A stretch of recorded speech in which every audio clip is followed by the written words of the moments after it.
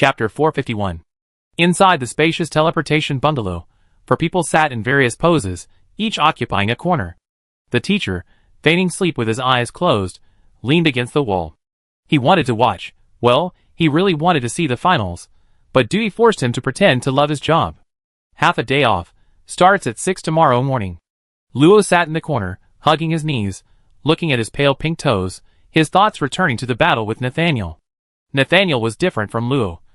He was a devout follower of the god of magic. In terms of fanaticism for magic, he far surpassed Luo, and his understanding of magic was undoubtedly deeper. One could listen to others' humility, but not be infatuated. The Karlov Empire was ultimately not a nation skilled in magic. It would be best for him to go to the Holy Land of Mages for further study. For the rest of the time, Luo pondered the magic she possessed, simulating how to maximize its power. The arena was a closed space, spacious even for ordinary low-level extraordinary beings, but too cramped for someone of Luo's level. Having enough magic power to fill the entire space was advantageous for casting spells. She needed to consider achieving the same power in a normal space. A considerable amount of magic power had been consumed, though it was less than 10% of her total power, but replenishment was always best. Due to her excessive absorption ability, Luo controlled her magic power absorption at a suitable rate. Half a day passed quickly, and only 30% of her magic power had been restored, but this didn't affect her performance. As the teacher opened her eyes, the four of them also awoke from their cultivation. The numbers have been chosen. You can see from the wooden slips. Your strength is undeniable, having reached the top 4. Good luck. Luo took out the wooden piece. The number on it had changed to 3, meaning the contestant with number 2 would be her opponent. Soon, Galvatron and Silvermoon left, and Luo and Dap's eyes met simultaneously. Miss Luo, I never heard of you before.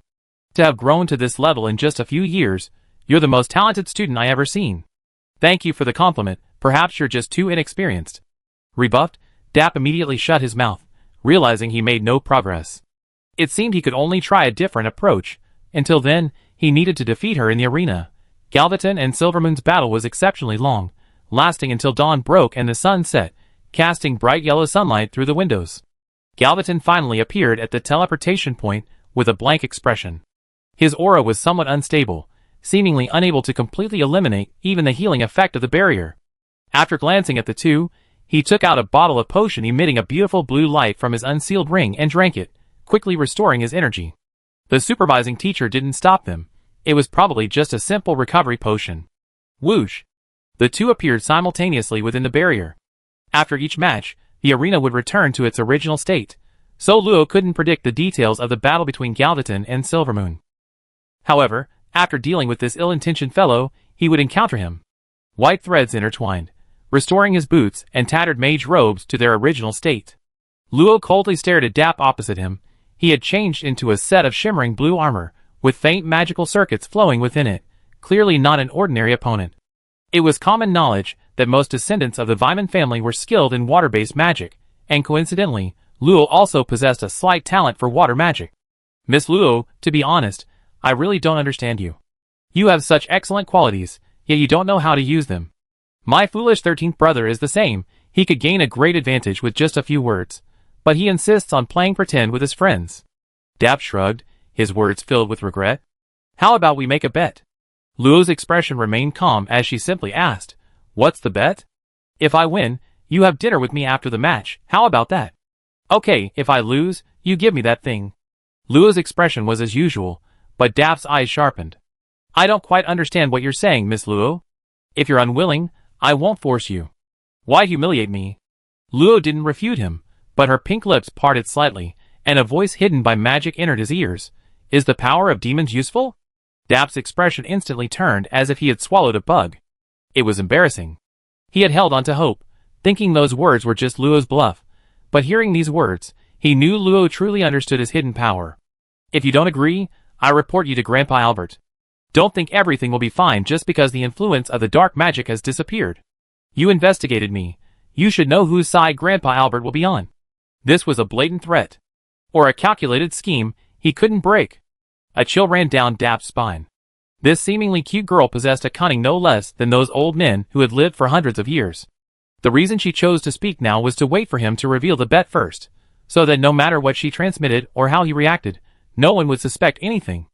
Within the barrier, the Academy's higher-ups were undoubtedly listening. If he didn't agree, he would be in a very passive position. Damn it! Thinking this, Dap's eyes turned completely cold, and he forced out a single word, "Fine." Fortunately, the item didn't have much power left. Handing it over was barely acceptable. But he had never suffered such a loss before. He was always the one bothering others. No one had ever made him give up anything. "Miss Luo, you should be careful. I won't hold back. I don't think you can hurt me." Hearing this, Dap calmed down. The other party had defeated several powerful enemies. Her strength was beyond doubt. Her words were just a subconscious remark. A long sword, slightly narrower than a regular knight's sword, appeared in his hand. A sapphire the size of a pigeon's egg was inlaid in the hilt, radiating a powerful aura of water magic. Buzz! Hundreds of magic circles suddenly appeared around Dap, and a crimson flame spear slowly emerged. Luo expressionlessly swung down the silver moon lamp, and breath of scorching heat shot out violently. What's going on? Casting magic from such a distance? Dap's pupils contracted slightly, his hands moving swiftly. A wave surged forth from him, forming a high wall of water. Water wave emergence mid-tier magic skill. A powerful wave of water erupts from the caster, impacting all incoming attacks and greatly slowing their speed. Luo pursed his lips, glancing briefly at the wave. Instantly, the 10-meter-high spray collapsed, and hundreds of spears, unimpeded, ignored the nearby water and pierced directly into Dap's armor. Boom, boom, boom. Amidst the deafening roar that echoed through the arena, the girl revealed a sly smile. Manita never dared to spar with her, because he never had a chance to unleash his magic skills. Unfortunately, her brother didn't know this. Not understanding your opponent can lead to serious losses. Open! The raging flames vanished instantly, and dozens of sword energies imbued with powerful water magic surged forth, their momentum overwhelming, like facing a 100-meter-wide, raging river. You should go down. The words had barely left her lips when all the sword energies instantly collapsed, brushing against Luo's face, leaving it slightly damp. Dap, hidden within the sword energies, was forced to reveal himself, his face filled with disbelief. Buzz! Gravity magic activated, and Dap, his mind severely impacted, was instantly slammed to the ground, creating a deep crater. Here's your water back. Countless pale blue water mists swirled around Luo, and sensing her will, suddenly transformed into a massive, cascading river, carrying the force of hundreds of tons as it crashed down. The audience outside the arena erupted in uproar. Was this a third type of affinity? And it seemed to completely suppress Dap's water magic. Nathaniel sat in the center of a group of cultists, with Yad and another female mage standing beside him. Watching the girl toying with him like a cat and mouse, he couldn't help but chuckle bitterly. It seems I can't even force her to use half her strength. The elf Aya stared blankly at the arena, mouth agape muttering, so she was hiding so much power. My loss wasn't unjust. See, Pearl watched Dap being slammed by the towering wave, clicking her tongue in disbelief. She had been tormented by her countless times before. Any water magic would lose its power without warning against her. The stronger one was, the more they could resist, but even she, the future high priestess of the water clan, the successor of the ocean god, a genius with water magic control comparable to a 6th-tier being, couldn't completely contend with her. How could a 3rd-tier being possibly withstand her? Missy Pearl she. Lister, standing not far away, widened his eyes. He disliked his 4th brother, but his strength was undeniable. Was Miss Luo really that strong? Had she been toying with her opponents all along? See, Pearl rolled on the rooftop, waving her hand listlessly. You get used to it, sigh. Get used to it? Lister and the other 5 exchanged bewildered glances. Get used to this? Manita and his companion were also watching. He felt refreshed, finding it satisfying to see someone he disliked being humiliated, so much so that he couldn't help but cover his mouth to avoid laughing out loud. Your laughter is disgusting. You don't know anything. This is called exhilarating. Well, you're right, I like it too, hee. Dean Birch's eyes narrowed slightly. He had heard of Luo long ago, but given that her teacher was Luna, he hadn't had much contact with her. Now it seemed that her lineage had a successor. His brow relaxed, and he stroked his beard with a smile. Since the students enrolled during his tenure, the credit should go to him. Chapter 452. Slammed into him by a force of hundreds of tons, Dap's armor flashed, and he deftly swung his sword upwards against the force, instantly cleaving the giant wave and revealing a girl with a half-smile above. You actually have such strong control over water magic. Generally speaking, strong control over one type of magic means reduced control over other types of magic. This is not only a matter of energy, but also stems from the mutual repulsion between different types of magic. Therefore, multi-attribute affinities are why superhumans have a primary and secondary attribute. But that girl could unleash so much fire magic in half a second and forcibly dismantle his own water magic. Didn't that mean she had superhuman control over both magical attributes? No wonder she didn't care about him from the start. He was the clown. You really angered me. Dap suddenly stomped off the ground, shattering the gravity spell instantly. His body closed in on Luo in the blink of an eye. Ranged magic was useless, so he just used his sword. Combine! The giant wave that had been cut open suddenly closed, trying to crush Dap into mincemeat. But the next moment, the huge water sphere was sliced into thousands of pieces, and then evaporated. Dap, his eyes cold, moved even faster. With a single sword strike, the magic was forcibly pushed aside, forming an absolute vacuum. The flame shield was sliced open in the blink of an eye. A line of blood spurted from Luo's right shoulder, his right arm severed, revealing the stark white bone, blood gushing out like a pillar. With a whoosh, Dap appeared before Luo, his sword slashing down diagonally with a speed seemingly slow, but actually faster than the eye could detect. Only then did the rock dragon shield fully form. But the instant the blade touched Luo's delicate, fair collarbone, the thick shield was sliced through like butter by a hot knife. An irresistible force propelled Dap hundreds of meters away. Resisting the ring of fire, huh?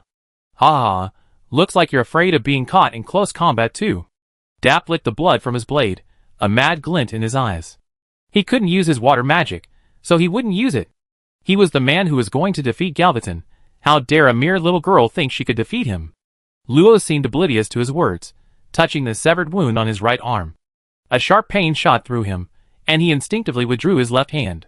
Looking at the bloodstains on his hand, his expression was terrifyingly calm. Seriously injured, huh? He really couldn't let his guard down. A murmur of surprise rippled through the audience. She had just been dominating her opponent, but now she had suffered a sudden and devastating blow. Was this the end for her?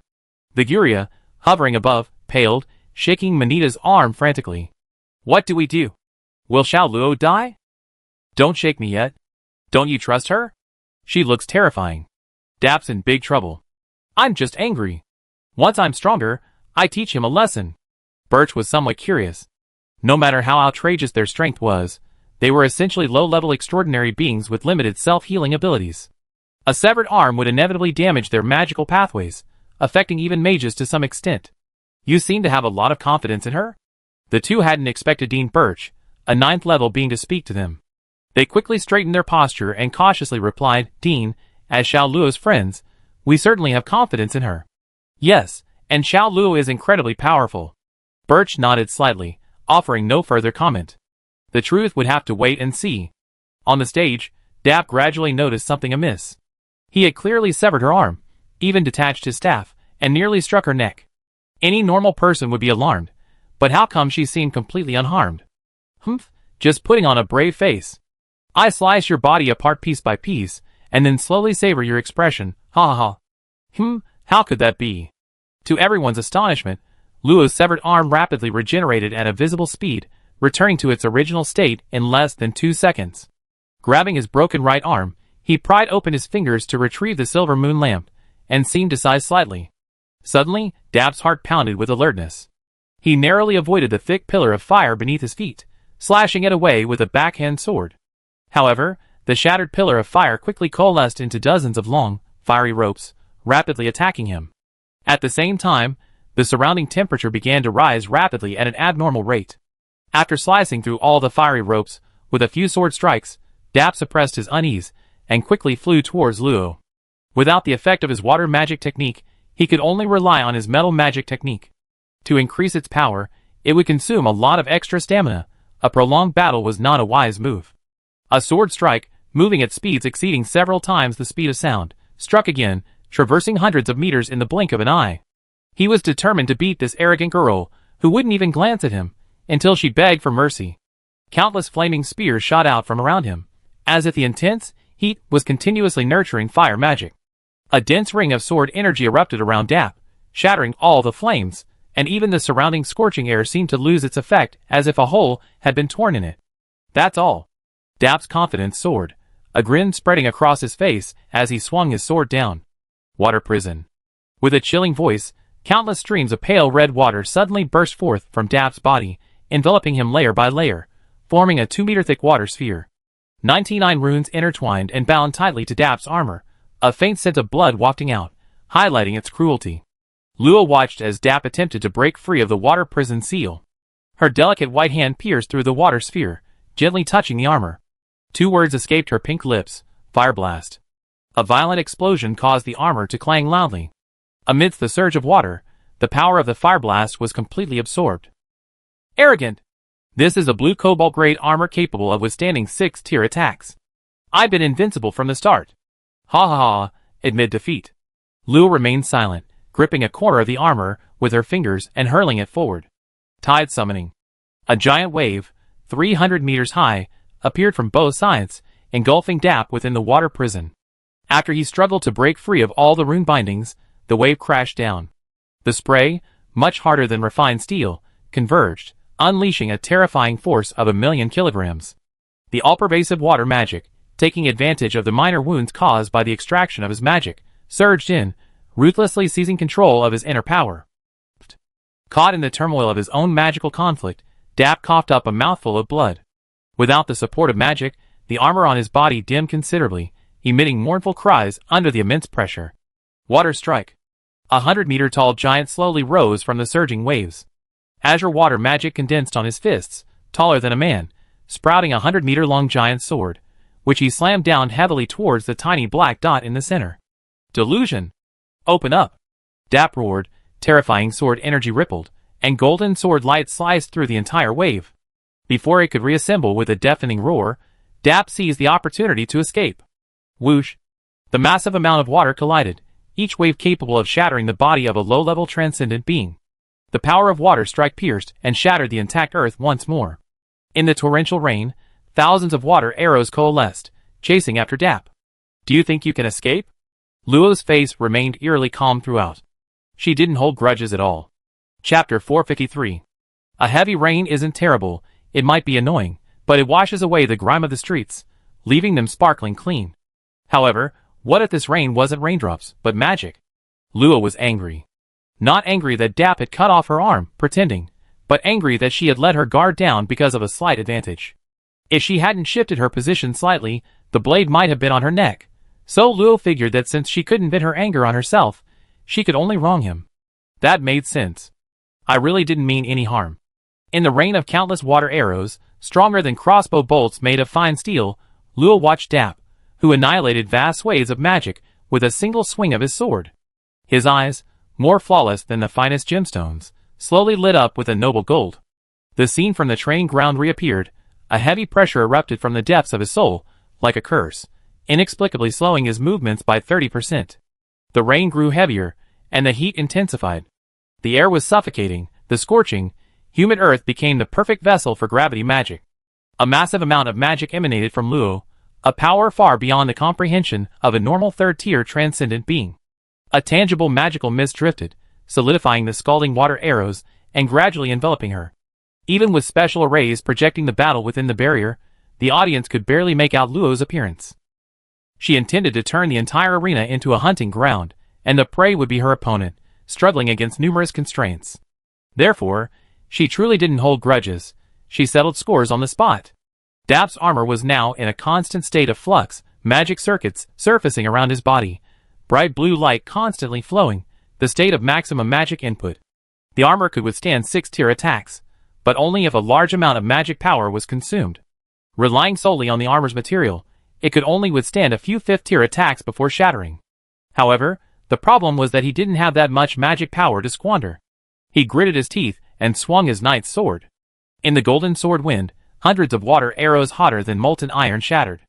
A flash of light appeared on his body, and Fearless activated, shattering the gravity spell applied to him. With a swift movement, he used instant step to dodge the incoming water chains, simultaneously shifting his stance and passing through a water curtain dozens of meters long, heading towards Luo's location.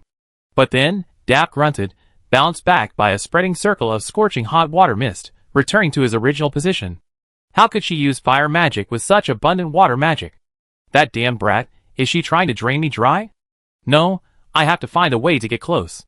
Gathering spirit slash could slice through the air, creating a magical vacuum at 5 times the speed of sound. However, the magical concentration around the girl was terrifyingly high. The sword energy was assimilated after only advancing 300 meters.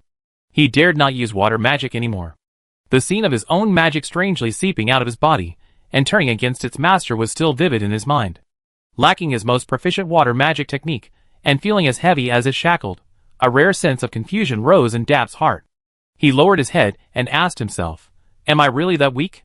In the distance, the girl's eyes were unusually bright, surrounded by a dense red and blue mist. Strange lightning and scarlet winds generated by the friction of different magical energies roared, as if judging him. Boom! "You are guilty." Whoosh! "You deserve to be weak." Heh! Dap abruptly looked up, his eyes bloodshot, as if answering a non-existent question, or perhaps telling himself something, roaring, "I'm guilty? From childhood, my blood and chi have been stagnant, my cultivation has been arduous, yet I made no progress. Born into a noble family, I've been scorned everywhere, living like a dog. You say I'm crazy, but without madness, where would I be today? You have no right to judge me. Knightly justice? Bah! My justice is mine to decide." With each increasingly frenzied roar, Dap's armor slowly became stained with blood, his long, gray-blue hair turned dark red, and a violent battle aura, a mixture of magic and blood, erupted. Ignoring the cracking sounds from his muscles, his body, dulled by exhaustion, seemed reborn. The rain was swept away, leaving no water within 100 meters. "I originally intended to save this for Galvatron, but I decided to use it against you." A hint of crimson flashed in Dap's eyes, a shift between calm and madness. His initial determination to defeat Galvatron had transformed into a focus on defeating Lo, even if he didn't understand the consequences. But that didn't matter anymore. A thoughtless slash. A blinding light suddenly blazed on the arena. The water arrows seemed to freeze, instantly breaking cleanly in two, before being blasted into magical dust by the belated impact. Clang! That dazzling, all-out strike cleaved through everything, shredding lightning and gale-force winds, and slashed fiercely at the dense magical mist enveloping the girl, cutting a clear, straight path. A dark red figure followed closely behind, the sword glowing with a dangerous crimson, ready to deliver a fatal blow. That's how it should be, that's what he thought, and that's how it will actually be. The blade sliced smoothly through the girl's petite body, but Dap's pupils suddenly contracted to pinpoints. No blood. A mocking smile curved the girl's thin lips in those strangely bright eyes, then vanished completely. At the same time, a sharp, needle-like pain shot through Dap's back. He only had time to twist his body before a peculiar arrow struck a weak point in his armor's magic circuitry. His right arm plate flashed brightly before quickly dimming and crumbling into dust. Boom! The arrow exploded, the powerful impact slamming him into the magical mist. His senses instantly diminished drastically, and the cleaved magical mist, as if mocking him, rapidly closed in, completely enveloping him. The next moment, the same faint, stinging pain returned to his side. This time, before he could dodge, he was struck in his left arm plate. After the flash subsided, the armor shattered again. Why? Why? Dap's eyes were bloodshot as he frantically unleashed sword strikes, but all the strikes were completely engulfed after only half a meter. Without the protection of his armor, the excessively dense magic power had begun to erode his arms, and the water magic within was drawing upon his own magic power, forcing him to expend even more energy to protect himself. "You get out here! What's the point of hiding? Come out! Ha ha ha, you're nothing but a coward." Hearing his mad roar, Luo floated deep within the demonic mist, holding a gradually forming arrow in her hands. Two identical girls beside her covered it with their hands, channeling more magic power into it. A silver moon lamp hung nearby, illuminating a sliver of light in the dim demonic mist. The arrow was crystalline, with ripples of water flowing across it. Several sets of runes shimmered on the arrowhead, corresponding to guiding, penetrating, assimilating, detonating, impacting, and converging, forming a complete magical network with the rings of earth and yellow miniature arrays encircling the arrow's tail. A thin layer of yellowish light clung to the hollow inner wall, with tiny sparks of fire slowly flowing from the very center, beautiful yet deadly. Unnamed magic, triple magic. A result of trials in battle, using a water arrow as its base, coated with corrosive water, its penetrating properties allowing it to infiltrate the enemy's interior. This is further enhanced by multiple gravity spells to accelerate the process, maximizing the intensely concentrated pure flames within. Looking at the magic that resembled a work of art, Luo swiftly drew a wooden bow in his hand. With an elegant flourish, he knocked an arrow, the bowstring automatically extending and drawing back. His golden eyes gazed at the rare water attribute gem embedded in Dap's chest, the heart of the lake plate armor. Its once perfect magic circuitry was now riddled with holes, but after a brief pause, the arrow tip aimed at his thigh and knee, his fingers releasing it effortlessly. Whoosh! The slight sound was quickly absorbed by the surroundings. The gravity spell at the tail activated, the abnormal gravity direction causing the arrow to accelerate rapidly at 500 meters per second. The thick magic mist did not hinder it at all. Instead, it spontaneously swarmed and propelled the arrow forward. The hunt has begun. Chapter 454. On the unseen arena. The blue and red intertwined magical mist was pitch black, obscuring all vision.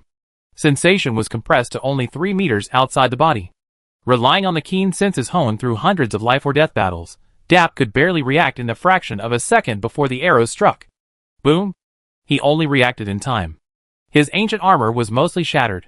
First his arms, then his calf armor, then his thighs, each piece breaking apart under the unpredictable arrows. Here! Gathering his meager magical power, Dap withstood an arrow, ignoring the partially shattered breastplate, his eyes red, as he leaped towards the direction the arrow had come from. But there was nothing there. What kind of person shoots arrows from the shadows? Come out and fight if you dare. Dap flew frantically in one direction, but the faster he flew, the more his heart sank. There was no edge, no way out, not even the arena's barrier. He realized his senses had been misled. Illusion? Or soul magic? But he was definitely going in circles. The strange magical mist around him relentlessly tried to absorb his magic power, preventing him from recovering. His battle aura lacked magic power, and couldn't unleash its full power. Did he really have to use that power? Dap vaguely sensed something was wrong. He had checked Luo's information. Judging from her character, she shouldn't be playing cat and mouse like this, unless she had been hiding her true personality, or... Whoosh! The surrounding magical mist suddenly surged, interrupting Dap's brief moment of thought. 6 burning water walls twisted and formed, rapidly closing in on him. Trying to trap me? Don't even think about it. A bright light appeared beneath his feet, and Dap pierced through the water wall like a sword, panting as the wall crumbled, gathering his remaining magic power. Whoosh! Ghostly arrows attacked again, seemingly designed to keep him constantly on the move. After barely managing to block them, Dap ignored his severely burned left arm, and forced himself to dodge dozens of rapidly approaching fiery ropes. He no longer wanted to speak. His opponent wouldn't listen anyway. He should save his strength to persevere. Maintaining such a massive amount of magic power was definitely costing her far more. If he persisted, she would be the first to run out of magic power, but the exhausted Dap was unaware that the magical mist had completely enveloped the arena, and the emanating magic power showed no signs of decreasing. Except for a few powerful deans, no one could see anything inside. The earth, 300 meters deep and 3,000 meters in radius, was completely eroded and reshaped, forming a giant meteorite over 400 meters in diameter. A massive gravity magic array formed dazzling halos, slowly enveloping the area above his head. The silver-haired girl floated beside the meteorite, took the arrow handed to her by her clone, and skillfully drew her bow and fired. A peculiar rune array on her right wrist spun rapidly, and her suppressed aura was no longer that of a third-tier cultivator. Whoosh, whoosh, whoosh. After firing over 100 arrows, until the prey's armor within the magical mist was completely shattered, leaving it with no additional protection, and even the unusual knight's sword in her hand was chipped and nicked, Luo stopped firing, sheathed her bow, and vanished from the spot. Dap, panting heavily, knelt on one knee in the void. He had lost count of how many arrows he had blocked. The arrows, which seemed like magic, but were not magic, were becoming increasingly powerful. Only after risking the consequences of overdrawing his magic power, and casting all the knightly blessings he could, did he barely escape elimination. Forcing a mere assault knight to act like a guardian knight filled Dap with immense resentment, but as long as he wasn't eliminated, he still had a chance. From being the son of a high-ranking nobleman banished to a remote town, only to return again relying on that great power, he had endured countless hardships, forging an extremely strong mentality. Nothing could shake his resolve. You look rather disheveled. A cool voice rang out, and a pair of brownish-red boots came into his view. Looking up, he saw a section of pale leg clad in a fiery red standard magic robe. Above that was a calm face, devoid of joy or disgust, with striking golden eyes casually observing him. At that moment, he finally understood the source of the oppressive aura that had been emanating from him all along. Ha ha, are you here to mock me? Dap gasped for breath, spitting out a mouthful of boiling blood. Suddenly he grinned, stood up, drew his sword, and pointed it at Luo's nose. So close, Miss Luo, have you forgotten how I severed your arm? I remember, so I'm giving you a grand gift. Luo slightly raised her head, her gaze unfocused. Suddenly, Dap sensed something, his expression turning horrified, and he instinctively looked up as well. Buzz! Like the breaking of dawn in the night, the sky was suddenly ripped open, casting a shadow deeper than the night itself. In that instant, it seemed as if endless pressure descended, hundreds of layers of dense yellow light enveloping the colossal, sky-covering creature. Endless demonic mist swirled above it, like the eyes of a supreme god staring directly at the tiny human below, choking him, rendering him speechless. With each glance, the shadow grew larger, with every instant, the speed doubled. A suffocating aura swept over him, and an unimaginable, overwhelming pressure descended. In unprecedented horror, Dab dropped his knight's sword, his companion of many years, raised his arms high, unleashing all his strength to desperately withstand the invisible yet tangible pressure. The moment they made contact, the veins in his arms bulged, instantly bursting open, blood spurting wildly. His entire body plummeted, falling nearly 1,000 meters to the inner edge of the bottom barrier. Aya! With a roar that seemed to bulge his eyes, the young man bled from all 7 orifices, his once proud body suddenly collapsing. The immense pressure contorted his face, crushed his magical defenses, splattered blood, tore muscles apart, shattered bones. An unbearable force pierced his body in an instant, shattering his resistance. His knees slammed heavily onto the barrier, almost turning to mud, splattering large amounts of scalding blood. Ah, since you want it, then I give it to you. The thin thread of reason snapped. In the midst of blood and rage, a mysterious aura no less powerful than the overwhelming pressure suddenly erupted. A strange black power flowed from his heart, tearing his shattered flesh together like building blocks. His bones, coated in black sludge, miraculously healed. An aura completely unlike his own emanated from him, supporting him as he slowly straightened up. Power. This is the power I've been searching for. How wonderful. You can't defeat me. Ha ha ha. Dap laughed wildly. Although it was a bit of a pity to use it for the last time, as long as he could defeat her, his mind would be clear, and his future cultivation would be greatly accelerated. Heh, you finally decided to use it. Well then, I accept it. A ghostly voice rang out, melodious yet chilling to Dap. A small, golden hand nimbly reached out, piercing through the black power and embedding itself in his battered chest. It then grasped the slightly writhing, damp black egg from another dimension and yanked it out. You. The power vanished instantly. Dap's eyes widened in horror, then he was pressed back down by the pressure. Out of the corner of his eye, he could only catch a glimpse of the petite figure's last, calm gaze. So she never really looked at me properly. Then his consciousness faded into darkness, disappearing from the arena. The next moment, the massive demonic mist that had permeated the arena for over an hour converged on the girl at its center with unimaginable speed. In just 3 seconds, the sky cleared, and the girl was teleported away.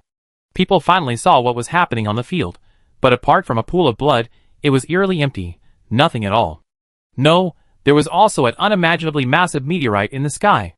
Everyone stood up, watching in disbelief as a giant meteorite, over 400 meters in diameter, crashed down. Suddenly, a white-haired figure appeared in the arena, casually waving his hand, and the meteorite vanished instantly, as if wiped away. The figure then disappeared from the scene as well. Only then did the suffocating oppressive feeling dissipate. People gasped for breath, unable to comprehend what had just happened. What's going on? Crack! A faint cracking sound rang out. Under the impact of the 2 solid 6th-level forces, the barrier could no longer withstand the pressure. Dozens of runes collapsed, and a chilling aura escaped, instantly freezing everyone in the stands in their hearts. It's so cold. I feel like something's watching me. I think I just felt like I died once. That was terrifying. I couldn't see anything just now. Could it be that the barrier cracked and leaked its energy? Are you kidding me? I heard that's a 6-tier barrier, and this is only the 3rd-tier finals. How could it possibly crack? Wait, look up there. The deans all seem to have wide eyes. Chapter 455. A middle-aged dean, at the 8th rank, stared wide-eyed at the empty arena, oblivious even to the fact that his beard had been ripped off. He came from a first-rate academy in the Garen Empire, not comparable to the top-tier Imperial academies, but he considered himself quite knowledgeable. But what did he see? 2 low-level transcendents exchanging magical techniques. Their clash is comparable to a full-force attack from a 6th-rank cultivator. A pure magical mist spreading 3,000 meters? So much magical power vanished just like that? And what was that last thing?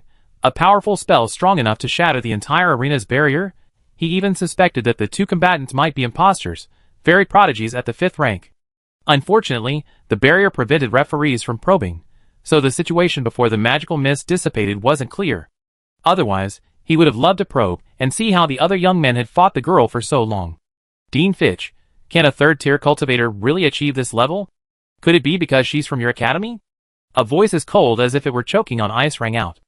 Everyone turned to look. It was the Dean of the Royal Academy of the Agnesa Empire, his short, spiky hair giving him an extremely menacing appearance.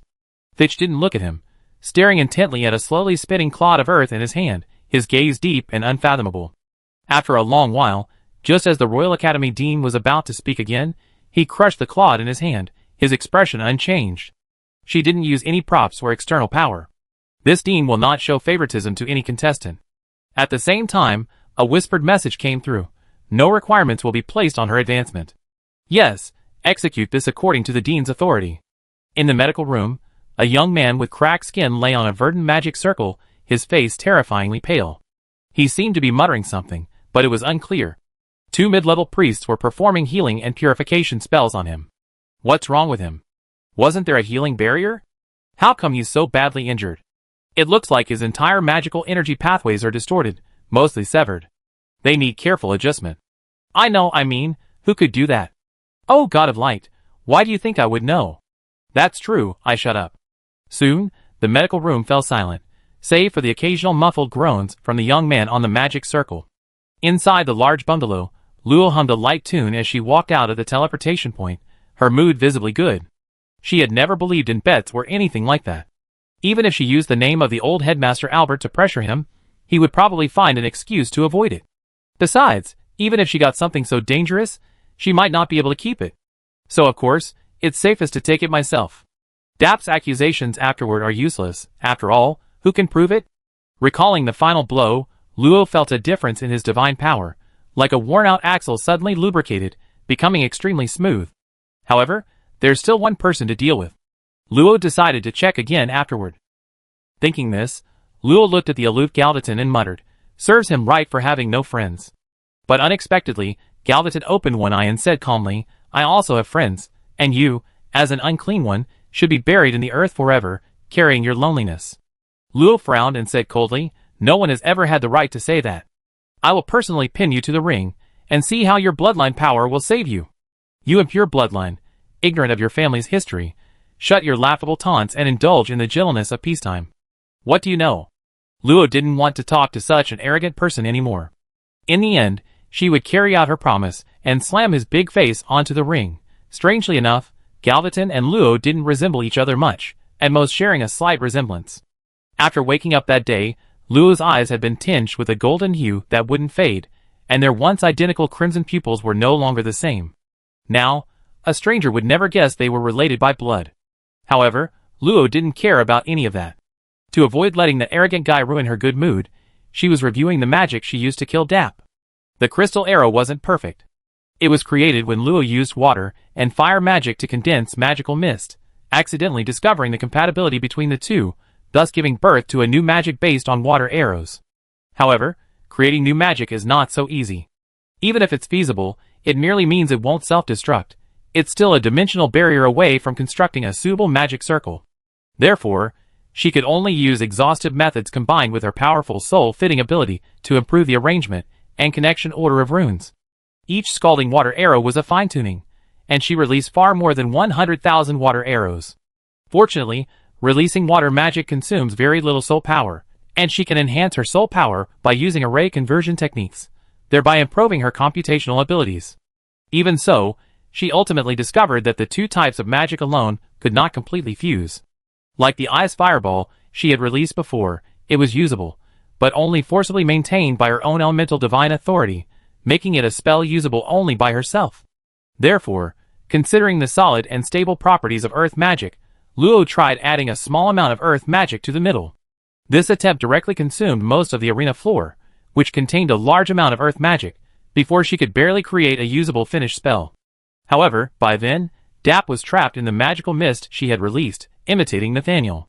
To prevent him from escaping, she had to put aside the refinement and use soul guidance to confuse his 5 senses. After firing over 100 arrows, the crystal arrow was also slightly optimized, no longer requiring her personal attention to release, and its stability improved somewhat. By spending some time optimizing it every day, it should soon be usable by others. After thinking for a moment, Luo decided to name it Molten Rocket. Although the idea originated from water arrow magic, the main source of damage was still the internal fire magic, so calling it a rocket shouldn't be a problem. However, Luo stopped kneading her slender white fingers, her delicate face falling. Although Molten Rocket only has 33 runes, classifying it as a relatively low-level mid-tier spell, its core is actually a portion of the high-tier spell Thousand Starfall. The difficulty of constructing it is unimaginable. So it's still just for me to use? Success is still a long way off. When will I be able to have my own complete, self-created magic like Wingina? Just as Luo was grieving alone, a loud shout came from outside. Because Vyman Carry Dap is unable to fight, Finer Silvermoon has automatically advanced to 3rd place. The duel between Favors Galvaton and Lagrand Del Luo will take place tomorrow. Please both contestants rest well, and prepare for the next match. Luo was stunned. He hadn't expected Dap to be so weak. He only taken a specially modified version of Meteor Spell, and he couldn't even get up before it truly landed? To beat him like that, I somewhat acknowledge your strength. Luo turned his head away, ignoring Galvaton's words. Who wanted that kind of pointless acknowledgement? In silence, most of the day passed quickly, and Luo had almost digested the previous match. As dawn broke the next day, the final battle to determine who was the number 1 3rd-tier transcendent human finally arrived. Chapter 456. On a relatively secluded hillside, a burly figure shrouded in black robes gazed at the distant arena. Suddenly, he spoke softly to the imposing middle-aged man beside him. Carleton, you know what to choose, don't you? The imposing middle-aged man, upon hearing this, subconsciously stroked the strange, cat-sized, ice-blue dragon on his shoulder. His gaze sharpened, and he said seriously, General Conrad, the Weeman family has made its own choice and judgment. You don't need to concern yourself with it. The burly figure removed his hood. It was Conrad. He laughed heartily, unconcerned by the man's manner of speaking. Good to know. After all, Karlov is also my hometown, and I hope it will continue to prosper. Rest assured, the great nobles are ultimately part of the empire. A silence followed. A gentle breeze blew, ruffling Conrad's black robes, allowing him a rare moment of peace. With the holy knights of the Church of Light intervening, the lurking evil forces were no longer a concern. He and the Black Knight Legion could finally rest.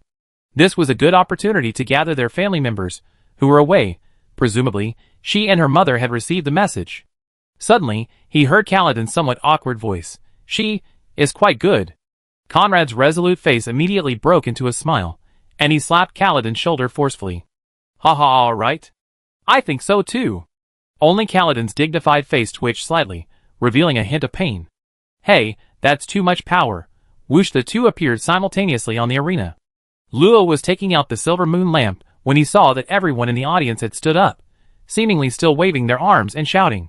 Why are you suddenly so agitated? Never mind, it's none of my business. I can't afford to be distracted this time. She didn't want to get cut again. It wouldn't kill her, but it would hurt terribly. Gazing at the calm-faced Galvaton, his information appeared in her field of vision. Phaebos Galvaton 3rd tier extraordinary, gold, ice, knight, slaying knight, the most talented descendant of the Phaebos main family in 1,000 years, possessing the most concentrated blood pact curse, with an unusual obsession with the family. Note 1.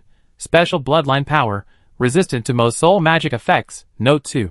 Special bloodline power, special resistance to gold and ice magic. Note 3. Special bloodline power, special enhancement effect on gold and ice magic skills. Note 4. Can activate blood pact curse state, currently amplified up to 10 times. Note 5. Can activate baleful aura enhancement state, currently amplified up to 5 times. Note 6. Possesses a blessing of gains effect. The annotations were unusually numerous, just like when Luo first saw him. Like Conrad's grandfather, Galvaton was a rare killing knight, able to use the murderous aura generated from slaughter to fight. However, he was also different. The blood pact curse on Galvaton seemed abnormal, stronger than that of other Phaebos, to the point that it appeared in the annotations. Noticing Luo's scrutiny, Galvaton drew an ordinary knight's sword, lightly wiping it with his fingers, then pointed it at the girl, saying calmly, You think an unclean one without bloodline power can become number 1? Then I stand here. If you can defeat me, you win this match. Dressed in ordinary soft armor adventurer's attire, carrying an iron sword, and speaking with a nonchalant tone, Galvatron exuded the air of a master, brimming with confidence. Luo scoffed. Wasn't this guy afraid of biting off more than he could chew? Did he think he was the protagonist of some romance novel? Whoosh! A sound of air being torn apart rang out. After several probing scorching breaths shot out, the rock dragon shield and 7 layers of flame shield appeared around Luo. Luo wouldn't be as careless as last time. What if the other party thought he was easy to fool and launched a sneak attack? Clang clang. Suddenly, all the scorching breaths disintegrated upon approaching Galvatron, and then Luo's outermost flame shield violently vibrated, exploding in several layers. This is... Luo's eyes sharpened. In that brief moment, there was a faint trace of golden magic power. Was it some kind of special golden magic technique? Galvatron's annotations contained a question mark, and several magic techniques also had question marks, meaning Luo hadn't heard of them. If this stemmed from a permanent, powerful, and rare magic technique, then his arrogant words wouldn't be hard to understand. Outside the arena, Nathaniel's expression changed drastically. He recognized what kind of magic technique it was. No, it couldn't be called a magic technique. It didn't fit the definition of a magic technique as using magic power and magic runes to release magic power together. It was more like a lifelong blessing, or perhaps a curse, cast by a powerful being. Whether it was a blessing or a curse, both were extremely rare skills, and the effect was so unique that he had only glimpsed it once in the Encyclopedia of Magic in the Mage's Hall, a book of infinite knowledge. It was damage transfer. On the arena, Galvatron hovered in midair, speaking with a hint of sarcasm. I thought you were confident enough to use high-level magic. You defeated that brat Dap. I believed you could use it. Luo ignored him, and tentatively unleashed several more spells. Whether fire, earth, or water, whether low-level or mid-level, all the spells mysteriously disconnected within 30 centimeters of Galvatron, and the shield suffered similar damage. Luo knew the true power of his magic. The power reflected back to the shield was about 80% of what he had cast. However, he had never heard of a student who could attack opponents while standing still. This meant that this skill must have been acquired during his travels after leaving the academy. This situation hadn't been seen before in previous matches. It was highly likely he could control it autonomously. Was it because he was too strong, so he used it from the start? The audience was also confused. Why was one of them motionless while the other used ordinary magic? Wasn't this the championship final? We were supposed to see a powerful duel. After a moment, Luo stopped attacking, ruling out the possibility of a magical technique. Because no matter what kind of magical technique it was, it definitely required the involvement of magical power, but the amount of golden magical power emitted was too little.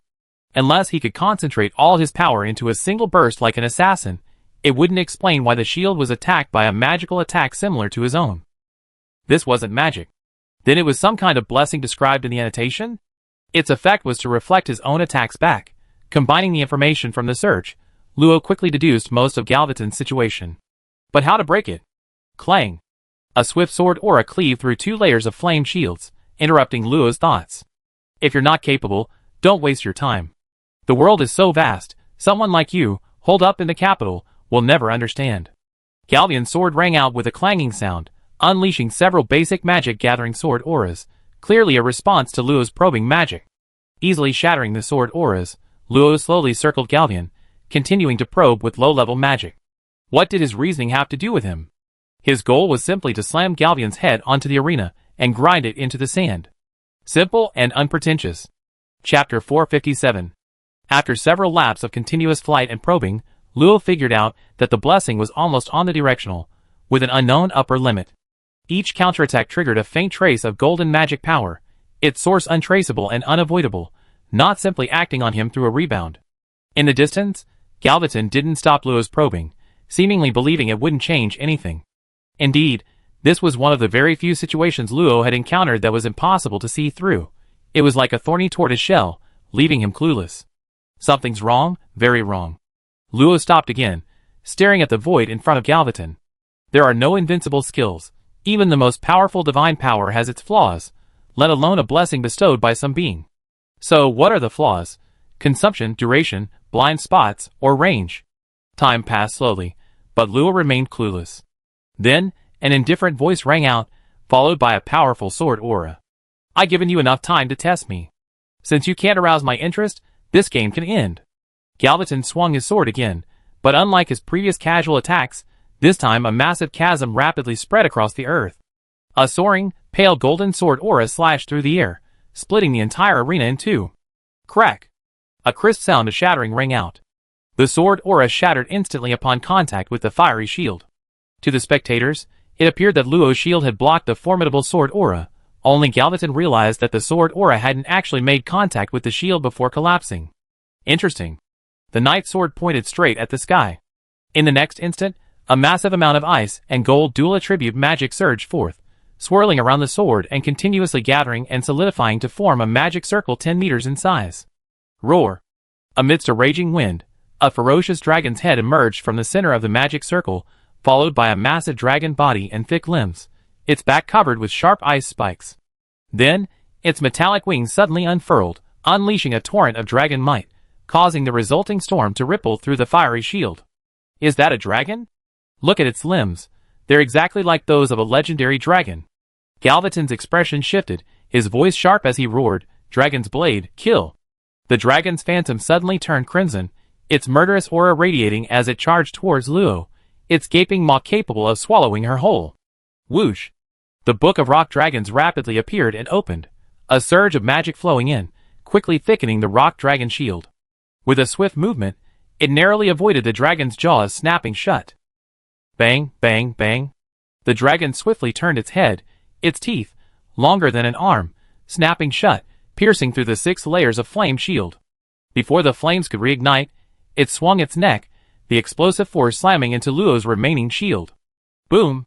The girl was sent flying thousands of meters, crashing diagonally into the ground.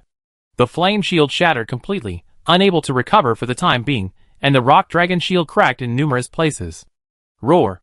A thick pillar of frozen light erupted, freezing large swathes of rock before shattering it completely, pulverizing everything within it.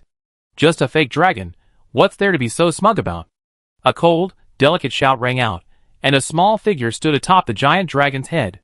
Dozens of magic circles appeared in the void, and long, blazing threads of fire shot out, binding the dragon's body tightly. A mid-level spell dares to dream of piercing a dragon's blade? Ridiculous.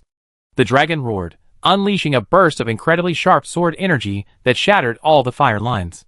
With a flick of its wings, the edge, shrouded in malevolent energy, slashed towards Luo. The piercing whistling sound alone testified to its devastating sharpness. But how could Luo fear a mere, magically conjured dragon? He stomped his foot heavily, instantly blasting away the ferocious aura. Amidst the freezing frost, the dragon's upper body was pierced through by his own icy magic before exploding. Here you go! With a swift wave of his hand, the 10-ton wreckage was flung in front of Galvatron. Boom! Before Galvatron could even draw his sword, the wreckage exploded, vanishing mysteriously before the impact even reached him. Simultaneously, several marks from the impact of golden magic appeared on Luo's body. Humph! Looks like you're still unaware of the situation, wasting my time. Galvatron sneered. Trying to use his magic against him was utterly naive. With a thought, a complex golden array slowly formed beneath his feet, and his knight sword flashed, unleashing over 100 strikes in mere seconds.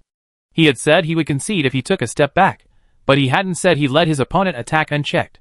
His keen combat instincts told him that Luo was no ordinary person. He needed to end the battle quickly to avoid unforeseen circumstances. Luo countered the sword energy with a continuous stream of scorching breath. Galvatron was astute. After 2 attacks, he changed tactics, all his sword energy now composed of pure golden magic, clearly having guessed Luo's special method of disrupting ice magic. Looking at the golden array beneath Galvatron's feet, Luo could feel the vast golden magic rapidly surging around him. The fact that a knight would take so long to construct magic meant that this magic had an extraordinary enhancement effect on his magical techniques. No, I have to find a way to interrupt his preparations. With a slight frown, Luo didn't want a repeat of her stalemate with Sanner. In her anger, using water magic on Dap would be enough. She didn't want to reveal any more of her elemental affinity. Agilely weaving through the sword energy, she used magic to blast away anything she couldn't avoid. Luo gripped her staff tightly, gathering powerful fire magic at her head. She decided that she couldn't possibly be killed by fire magic, so she would unleash a saturation attack. She refused to believe that some kind of blessing effect could actually withstand her. A massive fireball shot out again, shattering over a dozen sword energies and crashing into Galvatron. Boom! The explosion rang out, but not towards Galvatron. Instead, it struck Luo herself. A burst of intense heat, accompanied by a violent impact, threatened to shatter the rock dragon shield and ravage her small body. A futile effort. The more you attack, the heavier the backlash will be. It's laughable that I thought you were clever enough. Another fireball responded. Luo's staff shone brightly, and hundreds of fiery red magic circles appeared in the sky, unleashing a barrage of burning fireballs or muskets. Foolish wretch. Galvatron frowned and roared, then focused on constructing the magic circle beneath his feet.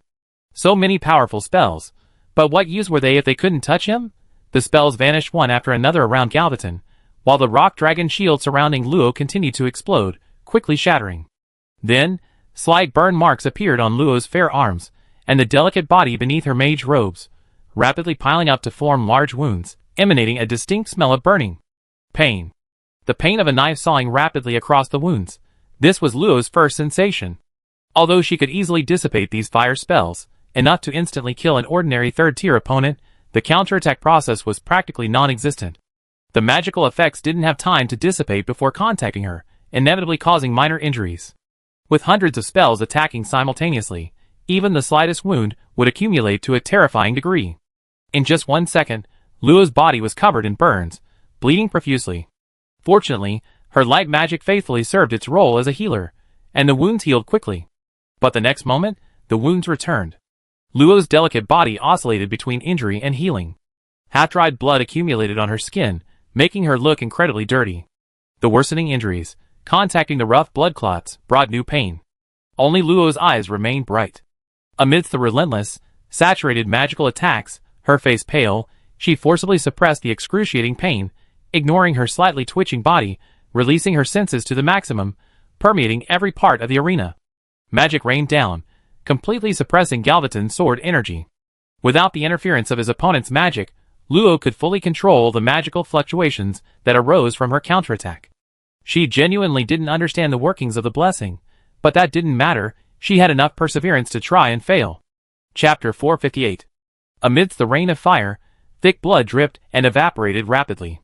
Her frail body trembled slightly, her small, blood-stained hands gripping her staff tightly, attempting to alleviate the excruciating pain. Defensive magic could only offer a brief respite of less than a second against this relentless onslaught, giving her battered body time to heal. In stark contrast to the girl, the young man in the distance was impeccably dressed. Not a single spell could penetrate within 30 centimeters of him. Only his furrowed brow betrayed his inner turmoil. The spectators outside the arena were stunned. They had never seen anyone so ruthless.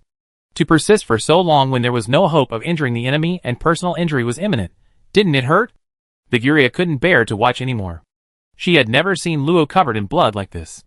Manita held her, gently patting her back, his eyes wide open. He wanted to remember the scene. He would do anything to avenge Luo for doing this. Pearl C was furious, stomping her feet and swinging her fists towards the unseen arena, yelling that she would teach that person a lesson. Lister and the others nearby covered their heads in silence, though they also felt a slight pang of pain at the scene, as if something beautiful had been desecrated. Damn it! I'm going to beat him to death. Anyone want to come with me?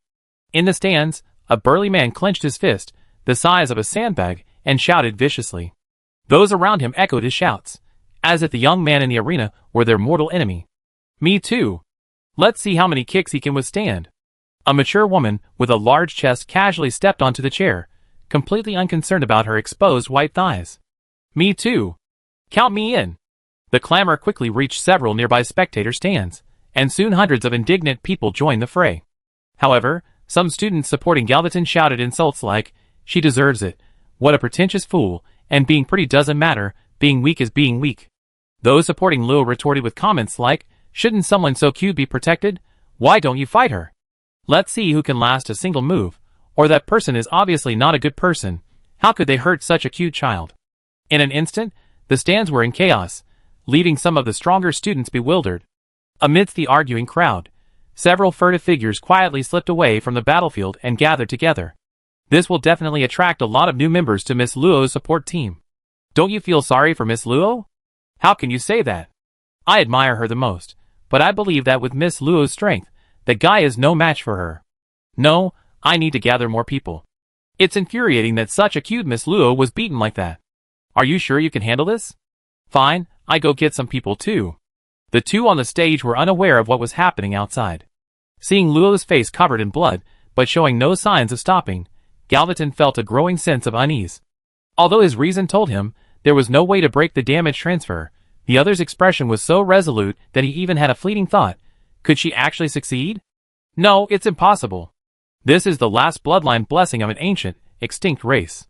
How could someone who doesn't even understand the power of bloodlines possibly break it? Having convinced herself, Galvaton calmed down and began constructing the final part of the magic circle.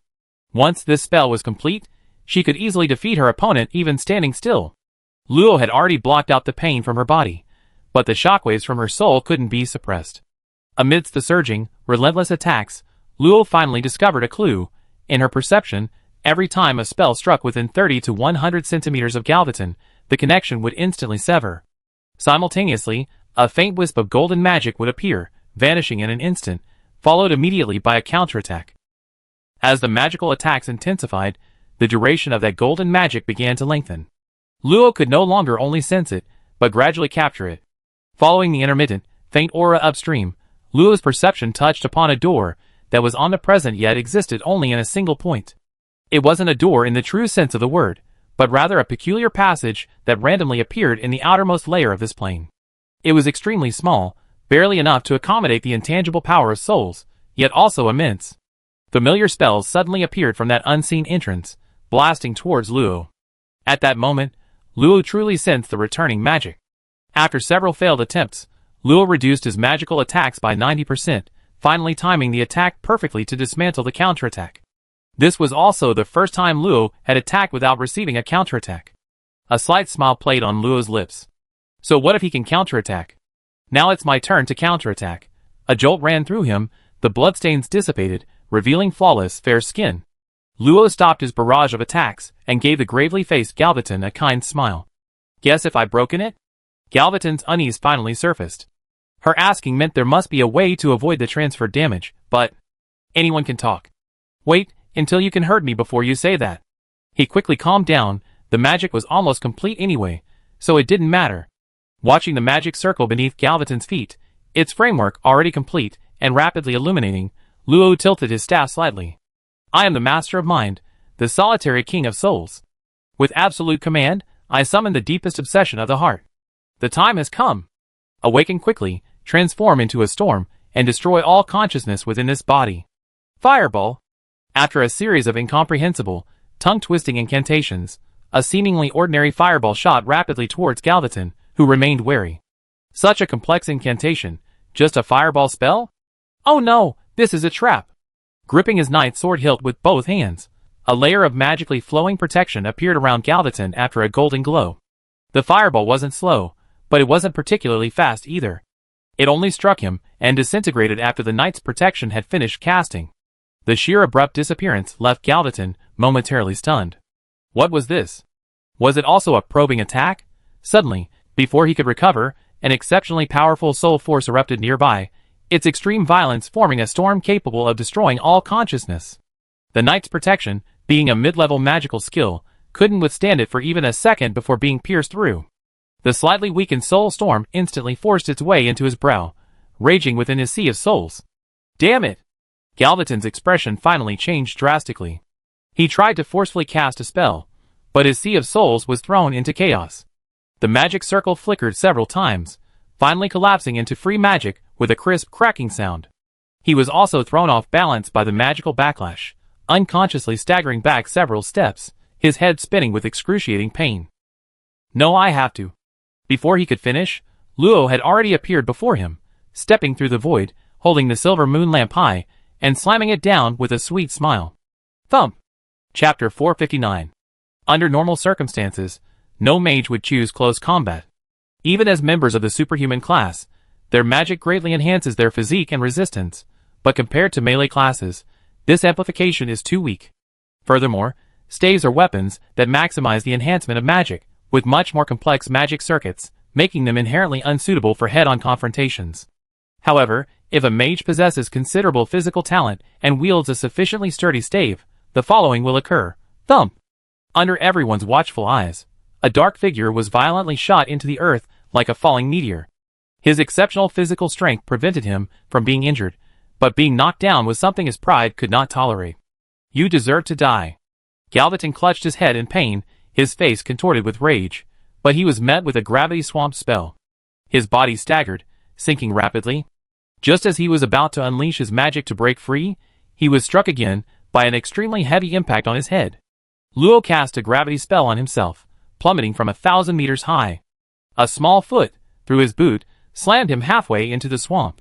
The silver moonlight blazed, and the surrounding earth instantly solidified into a single mass. The staff pointed at his head, and a pillar of fire burst forth, burning off a lock of his golden hair. Then, Luo used his toe to draw a small turtle on his charred scalp. Admiring his masterpiece, Luo put his hands on his hips, raised his chin, and nodded with satisfaction. "You think you can mess with me? Who do you think you are?" After the soul storm in his mind weakened somewhat, Galvatron was finally able to unleash his magic. With a roar, golden magic instantly sliced through the earth within 100 meters radius, breaking the effects of gravity swamp and rock solidification. However, Luo had already flown high into the sky the moment she sensed his magical outburst, and was leisurely watching him with her hands behind her back. Galvatron's face was extremely cold.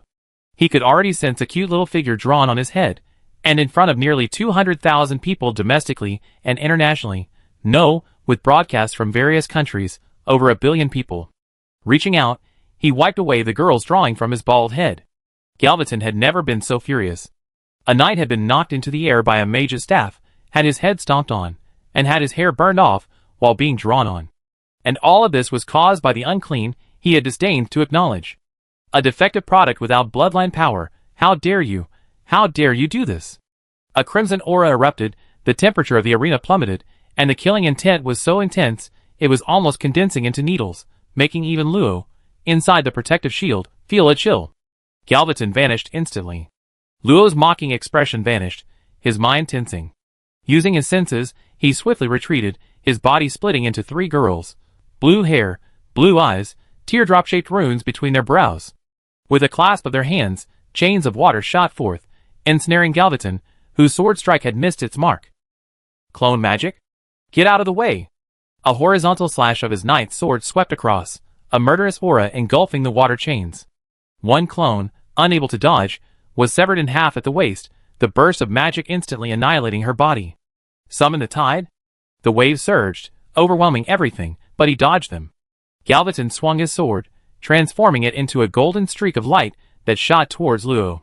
Simultaneously, a thick knight's sword reappeared in his hand, its blade infused with magic, radiating a hazy silver glow. After shattering the incoming sword, Luo became serious.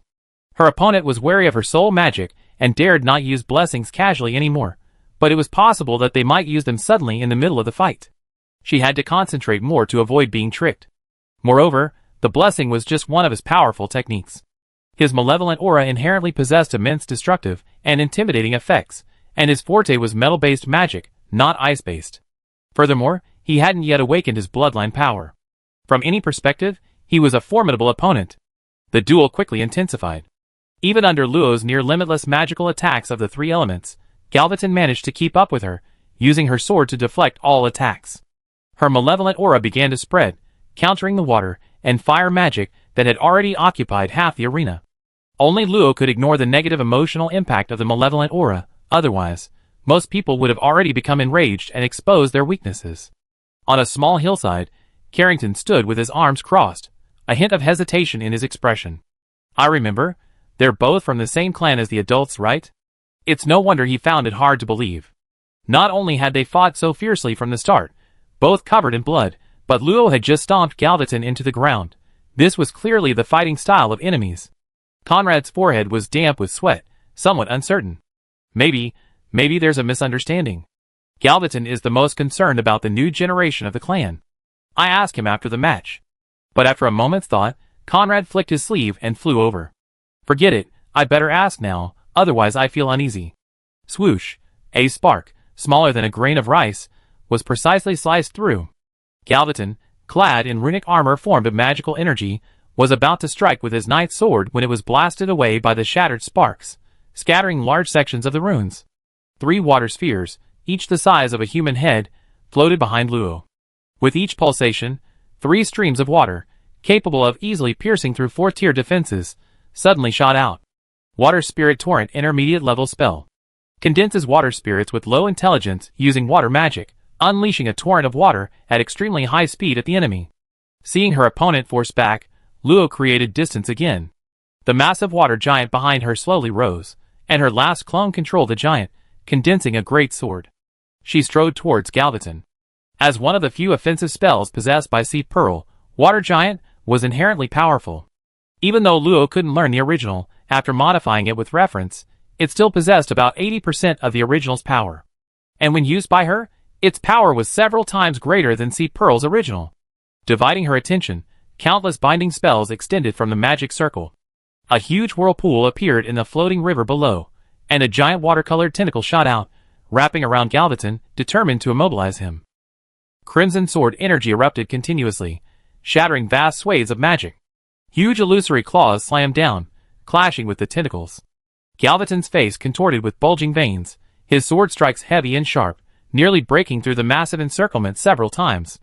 However, Luo had already experienced the power of a formidable knight in her duel with Dap, and wouldn't repeat the mistake of letting him get close.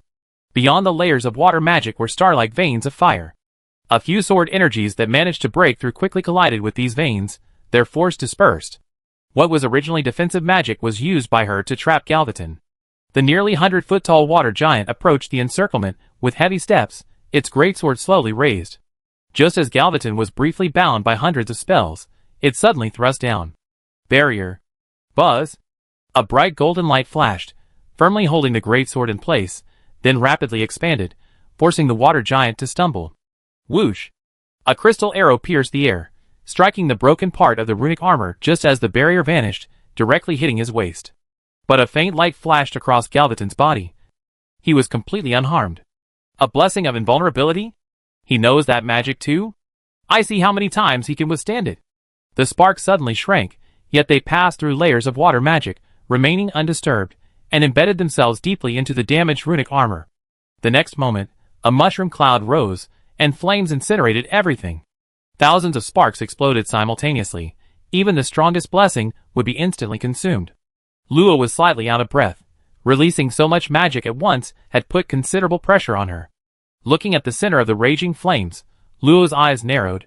A chilling aura was rapidly intensifying there. Is that his blood-pact curse? Chapter 460. The soaring flames twisted and scorched, but as a trace of crimson blood flowed out, the flame seemed to be infected. The temperature rapidly dropped, stained crimson with blood, and the connection with Luo gradually crumbled.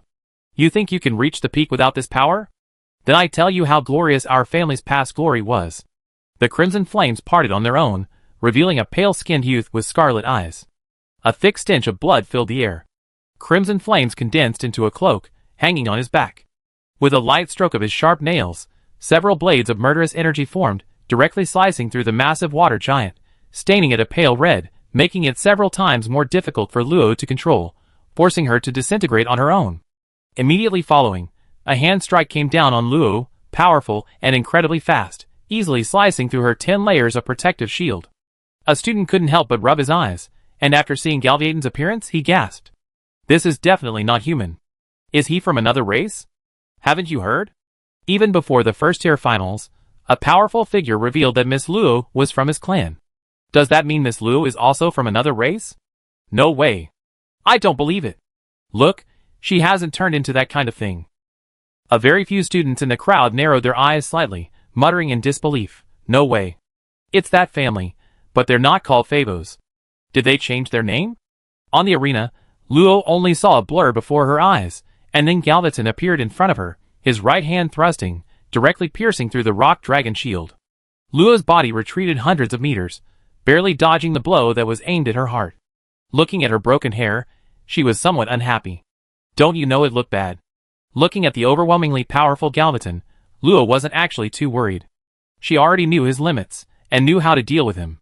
The only problem was her initial lack of understanding of the counterattack blessing, which caused her considerable loss. Let's see how long you can keep up your stubbornness. Galvatron now resembled a demon crawling out of hell, filled with savagery and ferocity. His already formidable strength had increased tenfold in every aspect, completely exceeding the visual detection speed of all low-level superhumans. His every movement was supersonic. The ice magic more suitable for the blood-pact curse had also been reactivated by him. Even though Luo could influence him, she couldn't control it as easily as before. Gripping his knight's sword again, Galvatron was full of arrogance, his gaze towards Luo filled with savagery and disdain. Every strike carried extreme cold, and the power to cleave through the air. Boom! Luo's mage robe was blown open, revealing an inner lining shimmering with runes. The attack had been returned to her. TSK, as expected, this happens when you get fast. Her mage robes quickly repaired, and Luo fought and retreated, barely managing to block dozens of sword strikes. She clung awkwardly to the inner side of the barrier, watching Galvatron relentlessly press forward, a slight chuckle playing on her lips. Who said taking a step back means admitting defeat? Humph. What's the use of saying that now? Of course it's useless, but don't you find it strange that I didn't stop you from activating your bloodline power? Galvatron didn't stop. Her sword strikes were like icy currents, easily freezing and shattering Luo's magic, and occasionally piercing through the magical defenses, leaving shallow cuts on her body. If you're just trying to witness the power of your bloodline, I might consider holding back a bit. If not, then there's no need to say anything more. Is that so? Well, that's not up to you. Enjoy the wonderful effects of the bloodline power you so revere. Luo's eyes instantly turned gold, and a powerful pressure descended, causing Galvatron to pause. However, he simply laughed wildly, his steps steady and powerful, seemingly unaffected. This is the skill you used in the training ground, isn't it? I couldn't even resist it. But you're too naive to think that suppressing 30% of my strength will turn the tide. Even with only 70% of his strength left, he could easily strangle this despicable uncleaner. What's the rush? Haven't you noticed your strength is weakening? Galvatron frowned slightly, finally stopping, opening his left fist to feel his strength. Sure enough, the 30% of his suppressed strength was rapidly approaching 40%. No, the suppression level hadn't changed. Rather, the amplification from the blood pact curse was weakening. In just 10 seconds, the amplification had plummeted to 9 times, and was still rapidly declining. Impossible. Galvatron stared incredulously at his hands. The bloodline power, which should have lasted for half an hour, seemed to be rapidly retracting as if it had encountered something terrifying. 7 times. 6 times. 5 times. The rapid drop in the amplification from his bloodline power caused his unwavering will to waver violently for the first time. How is this possible? I am the most powerful bloodline possessor. What have you done? That's it, it must be those eyes. Gouge them out, and I recover, that must be it. Galvatron muttered to himself as if possessed, then suddenly glared at Luo, his face filled with cruelty. He swung his sword horizontally, attempting to blind Luo, but the instant he made his move, an unstoppable soul storm erupted again without any incantation, piercing his 7 orifices and brow. Amidst a splitting headache, Galvatron's energy receded even faster, quickly dispelling the blood pact curse. Out of control, his body unleashed bursts of murderous aura, completely extinguishing reason from his eyes, replacing them with brutality. No, impossible, I kill you. Galvatron clutched his head, shaking it frantically, forcing out a few chilling words to alleviate the pain from the attack on his soul. Soon, supported by his remaining instincts, he actually picked up his knight's sword again and unleashed a sword aura. Kill you, kill you. Ah. However, the sword aura he released, consumed by the murderous aura, was no longer sharp and was easily wiped away by Luo's wave of the hand. Watching Galvatron stagger, still incredibly ferocious despite his pain, Luo felt a pang of pity. When Ruth demonstrated the blood pact curse, she already knew that this bloodline power was unsafe. While granting immense strength, it would also make one's blood and chi volatile and violent, inevitably affecting one's spirit and making one more vulnerable to soul attacks.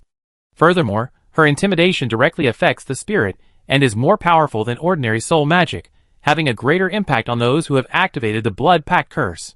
Sure enough, when Galvatron was first hit by the soul storm, he recovered his fighting strength in less than 20 seconds. This time, not only was his resistance weaker, but his own malevolent aura was out of control, and his so-called bloodline power shrank back like a mouse before a cat. I don't really understand bloodline power, but I think any bloodline power that has been passed down has an origin. If one overly reveres one's own bloodline, wouldn't one be constrained by one's ancestors? So, just let me rub my head against you. To expect Luo to feel pity for him? Of course not. This guy keeps calling himself a defective product, and an unclean one at every turn. Does lacking bloodline power make him unclean? Pah! A mage's hand formed from magic grabbed Galvatron's cloak from behind, and in his instinctive struggle, flung him to the ground, kicking up a cloud of dust. The audience was already stunned. Luo landed on the ground, stomped on his back, the immense force breaking several ribs. She crouched down, placed her small hand on the back of his head, grabbed his hair, and slammed his head against the ground. Boom!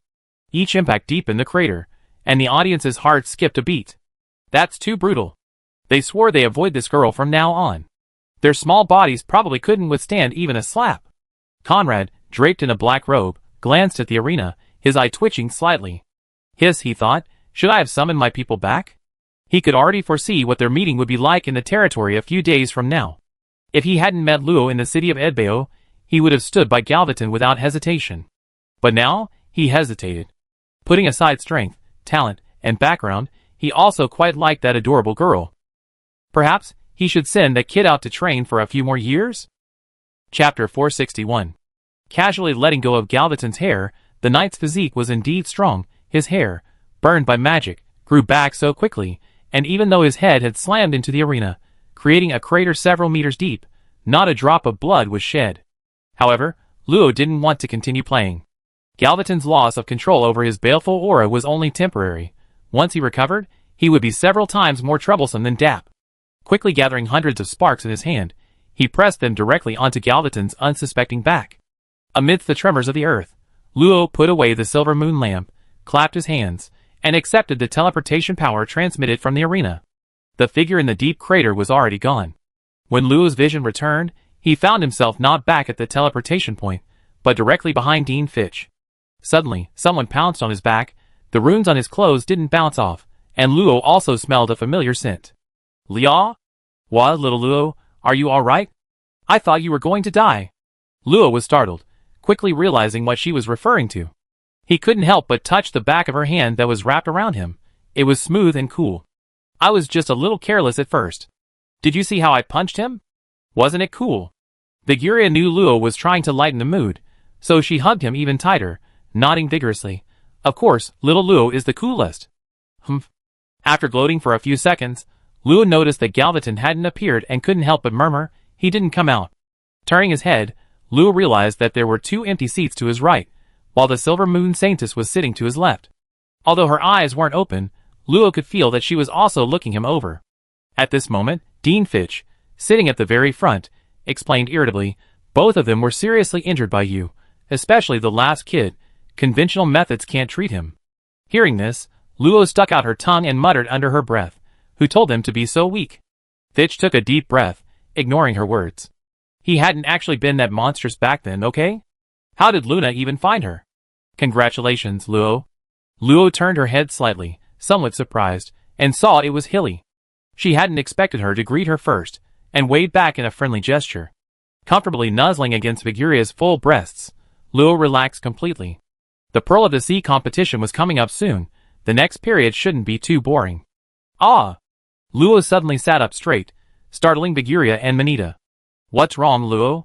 I forgot I'm going back to the main house with my mother in 2 days. Viguria knew this, and after calculating, realized that almost a month had passed. She quietly asked Dean Fitch, Dean, are we supposed to wait until the end of the competition? Of course. The outside world is much more dangerous than you imagine. A talented student found alone could easily be kidnapped. But soon, Dean Fitch's expression changed slightly, as if he was listening to something. After a moment of contemplation, he suddenly changed his words. There are still 20 days until the final competition. I can only allow you to leave for a maximum of 15 days. The last sentence was addressed to Luo. Upon hearing this, Luo's eyes lit up with joy. Really? Thank you so much, Dean. There's just someone I couldn't refuse who asked me to do this. Go, he's waiting for you down below. Huh? Before Luo could even ask, Dean Fitch tossed her to a spot in the stands. When she came to her senses, she saw a burly man in a long black robe sitting next to her. Grandfather? Luo hadn't expected to run into Conrad here. Weren't the Black Knights supposed to be rarely seen? So he actually had time to watch the academy lead. Haha, it's good you recognize me. Come on, the family gathering is about to start. Conrad stood up, gesturing for Luo to hold on tight. She quickly stood up too, looked closely, and then grabbed the hem of his black robe with her small hand. You little rascal, be careful not to fall. Conrad shook his head and smiled, then lightly stepped off the ground and flew towards the edge of the plaza. Only then did the spectators, who had noticed Luo's appearance, belatedly gasp in surprise. Isn't that the contestant from earlier? Where? Where did she go? She flew away. Bro, are you kidding me? Show me how you fly. Ignoring what was happening in the stands, Conrad, seeing no sign of Luo falling, immediately sped up. The two streaked through the air, leaving a long trail, and guided by Luo, landed outside the apartment in no time. Conrad surveyed apartment 6, surrounded by a barrier, and sighed, back in the Imperial Academy, we didn't have these kinds of conditions. Luo couldn't help but wonder if her grandfather had studied at the Imperial Academy before. Of course, the Imperial Academy isn't just an academy that teaches extraordinary individuals. A meaningful glint flashed in Conrad's eyes as he spoke, but he didn't elaborate, changing the subject and asking, is the other person inside with the bloodline aura your mother? Luo nodded, walked to the gate, verified his identity with his student card, and answered his question. Yes, mother told me I need to go back to the family. By the way, grandfather, you just said the family gathering is. Ha ha ha. Conrad laughed heartily, striding into the apartment, his tone relaxed. Didn't your mother tell you? I gather the clan members every now and then. Think about it, it's been 60 years since the last one. Luo's forehead immediately creased with black lines. So, the thing that had worried his mother all this time was what you did. A gathering that only happens once every few decades. No wonder his mother didn't know. Didn't you consider the clan members with average talent? Luo could already imagine a clan member in the mortal realm who had lived a comfortable life, but suddenly received a gathering order from the main family in his old age. He'd probably be scared half to death. Entering the living room on the first floor, Luo saw Ruth sitting on the sofa with a worried expression, writing something with her head down. There was a cup of brewed black tea on the table, but it looked untouched and had gone cold. Alice and Luffy weren't there. They were probably out shopping. Noticing someone enter, Ruth didn't look up and said casually, is that Alice back? Just put the things over there. I take care of them later. After a while, Ruth looked up in slight surprise, wondering why Alice hadn't responded, when she saw Luo standing prettily in front of her, giving her a sweet smile. Greetings, mother. Ruth's face lit up with joy. She put down her quill and reached out to ruffle Luo's hair, smiling sweetly. Weren't you in the competition? Why are you back so soon? Then, Ruth suddenly remembered that only the loser would return early, and she felt a little apologetic as she cupped Luo's little face in her hands. I'm sorry, but it's all right. I'm happy with whatever Luo achieves, as long as she's not injured. Luo was both amused and exasperated, about to boast a little, when she heard Conrad's deep voice, who had been observing her from outside the door. Luo is the number one in the 3rd tier. You need to have more confidence in your daughter. After he stepped into the living room, Ruth's eyes widened involuntarily. Her strength was insufficient to sense the ethereal bloodline aura, but she could still feel the slight surging of her own bloodline power. More importantly, she had seen his portrait. You are the 3rd ancestor? Conrad nodded in acknowledgement. You know me? I'm honored to have seen your portrait. Thank you very much for taking care of Luo. I make you some tea? Ruth was somewhat reserved. People from her clan who had married out of the family weren't usually very talented, and she was a little uncomfortable facing the head of the clan, especially since this was the 3rd ancestor, who had lived for over 600 years and whose strength was unfathomable. However, Conrad waved his hand slightly, his tone kind. There's no need for those formalities. I only come to visit little Luo and take you back to the main family. To be honest, little Luo is the most talented clansman I ever seen. Given time, he will surely surpass my achievements. Luo was a little embarrassed by his words, and shyly nestled into Ruth's arms. Ruth, after her initial surprise, was also very pleased, her eyes softening as she looked at Luo. That little girl from back then had now gained the approval of such an important figure in the main family. Chapter 462. A few days later, Luo and Ruth, led by Conrad, arrived at a dense forest on the outskirts of the capital. Alice and Luffy were not suited to be there. Luo curiously surveyed the lush, desolate forest. The nearest villages and towns were several miles away, and magical energy emanated from the forest, its concentration about 5 times higher than outside, making it difficult not to worry about the possibility of magical beasts emerging. Conrad cast a magical shield on Ruth to prevent her from being affected by the magic, then led the two into the dense forest. On the way, Luo learned that this dense forest was actually a giant barrier, painstakingly set up by a powerful ancestor thousands of years ago. Even saint-level experts couldn't detect it. The reason it had survived in the capital was because the Favors family, after nearly 10,000 years of preparation, had long held an unshakable and powerful position within the Black Knight Legion. It could be said that almost every generation of Black Knight generals had been chosen from the Favors family. Of course, more importantly, the The Favors family had never shown any ambition to seize power. Even at its peak, the royal family remained at the head. As they talked, Conrad seemed to remember something and casually remarked, "The family has already decided to groom the next Black Knight General." Lori, holding her mother's soft hand, looked up at him curiously and asked, "Who is it? Why start grooming so soon? Are you retiring, grandfather?" "Ha ha, of course not. Your grandfather isn't old yet. The new general will take office in about 300 years. As for who it is, you should know him." "I know him." Lori lowered her head, quickly recalling the people she knew, but soon, a look of displeasure appeared on her face. "Grandfather, could it be him? Who else could Luo know among the younger generation of Favos besides Galvatron?" She'd long forgotten that annoying guy after venting her anger, but it seemed he was going to inherit the position of Black Knight General? Anyway, Luo was very annoyed. "It seems you two have a big conflict? He called me a cripple without bloodline power." Thinking of Ruth beside her, Luo changed the last cripple to clan member, squeezing her small hand in her palm, easing Ruth's furrowed brow slightly. "You mean the blood pact curse? I haven't used it in almost a century. Give me your hand." Conrad seemed unable to discern whether Luo possessed bloodline power like Galvatron could, which indirectly proved Galvatron's bloodline power was indeed special. After he grasped Luo's wrist and channeled a stream of scalding crimson energy, he exclaimed in surprise, "Strange, there really isn't a trace of bloodline power. If it weren't for the unmistakable aura of our clan on you, I would have doubted you weren't a member of the Favors family." Luo pulled her hand back somewhat displeased. "Is it this bad to be without bloodline power?" Conrad looked at the adorable girl with her chubby cheeks and couldn't help but laugh, clutching his chest. "Ha ha ha, do you think I'm like those brats, only focusing on bloodline power? Actually, your situation is rare, but it's not unheard of in history. You achieved such great results without bloodline power, didn't you? If anyone dares to say that about you again, just tell me, and your grandfather will back you up." Hearing this, Luo finally calmed down with a soft hum, making Conrad laugh again. Within the dense forest lay a powerful no-fly formation. After walking for over half an hour, the narrow, winding path gradually transformed into a flat, wide avenue, with a river more than 2 meters wide flowing through it, spanned by an ancient stone bridge. Two blond, middle-aged men sat on the bridgehead, drinking, their crimson eyes revealing their bloodline. Seeing someone approach, the two drunken men hesitated for a moment before quickly putting away their bottles of wine and snacks, drawing their weapons, and shouting, "Who goes there?" "Humph, whose juniors are you? Have you even forgotten who I am?"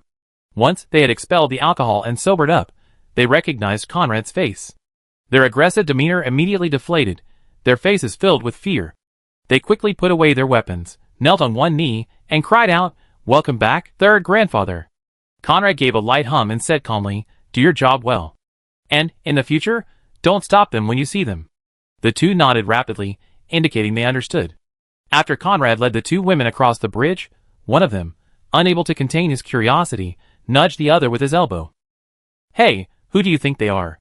Weren't they supposed to be gathering their clansmen who were away?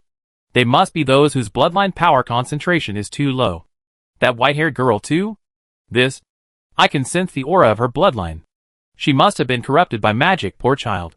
After crossing an ancient stone bridge, passing through several layers of transparent barriers, and traversing a sea of red flowers filled with a sweet fragrance and a faint scent of blood, a cluster of towering, ancient castles gradually came into view before Luo.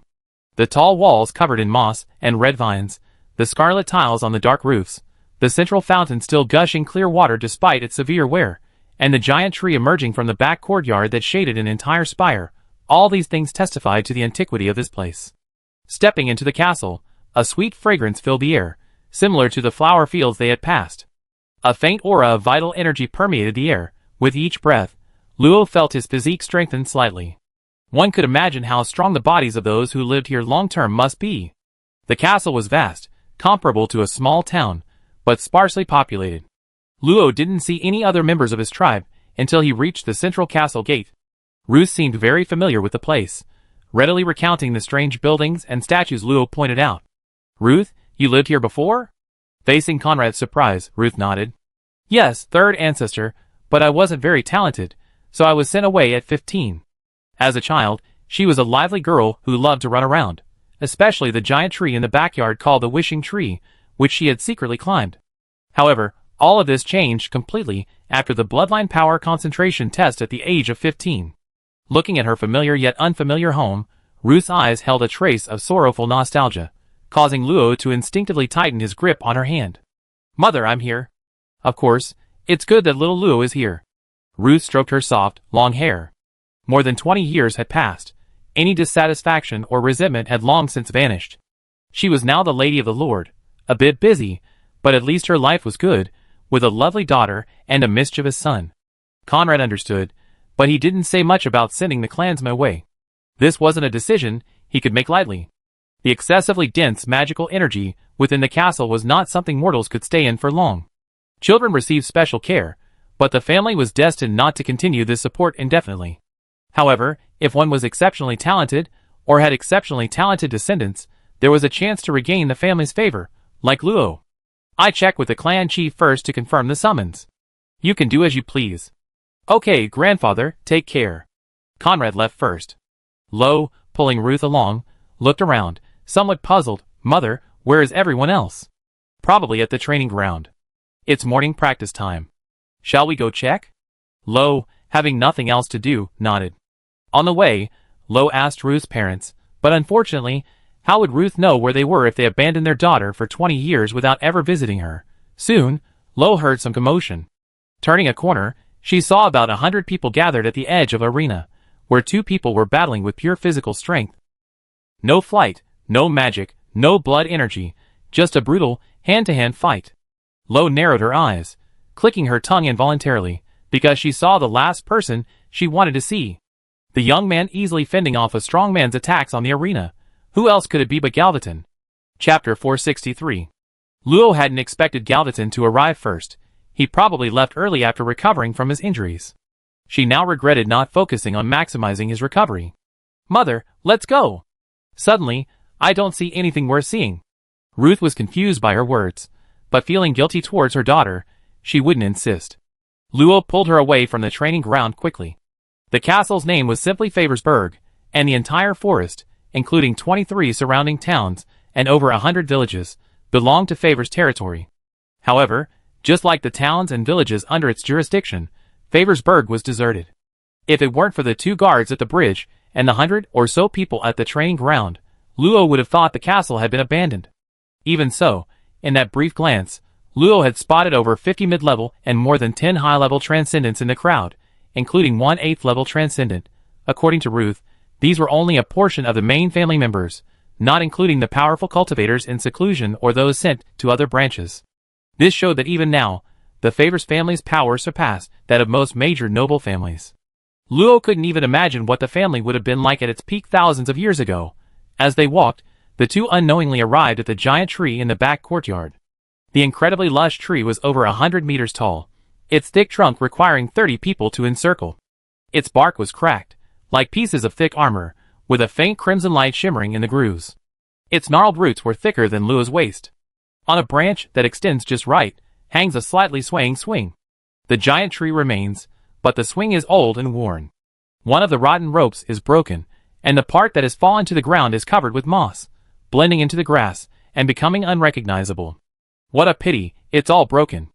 Ruth listened to her daughter's lament, a nostalgic look in her eyes. Yes, it's a shame. After all, no one will protect a child's toy. Then let's fix it. Luo excitedly ran to the swing, looked up at the branches dozens of meters high, subtly channeled his water magic to cut the ropes that had long since lost their support, rummaged through his ring, found 2 sturdy new ropes, and deftly tossed them up. Looking at the hung ropes, Luo scratched the back of his head, rummaged through a pile of equipment he casually gathered together, and found a wooden shield. He didn't know whose it originally belonged. Luo had robbed too many rings in other dimensions, so there were bound to be some strange things. With a seemingly delicate slash, the shield was cut into a flat rectangle. After a couple of fiddlings, he tied the ropes to it, and finally injected a little wood magic to make the swing last longer. Turning around, Luo waved vigorously at Ruth, as if showing off his achievement. Mother, try sitting on it. Ruth stepped forward, but instead of sitting down, she lifted Luo up with both arms and gently placed her on the swing. Mother isn't a child anymore. I know you don't like the aristocratic ways, but with power behind you, you have fewer worries. Luo was different from her. She had gained the favor of the 3 ancestors, so her status in the family couldn't be low. Those petty people had no chance.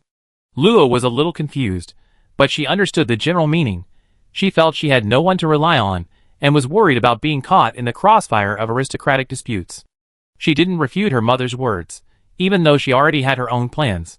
She simply temporarily set aside her usual composure, and enjoyed the lighthearted feeling of being pushed around by her mother. I know, grandfather's been pretty good to me, a little higher please. The swing creaked and swayed, the small figure humming a light tune on it. The gentle young woman's eyes softened as she occasionally pushed the swing. The old tree swayed, rustling softly, as if saying, "Little girl, I really miss your scent." The swing creaked and swayed, the small figure gradually falling silent. The gentle young woman slowly opened her eyes wide. The old tree rustled, a branch drooping down, bearing 2 crystal-clear red fruits, as if saying, "Did I scare you?" "Sorry." Ruth instinctively leaped in front of Luo, a beautiful dagger appearing in her hand, but the densely packed magical circuits on it were unusually numerous, even showing on its surface. "You are?" Ruth was shocked and incredulous. She had played under this tree for 15 years, but no one had ever said it could talk. Suddenly, she felt a tap on her back, and Luo's sweet voice came, "Mother, it means no harm." Heave-ho. After a sound, Luo landed steadily, looking at the large tree whose bark cracks were faintly shimmering with blood-red light. Blood-pact origin, weak, saint rank, saintwood, saint metal, all attributes, the origin of the blood-pact curse, weakened for some reason, with more information unavailable. The information appeared suddenly, meaning that before this moment, the ancient tree was just an ordinary tree, at most peculiar because it was tainted with blood energy. "Little girl, you have quite the courage, not bad, not bad." As it spoke, the frequency of the red light flashing in the bark cracks changed. The voice of the blood-pact origin was very old, trembling like a centenarian. At the same time, Luo could also feel the dense death aura emanating from it. "This is a dying sacred tree." Suddenly, amidst the crimson writhing, an old man with blonde hair and golden eyes appeared beneath the tree. With a wave of his hand, the tree roots burst from the ground, forming a table and 3 chairs. He sat down, clasping his hands together, seemingly feeling a bit cold. "If you don't mind, how about keeping this old man company for a chat?" Ruth hesitated. Although this strange old man clearly lived in Fort Fawcett, she didn't want to risk herself and her daughter's lives. After all, in a sense, they were just guests. What if he took a dislike to them and killed them with a single slap? But before she could speak, Luo had already sat down, showing absolutely no sign of nervousness.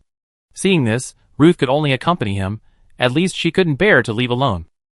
The chair was a bit high, it was just right for Ruth and the old man, but Luo had to dangle her feet in the air, swinging them back and forth. Her golden eyes blinked innocently as she asked the old man, "Grandpa, are you this tree?" "Hee, yes and no, just a withered shell." The old man, the embodiment of the blood pact, chuckled. "Little girl, what year is it now?" "The new calendar year, doesn't Grandpa know?" "Hee, I've been sleeping for a while. I didn't realize 1,000 years had passed." The old man's words were full of feeling. 1,000 years was just a light, fleeting word to him. Luo tilted her cute little head and continued in her innocent voice, "Grandpa, you slept for so long. Why did you suddenly wake up?" "Little girl, are you asking a question you already know the answer to? Your scent is too familiar. I could smell it even in my sleep." This was the second time the old man had mentioned a familiar scent. Luo's heart skipped a beat. Could it be like Eve, that half-elf, who could smell scents that weren't even her? She raised her hand and gently sniffed, but aside from a very faint sweet fragrance, she couldn't smell anything else. Luo was somewhat frustrated. Could it be that the scent they were describing wasn't actually what she understood? Seemingly noticing Luo's awkward expression, the old man smiled kindly, and his withered fingers gently touched her brow without Luo noticing. Instantly, Luo felt her eyes brighten. Besides normal human vision and subtle traces of magical flow, countless dazzling colors suddenly appeared. The old man emanated a gray-green aura. The ancient tree behind him was a mix of red and gray-green. The ground was green and yellow, interspersed with gray and black. The new swing had only a few bright green hues, while Ruth beside him was primarily bright red, with gold tinged on her hands and chest. The castle was no longer a clear blend of dark green, deep yellow, black, and dark red, but rather a vast expanse of gray. Luo looked at herself. Her skin was a bright gold, interwoven with streaks of emerald green and pale blue, along with many other strange colors. For example, the space where the flower on her right hand should have been was blank. There were many blue and white hues behind her shoulder blade, and specks of gold remained on the table where she had just rested her hands, slowly dissipating after she removed them. However, all the anomalies disappeared after a few seconds, and the old man curled his hands up again. These are... Little girl, you made quite a few friends. Did you see that scent of life? If I'm not mistaken, it's a forest fairy. I never imagined a human could gain the friendship of fairies. Luo immediately thought of the emerald green wrapped around her. Connecting it to the other colors, she roughly understood. The more vibrant the hue, the more youthful it represented, while the gray and black tones of the old man and the castle symbolized old age and death. So, was her gold color a sign of youth and freshness? Speaking of fairies, Luo did indeed know one. Grandpa, you're amazing. I only had a few interactions with her, and you could tell just by looking at her. The old man smiled but didn't say anything. A few interactions? Contact that can leave a lasting mark is no ordinary contact. Chapter 464. The old man, named Blood Pact Origin, seemed genuinely just chatting with Luo and Ruth. After showing Luo the scent it spoke of, it began to talk about everyday matters. From the current patriarch and situation of Favorsburg, to its relationship with the royal family, the current state of the empire, and then turning to the mother and daughter, it would occasionally recount past events and the origins and stories of this forest and castle. Like a kind old grandfather telling ancient tales, not only Luo, but also Ruth gradually lowered their guard, a long-lost smile appearing on their faces. However, when discussing its identity, the old man always skillfully changed the subject, only saying that it had lived for a very, very long time. So long that even the Karlov Empire and the Favors family hadn't appeared yet. Now, it was simply fulfilling its promise to the first patriarch, silently protecting the family. However, for the past 2,000 years, nothing major had happened to the Favors family. To minimize its lifespan, it had fallen into a deep sleep. Its last awakening to inspect the family was 1,000 years ago. Luo and Ruth were probably the only two people in the past 1,000 years who knew of its existence. As for why he was so sensitive to the scent of fairies, the old man frankly explained that he had once visited the fairy realm and made friends with many fairies. However, times had changed, and he no longer had a way to return to that magical land to see his old friends. This regret was why he was awakened by the scent of fairies. How pitiful. By the way, Grandpa, what is the fairy realm like? Luo was genuinely curious this time. For most humans, fairies were synonymous with mystery, joy, and fairy tales. However, very few beings had actually seen them. Now that someone had witnessed that mysterious realm firsthand, she wouldn't be Luo if she didn't become incredibly curious. The land of fairies. I can only say that there is no pain or cunning there, only a world of childlike innocence and joy, an ideal paradise for all children. A look of reminiscence crossed the old man's face. His dark red pupils held no trace of malevolence, only endless depth. Fairies are the embodiment of all joy. If someone is in too much pain, the fairy will leave her. Luo nodded blankly under the old man's gaze. Was he telling her to be happy when with fairies? What a lovely little girl. Ah, old age makes me prone to rambling. Thank you for keeping me company for so long. These 2 fruits are for you. The old man beckoned, and 2 red fruits from the vine floated onto the table. They emitted a faint smell of blood, but not disgusting. Instead, they had a pleasant fragrance. Ruth picked up a fruit and noticed her own bloodline power immediately become active. She explained in shock, "There's the power of a blood pact curse inside. This is a pure fruit, condensed with some blood pact power. People from the Favors family can increase their bloodline power concentration by eating it." Hearing this, Luo also curiously picked up a red fruit. It did indeed have noticeable power fluctuations, but they were very gentle. Even ordinary people who hadn't reached the transcendent level could easily absorb them. After checking several times to make sure there were no problems, she took a small bite. The juice was plentiful and sweet. Luo's eyes lit up instantly. She opened and closed her small mouth, quickly finishing the fist-sized fruit in a few bites. A thin layer of juice clung to her pink lips, making them look even more delicious. Soon, Luo felt a strange power spreading from her stomach, cleansing her body again and again, like a massage, gradually improving her physique. A moment later, Luo let out a cute burp, a few wisps of pale red mist drifting from her nose and mouth. "Little Luo, are you alright?" "I'm fine, it's just..." Luo looked at the old man, with a slightly dazed expression. "Why can't I feel any bloodline power?" "No!" The old man looked surprised. He could tell at a glance that Luo lacked bloodline power, which was why he gave her the pure fruit. Ruth's was, frankly, just a bonus. But something seemed a little off. Suddenly, another red fruit appeared on the table. The old man gestured for Luo to try another one. "Is it alright?" Luo licked her lips, looking at the pure fruit with some interest. She really liked the taste. "Don't worry, it's nothing to this old man." Luo then reached for it, gently biting it with her silver teeth. Juice flowed again, and the girl squinted her eyes contentedly, savoring it like a cute little kitten, just short of growing ears, and wagging her tail. At the same time, the power to cleanse her body surged again, this time noticeably stronger and lasting longer than before. Burp! A feeling of fullness washed over her, and Luo felt her strength was more than 3 times greater than before, with a significant portion of its power still hidden within her body, to be slowly released later to further enhance her physique. Unfortunately, she still couldn't sense the presence of bloodline power. The old man stared intently at Luo's abdomen for a long time before suddenly realizing something, and said with some helplessness, "There's some powerful force within you that has swallowed the blood pact curse. It's safe to say you never possessed the power of the blood pact in this lifetime, alas."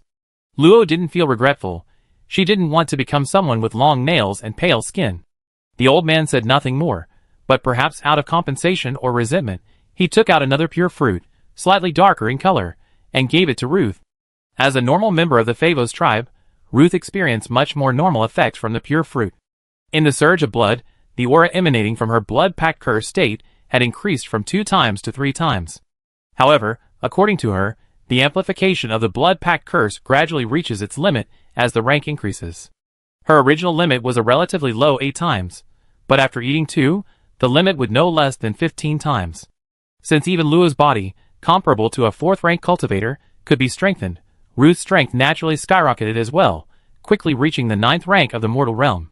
She only needed to advance to the transcendent realm for another rapid increase, and this effect would continue until she reached the transcendent realm. The old man pointed out the ladder, and Luo was happy for her mother. This way, she could go out to train with peace of mind without worrying about returning home to find her white-haired mother. The old man seemed weary. Despite being a saint-level being, he resembled an ordinary mortal, his life force reduced to a flickering candlelight. "Thank you for keeping an old man like me company for so long.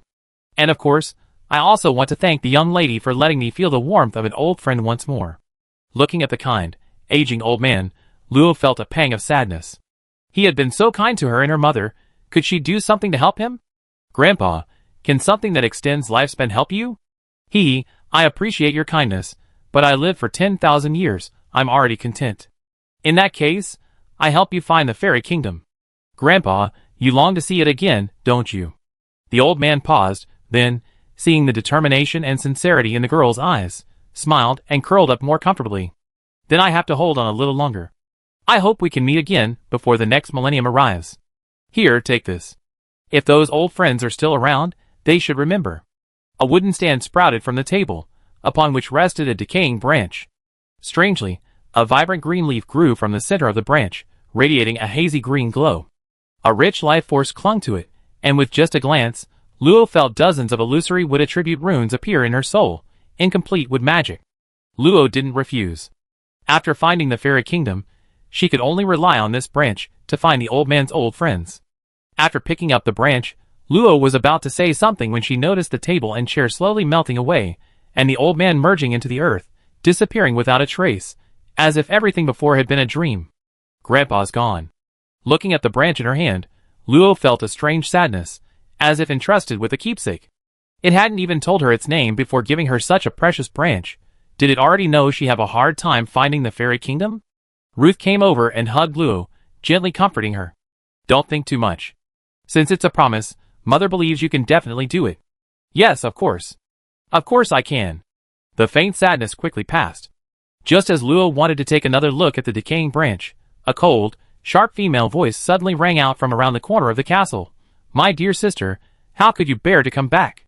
Did you want to visit your beloved older sister, or were you taking this little BS **** to meet his ancestors?"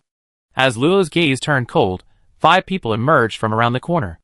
The tall, beautiful woman at the head of the group bore a striking resemblance to Ruth. Chapter 465. The woman who suddenly appeared was aggressive, with thin lips and delicate eyebrows. Her face, cold as frost, was full of mockery, and her blood-red eyes were extremely cold as she looked at Ruth and Luo. "Who did I think I was? My sister was so imposing, anyone who didn't know better would have thought the clan leader had arrived." Although Ruth was no match for her in strength, her words were anything but gentle. "Stilm, I came by invitation." You are not qualified to issue orders. Stim was Ruth's sister, and by blood, Luo's aunt. However, this aunt's attitude was very poor. She slowly walked up to the two women, her gaze meeting Ruth's, the tension palpable. So many years have passed, and you're still just a worthless mortal. If it weren't for the clan summoning its members, you never set foot here again. Is your head filled only with pointless sarcasm? Too bad things won't go your way. I'm already standing here. Disappointed, aren't you? Heh. Stim couldn't actually make a move. He could find an excuse outside the castle, but there were many eyes and ears inside. After a cold laugh, he turned to look at Luo, noticing her golden red eyes, so different from his own, and her silver hair, so different from her clan's. His disdain deepened. I heard you had a daughter. She doesn't look like you at all. I heard some evil creatures can be born parasitically inside human wombs. Little sister, you're weak, don't be fooled. Ruth leaned Luo closer, scoffing at her words. She is indeed quite different. My little Luo is an angel. I remember you don't have any biological children yet, right? Your brother-in-law must be unhappy. Looks like you have to adopt a few more children. I feel so sorry for them.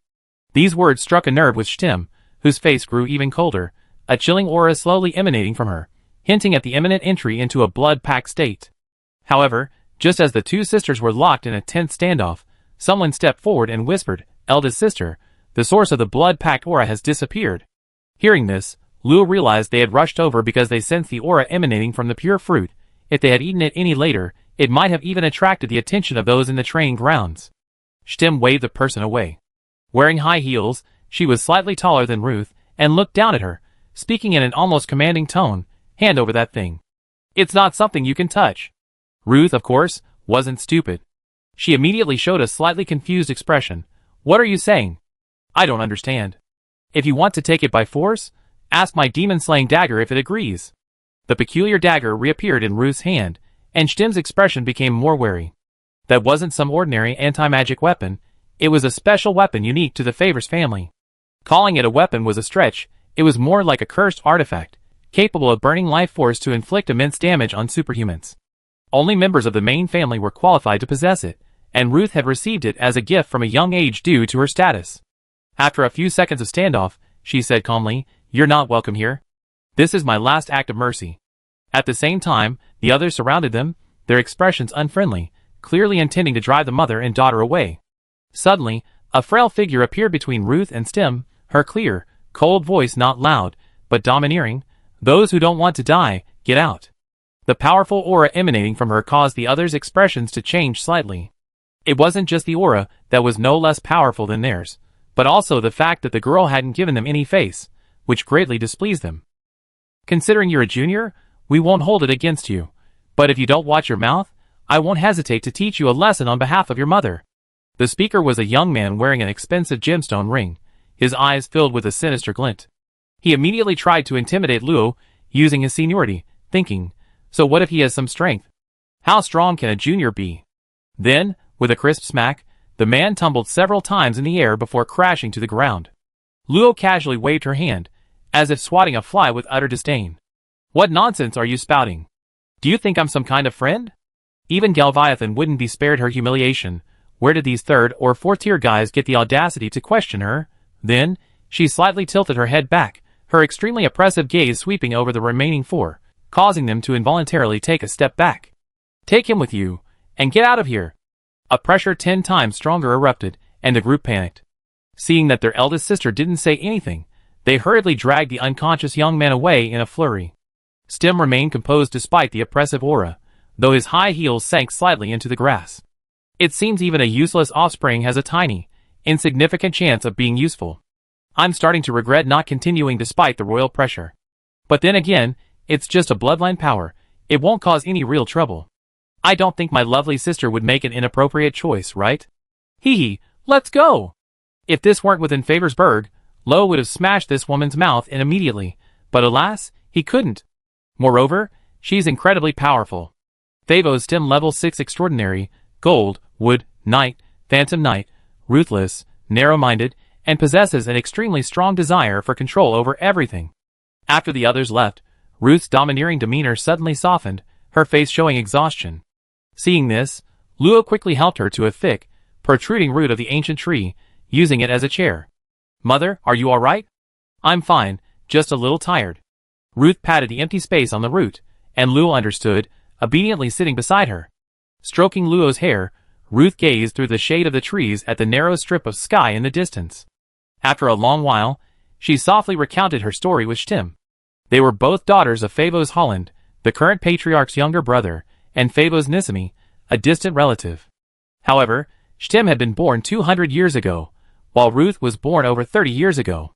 Stim was a family genius of that era, breaking through to the fourth level of the Transcendent Realm at only 80 years old, and then spending over 100 years reaching the peak of the mid-level Transcendent Realm. Barring unforeseen circumstances, the Favos family would produce a high-level Transcendent Realm member within a century. As her younger sister, Ruth naturally attracted attention, leading to comparisons. Ruth remembered being told, as a child, that she would be another pillar of the Favors family. Still seemed unconcerned about this. When the two met, they usually just silently avoided each other, maintaining a peaceful coexistence. However, as she grew older, her cultivation talent proved unremarkable. Even so, many clansmen felt that perhaps the child had a good aptitude for bloodline power, and that slow cultivation in the early stages was acceptable, as it would build a foundation. But when the bloodline concentration test results came out, the pitifully low concentration directly declared Ruth a useless person. Soon, the clansmen who had once treated her kindly became indifferent, and her older sister conveniently appeared, suggesting that she be married off to avoid wasting family resources. So she was driven from her home and forced into a marriage with a member of the Lagrange family, Luo's father. Fortunately, Ruth managed to stay positive. After a few years of depression, she settled into the role of a lord's wife, managing her small territory. However, Stim seemed unwilling to see her doing well. Upon learning of Ruth's situation, he quickly invested in Ashley territory, not far from Dell territory, using it as a weapon to constantly oppose Dell territory. For over a decade, Ruth and her husband had been busy largely due to the harassment from Ashley territory. According to investigations, 3 or 4 neighboring territories were already surrounding Dell territory, and only thanks to her father's efforts to communicate with the main family did they avoid bankruptcy. However, due to the border war a year prior, the nobles of the smaller territories were preoccupied with their own problems, significantly easing their pressure. After hearing all this, Luo nestled his head in his mother's arms, feeling deeply saddened. "Mother, you never told me any of this." Not only her parents, but even Luffy and the others hadn't told her. Back then, when her mother agreed to let her come to the Imperial Academy, wasn't she also protecting her? And she had once immaturely complained that her mother was too busy and neglected her. Looking back now, it all seemed so inappropriate. Ruth leaned down and gently kissed Luo's forehead, softly saying, "You don't need to worry about the territory. Don't think of your mother as so weak." Luo gave a long, muffled greedily inhaling her mother's scent. The distance between them from childhood had completely vanished. "I'm not a little kid anymore. I find a way to solve it." Now, getting first place in all ranks and making a request to the Emperor was even more necessary. "Not a little kid anymore? You always been so small." "No way. I grown taller." Luo protested, wriggling out of her mother's arms, gesturing with her hand towards her head as she muttered defiantly. Ruth found it somewhat amusing, saying, Good, you grown taller," her eyes practically brimming with laughter. However, she had already buried the fact that her sister had secretly harmed Luo all these years. Little Luo was still young, and she didn't want to drag her into her conflict with her sister. Chapter 466. Outside the central castle, Lo and Ruth stood beside a throng of people, their clansmen dressed in various attire, numbering roughly 500. Most had the distinctive blonde hair and red eyes, but a few had reddish-brown eyes and brown hair. These were clansmen from 5 generations ago, whose bloodline was now very diluted. After finishing his business, Conrad led the two to their quarters, saying they would have to wait a few more days for the clansmen from further away to return.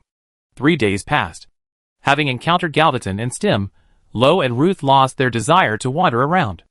Servants regularly brought them delicious meals each day. Lo then learned that Favorsburg did his servants. Just recently, a servant had come to inform them that all clansmen should gather in the courtyard outside the central castle. Looking at her blood relatives around her, Luo couldn't suppress her curiosity. In her eyes, most of the returning clansmen were weak. The strongest was only at the 2nd level of the Transcendent Realm, and he was an old man. However, many clansmen were accompanied by 1 or 2 young people, aged between 15 and 25, seemingly there to test their bloodline concentration. Luo roughly knew what was going on. He had mentioned the phenomenon of bloodline atavism in casual conversation. Some magical beasts possessed ancient bloodlines, which had become extremely diluted through generations, making them unable to utilize the power of their ancestors. However, under certain circumstances, offspring with bloodlines far more concentrated than their mothers could be born, even capable of unleashing ancient powers and greatly increasing their strength.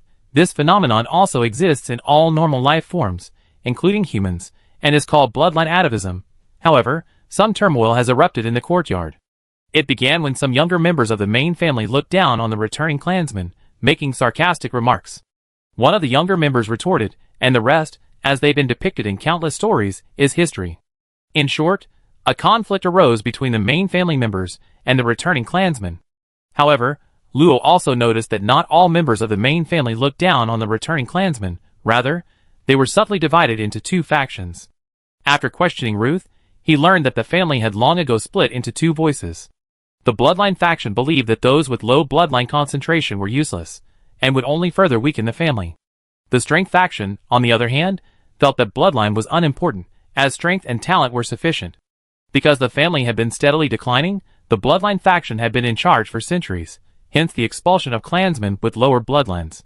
However, the strength faction still held considerable influence, and the move to gather clansmen and give them opportunities originated from them. Incidentally, the three Conrad ancestors were from the strength faction, while Ruth's sister, Stem, and Galvaton were loyal to the bloodline faction. Luo pinched his cute chin, looking at the weaker members of his tribe. He suddenly understood why Galvaton was so fixated on bloodline power. None of the tribesmen he sent away were any real fighters. Suddenly, the main gate of the castle opened, and several imposing figures emerged. Leading them was a short-haired, lion-bearded man who bore a striking resemblance to Galvaton, flanked by Conrad and followed by several composed-looking elderly men. The lion-bearded man's sharp gaze swept across the crowd, and the still noisy crowd immediately fell silent. He stood there like a drawn sword, piercing their eyes with a painful intensity. Any further unwarranted quarrels will result in immediate expulsion from the clan. The remaining murmurs immediately ceased, and the lion-bearded uncle finally showed a hint of satisfaction, leading a few people to the front of the group. I am Clan Chief Kin. The reasons for summoning everyone back are threefold. First, to test the bloodline concentration of eligible offspring. Second, to routinely register development progress, with outstanding individuals receiving preferential treatment in clan resources. And third. King glanced to the side, where Conrad stepped forward with his hands behind his back, his gaze piercing. Instantly, the previously serious atmosphere froze, leaving only the black-armored Conrad speaking in a deep voice. After discussion, the next successor has been confirmed. This third matter is that you are invited to be witnesses, and, if necessary, to provide the successor with the greatest possible assistance. As soon as he finished speaking, another spirited young man walked out of the gate, a slight smile on his lips, but his face was extremely cold. Luo crossed her arms, glancing at the smug Galvaton with a light scoff. No matter what, she thought he looked incredibly irritating. Galvaton stepped forward, calmly surveying the assembled clansmen, then turned to stand opposite Conrad. Conrad produced a jet-black jade token and handed it to him. Galvaton immediately performed a knightly salute, then bowed respectfully, accepting the token with both hands. After rising, his voice was firm and resolute. Thank you for the three ancestors' affirmation. Galvaton will certainly live up to expectations. Conrad looked at his resolute eyes and nodded in satisfaction. He had high hopes for Galvaton. His talent and character were exceptional. More importantly, he was a staunch supporter of the clan, even somewhat obsessive. All his arduous training was aimed at restoring the clan's former glory as a tyrannical vampire clan. So even if it was based on bloodline, he accepted him. However, the thought of bloodlines made Conrad feel a little guilty. Little Luo was probably watching from below. Was he being a bit unfair? He glanced out of the corner of his eye, and sure enough, at the edge of the crowd, the cute girl was kicking the ground with her toes, looking utterly disgruntled. Oh well, he give her some compensation. Sigh, why is everything so difficult for me? With a wry smile, Conrad composed himself, only to notice Galvaton also looking at Luo, his hand gripping the black jade token so tightly that the veins were bulging. Ahem, fulfill your duties as heir. Conrad's light cough made Galvaton quickly regain his composure, suppressing his anger, and he replied emphatically, as it should be. Having said that, he raised the black jade tablet high before the crowd and proclaimed in a resounding voice, I, Favors Galvaton, am from this day forward the heir to the general. Seeing me is seeing the general. As soon as he finished speaking, a powerful aura far exceeding the third level of the transcendent realm spread out. The members of the main family expressed their approval, and some of the younger generation even shouted excitedly, seemingly Galbaton's admirers. The returning clansman, whose strength was inferior to the others, could only applaud and echo his dissatisfaction. They still had to rely on the family. If a genius emerged in their descendants, they would have the opportunity to enjoy the family's nurturing again, or even return to the main family. Galbaton looked at his excited clansman, his smile widening. He wasn't interested in power and wealth, but obtaining the status of heir meant more cultivation resources, and a closer path to his goal. Suddenly, he saw a very conspicuous girl in the crowd, rolling her dead fish eyes and shaking her little head, looking extremely bored. He couldn't help but recall the scene on the stage where his hair was burned off and a turtle was drawn on him. A nobody without even a shred of bloodline power dares to ignore me time and time again. He decided to teach her a lesson. He had lost, but only because of his uncontrolled killing intent. In terms of raw strength, he didn't think Luo was stronger than him. Everyone! He shouted, his voice carrying a nascent air of authority that quickly silenced the crowd, who watched him intently as he spoke. As the heir to the generalship, I represent the face of the Favors family. I am honored by this, and will resolutely uphold the family's honor. However, he shifted his gaze, pointing the black jade token at Luo, and said with a hint of displeasure, there is someone who appears to be a member of the family, yet doesn't even use a trace of bloodline power. If outsiders knew this, wouldn't it make us a laughingstock? Conrad felt a sense of foreboding when he pointed at Luo. Sure enough, there was an irreconcilable conflict between the two, but it was too late for him to intervene.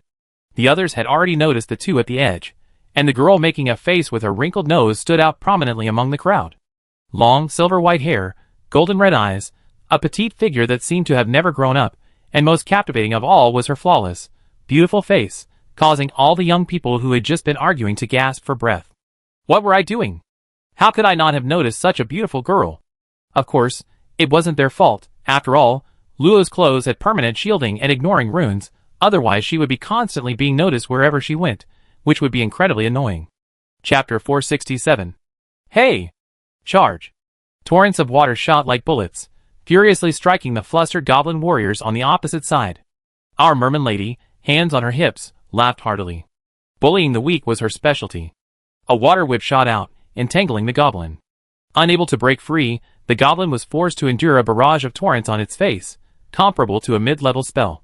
Finally, unable to bear the humiliation, its face swollen, it uttered a harsh threat and surrendered. The victorious Sea Pearl grinned, looking towards Dean Birch's direction. But seeing the 3 empty seats, her ahogue, a strand of hair sticking up, twitched and drooped. She sighed slightly, then explained in frustration, damn it, my amazing tactics are useless. How boring.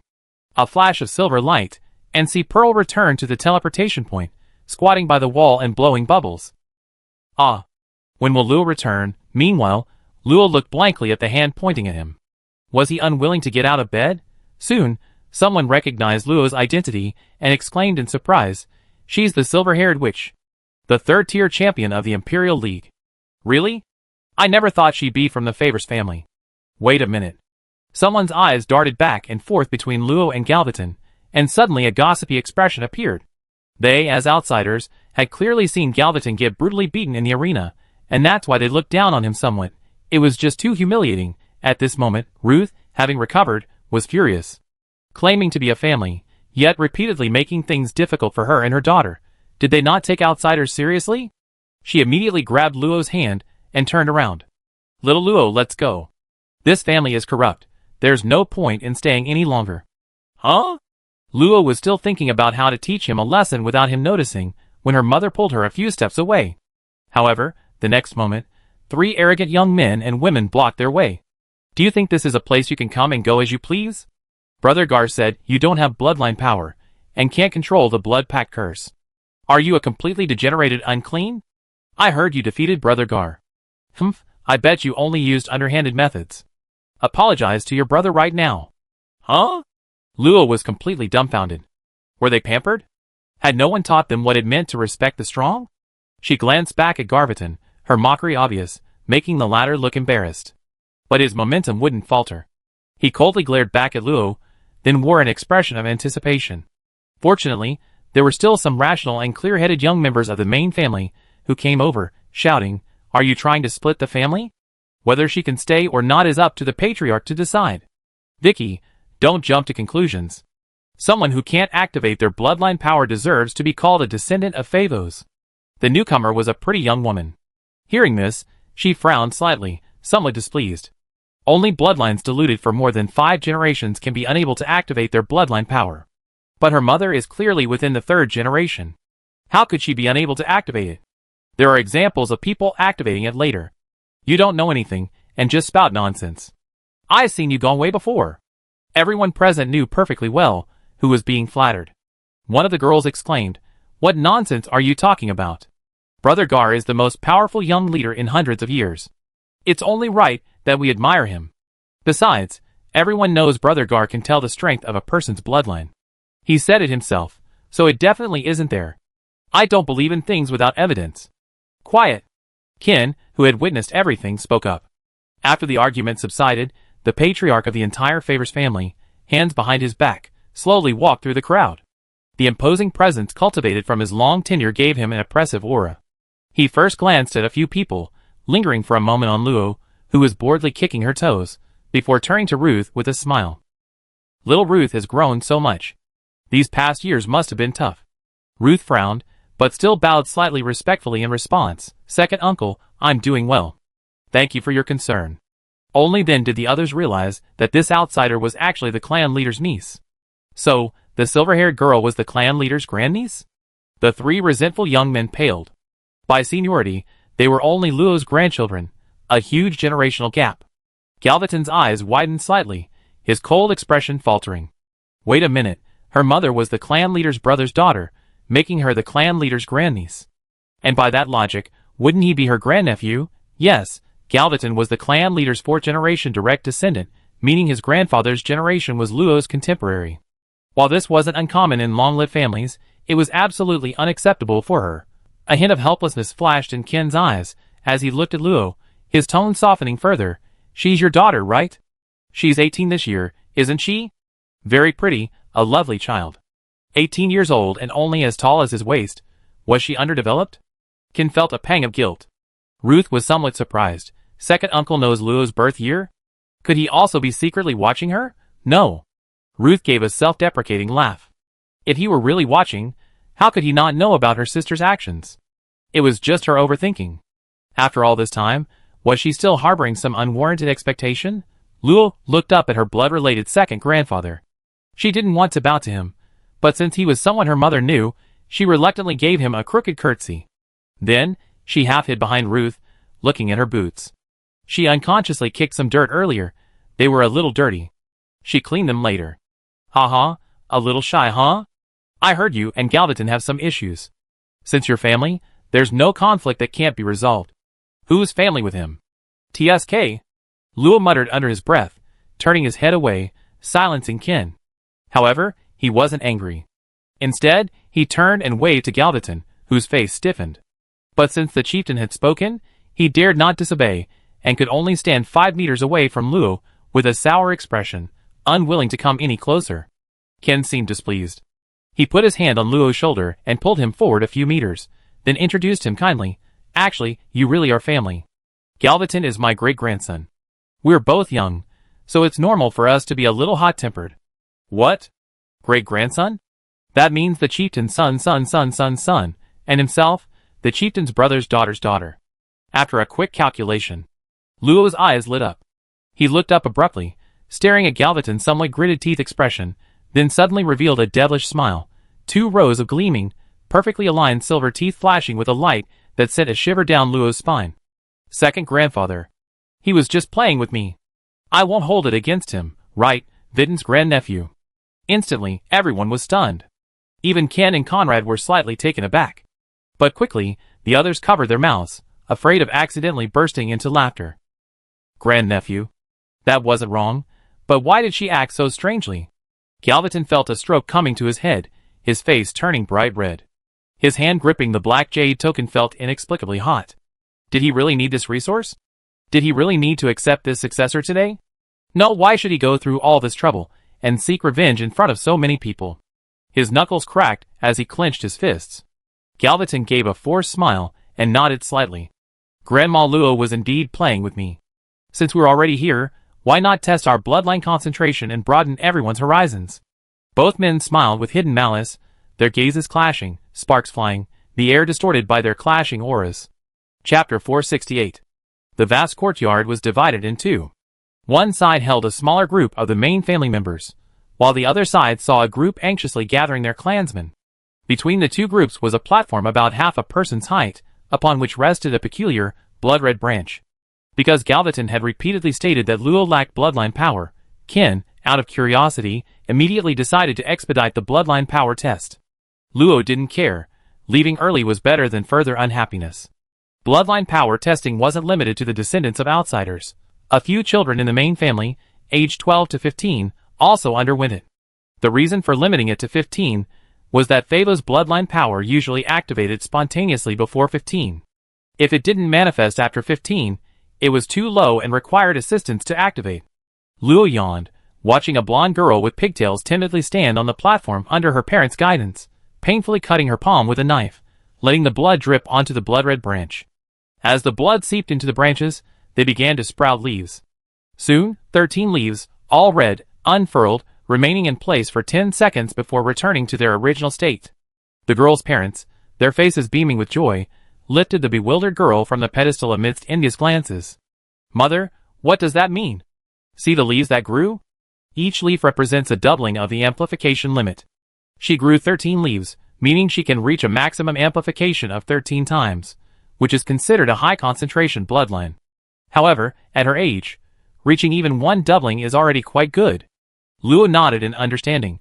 It was quite intuitive. The main family had very few children of the appropriate age, so it was completed quickly. There were 3 children in total. Besides the girl with 13 leaves, there was another with 10 and a third with 9, all at an intermediate level. On Luo's side, there were about 30 school-aged children. Amidst the shoving and pushing, a chubby little boy finally stepped forward, his legs trembling slightly. He picked up a small knife, hesitated for a moment, then closed his eyes and slashed out a gash. "Ouch! That hurts." The chubby boy instinctively shook his hand, blood staining the branch. Soon, the first leaf unfurled, followed by the second, then the third, but there was no third. Luo blinked, confirming he hadn't miscounted. There were indeed only 2 leaves, not even reaching the low concentration of 5. Amidst disdainful glances, the chubby boy ran back tearfully. Soon, a second, thin boy went up, this time even worse, only 1 leaf. Luo suddenly felt a toothache. Perhaps, the family's willingness to give them the opportunity to return and have their bloodlines tested was truly merciful. The next dozen or so people, without exception, all had fewer than 3 leaves, meaning they couldn't activate their bloodline power on their own, and even if assisted, the effect would be short-lived, probably only enough for a brief burst in a critical moment. Until a determined-looking girl stepped forward and calmly cut open her wound, and unexpectedly, 11 leaves sprouted from the branch. The head of the family, who habitually cast disdainful glances, were stunned. It was only when the clan leader clapped his hands and exclaimed "good," that everyone snapped out of their reverie. Unlike the hushed discussions among the head of the family, Luo's clansmen became excited, their previous dejection vanishing. 11 leaves were quite good in the family, meaning she and her family could receive resources from the clan. "What's your name?" Faced with Qin's question, the girl first politely gave a knightly salute, then replied in a full and resonant voice, "Paria, Eric Qin Paria." Qin nodded in satisfaction, gesturing for her to stand beside him, while an old man behind him opened a thick notebook and wrote something in it. However, the girl's performance seemed to be an exception. After her, until everyone had been tested, the highest level reached was barely 5 leaves, a pitiful sight compared to the main family. Indeed, the bloodline faction's view is correct. Once it falls below the medium concentration, it's difficult for descendants to produce a high bloodline concentration again. You don't know their magical affinity. Without bloodline, it's not necessarily impossible in other areas, is it? I knew you'd say that. Does our family need that? The army? Politics? Or business? Perhaps the clansmen they had gathered weren't supportive enough, and the powerful faction's voice was weak. They quickly fell silent. Luo, biting into a slightly damp fruit, casually offered one to Ruth. Ruth had found it idly in a ring, probably left behind by the seed pearl. Since Ruth wasn't there, she ate it herself, albeit reluctantly. It must be said, the fruit growing around the tree of life had a long shelf life. Its vigorous vitality kept it plump and fragrant even after months. Speaking of which, it had been a long time since she'd been into the ruined space. That Pearl probably hadn't had any left, so she picked some for her. This fruit is very sweet. If Mother likes it, I give her more. Ruth didn't know its origin, only that she felt much more energetic after eating it, and nodded with a smile. Luo munched on the fruit, secretly thinking, it's been sitting for too long, most of its vitality has been lost. It can only relieve fatigue. At this moment, Galvatron appeared on the pedestal, looking at Luo. Before anyone tests me, I set an example first, lest anyone object. As he spoke, he gave her a disdainful look, then split his finger open, and a drop of crystal clear, ruby-like blood fell. The instant it touched the blood-red branch, 10 leaves instantly grew and unfurled, then 11, 12, and so on, until 20. Each leaf was larger than the previous one, appearing even more alluring. Not only that, after a tremor, the 21st leaf slowly grew out. This shocked not only the others, but even Ken and Conrad were astonished. Behind him, another old man rapidly flipped through his notebook, his tone incredulous. His test result when he was 12 should have been 20 pieces, it shouldn't be. Found it, 20 pieces of top-tier bloodline, but this. Ken, hands behind his back, pondered for a moment, then slowly said, it seems 20 times isn't the limit for bloodlines, just record it as it is. Conrad was even more satisfied with Galvatron, which meant the Favors family might have new opportunities for development. But wouldn't this make things even worse for little Luo? Would he hate me? Thinking of this, he felt even more troubled. I should have known better than to take a vacation. Killing enemies is much easier. The younger generation, especially the 3 who had previously blocked Luo and his companion, were extremely excited, showering Galvatron with praise, which made his momentum even higher.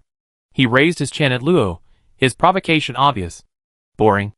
Luo dropped the fruit pit, stepped into the ground, and was about to go up when Ruth pulled him back.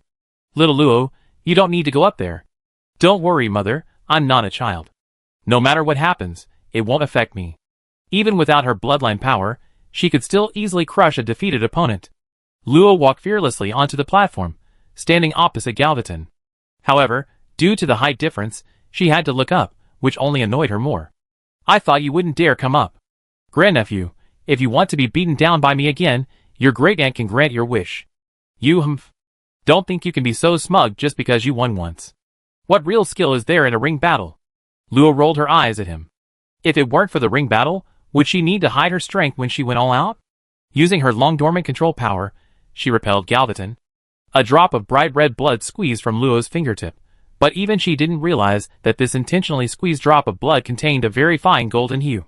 As everyone held their breath, the branch quickly absorbed the blood. 1 second, 2 seconds, 3 seconds. A dozen seconds later, the branches seemed to be asleep, without the slightest movement. Galvatron, who had been pushed aside by the inexplicable force, finally felt a surge of pent-up anger dissipate in his chest. Not a sound at all. It's not that I'm prejudiced against you, but not even a single leaf. It's hard to say if you're even a member of our Favors family. Now, not only the main family members, but even the other clansmen looked at Luo differently. No matter how much they caused trouble, they still possessed bloodline power, while Luo was like a cat that had wandered into a pack of wolves and dogs. Though both ran on 4 legs, he was utterly out of place. So he really doesn't have bloodline power. I thought it was a lie told by the main family to bully us. How dare she come? Doesn't she know this is the territory of the Favors family? But didn't she defeat Galvatron? TCH, what's that? Brother Galvatron hasn't even reached the limit of his bloodline. If it were a 20-fold, no, a 21-fold increase, how could she possibly win? Right, in our family, the higher the rank, the stronger the power increase. What's she? It's a pity such a lovely girl is a useless piece of trash, without any bloodline power. Conrad frowned, looking at the girl who was tilting her head and staring at the branch. Just as he was about to step forward to say something, he saw countless golden threads suddenly sprout from the previously still branch, spreading along the slightly cracked surface, and converging into a dazzling golden leaf. A sudden, inexplicable, powerful pressure descended upon everyone present. The power of the Favos clan's blood-pact curse was activated on its own, and the temperature in the entire courtyard plummeted, spreading a chilling aura. The dazzling golden light did not cease. As the first golden leaf sprouted, the branches grew rapidly, like saplings saturated with water, sprouting, thickening, and branching out. the pedestal quickly collapsed, and a strange tree entwined with golden threads took root in the earth, pausing briefly before rapidly growing enormous. Rumble. After a violent tremor, a colossal tree, over 300 meters tall and requiring 50 people to encircle, stood before the stunned crowd. Boom! The sound of another massive object collapsing made everyone instinctively turn their heads, discovering that the ancient tree in the back courtyard, whose age was unknown, had destroyed most of the fortress in its collapse. Luo stared blankly at the fallen ancient tree, swallowing hard. She seemed to have caused trouble. Chapter 469.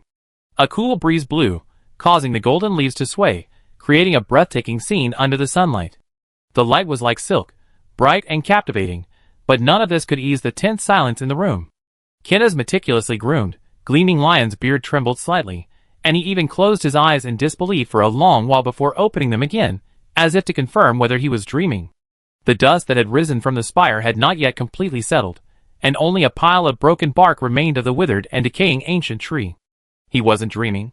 He took a deep breath, turning away to force himself not to look at the scene of the tragedy.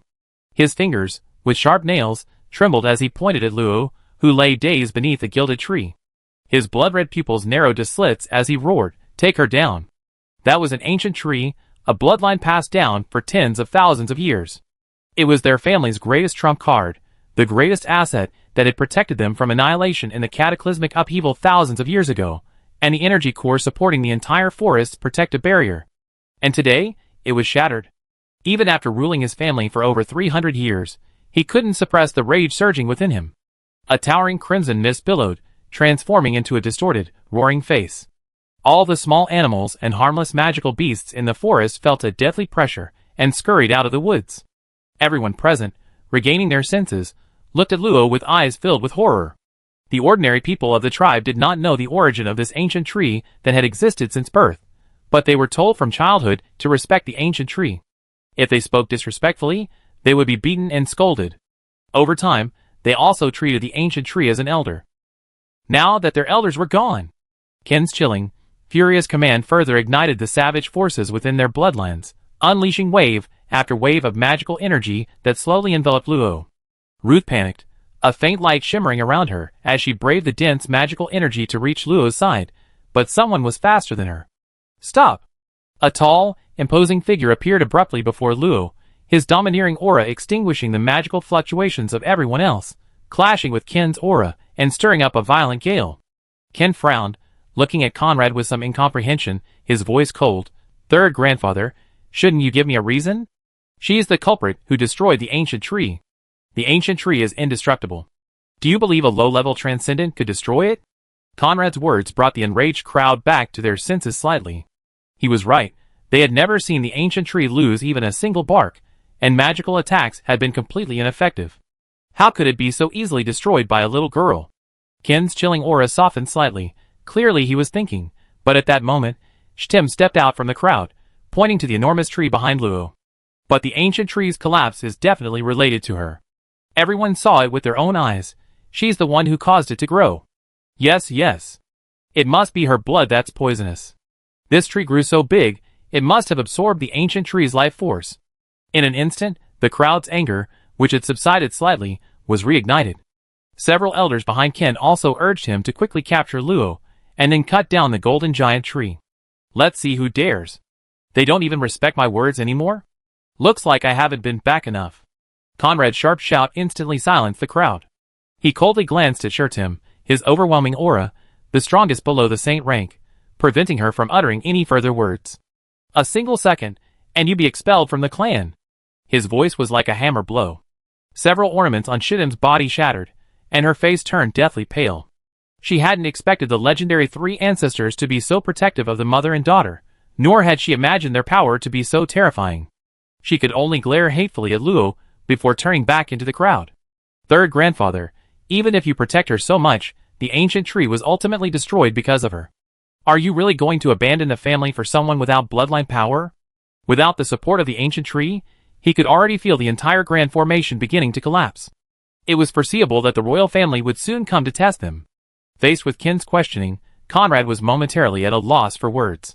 The importance of the ancient tree was self-evident, but who could have imagined that the ancient tree, which even he couldn't harm in the slightest, would disappear so suddenly. "Grandfather, let me speak." Lo, whose eyes had been unfocused and seemingly detached, suddenly tugged at Conrad's belt, his face full of relief. Conrad was somewhat uneasy, but seeing the confidence in Lo's eyes, he stepped aside. "Be careful, speak your mind boldly, and grandfather will protect you from harm." Lo nodded and stepped forward, looking directly at Ken a few meters away, extending a slender finger. "Before I begin, I'd like to ask everyone, what is the twig used to test blood concentration?" Upon hearing this, most people looked confused, and upon reflection, it seemed they didn't know either. "Isn't it just a testing tool?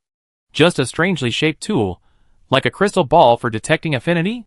Ken crossed his arms, unsure why Luo was asking this, but out of respect for Conrad, he replied casually, "It's a bloodline sensing tool made from a portion of the ancient tree's hardwood, not a real branch, so it can't possibly possess any life force."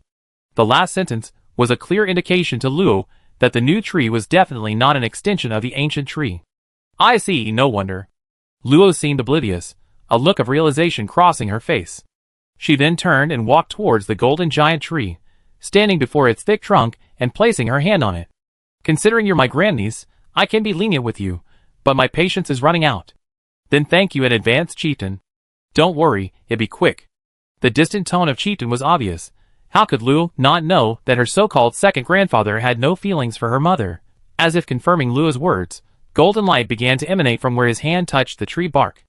Under the influence of a mysterious fluctuation, the gold, which had initially only flowed through the cracks in the grayish-brown bark, rapidly spread, transforming the entire tree into a pure gold, even more dazzling than real gold.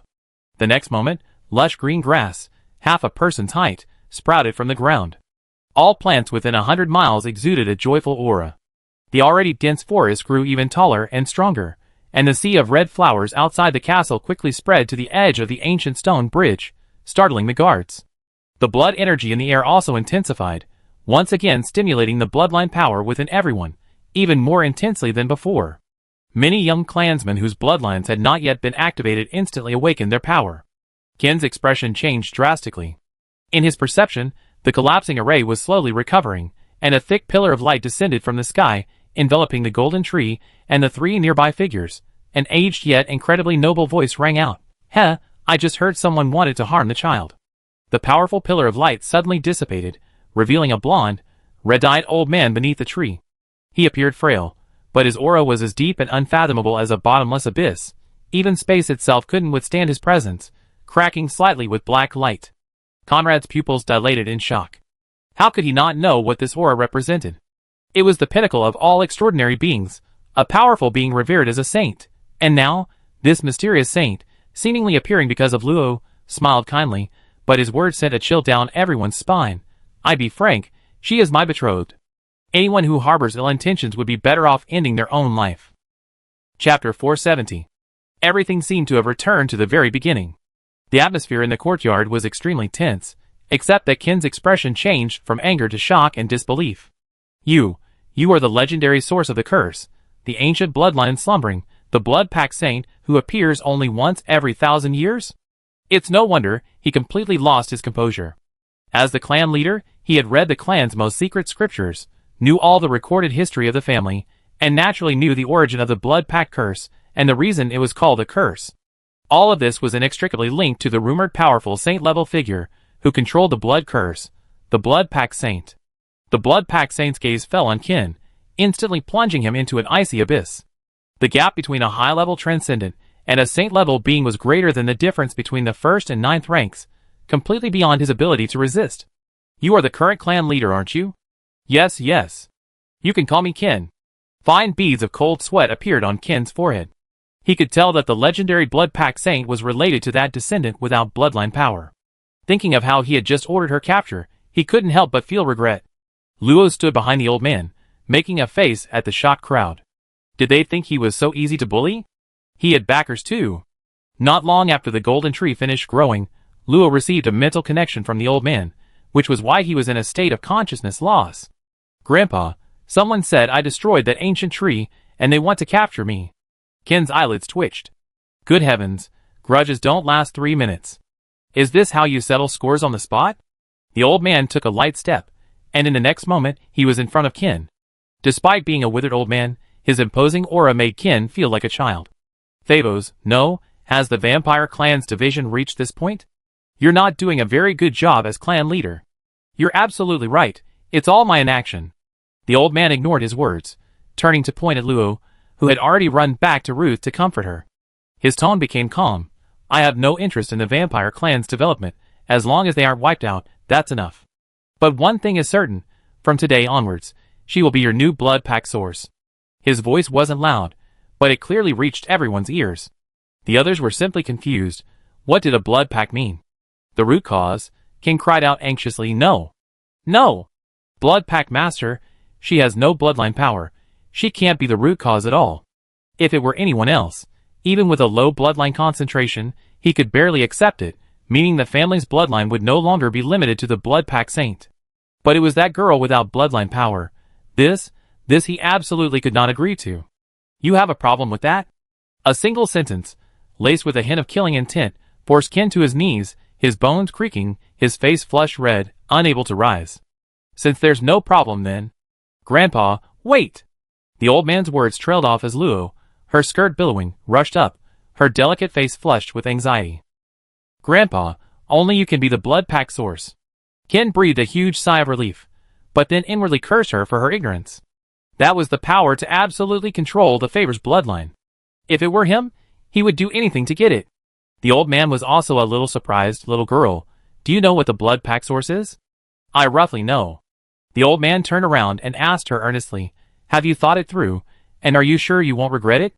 This isn't just a title, but a privilege, the power to wield the true blood pack curse. Luo nodded, then countered, Grandpa, do you think it's best for me to stay? The girl's eyes were clear, devoid of any childish naivete, more like those of a thoughtful adult. The old man gave her a deep look, understanding Luo's heart. He reached out and patted her head, then said calmly to Ken, since she's unwilling, then I let it go.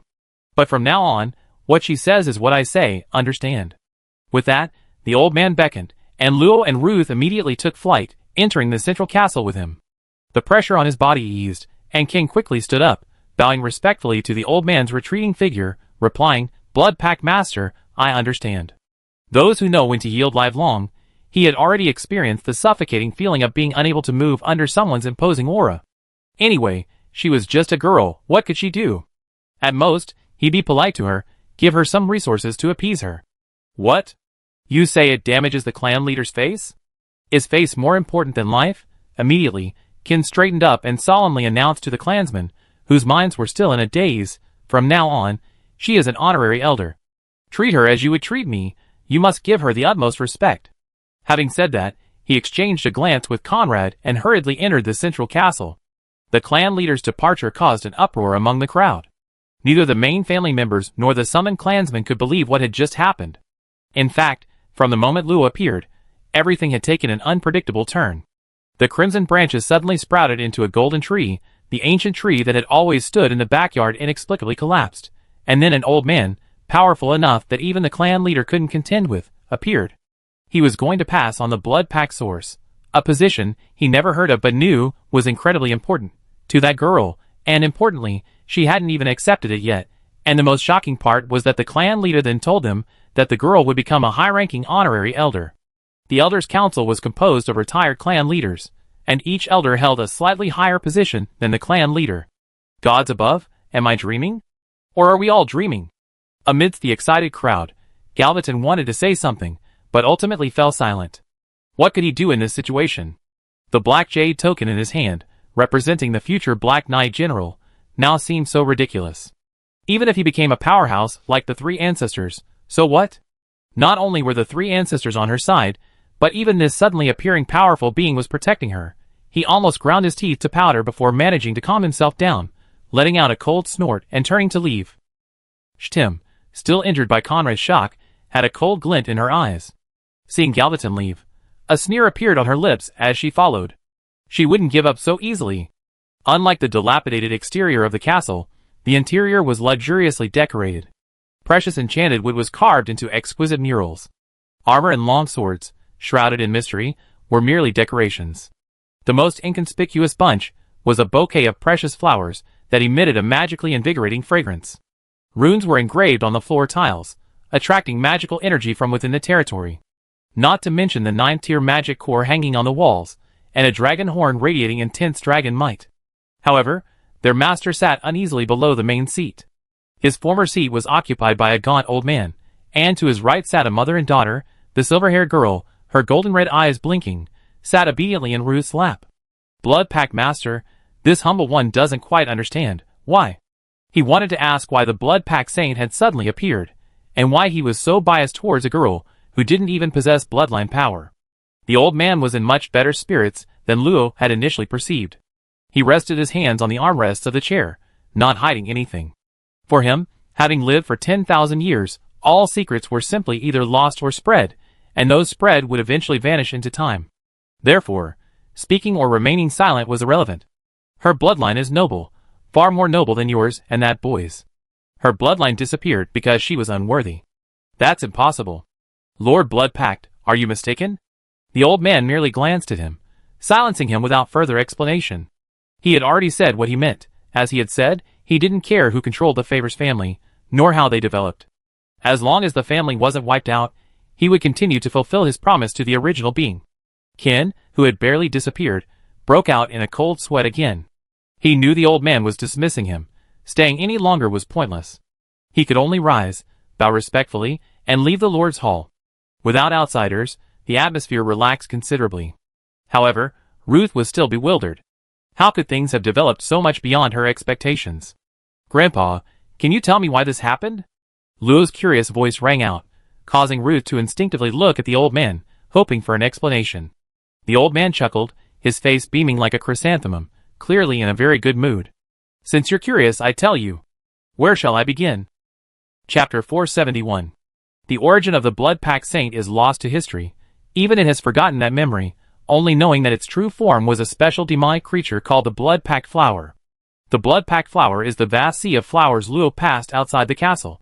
It has 7 petals, a blood-red color, and possesses strong hallucinogenic and blood-burning effects, often used to create explosive potions such as blood explosion potions.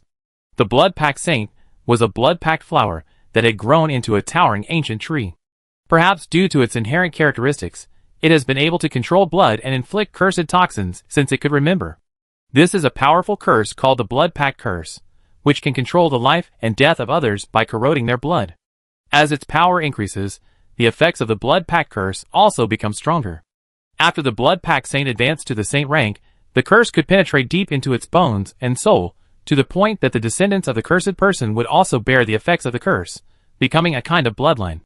However, this wasn't entirely without its advantages. The Blood Pact Curse allowed the user to temporarily burn their own blood to gain greater power. Through this method, the Blood Pact Saint established the once powerful Blood Pact Kingdom, the precursor to the Favos family. Ultimately, due to various reasons, the kingdom dissipated, and the cursed individuals settled in the Karlov Empire, calling themselves the Blood Clan. This gradually developed into the Favos family, which continues to this day. The Blood Pact Saint, however, never died. As a plant-based magical beast, its lifespan far exceeded that of ordinary saints, though after tens of thousands of years, it was nearing its end. But upon Luo's arrival, an unexpected event occurred. The crimson branch used for testing originated from its hardwood. Although thousands of years had passed, and it had been crafted into an artifact, it still maintained some connection to the saint. The drop of blood that Luo shed contained a power that even moved it. When the branch merged with it, it activated the hidden holy power within. Coincidentally, the ancient tree itself was nearby, so it absorbed the original life force and grew a new body. At that time, the Blood Pact Saint was preparing to enter a new period of slumber, when the sudden upheaval jolted it awake, causing it to reappear. Does that mean Grandpa can live a little longer? The Blood Pact Saint chuckled, but shook its head slightly, revealing the truth. Little girl, the revival of the body cannot change the aging of the soul. However, I really like the new body, and I must thank you for that. I see. Luo felt a little regretful. The Blood Pact Saint had traveled a long way and seen many things. She loved its stories, and coupled with the affinity of blood and the initial benefits, Luo had a good impression of it and naturally hoped to live a long life. No need to be sad. Life itself is the greatest gift. I'm already content to sleep a little longer. The Blood Pact Saint only stayed for less than half a day, telling Luo a few more strange stories from other continents before leaving. It said it needed to adjust the forest array to better suit the new giant tree, and would likely fall into slumber again afterward, so Luo shouldn't worry. In the following days, because of the matter of the honorary elder, Luo and Ruth continued to stay in their original guest room. She wasn't particularly interested in the title, but thinking about her mother and sister always targeting their territory, and that grumpy guy, Luo suddenly became interested. Anyway, why not take advantage of this free status? And so, using the elder status, Luo waved her hand, not only forcing Shurtim to return what she had taken over the years, but also transferring 50% of her resources to her own territory. The territory with which there had been constant friction was also acquired by Luo, using various pretexts, with most of its mineral and timber resources gone. Even a hidden small magic crystal mine was unearthed. Now it was hers. However, Shurtim seemed to have anticipated Luo's retaliation, using the excuse of being away to avoid direct contact. Otherwise, Luo would have loved to see her contorted face. Galvaton, as the heir to the Black Knight General, was someone Luo couldn't easily touch. However, she cleverly used the pretext of training him to send him to the western continent, where humans were weak and the elves, who valued long years, wouldn't give him a friendly look.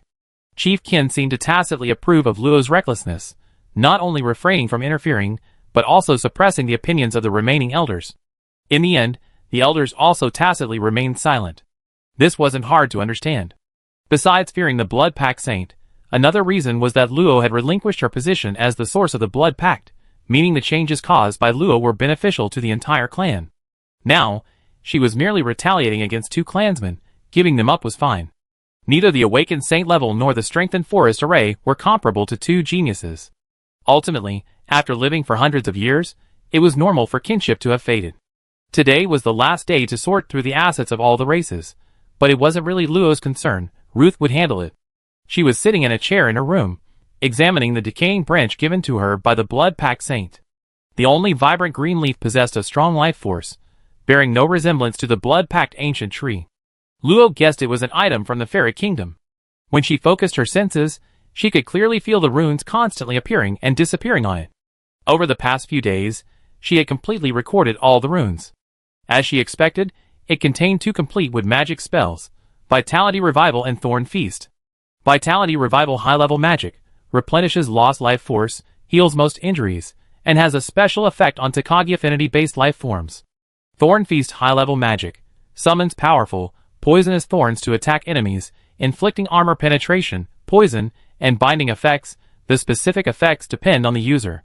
According to Luo's knowledge, Vitality Revival belongs to life magic, having different effects on vitality, commonly known as lifespan. Light magic is for healing, purification, and dispelling effects, and has different effects on evil life forms.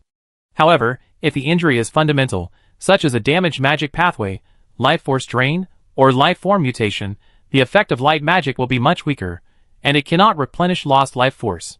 Vitality Revival perfectly fills Luo's gaps in this area. Thorn Feast belongs to wood magic, specifically a branch of poison magic. If the opponent lacks purification magic or a high-quality antidote, they will suffer a continuous weakening effect unless Luo removes the poison, a truly essential tool for ambushing enemies. In addition, there were some incomplete spells. After collecting the runes, Luo carefully stored the decaying branches in a separate ring. It feels a bit too risky. I'd better put it in the ruined space. Just in case, Luo meant, what if the ring was lost? It was better to leave it in the ruined space that had bound it to her. Before Ruth returned, Luo vanished from her spot, leaving only an inconspicuous little bead, like a discarded glass marble left by a mischievous child. The next moment, Luo appeared within the ruins, and then she saw a completely different spatial scene. Chapter 472. Luo thought back for a moment. She realized she hadn't paid attention to the ruined space for over 4 months, but could someone tell her why, in less than half a year, the space that used to take only a few minutes to traverse had become an endless expanse? Luo flew above the central altar, staring blankly at the endless, unfathomable sky. The Tree of Life, its trunk, which had been confined to 300 meters due to spatial limitations, now appeared so small. The long-dead, withered forest had revived. If the Tree of Life had transformed it into low, vibrant shrubs, then it was now a true dense forest. The green above the troll temple was even more intense, covered in vines and bearing plump, fragrant, unidentified fruits. Most importantly, Luo didn't sense the murderous aura emanating from the troll skeleton inside the temple this time. A slightly ajar temple door released a cool, damp aura. Luo cautiously flew inside. The skeleton sitting on the throne had completely lost its former imposing presence, as if something had erased its last trace. Arriving at the entrance to the secret passage where she had once encountered Moriarty, and looking at the dark opening, Luo ultimately decided against entering. Being alone was too dangerous. Who knew what else might be hidden in those graves? Back outside, Luo approached the Tree of Life. As if sensing her presence, the tree swayed gently, emitting soft, emerald green light, and even breathing it felt comforting. You can sense my arrival? Trees cannot speak, so Luo was destined to receive no answer. After muttering to herself for a while, she placed the ring containing the decaying branch at the tree's roots, and cast a 3-elemental barrier spell, the one she currently possessed. She then arrived at the neglected garden. The fruit trees she had planted had grown quite tall, and imbued with abundant life force, the fruit they bore was far superior to what grew outside. Each fruit was a low-level healing potion. Luo estimated that if she ever ran out of money, she could become rich just by buying fruit. Unfortunately, most of these would only end up in the seed pearl's stomach. She quickly picked the ripe fruit, not bothering to count it, but it roughly filled 2 10 cubic meter rings. The types were random. She hadn't planted anything the seed pearl didn't like. She waved her hand, releasing several water blades to clear away the weeds, ensuring she wouldn't miss the garden next time she returned. Luo then flew off into the distance. She needed to check the border, otherwise she felt uneasy. The ruins were vast, but at Luo's current speed, she traversed over 1,000 miles in less than a quarter of an hour. The underground scenery constantly changed. The unusual residential areas transformed into enlarged metropolises, followed by endless barren mountains. It would probably take a long time for the Tree of Life's radiation to reach her. A moment later, Luo stopped, looking at the distorted temple scenery before him, knowing he had reached the boundary. A faint, shimmering light rippled across the boundary, its presence noticeably obstructing any attempts to penetrate it. This meant the space was no longer chaotic, and there was no longer any danger of accidentally wandering in. Strange, did someone repair me? Completely unaware, Luo pondered, finally retrieving the control center, the angel's feather. Could it have repaired itself? The golden angel's feather returned to its arm-length form. Luo probed with his senses, his consciousness arriving at the location where the dragon crystal floated. Luo often came here because it was quiet, and the cool thrust from the falling dragon crystals made her feel relaxed. She hadn't noticed it before, but now, with deliberate inspection, she finally discovered wisps of foreign energy floating in the inner space. After painstakingly gathering all the dispersed energy, a wisp of golden thread floated in Luo's palm. This feels a little familiar. More than just a little, it was incredibly familiar. Wasn't this the divine power within her? Could it be that I carry the angel's feather with me, causing it to come into contact with divine power and begin self-repairing? The clever Luo immediately figured out the reason, a look of realization spreading across her face. It seems the effect of divine power is even more powerful than I thought, he. Feeling reassured that she understood, Luo relaxed. Since everything was alright, she should go back. Her mother would be worried if she couldn't find her when she returned. With this thought, Luo's figure disappeared into the ruins. The boundless lava space was filled with scorching dark red light, and the acrid smell of sulfur. Yellow acid rain fell from the sky, layered with leaden clouds, and streaks of black lightning flashed continuously. Screaming, featherless bad demons clashed, each one a fatal mistake. Dark red lava flowed across the earth. High temperature and rage were the dominant themes. Lava trolls and fire demons swam in the lava rivers, occasionally engaging in life-or-death battles due to chance encounters. On the few scorching patches of ground where footholds were found, a group of ragged creatures walked, humans, dwarves, and a few elves. Their bodies were covered in wounds, clearly showing signs of torture and abuse.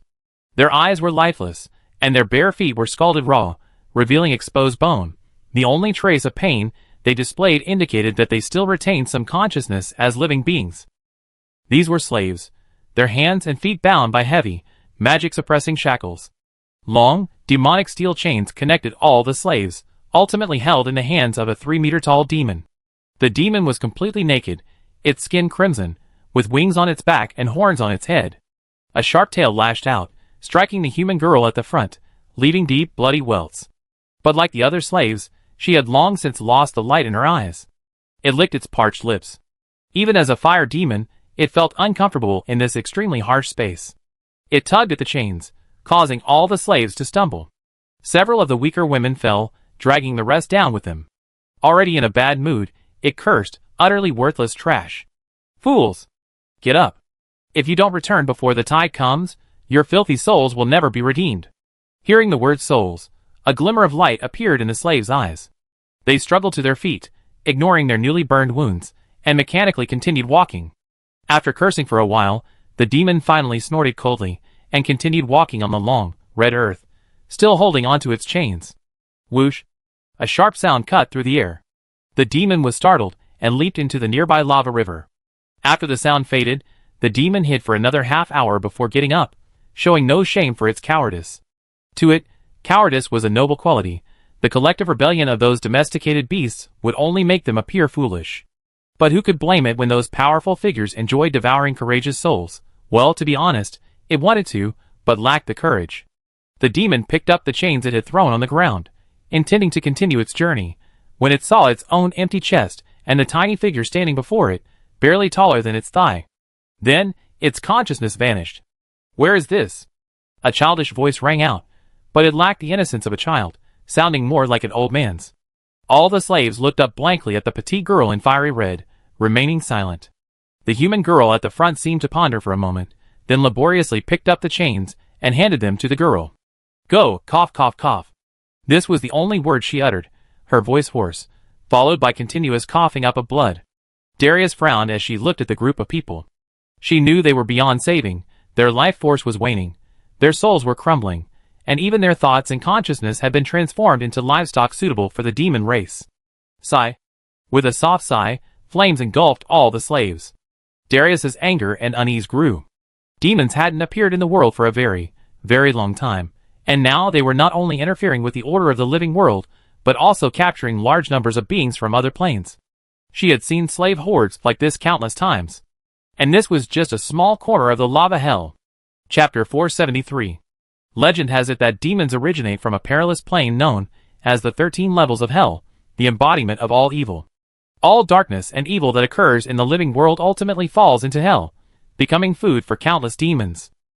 Legend has it that the number of demons is greater than the sands of the undead desert.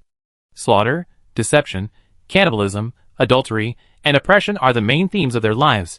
Chaos and self-destruction are deeply ingrained in their souls. Legend has it that demons are incredibly diverse, even more difficult to count than the chaotic bloodlines of orcs. However, there is an extremely strict hierarchical system among demons. Higher-ranking demons can arbitrarily slaughter lower-ranking demons without any reason or purpose, much like the small kingdoms and chaotic regions of the living world. Legend has it that the demon plane is chaotic, but all demons are ruled by 13 demon lords. No one knows the strength of the demon lords, nor whether they have a succession system. However, it is common knowledge that the 3 demon lords, War, Flesh, and Shadow, have long coveted the plane of the living. What era is this common knowledge from? Luowei frowned slightly, turning to a new page. Legend has it that some skeptical people believed demons were just another race, possessing the potential for good and beauty, and tried to change the world's prejudice against demons. The result? Let me see. Oh, they were eaten. In Luo's hand was a man's diary, recording the first-hand observations of a powerful human whose name had not been passed down. Of course, the author was definitely not the actual person, as the book used many vague terms, suggesting it was compiled by later generations from various sources. However, some of the rumors and events recorded within broadened Luo's horizons, especially the part about an experiment he supposedly conducted. He imprisoned a low-level demon in a broken, lifeless plane, then tried to isolate the demon from other planes to see what would happen without the absorption of sin. The result, to Luo's surprise, was that the demon disappeared. It wasn't death or decay, but simply a sudden disappearance. The author wrote her speculation in her diary. Demons might be aggregates of some kind of evil concept, they might not have true life. The author also said that he, or perhaps she, planned to study angels, another high race, after finishing her research on demons. However, whether this would materialize, Luo wasn't sure, since she didn't have another person's diary. Why was she reading this book? Actually, she found it while tidying up her belongings. She had skimmed through it before, remembering the content, but not deeply understanding it. Coincidentally, the clan leader was counting magic crystals, well, her magic crystals. So, with nothing else to do, Luo reread it. Indeed, there were many details she hadn't noticed before. Closing the book, she saw 32 ornate rings on the table. But appearances weren't important. What mattered was what was inside. As the saying goes, family property is one's own, so before leaving, Luo unceremoniously packed up 30% of Fabersburg's wealth and took it with her. Keep in mind, this was the legacy of a former kingdom. Even in its decline, its wealth was unimaginable.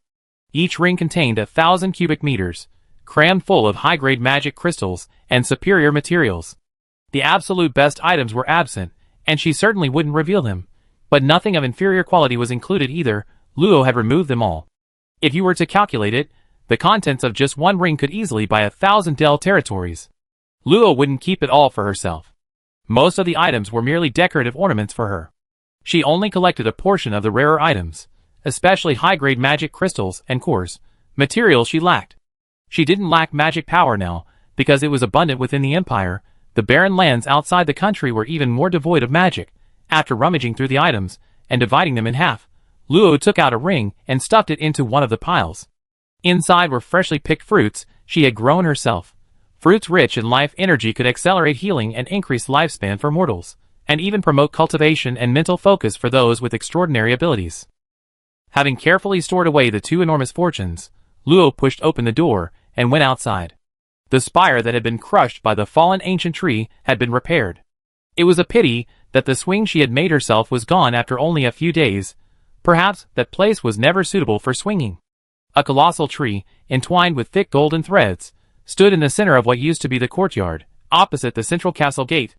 However, compared to its early form, each leaf now emitted a soft golden light, with wisps of red mist emanating from the tips of the leaves, blending into the surroundings and adding a touch of crimson to its pure golden crown.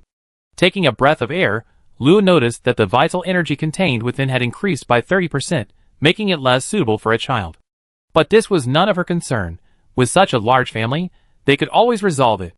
Conrad sat atop a large rock, gazing at the gleaming giant tree. Noticing Luo's arrival, he gave her a hearty laugh. Finished? Yes, grandfather, all done. Luo replied, looking at the giant tree she had planted herself, just as he did. An old man must be sleeping peacefully inside, waiting for her to bring back stories of the fairy kingdom. A surging wave swept across, releasing a thick, viscous fog, threatening to engulf the tall girl at the front. But a clear, cold shout suddenly echoed throughout the arena. Absolute zero. A powerful chill swept across the entire sea, freezing everything in its path. It's not as exaggerated as 10,000 miles. It's just a small high-level spell. Do you think I never seen anything like it before? The stubborn merman lady curled up, enveloping herself in a water sphere, and dissolved into vapor before the extreme cold arrived, merging into the icy tide. Phew. I should be fine now, right? Who is this guy? Why is he so troublesome? The girl at the center of the icy tide was a little pale, but she had great confidence in her magic. This was a powerful spell from 3 years ago, capable of freezing not only the body like ordinary ice magic, but even the soul and magical power. If that alien girl hadn't been so slippery, like a fish, impossible to hit, and wasting so much of her magical power, she wouldn't have used it so quickly. Breathing slightly to relieve the excessive magical power, the girl's senses searched for her target. The effect of absolute zero was powerful. The opponent shouldn't be able to react. However, she didn't notice that, within the icy chill of the frozen tide, a small, shivering wisp of vapor was rapidly approaching her. Huh? The girl quickly spotted a spherical area beneath the ice. Not bad, it can temporarily cast a defense, but it's futile. This is magic that can freeze even the soul. With a flick of her wrist, an ice sphere over 3 meters wide burst forth. A pale blue magic circle appeared in her hand, and an ice sword slowly extended. Let's finish it off with the final blow. The champion is mine. Crack! A crisp shattering sound rang out as the ice sphere split in two. But to the girl's astonishment, it was completely empty. Gaw gaw gaw! You idiot! Behold this priestess's super invincible water tornado. With a strange cry, a large amount of water vapor gathered, forming a water tornado that tore through the ice. Before the girl could react, she was engulfed, the powerful tearing force instantly shattering her thin magical shield. Immediately afterward, 2 giant aquamarine hands pierced through the water tornado. The immense force severely injured the girl. The giant hands closed, gripping her tightly, and thrust her before the smug sea pearl. Humph. You think you can? Why aren't you affected? The girl's voice, no longer cold, held a hint of urgency. The kind-hearted sea pearl stroked her smooth chin, deciding to generously tell her the answer. Because it was caused by being beaten. Huh? The water giant unleashed its power, instantly teleporting the still confused girl away, leaving only Sea Pearl elegantly clapping her hands. Oh dear, my explanation should be clear enough, right? Chapter 474. Sea Pearl was furious. She had watched every single one of Luo's matches, cheering her on enthusiastically. But, as her best friend, that wretched Luo hadn't been there at all. What was the point of all her hard work cultivating? Wasn't it to catch up with her? Wasn't it to drown that deep-sea giant clam? How could it be just for food? Luo, is there any more? Luo glanced at Sea Pearl, who was fuming and dealing with the leopard claw fruit, then handed her a green vein melon the size of her head, thoughtfully including a spoon. What happened? No, is this a new variety? It's sweeter than before. Sea Pearl cut open the melon, scooping out the flesh with a spoon, her eyebrows relaxing. Lo, you're so sweet. Really? I've been taking care of most of your gardening, haven't I? I don't understand why aquatic races like to eat fruit. Oh, isn't the water salty? Isn't it normal to eat something mild? Chew on it. The person who invented fruit was a genius. Lo popped a grape into her mouth, blinking her bright eyes. What was the reason? Oh well, as long as she likes it. She'd been back from Favorsburg for a week, not yet having used up the 15 days Dean Fitch had given her. Beside her, Dap and Galvaton exuded an aura of unapproachability, their faces full of reluctance and indifference, a stark contrast to the harmonious atmosphere beside them. Little Luo, you have to talk to me later. Luo nodded in agreement with Viguria. How could you call someone a friend if you didn't share things with them? However, she was currently working as a fruit vendor. The leopard claw fruit, resembling a large cat's paw, can slightly enhance the concentration of golden magic. The sweet, green vein melon can soothe minor burns from flames. The cool, refreshing ice fruit can calm the mind when feeling agitated. The white sun fruit, which rots upon falling to the ground, leaves a warm feeling in the stomach. And then, there are the moonlight grapes, which become invisible under moonlight, Luo's favorite snack while watching matches. Slightly tart, not overly sweet, and small enough to eat in one bite. After distributing the fruits everyone enjoyed, Luo noticed the Silver Moon Saintess's occasional glances. He thought for a moment, rummaged through his ring, and extended a delicate, white hand. Want to try some? Silver Moon paused, her closed eyes looking at the grapes in Luo's hand. She pointed slightly, hesitantly, for me? There's no one else here, right? Silver Moon's gaze swept past the sweetly smiling Luo, landing on Dap and Galvaton, whose faces twitched slightly. She then smiled gently. That's true, then I accept. She was born with the power of the moon, and could sense the faint lunar energy contained in the grapes. It was impossible not to be curious. With her perfectly slender fingers, the envy of all girls, she picked up a grape and, under the cover of her other wrist, put it in her mouth. How is it? Very sweet, I like it. The effect was definitely non-existent, since it wasn't as much as she absorbed while basking in the moonlight at night, but that didn't stop her from liking the taste. That's good. Luo popped a grape into her own mouth, then gave her a bunch, before focusing on watching the match. Now it's a competition for 5th-tier students, and the scene is much more spectacular than before. The arena has been expanded again, with its diameter increasing from 3,000 meters to 5,000 meters, and even the barrier has become 10 times stronger.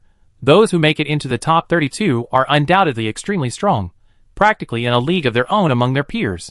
However, things change at the 5th rank. Simply put, their cultivation time is too short. Participants in the league are limited to those under 80 years old.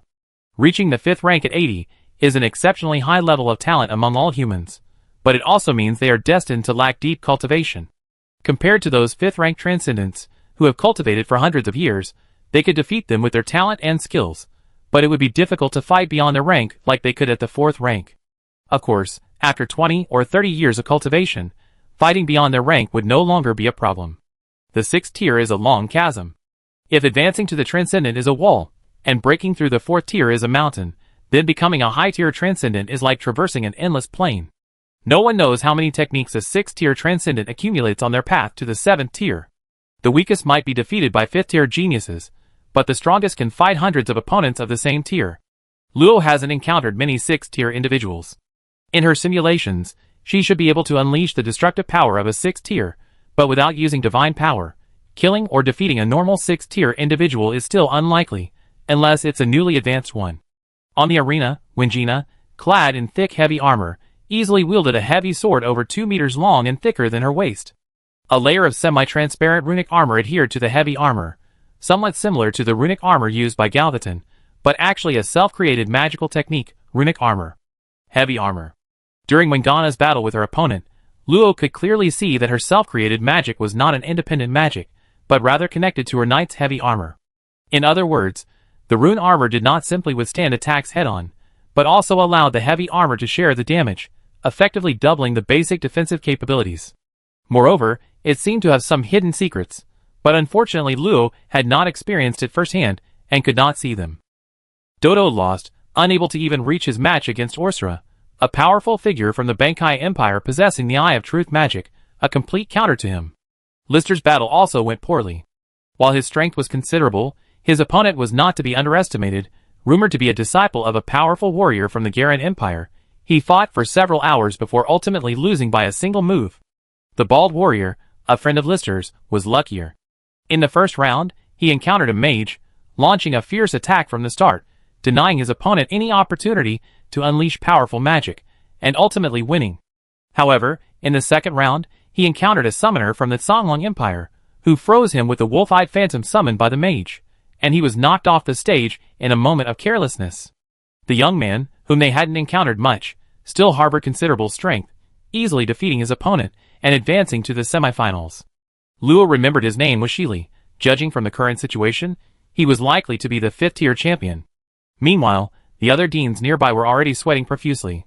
They couldn't believe that not only had the Imperial Academy dominated the low-level Extraordinary Championship, but the 4th-level championship had also been won by the newly recruited Sea Pearl, and even 2 of the top 4 5th-level contenders belonged to the Imperial Academy.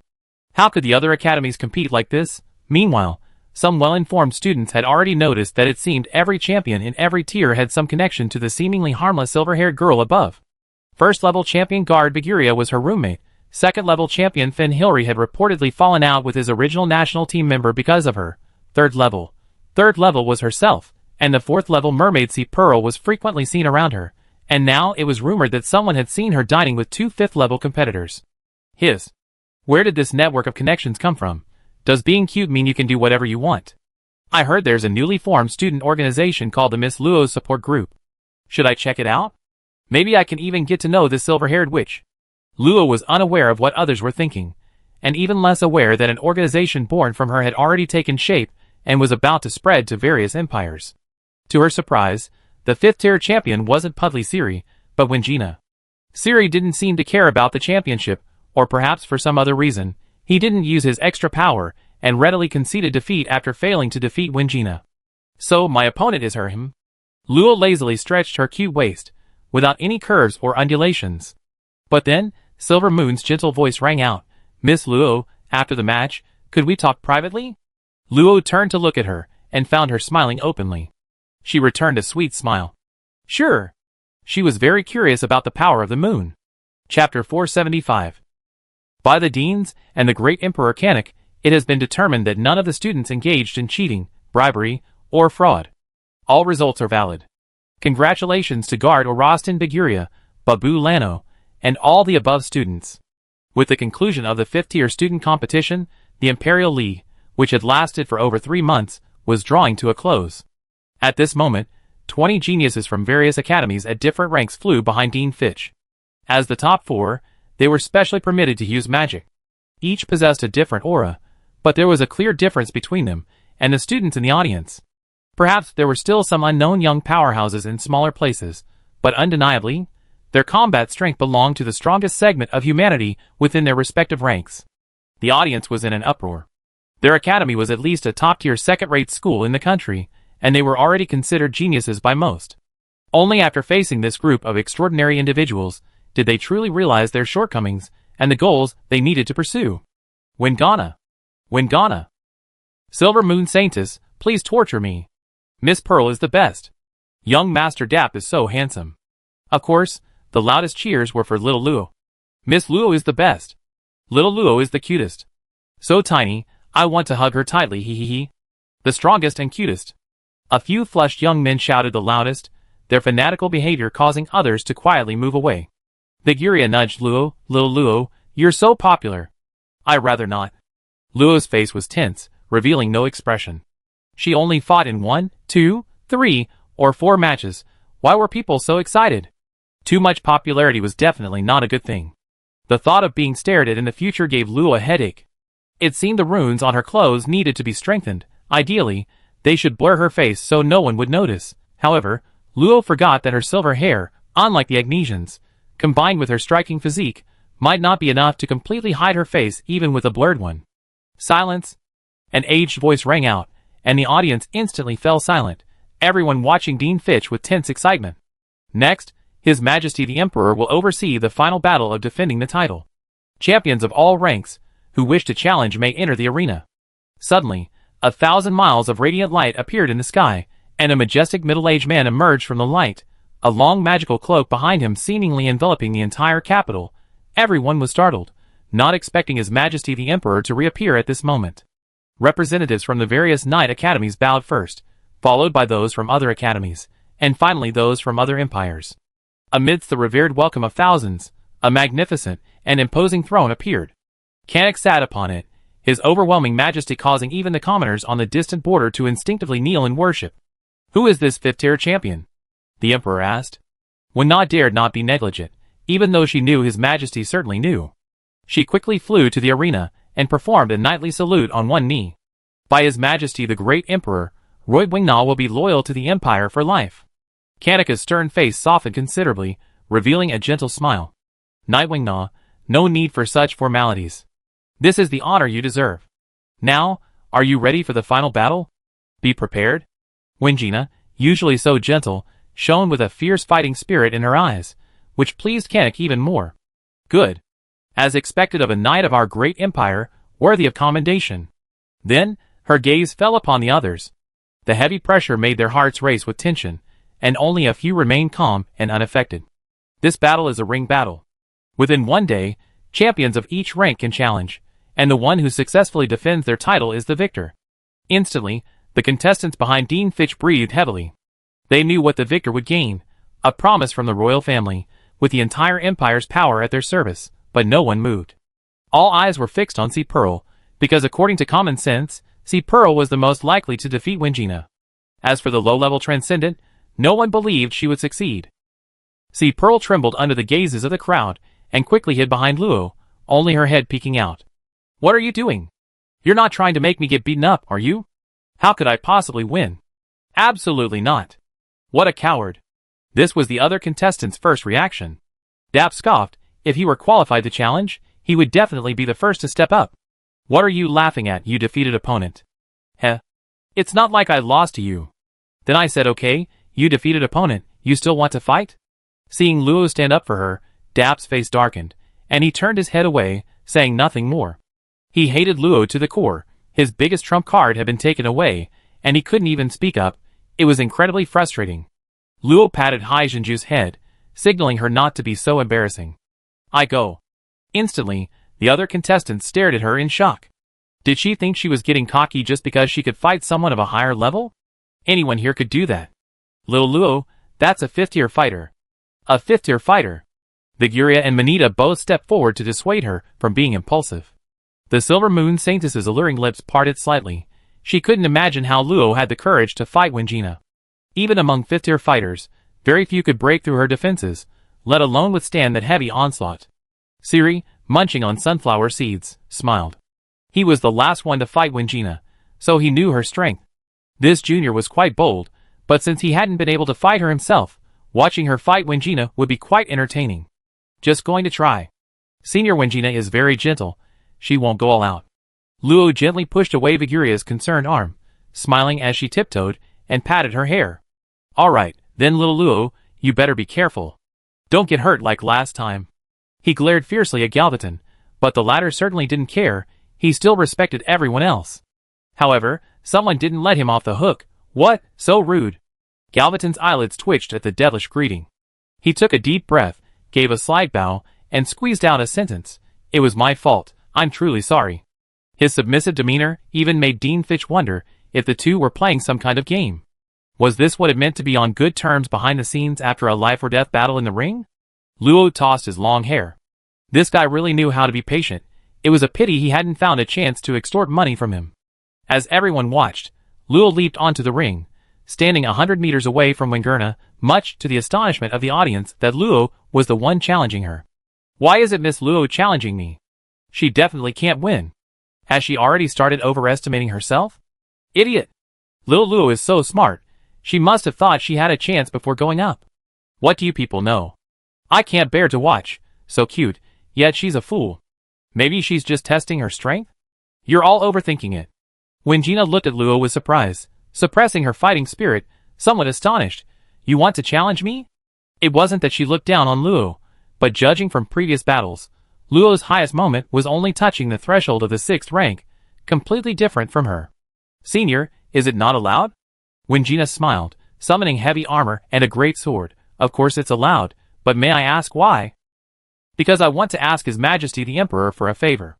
The girl's response rang out, and even without the barrier, those with excellent hearing could hear the gentleness hidden in her clear, cold voice. Canik showed a hint of surprise. That little guy actually needed someone's help. A slight smile played on his lips as his gaze fell on Luo. Interesting. Chapter 476. Buzz. The barrier rose, the arena expanded, the pristine white stone bricks transformed into barren earth, the sky rose higher, and the sounds from the audience faded away, leaving only a gentle breeze stirring up a few specks of dust.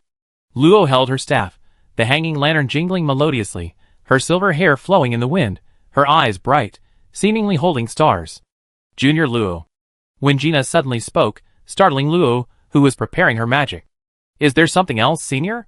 When Gina shook her head slightly, resting her great sword on her hand. Junior Luo's matter is very important, isn't it? You could say that. Luo hesitated for a moment, then added, it concerns my family. The border wasn't safe enough, she hoped her father's territory could be moved to the capital. With the help of Iguria and Manita, and with the Favors family looking after her, their safety would be greatly improved. I see. When Gina pondered for a moment, her face gentle. Junior Luo, let's settle this with one move. If you can break my defense, you win. If you lose, you just need to do me a favor, and I make a request to His Majesty the Emperor for you. How about it? Huh? Why? What could she possibly do to help her? Making a request to the royal family would definitely be better than doing it herself. Isn't your cuteness a reason? Luo looked at Wingina radiating a motherly warmth, and quickly shook her head to clear her mind. How could she possibly associate her senior with her mother? Senior, this joke isn't funny. Wingina shrugged, helplessly saying, all right, but win or lose, you do me a favor, and I help you fulfill your wish. It's a way of making friends. Isn't that too much to ask, Junior? Now that things have come to this point, if Luo were to remain suspicious, she would be risking offending someone. In that case, Senior, I will go all out. Thank you, Junior. A dense layer of magical runes instantly appeared on Wingina's body, interlocking to form a semi-transparent, illusory armor, connected to her heavy armor, its edges seemingly extending into the void, forming an incredibly sturdy shield. Her gentle gaze turned defiant, a faint phantom of a goddess embracing her, giving her boundless confidence. At the same time, her greatsword erupted with a murky yellow light, as if a thick layer of earth had appeared, enveloping her within it. Without breaking through the earth, one could not touch her true form. Junior Luo, you can't break through if you're not serious. The spectators, who had been wondering why the two were chatting, also noticed something amiss. They seemed to be deciding the outcome in one move. Nassaner looked intently at the triple defense on Wingina's body, the protection of the Earth Goddess. This is goblin-specific magic. How did she use it? There's also a high-level defensive magic skill, Earth Shield. It uses high-intensity earth magic to condense the will of the earth, forming an indestructible and powerful shield. It's arguably one of the top 10 defensive magic skills among Earth attribute abilities. When Wingina unleashed her magic, Luo sensed the earth-like, heavy aura emanating from her. It was even more terrifying than Galvaton under the combined effects of the blood-pact curse and the baleful aura, and it lacked that overt sharpness, leaving no weaknesses exposed. For a moment, Luo felt like he was facing an impenetrable tortoise shell. No matter what magic he used, or what angle he attacked from, he ultimately couldn't break through her defenses. Shaking her head to dispel the feeling of helplessness, Luo realized she couldn't break through Wingina's defenses with ordinary means.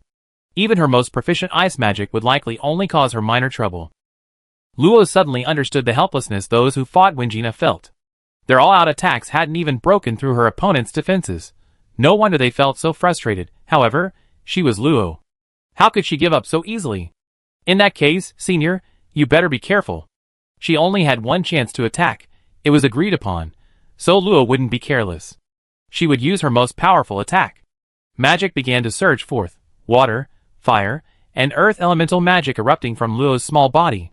The magic concentration on the arena rapidly increased, forming a magical mist that obscured perception, enveloping her and Wingina. Soul power transformed into waves, surging into the magical mist, making the area within a kilometer. The entire area of magical mist merged into one. Looking at the darkening surroundings, Wingina reminded her, Junior Luo, the method you used against Junior Dappa won't work. This magical mist can't penetrate. Luo nodded in agreement, saying earnestly, I know, this is just a smoke screen to mislead others. I don't want anyone to see through it. Wingina was stunned.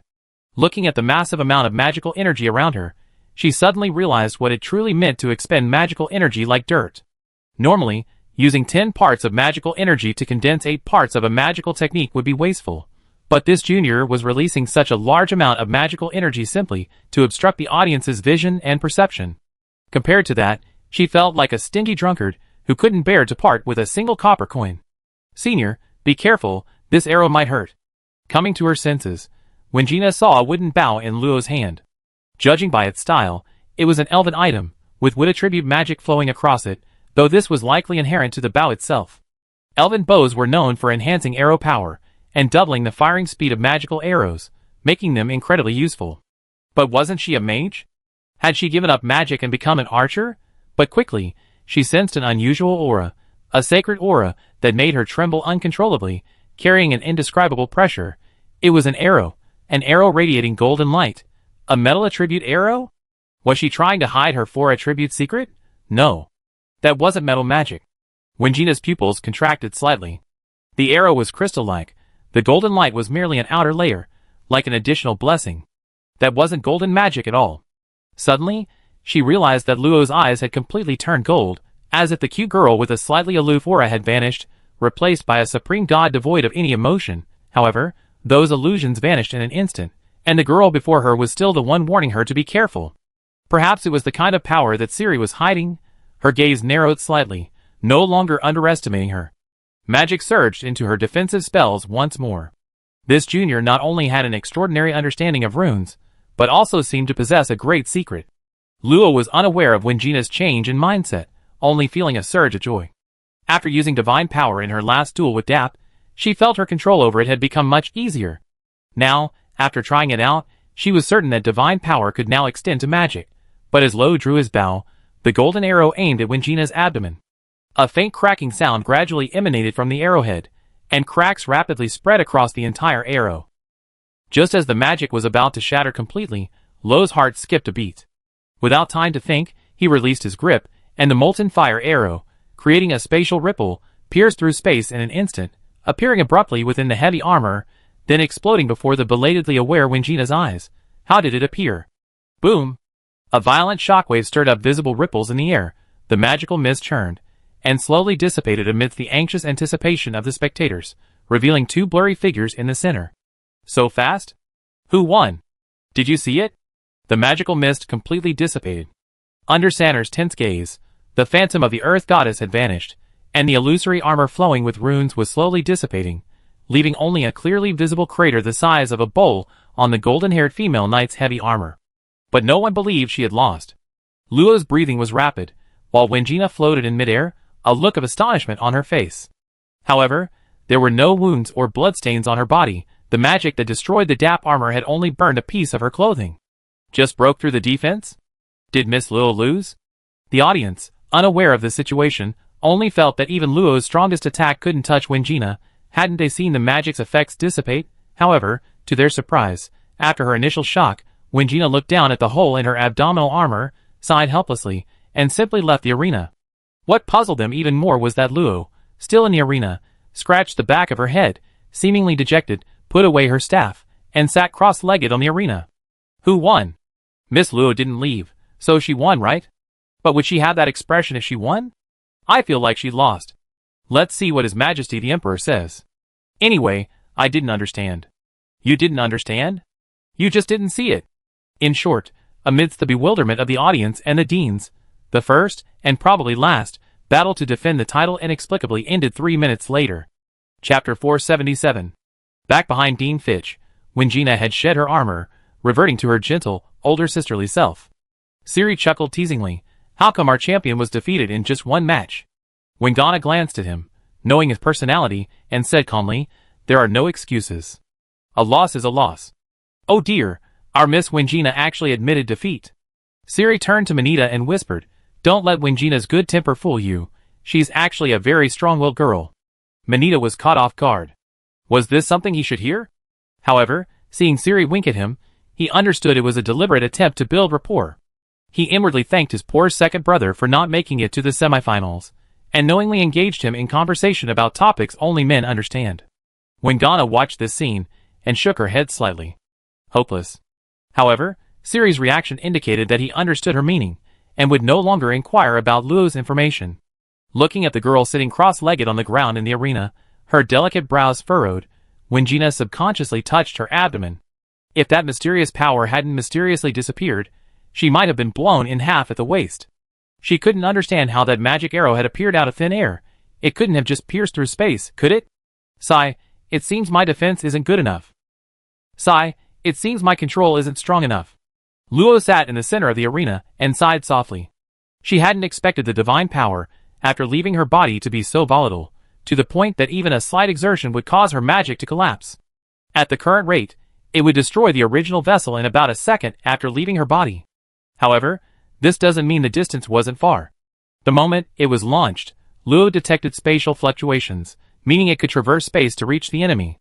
Luo wasn't sure of the exact limit, but if she had known it would emit spatial fluctuations, she would have simply cut through the defenses at close range. She wondered if His Majesty the Emperor had detected it. Sigh. I was too hasty. Stealing a glance at Emperor Kanik, who seemed to be resting with his eyes closed, Luo breathed a slight sigh of relief. He probably hadn't been discovered. Unbeknownst to her, Kanik, seated high on his throne, was engaged in a rapid exchange with Albert. Lord Albert, don't you want to give me an explanation? Do you believe her or me? That's pointless. Then you should at least believe Luna. Can you stop using her as an example? Fine, all the current developments regarding the demons and Haida are related to her. Do you think that's enough? Things would have happened without her, and the outcome wouldn't have changed with her. What if the old man says she helped me escape? Don't lie to me. You could ask Helena. She's obsessed with money. I'm not going. Fine, I trust you this once. If you ask me, Albert, you're so free, you should at least teach her a lesson. You manage the academy for me? That little merman girl is enough of a headache for me. Your Majesty, you can manage such a vast empire. Managing the academy for this old man should be a piece of cake, right? The connection was abruptly severed. Kanik slightly opened one eye, glanced at Luo, then at Pearl C and the others. There was no movement. No, they were having a lot of fun, but showed no intention of participating. This year's students are even more bizarre than last year's. Oh well, for Luna's sake, I didn't see anything. He opened his eyes, his imperial aura radiating, silencing the noisy audience once more. Since no one is going to challenge us, this round of the title defense is ending early. What's the controversy? Pearl and the others naturally had no objections. With a resounding, ethereal bell chime, the bell of the highest tower of the Imperial Academy rang, officially announcing the end of the league. Of course, there was still a lot of work to be done, but it wasn't really Luo's concern. After the bell rang, she was teleported to a somewhat familiar place. Surrounding her were several thick, red-lacquered wooden pillars. On the high throne sat Emperor Kanik, beside whom stood an exceptionally handsome young man. Judging by his ears, he was a pure elf, with long golden hair tied back, nodding and smiling at her with his hands behind his back. Saint rank, sainthood, all attributes, knight, druid, spirit druid, a very handsome male elf, more information unavailable. Where is this? This is the royal palace of Sky City. And why is there an elf in the royal palace? Why don't you bow to me, your majesty? Kanika's majestic voice brought Luo back to her senses, making her a little flustered. This was the supreme ruler of an empire, a powerful figure like Albert. What kind of greeting should she give? A bow? A knight's bow? A noble's bow? Or a mage's bow? But all she knows is a curtsy. If only she had learned a few more from the etiquette made when she was little. As expected of the well-traveled Luo, she quickly followed her instincts. She stood there stunned for a while, then gave a nod, and realizing it was inappropriate, she added a curtsy. Her reason finally returned, and she felt her face getting a little hot, so she quickly lowered her head to hide it. Kanek leaned back on the throne, suddenly understanding why Luna had taken him as a disciple. She was a bit silly, but adorable enough that no matter how impolite she acted, it was impossible to get angry. Lagran Del Lo, congratulations on becoming the champion of this Imperial League. Your outstanding performance has greatly pleased me. I hereby grant you one request, which I will grant to the best of my ability. Here it comes. Lo's eyes lit up instantly, her earlier embarrassment vanishing. Your Majesty, is anything possible? Of course, as long as it doesn't violate Imperial law. Then I wish my father's territory could be moved to the capital. Kanek glanced at her in surprise, not expecting this was what the little one had discussed with Wang Na in the arena. Have you thought it through? You only get one chance. Lo nodded seriously. As long as her parents and Luffy Alice were safe, she wouldn't have to worry about traveling far away again. This is no difficult matter, I grant your request. Hearing the reply she wanted, Luo was secretly delighted, not even noticing the uncontrollable upward curve of her lips. Minister Albert has spoken of you to me many times, saying your talent is above average. Seeing you today, I can see you are indeed extraordinary. Luo was somewhat flattered, and waved her hands repeatedly. Not at all, your Majesty flatters me. Kanek found it somewhat amusing. This was different from her teacher. If Luna had heard this, she would probably have accepted it with obvious pride. Take this letter of recommendation. As Luo looked on in confusion, a golden light fell into her hand. When the magic dissipated, it revealed a beautiful gold-embossed envelope with a small magic circle faintly floating on it, but deciphering it was not difficult. This is a gift from Grand Minister Darius to you. Luo couldn't help but open her rosy lips. My teacher's teacher left this for me? It's good that you know. Alright, your companions are waiting, so I won't linger any longer. A crack suddenly appeared in front of Luo, revealing a startled sea pearl inside. Then, a suction force emanated from the crack, pulling her in. Once there were no outsiders, Kanek shifted to a more comfortable position and smiled at the silent Ansel beside him. How is it? Interesting little fellow. The future of the Empire is assured. Ha ha, with your words, I'm relieved. Kanek laughed twice, but his expression gradually became serious. Judging from Grand Knight Perseus' feedback, the infiltration of various cults, large and small, was higher than expected. Many city lords in small towns had already been bewitched, and this was happening throughout the entire human race. This left him no choice but to think further. How long can peace last? Chapter 478. Luo sat cross-legged on the bed, wearing only a sundress.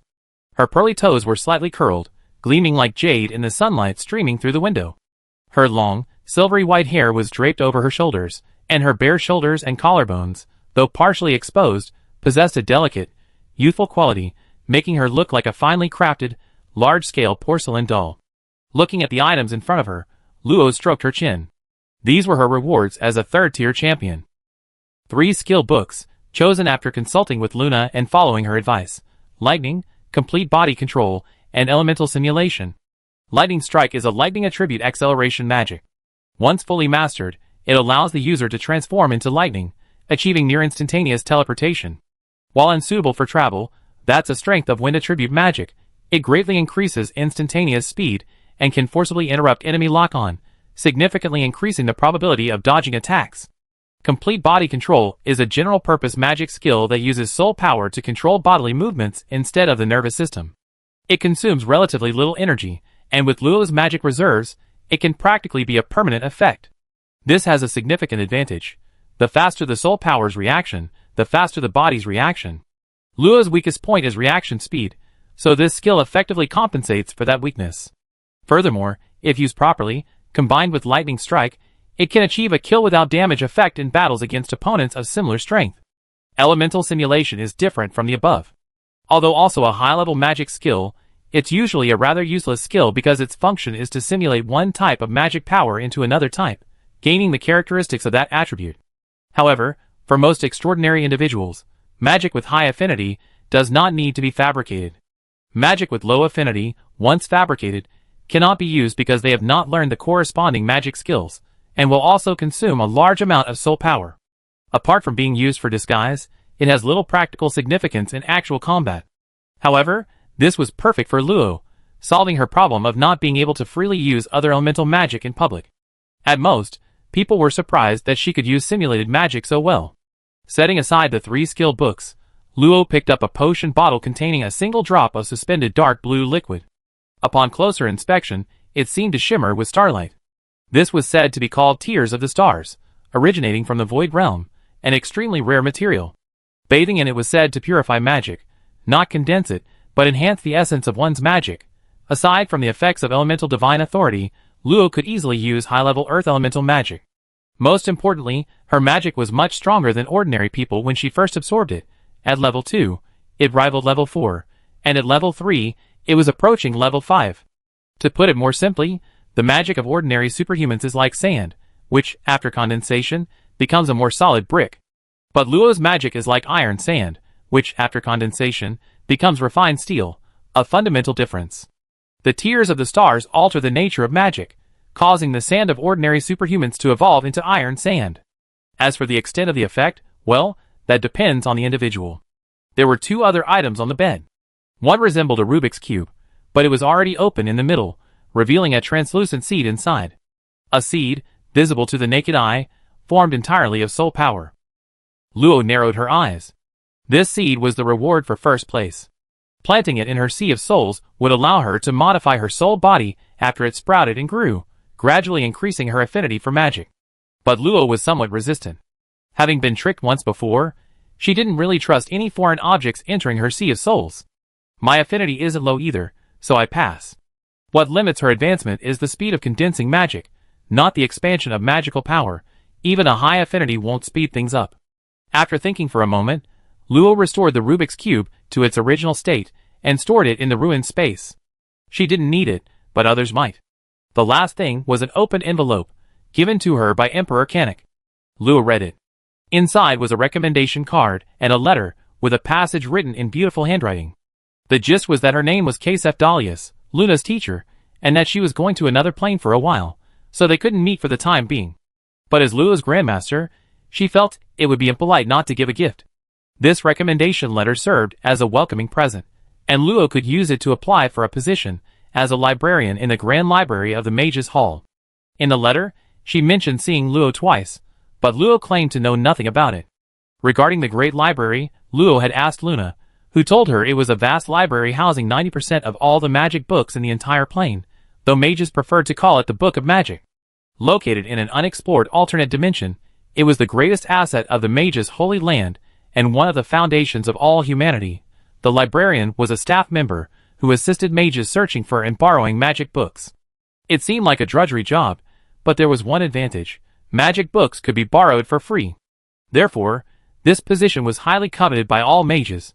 Luna herself admitted to being somewhat envious, saying, "That old guy is so good to you, even though I'm his disciple."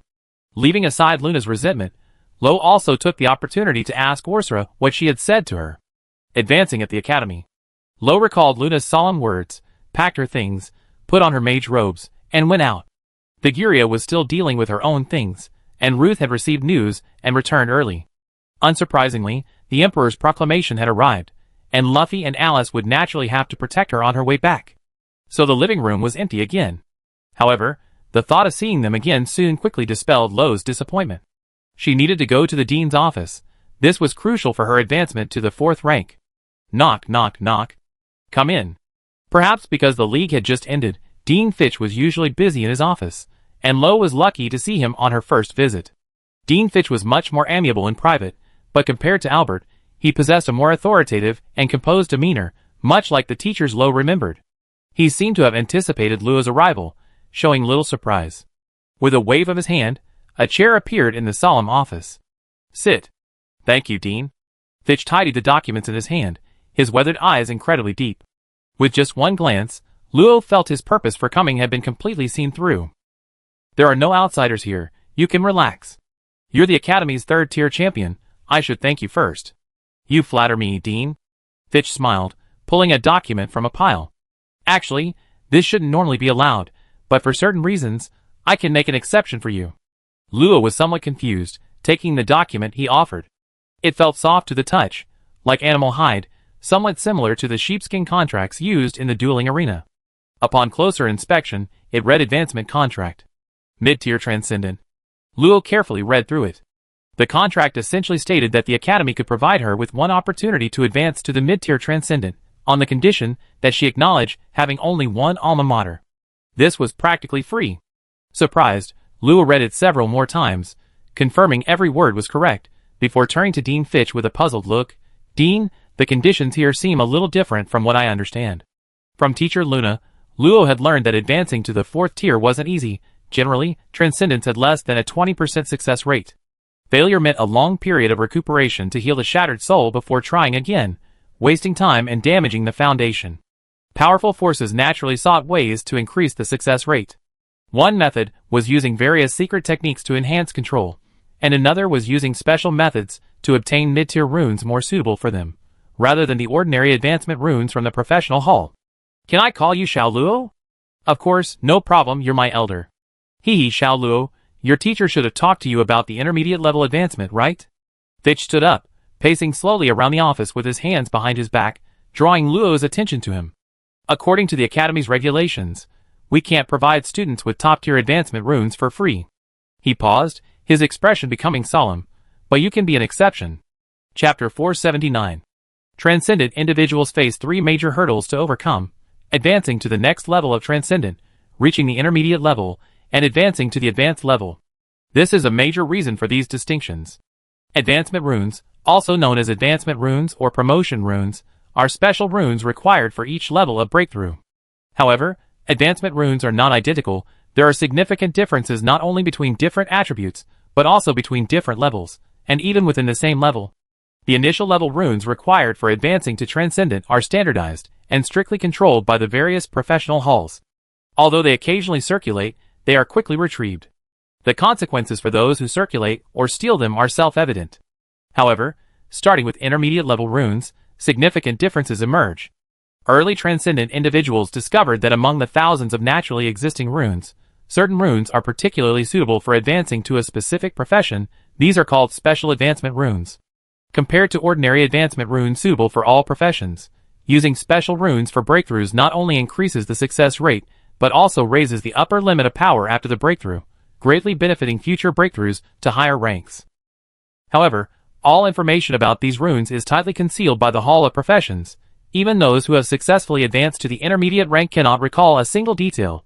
This is why noble families go to great lengths to send their talented children to academies instead of hiring private tutors for one-on-one instruction, because academies possess special runes. From this perspective, there is some unknown cooperative relationship between the Hall of Professions, the Empire, and the academies. Based on complexity, special runes are divided into 4 levels, the lowest being level 3, followed by level 2, level 1, and the highest level, special runes. The more complex the rune, the greater the assistance it provides. However, high-level runes aren't readily usable. The higher the complexity, the easier it is to align with one's class characteristics, and the easier it is to advance successfully. Conversely, greater complexity means greater difficulty etching into the spirit tree. The greater the difficulty of Yogg-Terra, the harder the advancement. Therefore, suitability is key. Advancing without a teacher's guidance carries a high probability of failure. The Imperial Academy boasts a 70% success rate for third-tier students advancing, significantly higher than academies in other cities, thanks to its extensive experience. However, the Academy isn't a charity. Allowing students to exchange points for advancement opportunities upon reaching the transcendent level is already a generous gesture. If one wishes to break through to the intermediate level, a contract with the Academy is required. This contract means staying as a teacher or staff member after successful advancement, possibly in a special position, but this commitment is based on a 50-year period. Even someone with Luna's special status is required to stay and teach students for 30 years, demonstrating the mandatory nature of this rule. This is what Luo learned from Luna. She understood Orsura's meaning. She was likely worried about spending as much time at the academy as the teachers. To Luo's surprise, Dean Fitch exempted her from her obligations. Does it seem strange? Luo nodded. She and he were complete strangers, having barely exchanged 10 words. Why? You understand once you uncover the truth behind this world. Can I tell you? You can. But before Luo could even listen, Fitch's next words forced her to give up. Are you sure you have the ability to know the truth? The voice was low and heavy, carrying a suffocating weight. Luo walked down the street, her mind still preoccupied with Dean Fitch's words. The truth of the world? What did that mean? As she walked, a shadow suddenly fell ahead. Luo instinctively looked up, and was surprised to find Inu standing there, smiling gently, waiting for her. What a coincidence, Miss Luo. But I feel you've been waiting for me on purpose. I can't help it, Miss Luo, you're a busy person, and if I don't take the initiative, I don't know when we'd be able to talk. Inyu's voice was somewhat resentful, like a virtuous woman abandoned by a playboy, weak, helpless, and pitiful. Luo scratched her cheek awkwardly. She really hadn't forgotten, she'd just been a little busy, and had temporarily overlooked it. Her memory is excellent. Seeing her reaction, Inyu covered her mouth and smiled. Looks like I was overthinking it, Miss Luo. This way, please. Why does it feel like everyone wants to talk to me? Miss Luo may not know, but you're quite a celebrity in the eyes of the other students. Luo didn't want to admit that fact. Fame only brings trouble. What good does it do? Putting aside her speculations about Dean Fitch, the two slowly walked towards the school gate. At this time, less than a week had passed since the end of the league. Many foreign students were still lingering in the capital. Having finally gotten a chance to travel, they naturally wouldn't return so quickly, contributing to the capital's economy. This situation would continue for several months to half a year. Two beautiful girls, one tall and one short, walking together, attracted far more attention than Luo had imagined. In no time, a large group of students gathered around, their surprise and astonishment continuous, most discussing Luo's exploits. This forced staring made Luo feel uncomfortable, like she was being used as an object of observation. What was so interesting about it? Why isn't the dispelling rune working anymore? Did Miss Luo say something? Nothing, just a little uncomfortable. Hearing Luo's slightly embarrassed words, Inyu smiled faintly, her bright smile adding to her captivating beauty. Possessing the power of the moon, she had an ethereal, otherworldly aura, unapproachable yet irresistibly alluring. Not only boys, but even the girls in the cult would instinctively lower their heads and avert their gazes when facing her. Over the years, only a handful of people had been able to communicate with her normally, which made her feel a little closer to Luo. In that case, Miss Luo, let's find a quieter place. But perhaps because the two were too conspicuous, they were surrounded by people wherever they went. Customers from the large restaurants even rushed out and crowded at the entrance, making it impossible for them to find a quiet place. Finally, in an ordinary restaurant, the waiter placed a drink in front of each of them and left with a reluctant look. The two women breathed a sigh of relief. Although the surrounding diners noticed their appearance, it was much better than the large crowds on the street. Miss Silver Moon, what brings you here? Silver Moon stirred the ice in her glass with a straw, pausing at the question. I wonder if Miss Luo knows anything about the Moon Goddess cult. I heard it's a church that worships the Moon Goddess, and over 90% of its members are women. I remember Miss Silver Moon is a saintess of the church, isn't she? Luo didn't know much about the various churches in Bankaya, but the Moon Goddess cult was quite famous. She remembered that the Moon Goddess's name was Selene, the legendary deity who controlled the moon's light and darkness. Because the Moon Goddess cult had many beautiful women and no extra taboos, many men dreamed of marrying a member of the Moon Goddess cult. The Moon God cult has existed for over 100,000 years. From the first moment intelligent life saw the moon, the rudiments of moon worship appeared. Mystery, elegance, beauty, and longing, these are the words of praise people have bestowed upon the moon. Luo blinked in agreement. Unlike the scorching sun, people have more beautiful fantasies and emotional attachments to the moon. The gauze-like, watery moonlight is the embodiment of all dreams. Who hasn't gazed at the moon and let their thoughts wander? And I think Miss Luo is just like the moon. Silver Moon reached out and lifted a strand of Luo's silver hair, her eyes curving like a beautiful crescent moon. She's simply the symbol of all that is beautiful. Eh? Luo jumped, instinctively standing up and hugging her long hair. What are you doing? The surrounding diners were also startled by the sudden scene, immediately ordering more food and watching with great interest. Did I scare you? I'm sorry, Miss Luo, you're just too much like the church's doctrine. Doctrine refers to. Silver Moon placed her hands back on the cup. Light and darkness, rebirth after fall, brilliance and despair, this very being is beauty. I don't understand, it has nothing to do with me. Miss Luo, I see the traces of the Moon Goddess in you. While Luo looked on in confusion, a moon pendant appeared on the table in front of Silver Moon, her slender fingers pressing it, and gently moving it towards Luo. Miss Luo, you are the missing beauty of the church. I don't believe it. Luo quickly shook her head. This woman actually wanted to recruit her into the church. She wouldn't be so easily fooled. If you say that again, I'm running away. Alright, Nathaniel was right after all. You have a strong sense of self. But you can keep this token for now. The Moon God cult will try their best to cooperate with you when they see it. Luo glanced at the pendant Silver Moon had pushed towards him on the table. It seemed to be made of silver, simple but not crude. Luo didn't reach for it, but instead raised an eyebrow. You and Nathaniel discussed this? To be honest, yes. Silver Moon's unexpected lack of concealment made Luo hesitate for a moment before sitting back down, though her silver hair was deliberately pulled back. Most followers of the Moon Goddess cult are compatible with water and ice, right? I'm a fire mage. It's not suitable. Silver Moon smiled and looked at Luo. That's a small matter. Then I'm from the Karlov Empire, a foreigner. Isn't that inappropriate? Silver Moon's smile widened. That's also a small matter. I have no faith in the Moon Goddess, not even a casual follower. It's alright if you don't have faith.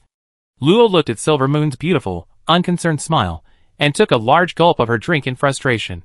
Even if you say that, I won't agree. She had absolutely no interest in joining the cult. That's a pity. But Silver Moon's disappointment quickly subsided, and she extended her fair right hand. However, I think we'd be very good friends. What do you think, Miss Luo? Luo hesitated slightly, twisting her body, but looking at Silver Moon's sincere and beautiful face, she still reached out and shook her hand. It was cool and refreshing, like holding a piece of soft jade, very comfortable. Clap, clap, clap. The two women were startled, realizing it was the surrounding diners applauding. Some even seemed to be wiping away tears of emotion, their eyes filled with relief. Wait, why are you all so excited? Seeing that they couldn't even have a proper conversation in this ordinary little shop, Luo and Ingwa had no choice but to pay their bill and leave, agreeing to talk again when they met. Luo stared at the moon pendant in her hand and sighed. She hadn't been able to find an opportunity to ask about the power of the moon. She'd have to ask another time. She looked around. It seemed no one was paying attention to her anymore. I knew the dispelling rune wasn't working. It was her fault. Chapter 480. A few days later, Luo was studying the skill book Lightning Strike. After she mastered the magic skill, the magical runes on the skill book mysteriously disappeared, seemingly a contingency plan from the professional hall. However, this didn't stop her from studying the release techniques. The book recorded some stories of skillfully using Lightning Strike, which she could analyze in light of her own situation, allowing for a deeper understanding of the magic skill's effects. She was no longer the novice, who had just encountered magic skills. She naturally understood the difference between mastering and understanding. Mastering it quickly gave her more time to understand the deeper meaning of each key point of the magic skill, to ponder the thought process of those who created it, and even to identify and improve its shortcomings. Suddenly, the doorbell rang at the outermost gate. It can't be those people again, can it? Luo frowned slightly. Since the League, her fame had soared. Every day, countless people sought her out, mostly for cooperation or friendship, but some even shamelessly offered marriage proposals. At first, Luo could politely refuse, but as the incidents repeated, she couldn't control her temper. After beating up a few of the troublemakers and throwing them out, the others finally remembered that this cute little girl was also incredibly strong, and they toned down their behavior considerably. However, they weren't going to give up so easily. Luo's clothes had a dispelling and shielding effect, so when others couldn't find her, they simply went to her apartment. And since they only brought along students, they didn't cause trouble, they just waited at the door for Luo to come out. To the point that Luo eventually hid inside the apartment and posted a note saying anyone who dared to ring the doorbell would be beaten. After several such incidents, her ears finally had some peace and quiet, but why was someone still ringing the doorbell today? After lying on the sofa for a while, just as Luo was considering whether to go out, the doorbell rang again. I see who dares to be so bold. Luo threw down the skill book, sprang up from the sofa angrily, and ran to the inner room. She was going to teach that person a lesson. Senior? Luo's anger instantly vanished. The visitor was Wenjina, wearing a bright, soft yellow dress, her hair styled in a large braid that flowed down her chest, looking every bit like a caring older sister next door. But isn't that hairstyle a little dangerous? Junior Luo, it seems quite lively in front of your house. Luo peeked out and looked around.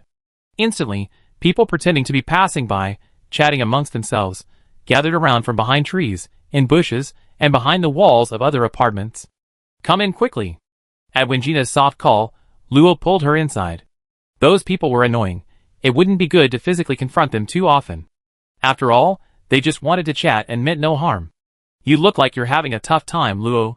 Wenna had experienced similar situations before and understood her, but she was used to it now and knew how to handle it, so she found Luo's expression somewhat amusing.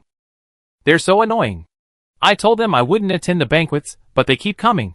For nobles who had just experienced a grand event, banquets and marriage alliances were the best ways to promote mutual exchange.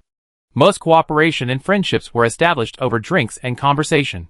Viguria and Manita had been forced to attend various banquets these past few days, and Luo found their complaints horrifying. There are very few nobles as innocent as Luo. Is Senior praising me? Of course. After Luo brewed some hot black tea, the two sat facing each other. Senior, have you decided what you need my help with? During the final arena battle, Luo and Wingina agreed that whoever won or lost would help the other with something. If Wingina hadn't made this request, Luo wouldn't have been very confident of winning. Even if she did win, she would have to use her full strength, which could attract a lot of trouble in front of everyone. Therefore, Luo didn't refuse her suggestion. After returning from the palace, Wingina told her that she needed to organize some information before discussing it further. Now it seemed she should be ready. As Luo expected, Wingina nodded, pursed her lips, placed her hands crossed on her knees, and said, "Actually, I want you to help me apply for something." Through her explanation, Luo gradually understood the situation. Wingina comes from the last bloodline of a once powerful noble family in the eastern region, a lineage that was wiped out. Over centuries of wandering, this bloodline gradually withered, leaving only her and her parents. However, 30 years ago, her parents died of old age, leaving Wingina alone. Now, with her strength, her greatest wish is to uncover the truth behind her family's annihilation. Luo listened to this simple yet heavy topic, her small hands unconsciously clenching. "So you have such an experience, Senior? I do my best to help you find out." Wingina, on the other hand, seemed much more composed. "The destruction of my family happened 400 years ago. I just can't let go of my mother's dying request to me. If I can't find the truth, it's not a big deal." A gentle light shone in her eyes. Just like her personality, despite the many hardships she had endured, she remained kind to others. "Don't worry, I still have some connections." Luo patted her chest confidently, then asked, "So, Senior, what was your family called before?" If the truth about the extermination of her clan couldn't be found, it meant she was being hunted by enemies. Anyone with a modicum of sense would know to hide their identity. Luo didn't believe that Roy was Wingina's original surname. Wingina seemed somewhat surprised by Luo's keen observation, but quickly became serious and said, "This is also the information I've been searching for these past few days. If I'm not mistaken, I should come from the Roy family, which is 400 years old." As she spoke, she took out a crystal-clear gem from her ring. "This is the only keepsake my mother left me before she died. I remember she very solemnly telling me that this was related to the truth of the family's demise, and that I must keep it safe." The transparent crystal wasn't large, slightly smaller than Luo's small fist. The surrounding magic seemed to encounter something terrifying upon touching it, immediately fleeing and forming a magical vacuum. "This is..." A sudden surge of shock rose in Luo's heart. She had seen this familiar characteristic many times before. "Junior Luo, do you recognize this?" Wingina's eyes lit up. She had heard that Luo was Luna's disciple, and her knowledge should be broader. Now that she had seen it, it was indeed true. She could recognize the crystal at a glance, something even a master blacksmith couldn't identify. Luo nodded heavily, her fingers tracing the crystal, a cool sensation spreading through her. Magic uncontrollably emanated from her fingertips, forming a slightly distorted, scorching aura. "Senior, I will help you investigate, but this crystal must never be taken out again." Wingina was stunned by Luo's serious expression. "Can't we request an investigation from the royal family?" In her view, even her bloodline had spent hundreds of years trying to uncover the truth. For Luo to investigate alone would take forever. With the help of the royal family, it should be much faster. No. The royal family absolutely cannot find out. Luo immediately rejected Wingina's suggestion. This thing was far more dangerous than the anti-magic stone. If the royal family found out, they might investigate and silence him. Wait. Luo suddenly recalled the Roy family Wingina had mentioned, and his eyes slowly widened. "Senior, are you talking about the Roy family from 400 years ago?" Wingina was confused, but seeing Luo's unstable expression, she realized there might be something she didn't know. "That's right, in the eastern part of the empire, it used to border the Balza territory." Chapter 481. Luo ultimately didn't tell Wingina his guess, only saying he would contact the royal family through teacher Luna. As for how long it would take to get an answer, Wingina didn't ask, and Luo didn't say either. Wingina felt that uncovering the truth from so long ago would take a considerable amount of time. Luo, on the other hand, never intended to tell Luna in the first place, because she still remembered that terrifying old butler who left such a deep impression. Luo Yi's remnants? Ridiculous. He sneered at these words, and Luo almost got slapped to death. Scratching his messy hair, Luo sketched out all the potentially related words on a piece of paper. The name Luo Yi family was something he had first heard from folk tales, but the content there wasn't much truth to it. It was mostly adaptations or fabrications by the authors themselves. Having circulated for over 400 years, it was no longer reliable. The old butler of that devilish boy recognized the anti-magic stone, knew about the Roy family, and was even closely related to their demise. Wait, he recognized the anti-magic stone first before mentioning Roy remnants. Does that mean the Roy family is connected to the anti-magic stone? Luo drew a triangle between the three, pinched his brow, and felt his brain was a bit overwhelmed. He encountered the anti-magic stone in Seekin Town. It was a forbidden item secretly traded between the Lofia Merchant Guild and the former lord of Aloy City. Further, it wasn't hard to guess that the Lofia Merchant Guild secretly traded it with the former lord after unearthing it in Seekin Town. The anti-magic stone and anti-magic crystal have a similar relationship of high and low quality. The anti-magic crystal is more like a top-quality anti-magic stone. Both Seekin Town and the Roy family possess anti-magic crystals, which are likely related to the anti-magic stone. Therefore, where there are anti-magic crystals, there are likely anti-magic stones as well. But the old butler was on the demon side, and the anti-magic stone carried the aura of the underworld. Wait a minute. Luo remembered the soul of the underworld hound he had extracted. It had admitted that demons would cooperate with underworld creatures. So, it wasn't impossible that the old butler would act because of an underworld item. Luo connected the words demon and underworld outside the triangle, representing their connection. He then connected the town of Seekin outside the Roy family compound. These two places were very similar, the difference being that one still existed, while the other was extinct. So, who destroyed the Roy family? Luo wrote Empire again. The Empire clearly knew about the anti-magic stone, and didn't allow private possession. Otherwise, a city lord wouldn't have needed to be so secretive. If it weren't for the old butler, Luo would probably have thought the Roy family was destroyed by the Empire for secretly possessing the anti-magic stone. But now it seemed more like the old butler's doing. After all, demons don't care about your identity, they're different species, so where does mercy come from? Unfortunately, Luo was still unclear about the Empire's role in this, and whether the Roy family's demise was self-inflicted or intentional. After pondering for an afternoon, Luo burned the paper she had drawn on, ultimately deciding against setting off immediately. The suffocating feeling the old steward gave her was too intense. It would be safer to investigate once she was stronger. She would have to keep Senior Wingina waiting a while longer. A month later. To her parents' astonishment, the Emperor personally announced the relocation of the Del territory to a resource-rich mountain range on the outskirts of the capital, expanding its territory tenfold and giving it control over 5 nearby towns and about 20 villages. The territory's land was fertile, suitable for growing various cash crops, and contained a medium-sized mine and several smaller mines containing rare mineral materials, more than enough to sustain the territory. With such a new lord arriving out of nowhere, the surrounding lords, who had long held sway over the territory, naturally stepped forward to test the waters. Upon learning that the Del territory only had one 4th-tier lord, they declared their intention to cooperate, threatening to cut off Del's supply lines otherwise. However, when they arrogantly dispatched their guards to storm Del's territory, they were horrified to discover members of the Orostan territory and the Vyman family lurking within. Their gleaming family crests nearly blinded them. Soon afterward, the two families formally entered into a trade agreement with Del's territory through a contract. Shortly afterward, several black-armored knights were spotted entering Del's territory and remaining there for a considerable time.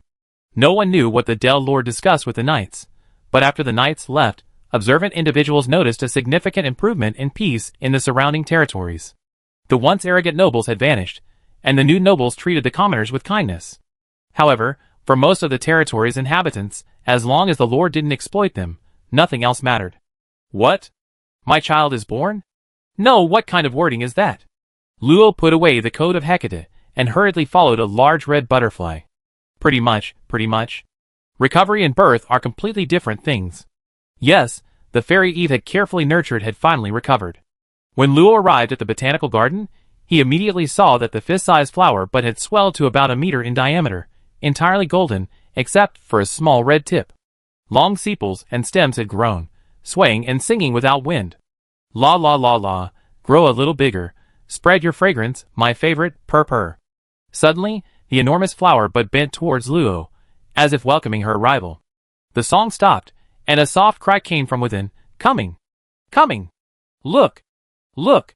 The voice was very small and slightly high-pitched, but somehow, Luo felt a protective urge to listen, as if the person speaking was an inseparable part of herself. Luo approached the flower bud, and its activity intensified. The rapidly flashing golden light and the scattered specks of light showed its excitement. It got excited as soon as you arrived. It seemed that the blood therapy had side effects. Is it a big problem? Luo tilted her head, and the flower bud followed suit. As Luo tilted, the flower bud tilted too, waving its calyx in response. So obedient. The weak voice repeated, obedient. Obedient. This suddenly gave Luo a feeling of joy, like teasing a pet.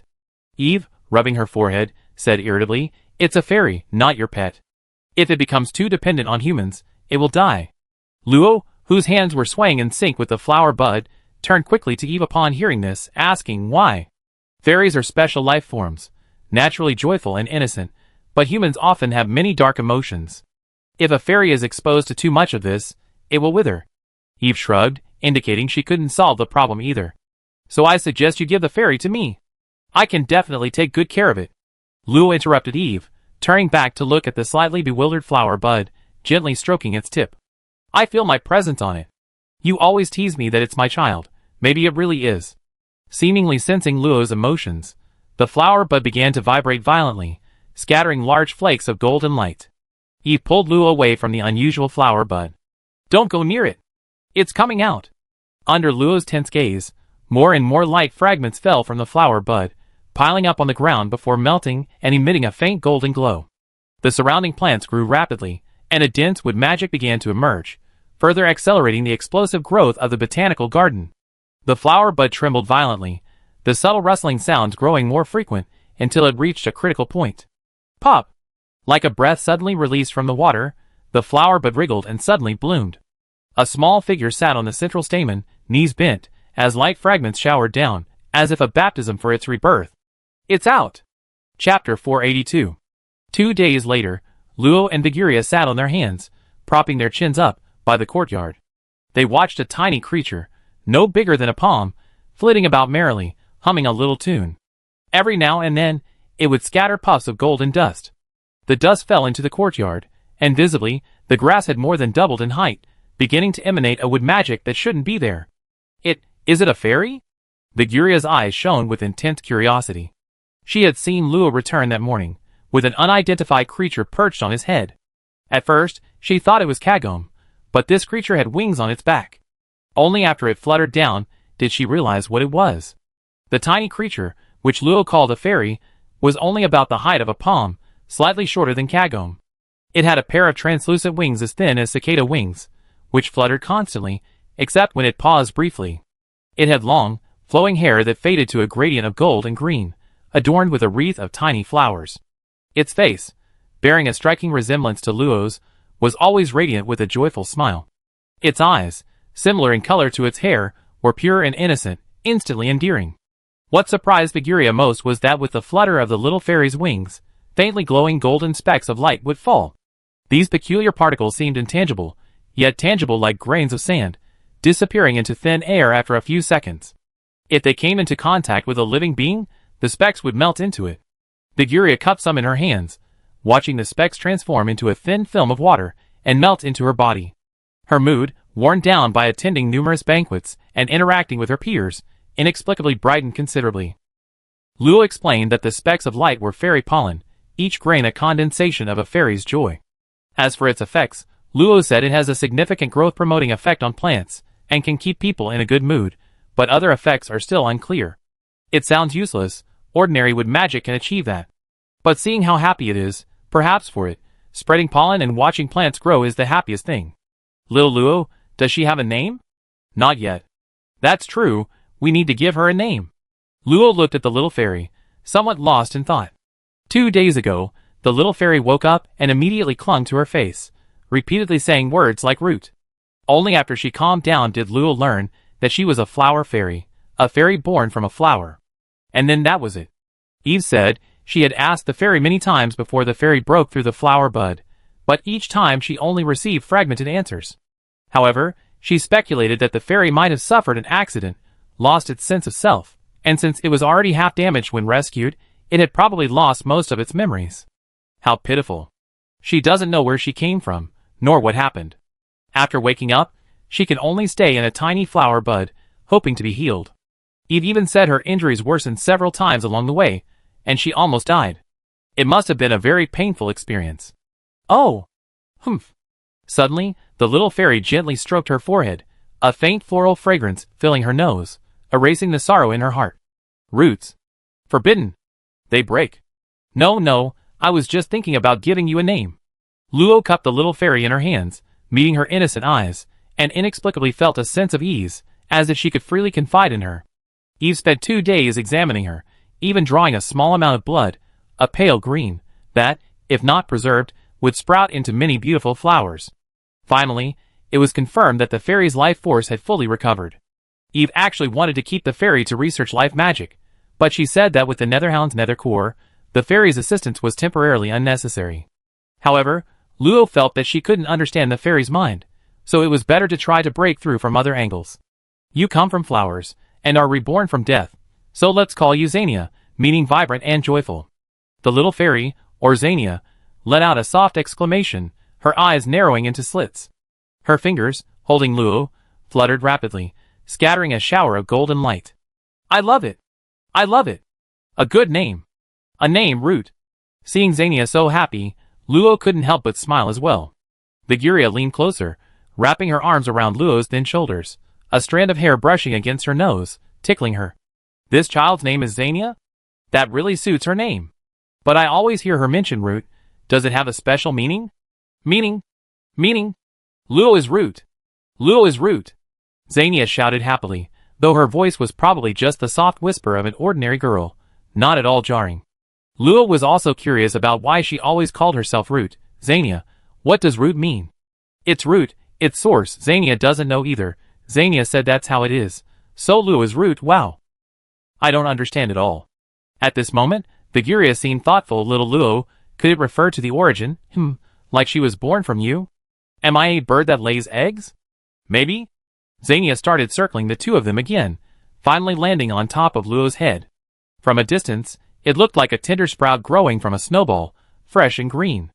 Luo returned home in the 3rd week, of course, to his new territory. His father, who hadn't been home for a long time, reappeared. Compared to a few years ago, he looked a bit more tired, but still so young. After all, he was a superhuman, with a lifespan far exceeding that of ordinary people. He had heard about the commotion Luo had caused in the capital. Upon seeing him, he wanted to give him a big hug, but as expected, Luo dodged it in disgust. Father smells so bad, ugh. Elong was now 11 years old, with blonde hair and red eyes. His handsome features were already showing. Thanks to his training since childhood, his muscles were already well developed, his height had surpassed Luo's, and his strength had reached the 5th level of the mortal realm.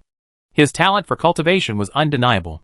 Just as Luffy had said, at this age, Elong was even more mischievous than when he was younger. Lifting maid skirts, and wandering around with a bunch of commoner followers he met anywhere was commonplace. As the Lord Sole Heir, few could restrain him, which fostered this personality. However, Luo said none of this was a problem. So, after not seeing his sister for several years, Elong, who was about to put on a tearful, sentimental act, was scolded by Luo, who announced that his training intensity would double. And so, he really did burst into tears, unable to stop. Luo still lived in the academy, but it was closer to home now. She would go back every now and then to visit and check on Elong's training progress. She was counting on him to manage their father's territory well in the future. She had a lot to learn, but her main goal was to advance to the 4th rank. Therefore, she needed to finish what she needed to learn before heading to the mage's holy land, otherwise it would be very inconvenient to ask Luna for help. Time flowed peacefully, life gradually settled into tranquility, and everything seemed so ordinary. Chapter 483.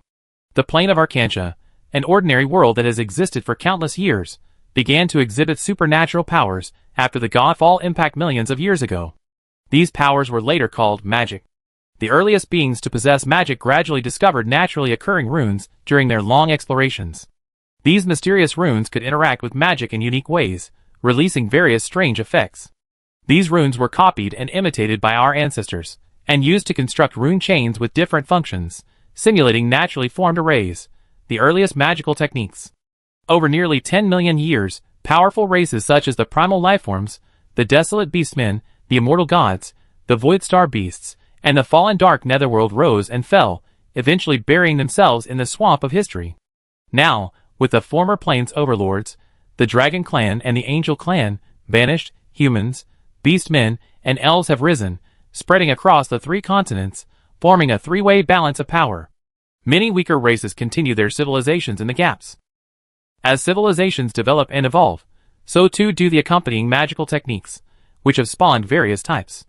Simple combinations of runes have evolved into complex, 3-dimensional arrays, progressing from simply releasing magic to affecting all things, and even breaking through dimensional barriers to reach unknown worlds.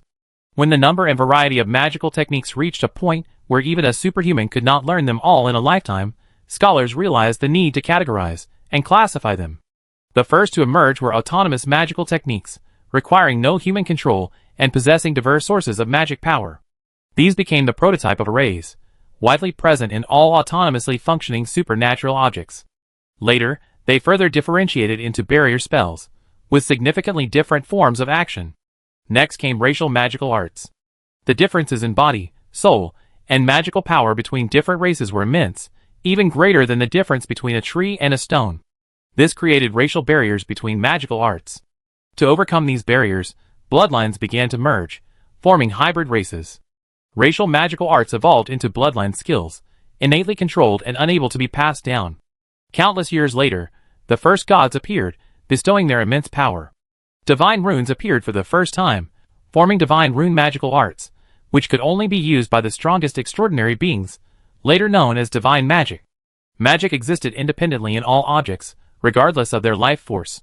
However, in a chance encounter, our ancestors discovered that magic could fuse with certain powers to form higher forms of power. Thus, some races began to use these higher powers, creating a fundamental difference between lower and higher races. However, there was only one fused power that lower races could also use: battle chi.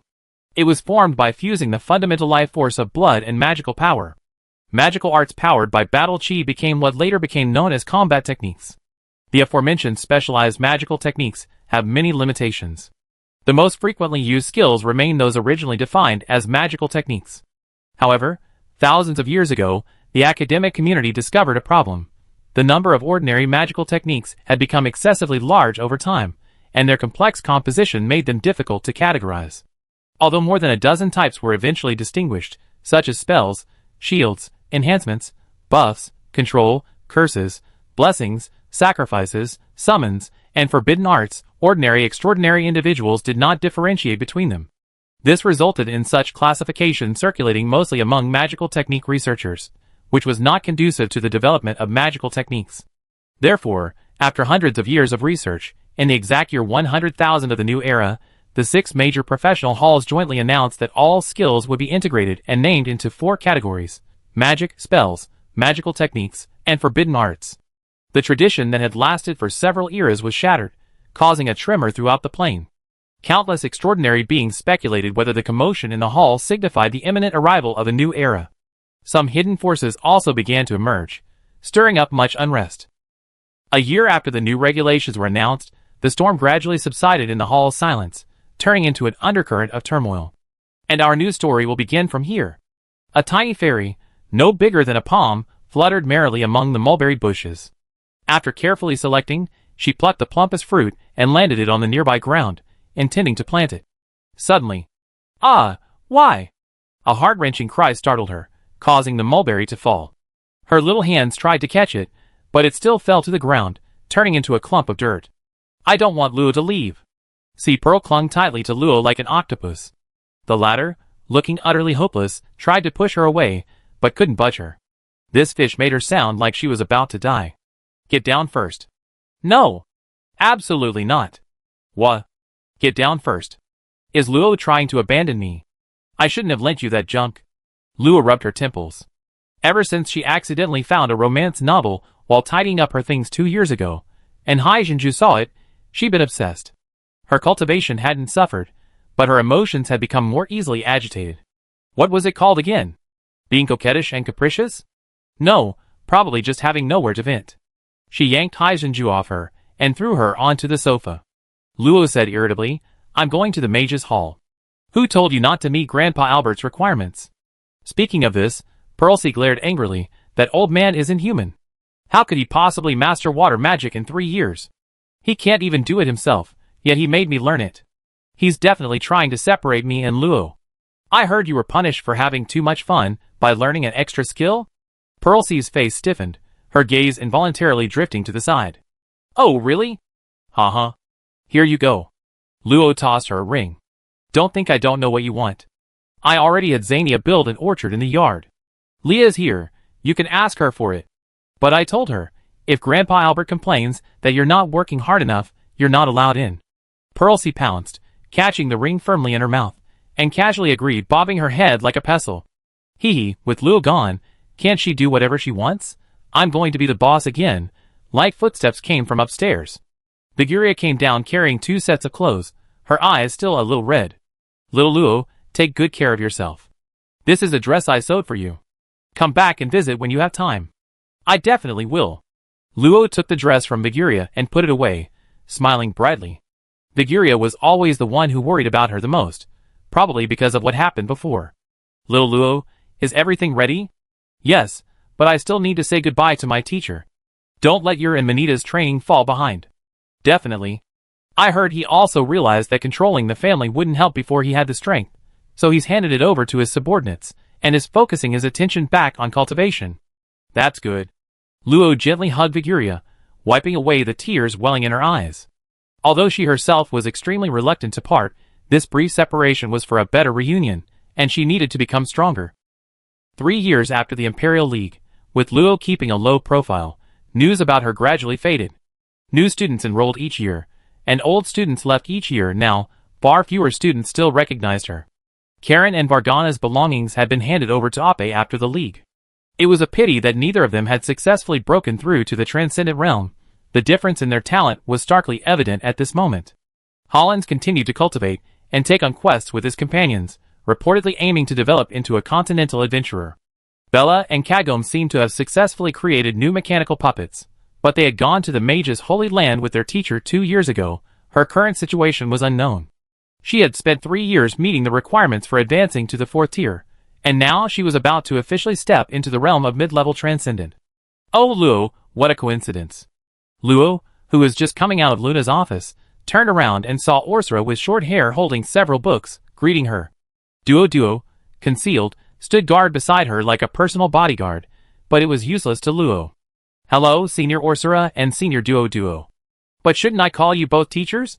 The powerful 5th-tier students, who had shone brightly in the League, had almost all left their student status to become teachers. Luo had wondered if, instead of signing a special contract, she had signed the same one as them. Would she also become a teacher someday? Duo revealed himself, his pointed cat ears twitching, and gave a cool nod in acknowledgement. Orsura smiled calmly. It's all right. I also call her Senior Luna, but now we're colleagues, so I can work with her without any problem. You seem a bit arrogant, Senior. I don't want anyone else to know about those things. I'd definitely be laughed at. By the way, I don't think I heard about Senior when Gina joining the company.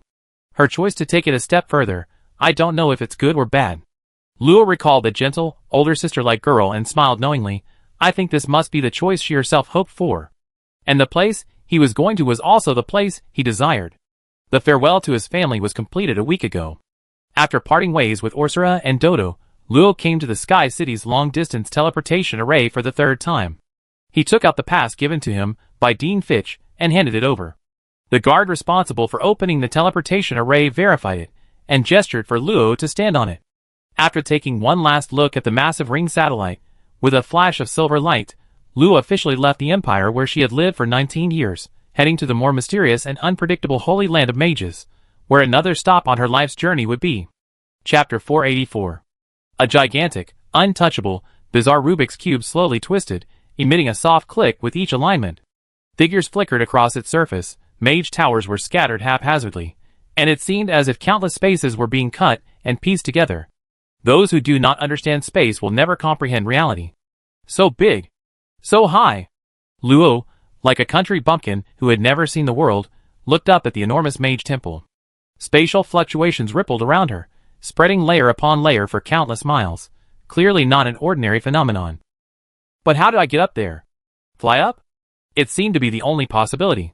After observing carefully, she followed the mages ascending into the sky to the front of the mage temple. Facing the distorted and chaotic scene, Luo felt her eyes were about to blur. She flew forward in a daze, not knowing what happened. When she came to her senses, she was already standing inside a tall tower. It was quite spacious, capable of holding hundreds of people. Above her was an endless spiral staircase extending upwards, but Luo couldn't find its starting point or its purpose. Looking around, Luo saw several mages of different races, clad in blue robes. Before them stood a dozen or so young men and women with clear eyes, following behind their elders, presumably on their way to the transcendent realm. Compared to the throngs of people flying into the mages' hall, this place was small, or rather, sparsely populated. The strongest among them was a dark-skinned, rat-haired girl in a blue robe, but even she was only at the third level of the transcendent realm. Luo suspected that similar places were not uncommon. The others quickly noticed Luo's arrival. There was no way around it. There were only so many people, and she wasn't invisible. The girl's radiant beauty captivated the young men and women who, if not for the sacred and solemn mages' hall, would have insisted on striking up a conversation. But someone was faster. A handsome mage in a blue robe appeared before Luo, smiling and asking, "Little sister, are you also here to advance to the transcendent realm? Come this way, let me explain the key points to you." Luo blinked her adorable eyes. She clearly saw that this guy had just been impatiently explaining things to another boy. Yumi, why are you leaving your post without permission?" It was the dark-skinned, rat-haired girl who spoke, frowning. Hearing this, Yumi waved her hand dismissively. "I have to register sooner or later. I was just helping her out because she's new here. Have you forgotten what Lord Bianca said?" Hearing Bianca's name, Yumi's impatience became obvious. "Tinny, stop bringing him up. Did I break the rules? Can't I even move around a bit?" Tinny was speechless for a moment. The other blue-robed mages pretended not to hear, and continued with their own business. Yumi was not someone they, ordinary mages with no power or influence, could compare to. It was a pity for that stunningly beautiful girl. Hopefully she wouldn't be fooled. The boy who had been received by Yumi earlier was now furious, and his elder, who had led him, was also displeased, unable to help but rebuke, "My son arrived first. Why should he receive her first?" The people behind him whispered and pointed. Yumi's face immediately turned cold. "If you make any more noise, you have to come back another time, and you have to bear all the losses yourselves." Upon hearing this, those people, though dissatisfied, dared not utter another word. The mage hall's prestige and power far surpassed theirs. They were willing to wait a little longer, but they were incredibly envious of his ability to interact with that incredibly cute girl. Was this the benefit of status? How infuriating! Yumi ignored their thoughts, still thinking this was their territory. They couldn't even learn respect. They had no future as extraordinary beings. He smiled again and said softly to the innocent-looking Luo, "Little sister, didn't your elders come with you? Let your brother teach you how to advance." He couldn't help but give himself a thumbs up. First, he showed his goodwill, then displayed his authority, emphasizing that he was only doing this to her. This girl looked young, with those crystal-clear eyes, pure and insightful, definitely a naive young lady from a wealthy family. And since her elders weren't around, she was easy to fool. Luo narrowed her eyes, asking curiously, "How did you know I came here to advance to extraordinary?" "That's easy." Yumi always showed great patience when dealing with beautiful girls. There are three types of people who come to the Mage Hall: those seeking advancement, those learning magic, and those seeking employment. Regardless of the reason, they will automatically enter the area they want to go to. Only mortals who need to advance to the transcendent realm have blank records in the Mage Hall, and will be teleported here from the start. Little sister, you might not know, but your brother is specifically in charge of handling those who advance to the transcendent realm. Records? What are those? Luo tilted her head. Aren't there any transcendent mages who aren't recorded here? Ah, yes. Yumi, unsuspecting, said, take the disorderly ones, for example.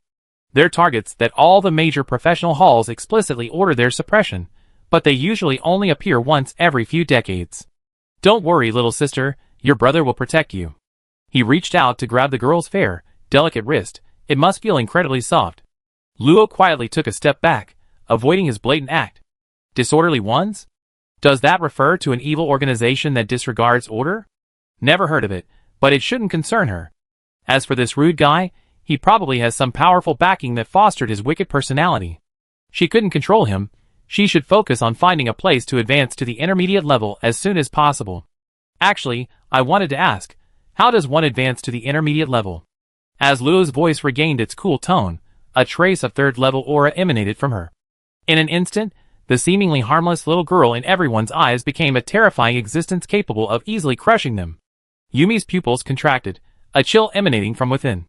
Pointing at Luo, her lips trembled. You. Her legs went weak, and she collapsed to the ground, scrambling back several meters.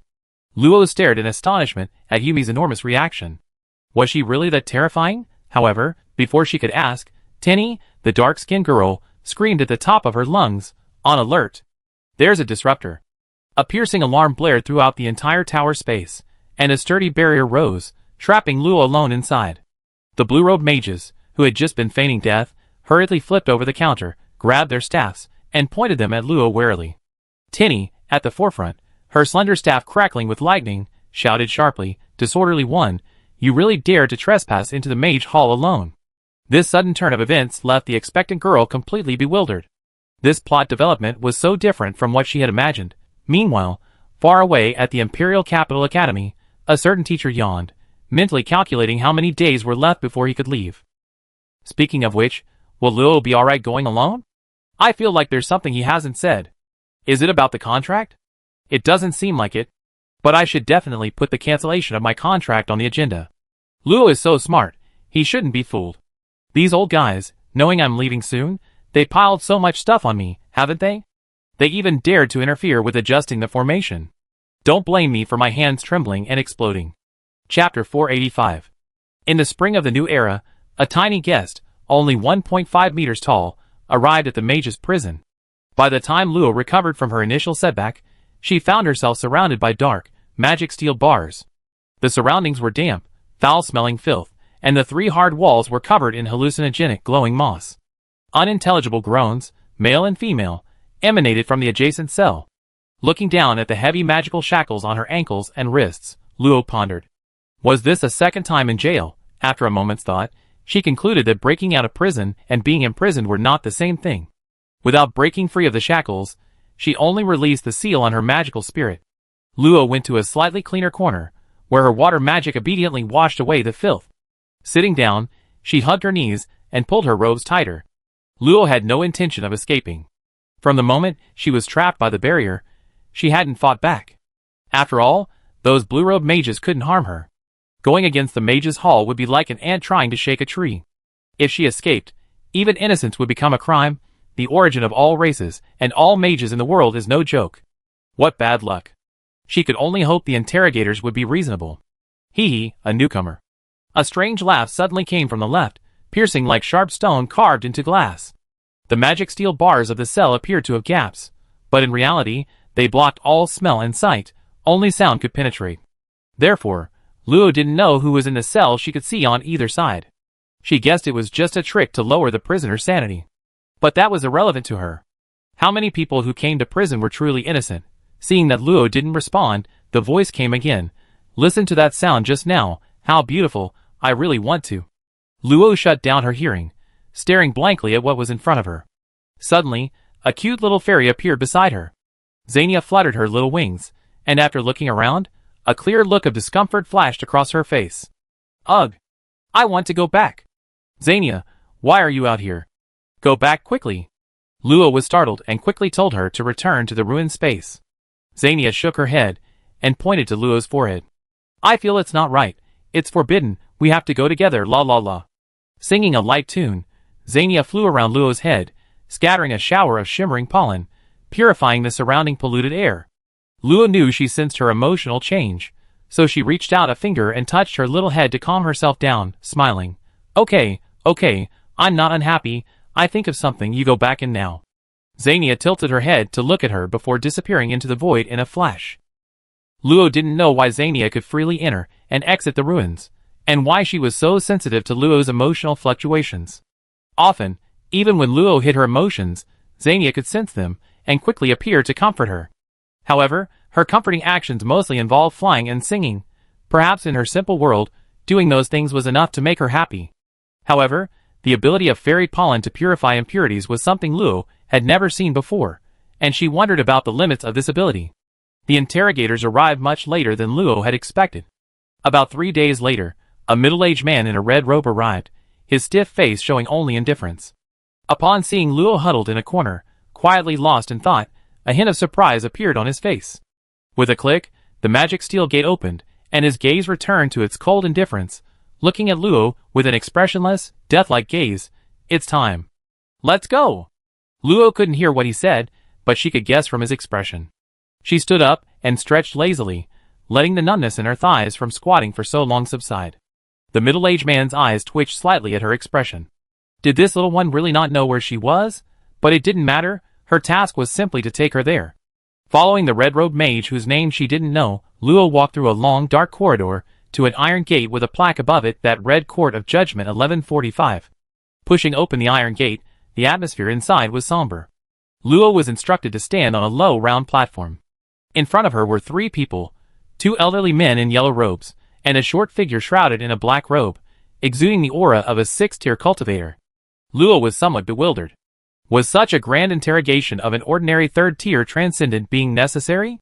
The middle-aged man in red robes who had led her stood aside, flanked by 5 other mages, watching her indifferently, even with a hint of boredom. Buzz! A ring of transparent ripples suddenly appeared beneath her feet. Strange soul fluctuations swept across the shackles and Luo's body, attempting to penetrate her sea of souls, but were instantly burned away by golden flames. Simultaneously, the runes that had appeared on the platform collapsed instantly. The sudden turn of events startled the middle-aged man in red robes, who had been secretly planning to doze off. He instinctively uttered, "The mantra array is shattered?" "Silence!" A powerful voice resounded through the space. The highest-ranking figure in black robes at the center removed her hood, revealing a youthful face and pointed ears, but her eyes gleamed with cold-blooded ruthlessness, and a faint blue mark appeared between her brows. Those who can resist a mantra array are indeed rare. I give you a chance. Confess everything, and I might spare your life, of course. The winged girl revealed 2 rows of sharp teeth, her eyes flashing crimson. I'd be happy if you stubbornly resisted, that would excite me even more. Ahem, Miss Simmel. The yellow-robed mage on the left reminded her not to overdo it. The winged girl, called Simmel, then toned it down a bit, though her gaze still lingered on Luo's joints, seemingly considering how to proceed. Then, the yellow-robed mage who had spoken earlier turned serious and shouted at Luo, "Did you hear Inquisitor Simmel's order? Quickly confess your origins and identity." The intimidating voice echoed. Ordinary people would go insane after hearing it for a while, and even superhumans would be intimidated and filled with fear. This was a common psychological suppression tactic they used. "May I ask a question before answering?" "Insolence. Sinners have no right to do this. You have 2 more chances to realize your mistakes. If you remain obstinate, I will resort to punishment as appropriate." A ripple of magic ruffled Luo's hair, causing her to squint at the suddenly angry yellow-robed mage on the left. She was puzzled. Wasn't this supposed to be a place of judgment? Why did it seem as if she had already been convicted? However, she wasn't angry. Unless someone insulted her family or friends, or laid a hand on her, she generally wouldn't hit anyone. So she asked, "Why do you consider me a disruptor?" The yellow-robed mage on the right seemed more amiable.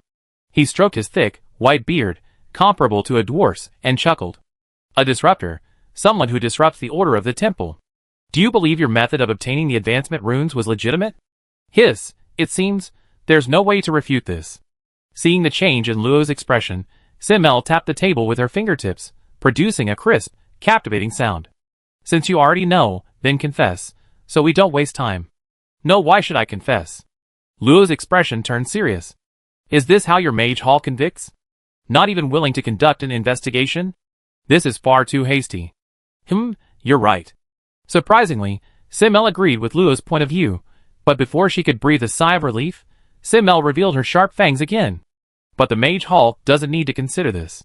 Whether you're good or bad, forced or willing, that's your own business. Our responsibility is to eliminate all those who disrupt order." Her words exuded arrogance, as if it were simply a matter of course. "I see, so there's no room for negotiation, but it doesn't seem so." Luo could easily tell that Simmel was merely putting pressure on her. If there were truly no room for negotiation, this so-called trial would be pointless. Simmel let out a soft hum, muttered something under her breath, then reverted to her cruel expression. She stood up, placing 1 foot on the table, and pointed coldly at Luo, saying, "You're clever, not bad. If a member of the Yellow Robe rank or higher vouches for you, you can be absolved of the crimes of a disruptor. Now, I'm giving you a chance. Submit or die." A gust of wind seemed to appear out of nowhere, causing her black robes to flutter wildly, making her incredibly conspicuous. Her chubby chin was slightly raised, exuding arrogance, but all of this was utterly crushed by Luo's next words.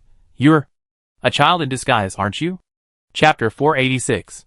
"You wouldn't happen to be a child pretending to be a black-robed mage, would you?" The questioning voice and strange expression made the 6 red-robed mages and 2 yellow-robed mages in the hall freeze for a moment, then quickly pretended not to hear anything. What are you saying? I am a legitimate black-robed mage. It seems you are still stubbornly clinging to your delusions. Take her away, and we will interrogate her another day." Simmel's face showed visible panic, but she immediately feigned composure, interrupting Luo's hesitant words. The middle-aged red-robed mage, his face taut, came over to try and pull Luo away, but the latter had already stepped off the platform and walked back the way she came with practiced ease, making the mage's eyes twitch again. After Luo left, Simmel ripped off her black robe, revealing her petite and shapely figure. She angrily shouted at the yellow-robed mage to her left, "Google, why did you stop me?" She was clearly terrified. Google gave a wry smile, and could only coax her, "Miss, every disordered one is no ordinary person. If you anger her, she might have a deadly move. You know, the mantra array is an unsolvable array below the 6th rank. It's completely ineffective against her." Hearing this, Simmel remembered the shattered array, and her face immediately fell. "Oh no, I forgot about that. If teacher finds out, I'm in big trouble. Google, Mega, you two have to help me." Luo was unaware of what had happened in the Inquisition. Back in her cell, she was still a little bored. There were 2 pieces of news, one good and one bad. The good news was that she wouldn't be punished for the time being. The bad news was that she was being inexplicably targeted. However, this was the first time she had ever seen the winged people. They were a small race, and one of the few with gender-based professions. Female winged people could only become mages, while male winged people could only be warriors, a fact evident from their physiques. The female winged person named Simmel wasn't large, but even adult female winged people weren't much taller than her, and she was physically weak, unable to break through lower levels in her lifetime. Male winged people, on the other hand, were all robust individuals over 2.5 meters tall, possessing immense strength. A single punch could shatter a mountain. In contrast to their physique, the female winged people's souls were naturally powerful. Even female winged people of average talent could easily defeat human mages, with an affinity of 90 or higher. Fortunately, their population was small, otherwise, the 3 major races wouldn't have been able to rule the plane. Why Simmel treated her this way, Luo didn't know. Perhaps it was to subdue her, or perhaps it was simply for fun, but that didn't stop her from continuing to study her skill books. In the past 3 years, she had mastered most of the fire magic Luna possessed, and gained a deeper understanding of how to delve into magic. While her apparent strength hadn't improved dramatically, her magical proficiency was now comparable to that of 5th and 6th tier instructors. She could minimize unnecessary movements in combat, achieving her goals with less effort. If she were to fight Galvaton again, she could even do so without taking damage. Occasionally, while studying, she would snap out of her reverie and have thoughts like, "Would my past self find this diligence incredible?" But she quickly dismissed them. For the next 2 weeks, Luo was brought to the Inquisition every few days by Simmel's men. Perhaps because Luo had already seen through her disguise from the start, Simmel's subsequent interrogations focused primarily on extracting information from her. Luo didn't want to cause trouble. She just hoped she had enough fun and could advance her cultivation level. So she didn't hide anything from her, but seeing the confusion on her face after hearing the information, Luo knew it was probably a waste of breath. This was the 5th interrogation today, and Luo was already quite impatient. She didn't have that much time to play with that little girl, and it was a bit pitiful to keep Xania stuck in the ruins. Back in the familiar courtroom, looking at the completely nonchalant Simmel, Luo's gaze was calmer than before. Her golden red eyes seemed to hold a bloodthirsty killing intent, yet also seemed to hold nothing at all. In the bustling main hall, Hal was rushing back from outside. A passing blue and red robed mage immediately bowed in greeting. "No need for formalities, Lonette. How is the situation?" A red-robed mage flew down from a high-rise building, carrying a thick book. "Lord Hal, the latest divination results are in. Since the halls jointly issued the new regulations, the future trajectory has changed by 26.3%, showing an overall optimistic trend. However, there are a few strange points. Here, And this? The future that the diviners can currently see is not far off, but with cross-verification, the accuracy rate can reach over 80%. My lord, what do you think?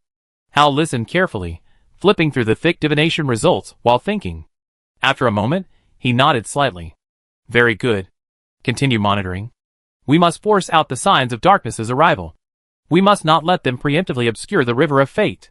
Yes, Lynette solemnly replied. Just as he was about to leave, he remembered something and whispered to Hal, Lord Hal, Miss Simmel has gone to the Inquisition again. Upon hearing this, Hal's face darkened with displeasure, and he couldn't help but rebuke, this is utterly reckless. The tribunal isn't an intelligence agency. I handle this, you can go back to your work. Yes, sir. Immediately, Hal transformed into a wisp of smoke and flew out of the main hall, heading towards the tribunal. He was determined to teach that brat a lesson today. The tribunal was divided into the main court and branch courts. Even if Simmel was bold, she wouldn't dare cause trouble in the main court. Therefore, after investigating the recently opened branch courts, Hal immediately identified several suspicious targets. There were over 1,000 branch courts, used for interrogating the most heinous criminals. They contained not only spell arrays, magic-suppressing arrays, and soul-shaking arrays to weaken the prisoner's will to resist, but also various potions and torture instruments. Furthermore, at least one presiding judge and 2 assistant judges were required to activate them each time. Don't be fooled by the fact that there are only 3 judges.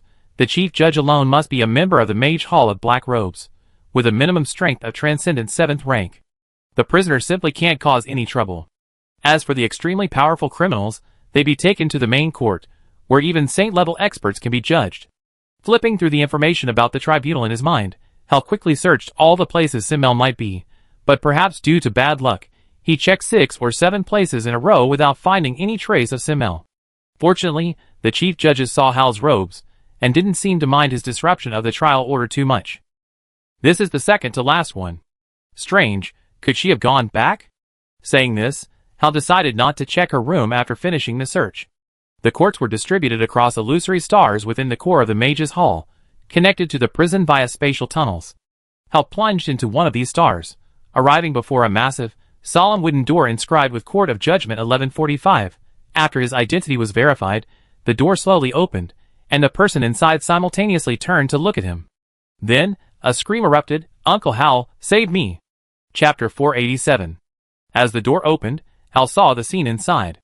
A petite girl with beautiful silver hair was straddling the waist of a winged girl of similar height, one hand tightly restraining her arms, making the winged girl's unusually full breasts stand out prominently, shaking violently with her kicking and struggling. The silver-haired girl's other hand was pressed against her large breasts, her eyes glazed over, muttering, How can this be? It must be fake. Not far away were 6 red-robed mages with charred black hair, unconscious, and 2 pale-faced yellow-robed elders clutching their heads, attempting to bind them with flames. Just then, Simmel spotted Hal. Her tearful eyes seemed to see a savior, and she cried out, Uncle Hal, save me! Simmel's voice snapped low back to reality. He gave her 2 unruly breasts a good squeeze, then a dark gold dagger appeared in his hand. With a swift movement, he shielded Simmel in front of him, the dagger glowing with a blazing red light, pressed against her forehead. Don't move, or I can't guarantee she won't be able to use magic again. Lo's worst fears had come true. The winged girl had lost her patience today.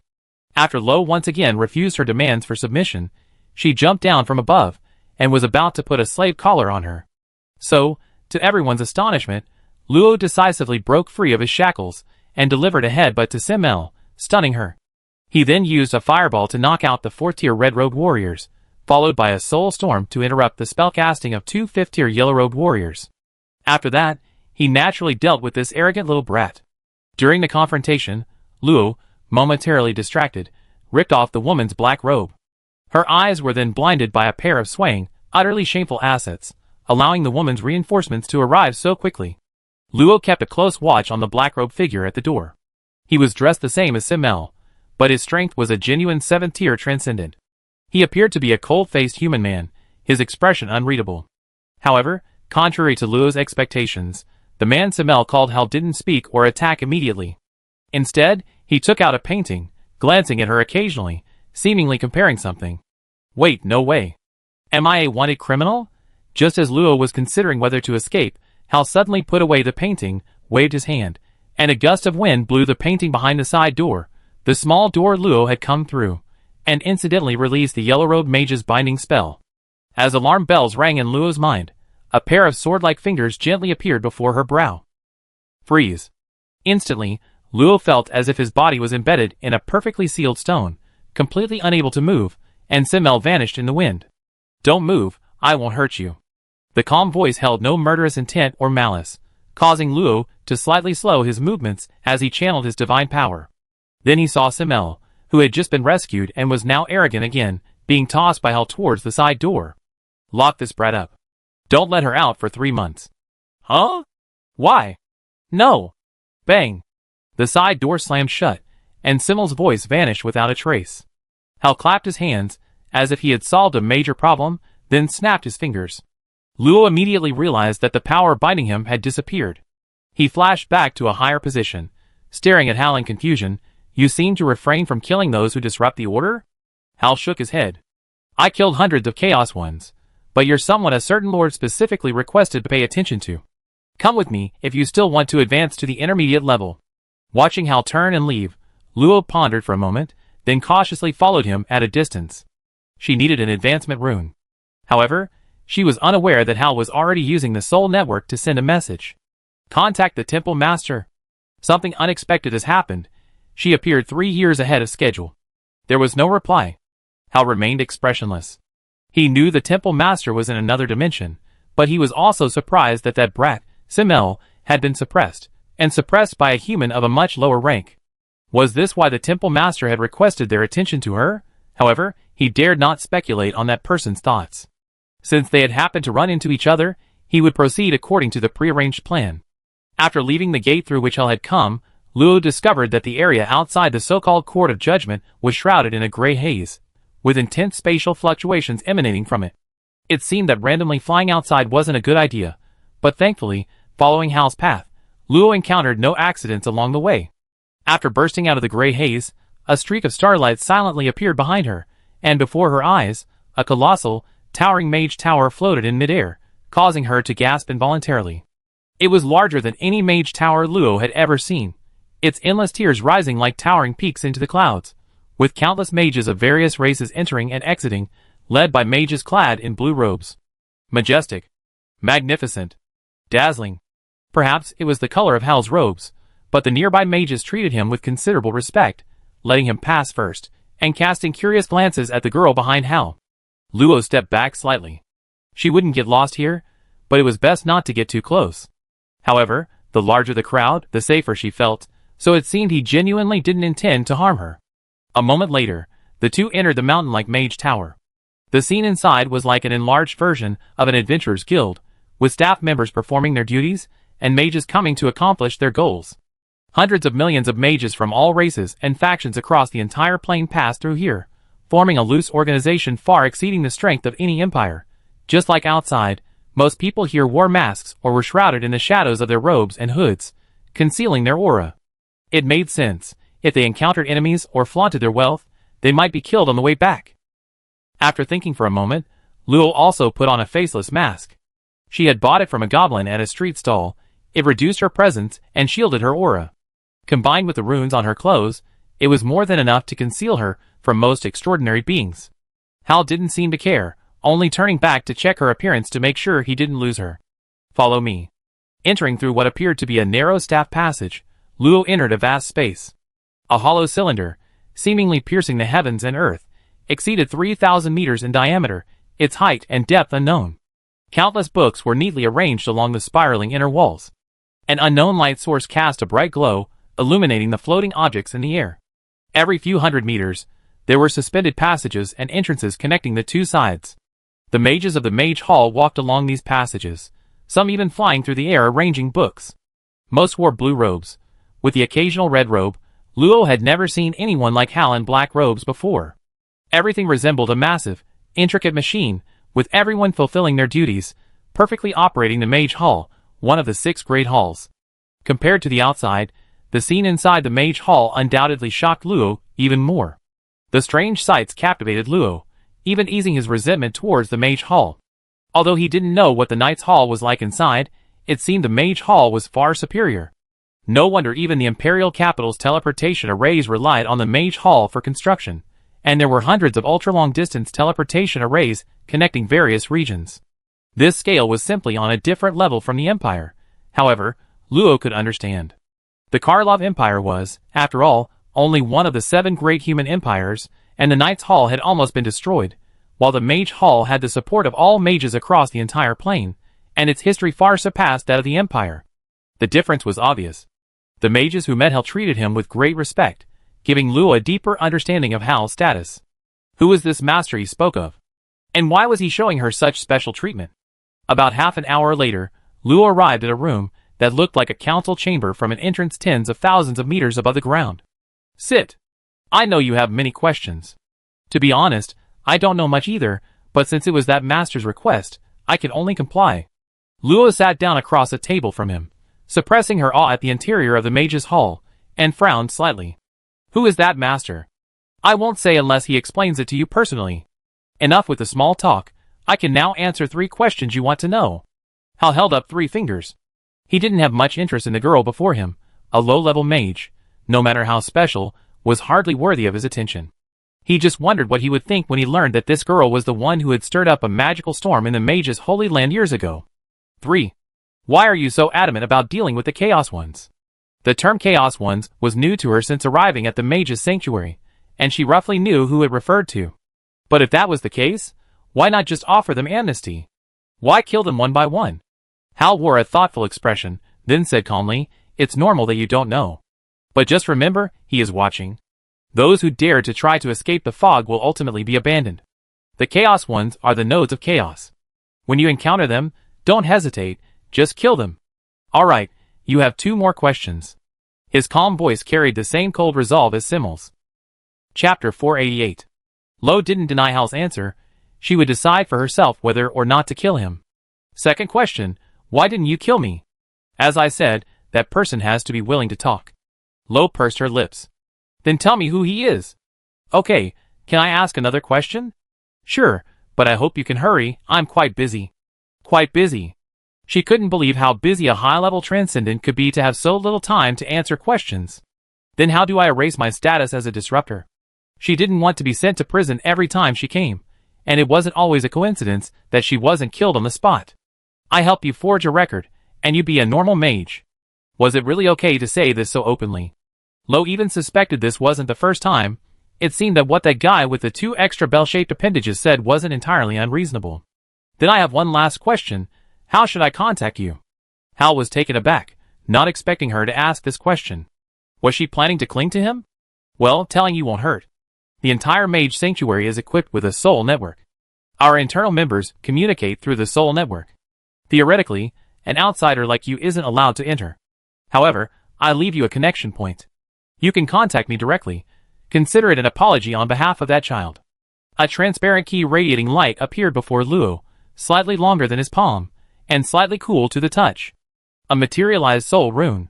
Oh! You come into contact with it? Indeed, you can contact it using your own soul power, and I can receive the message. However, whether I can actually contact you depends on the actual situation. Alright, now that you've finished asking your questions, I need to take you to the advancement tower. Hal stood up and casually asked, since you're here to advance, have you prepared the fees?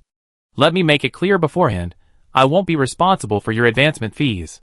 No, but I have this, it should be fine. Under Hal's questioning gaze, Luo pulled out a piece of animal hide scroll, adorned with a gilded scale pattern and the Imperial Academy's unique dragon and star emblem. This is an academy contract? Hal looked surprised. It wasn't that he hadn't seen them before, in fact, many students advanced each year using these contracts, essentially a collaboration between the academy and the Mage Hall. But how could a disordered individual possess an academy contract? Moreover, he stared intently, his surprise turning to shock. A top-tier rune? Good heavens, not only does she have an academy contract, but she's also authorized to use a top-tier rune. Is this girl really one of those disordered individuals who accidentally advanced or acquired advancement runes from the black market? With this kind of treatment, she must be a top genius from a top academy. No wonder that person took care of her. Is there a problem? No, do you know the advancement process? Yes, my teacher explained it to me. That's good. Follow me. The passageways within the mage hall were interconnected, like an enlarged anthill.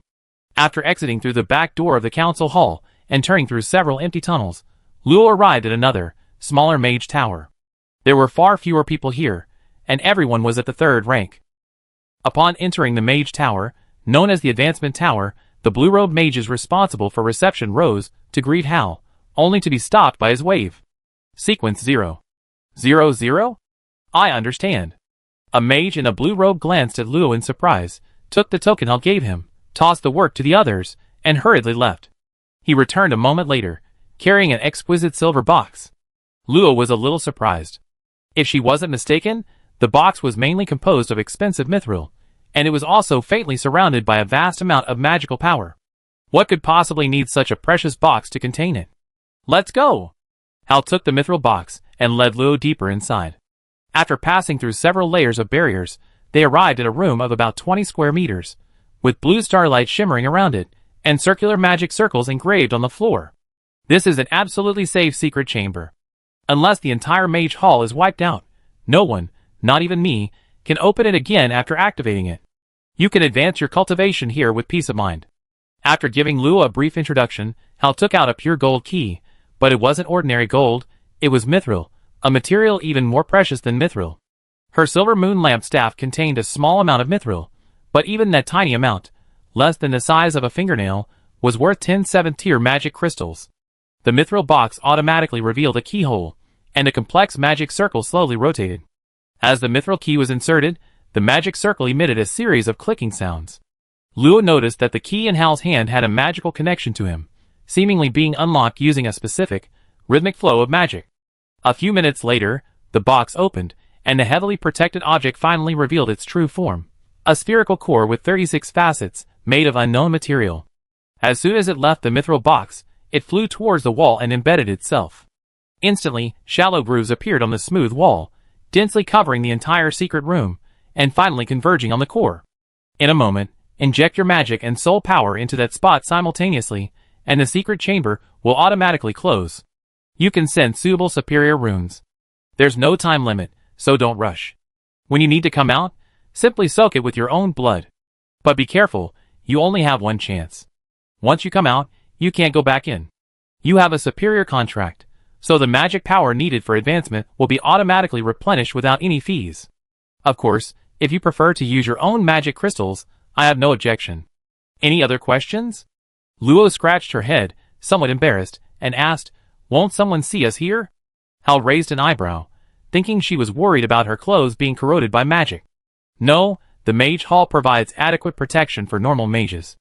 Okay, then, abnormal mages will be beaten to death. Fortunately, she'll soon be a normal mage.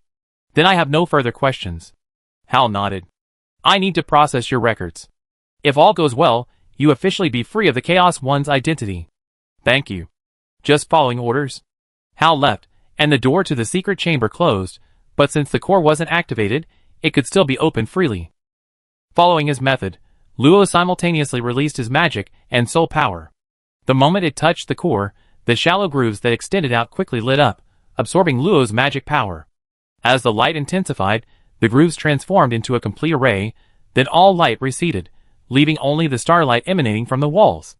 The array on the ground lit up, and a dense magical energy emanated from all directions, but after sensing it, Luo discovered that only the 8 elemental magics were present, light and darkness were absent. This is a bit tricky, but there's nothing I can do about it. Fortunately, she brought nearly 20% of the Favors family's magic crystals, plus her own vast magic reserves, so it shouldn't be a problem. After checking around and making sure she couldn't open the secret chamber, Luo finally sat down cross-legged, her expression relaxing. Excitement followed, and she couldn't help but lazily roll over on the faintly glowing magic circle.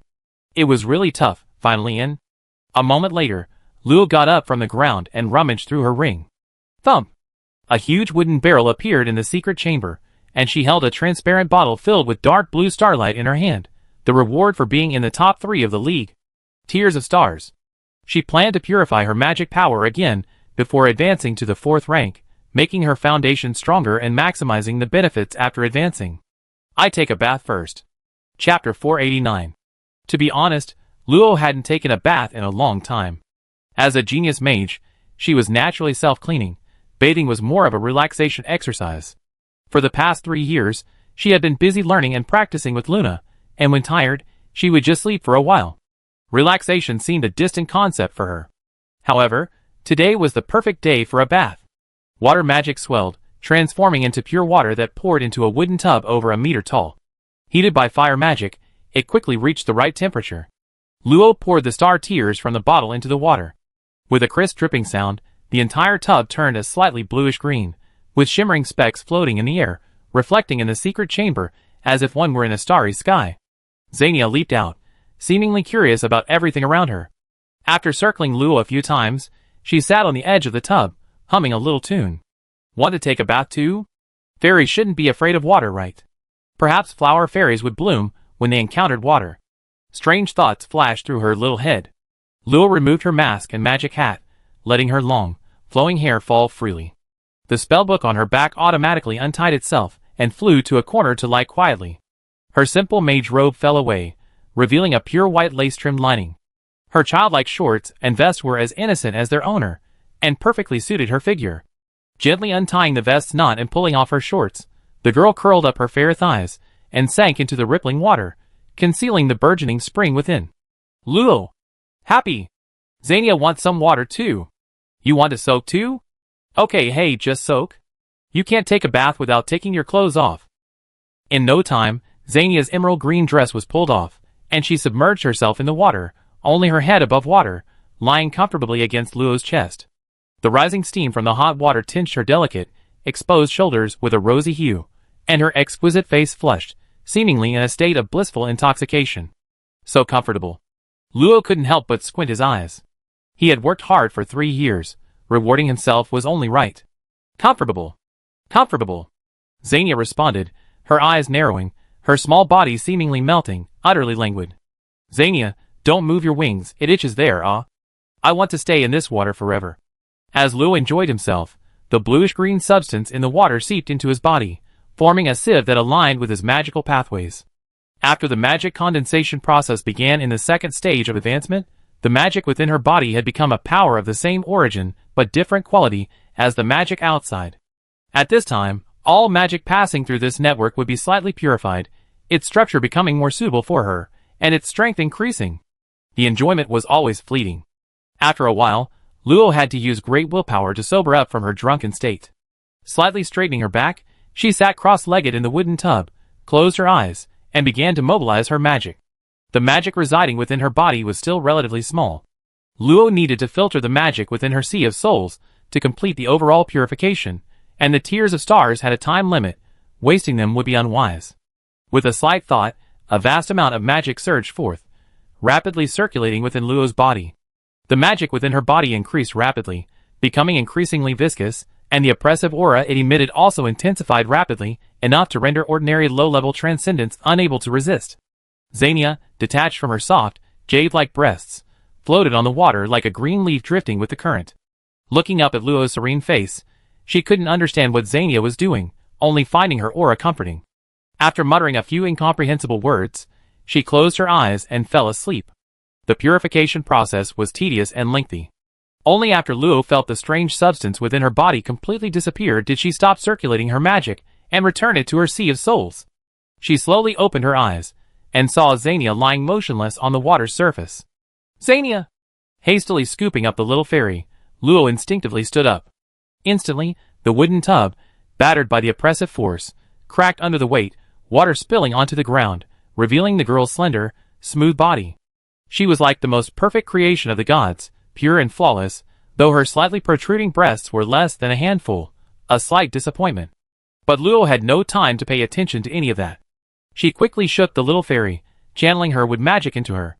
However, Luo soon realized that Xania was merely asleep, waking up groggily during the vigorous shaking, her naked body floating in midair, still a little dizzy. So many Luos, so many stars, oh dear. Seeing that she was all right, Luo breathed a sigh of relief. With a wave of her hand, the clear bathwater on the ground condensed into a large water sphere, faintly radiating warmth and fragrance. She tossed it into a ring. This water possessed magic, even a sip would be corrosive to a mortal. Clothes automatically appeared, covering her jade-like body. Luo opened her palm, and condensed a wisp of flame. As magic rapidly gathered, the flame quickly transformed into compressed sparks, which multiplied rapidly, and in no time, the complete thousand starfall appeared. The magic condensation speed increased by 10%, and the power increased by 20%, not bad. It was only one drop, and with Luo's current magic power, any improvement was already quite good. It was almost the limit she could achieve at this stage. The important thing was that after taking a bath, Luo felt refreshed, both physically and mentally. Her previous unpleasantness had completely dissipated, and advancing to the next level would be much easier now. After instructing the little fairy not to disturb her, Luo sat cross-legged in the center of the array, recalling the key points of advancement that Luna had explained to her. Similar to advancing to the transcendent level, advancing to the intermediate level also required imprinting runes on the Tree of Spirit. However, the difficulty lay in the fact that this time the advancement runes needed to be connected to the previous construction to avoid a disconnect between the soul and body. Many transcendents without power or teachers, even if they were lucky enough to advance to the 4th level, struggled to unleash their full potential, and their reactions were even a beat slower than those of Academy transcendents. This was due to the incoordination between their soul and body. Injecting his senses into the core of the wall, Luo immediately felt the surrounding starlight flicker, reflecting hundreds of runes. He realized that the scattered points on the wall weren't decorations. Each star corresponded to a top-tier rune. Without wasting time, Luo closed his eyes, immersing himself in the sea of his soul. His vision entered a transcendent dimension, and everything around him vanished, leaving only slowly flowing, dense magical particles and illusory runes. I need to choose suitable runes first. I'm a mage, so other professions must be excluded. If lower-level transcendent professions were more of a title or a matter of personal preference, then at the mid-level, the differences between professions would widen further depending on the chosen advancement runes. Even without training their chi and blood, warriors and knights would have bodies 100 times stronger than mages and archers, while mages' soul power would be much stronger. There are gains and losses. This is the balance between different professions. Therefore, choosing a profession is a serious matter. If you choose to be a warrior at the beginning and then switch to a mage later, the wasted time and energy will be difficult to recover. Of course, there are exceptions like Luo, whose vitality is exceptionally large, but let's not discuss geniuses. Besides subtly influencing the focus of cultivation, advancement runes also enhance the magic skills learned. This is not difficult to understand, as they are imprinted on the Tree of Spirit, serving as a bridge between the soul and body. The higher the level of the rune, the stronger this enhancement, resulting in more powerful magic skills. Luo quickly eliminated runes other than those for the mage profession, leaving 80 runes. He then categorized them according to their attributes, resulting in 10 runes for each attribute, corresponding to different characteristics and focuses of that attribute. Fiery red fire runes flew towards her, each symbolizing one of 10 specializations, including high temperature, explosion, and attachment. Imprinting a rune meant focusing her energy on magic possessing that type of characteristic. Transcendent individuals can imprint multiple runes of the same attribute, but this has two drawbacks. First, the difficulty of advancement increases exponentially. Second, without sufficient talent and effort to learn the corresponding magic, one might end up knowing a little about everything but mastering nothing. The advantage, of course, is a wider range of magic categories to learn and a richer repertoire of techniques. Most people would choose 2 or 3, but my teacher said I could choose as many as I wanted, as long as I ensured a successful advancement. Incidentally, Luna imprinted all the fire attribute advancement runes, but she simply preferred explosion-type magic. Chapter 490. The power of his soul drew upon a specially modified explosive rune Phantom. Having learned from his previous experience, and with the Academy providing a detailed explanation, Luo quickly constructed the rune's physical form. Under the combined influence of fire magic and soul power, the newly formed rune seemed about to explode, creating a powerful impact. Controlling the rune as it entered his brow, following the initial anchor point placed on the Tree of Spirit, the rune smoothly arrived before Yogg-Tara. However, this time Luo didn't see it. He simply used his powerful soul power to manipulate the rune to imprint itself onto it. This was the normal procedure for a transcendent being. Directly looking at Yogg-Tara was something Luo would only do in his early years when he didn't understand. With his solid foundation, it didn't take much effort for the rune to imprint itself in the correct position, gradually communicating with the initial stage advancement rune, forming a twisted, invisible line. The moment the connection was complete, Luo felt her soul power, which had previously been unable to condense further, soften again. If she chose to condense it further at this point, it would mean officially breaking through to the 4th tier. Of course, Luo wouldn't stop there. After calculating the time, she continued to manipulate the second rune Phantom. The time spent connecting the initial tier advancement runes was the longest, and as the number of imprinted runes increased, the time and difficulty of the connection also increased dramatically. Soon, Luo's entire mind was immersed in the advancement. Time gradually passed, and the secret chamber became quiet. Even Xania, bored after 3 days, retreated to her ruined space. She still had many beautiful flowers to care for. Finally, only the faint noise of flowing magic remained in the secret chamber. Everything fell silent. In the heart of a lush, boundless forest, a colossal, verdant tree stood awe-inspiringly, piercing the clouds. Flocks of birds, like ink dots, soared around it, layers of white clouds adorning its neck, thunder merely serving as embellishment, and even torrential rain couldn't dry a single branch. An ancient city, built against the tree, spiraled upwards. Its main thoroughfare, hundreds of meters wide, seemed like a thin vine compared to the giant tree. A constant stream of agile figures moved along its length. Upon closer inspection, most were pointed-eared, golden-haired elves, along with some orcs and other races known for their agility. Among the many passers-by, 2 tall girls clad in green robes, their faces hidden in shadow, were quite inconspicuous. "Sister, why has Master's location changed? It seems closer." "Then what should we do?" "Go find Master." Since accidentally missing their encounter with Master 4 years ago, the sisters Fia and Ano had embarked on a journey to find Luo's return. However, long-distance teleportation arrays aren't used casually, especially since Luo had taken most of their valuables, leaving them with no choice but to hunt monsters locally for funds. Fortunately, they were 2 third-tier archers, and within a year, they had raised the necessary funds. But soon, through their contract, they learned of Luo's new order, to find a way to break through to the 3rd tier. Fia vaguely sensed that their master disliked their weakness, but she didn't tell Ano. The powerful force of the contract had already transformed her will. She would carry out any task her master assigned. After overcoming numerous difficulties, and spending 3 whole years, the 2 sisters finally advanced in the Archer's Hall. "Now, we should be able to keep up with our master's pace, right?" Fia thought to herself. 3 months later, inside the secret chamber, Luo's aura was more than 10 times stronger than before. The terrifying pressure distorted the surrounding air, making her comparable to a 6th-tier powerhouse. "Who?" At a certain moment, a long exhale sounded, and the girl slowly opened her tightly closed eyes, a flash of golden light passing through them. As expected, there are no runes for the 2 major attributes of darkness and light. "What should I do?" Her fingers unconsciously twirled a strand of her hair, Luo's face full of distress. Even though each additional rune would exponentially increase the imprinting time, in just 3 months, she had completed the imprinting of all 80 runes of the 8 attributes and successfully established connections. However, as she said, as a normal advancement location for mages, there were no advancement runes for light and darkness here, and she couldn't be foolish enough to ask anyone. Perhaps she should just let it go? Luo's little mind pondered. She had no way to find the remaining runes. If she lingered too long at the lower level, it would inevitably affect her later strength improvement. But that wouldn't be complete. Even if Luo didn't have OCD, she would find it hard to accept giving up halfway. "Where can I get it?" Luo crossed her arms, biting her rosy lips, racking her brains for a way to break free from this predicament. Several days later, having found nothing, she could only lie down helplessly. Sigh, if only little Audie were here, maybe she would know something. She stretched out her right hand, looking at the mysterious and eerie nether flower mark on the back of her hand.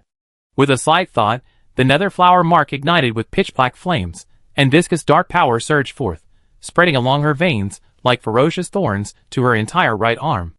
An unsettling nether energy was quietly released, condensing into terrifying claws on her pale fingertips.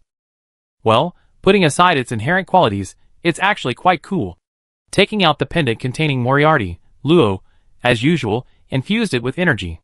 However, since gaining control over nether energy, the energy supplied had changed from simple dark magic to nether energy itself. "You've been eating for 4 years, and still aren't full? How big is your appetite? What's going on?" An unexpected event occurred. The nether energy slowly flowing into the pendant was suddenly sucked in by a storm. The sudden, powerful suction swept away all the magic in the chamber, creating a brief vacuum. Little Moriarty? Luo was overjoyed.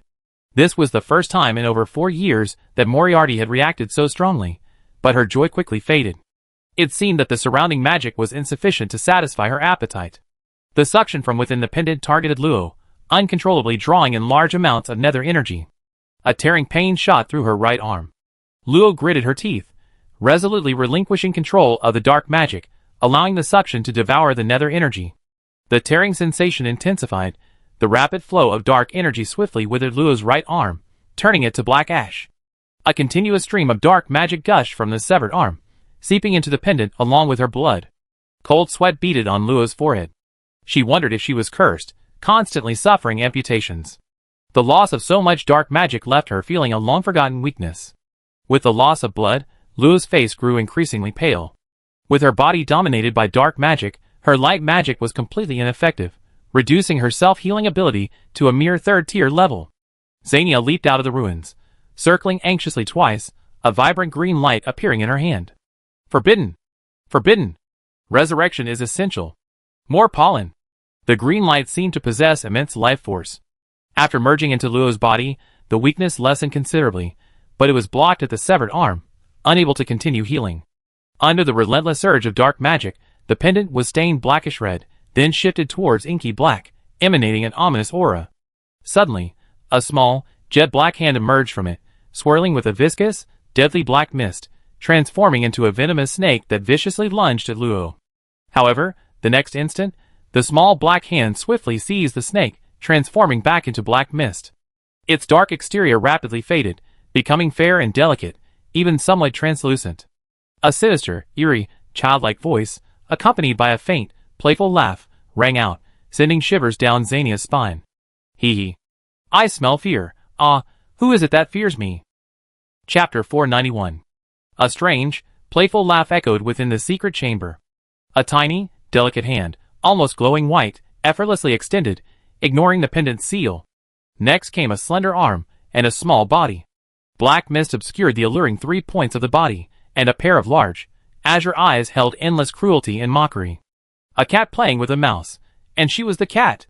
The aura of the underworld permeated the air, the holy power overwhelming. Had this not been a top-tier secret chamber, it would have been completely corroded long ago. Xania felt an irresistible, powerful force. The falling light fragments increased dramatically. She hurriedly grabbed Luo's hair, trying to pull him away, but Luo stopped her, gently gathering them in her left hand. Little Artie? Hearing the familiar address, Moriarty's oppressive aura softened slightly. However, the next moment, a gaping, sinister mouth stretched from her exquisitely sculpted face to her ears. Sister Luo, are you perhaps afraid of little Artie? Bare feet touched the ground, and she slowly walked forward amidst waves of ghostly energy that seemed to solidify space. Her azure eyes shone terrifyingly in the darkness, like a messenger of death. Little.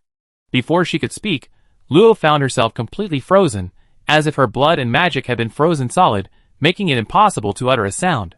Instantly, Luo realized that something had happened to Moriarty. No, perhaps that was her true thought. Sister Luo, you smell so good, what can little Artie do? A pink tongue gently licked Luo's face, leaving a thin, transparent trail.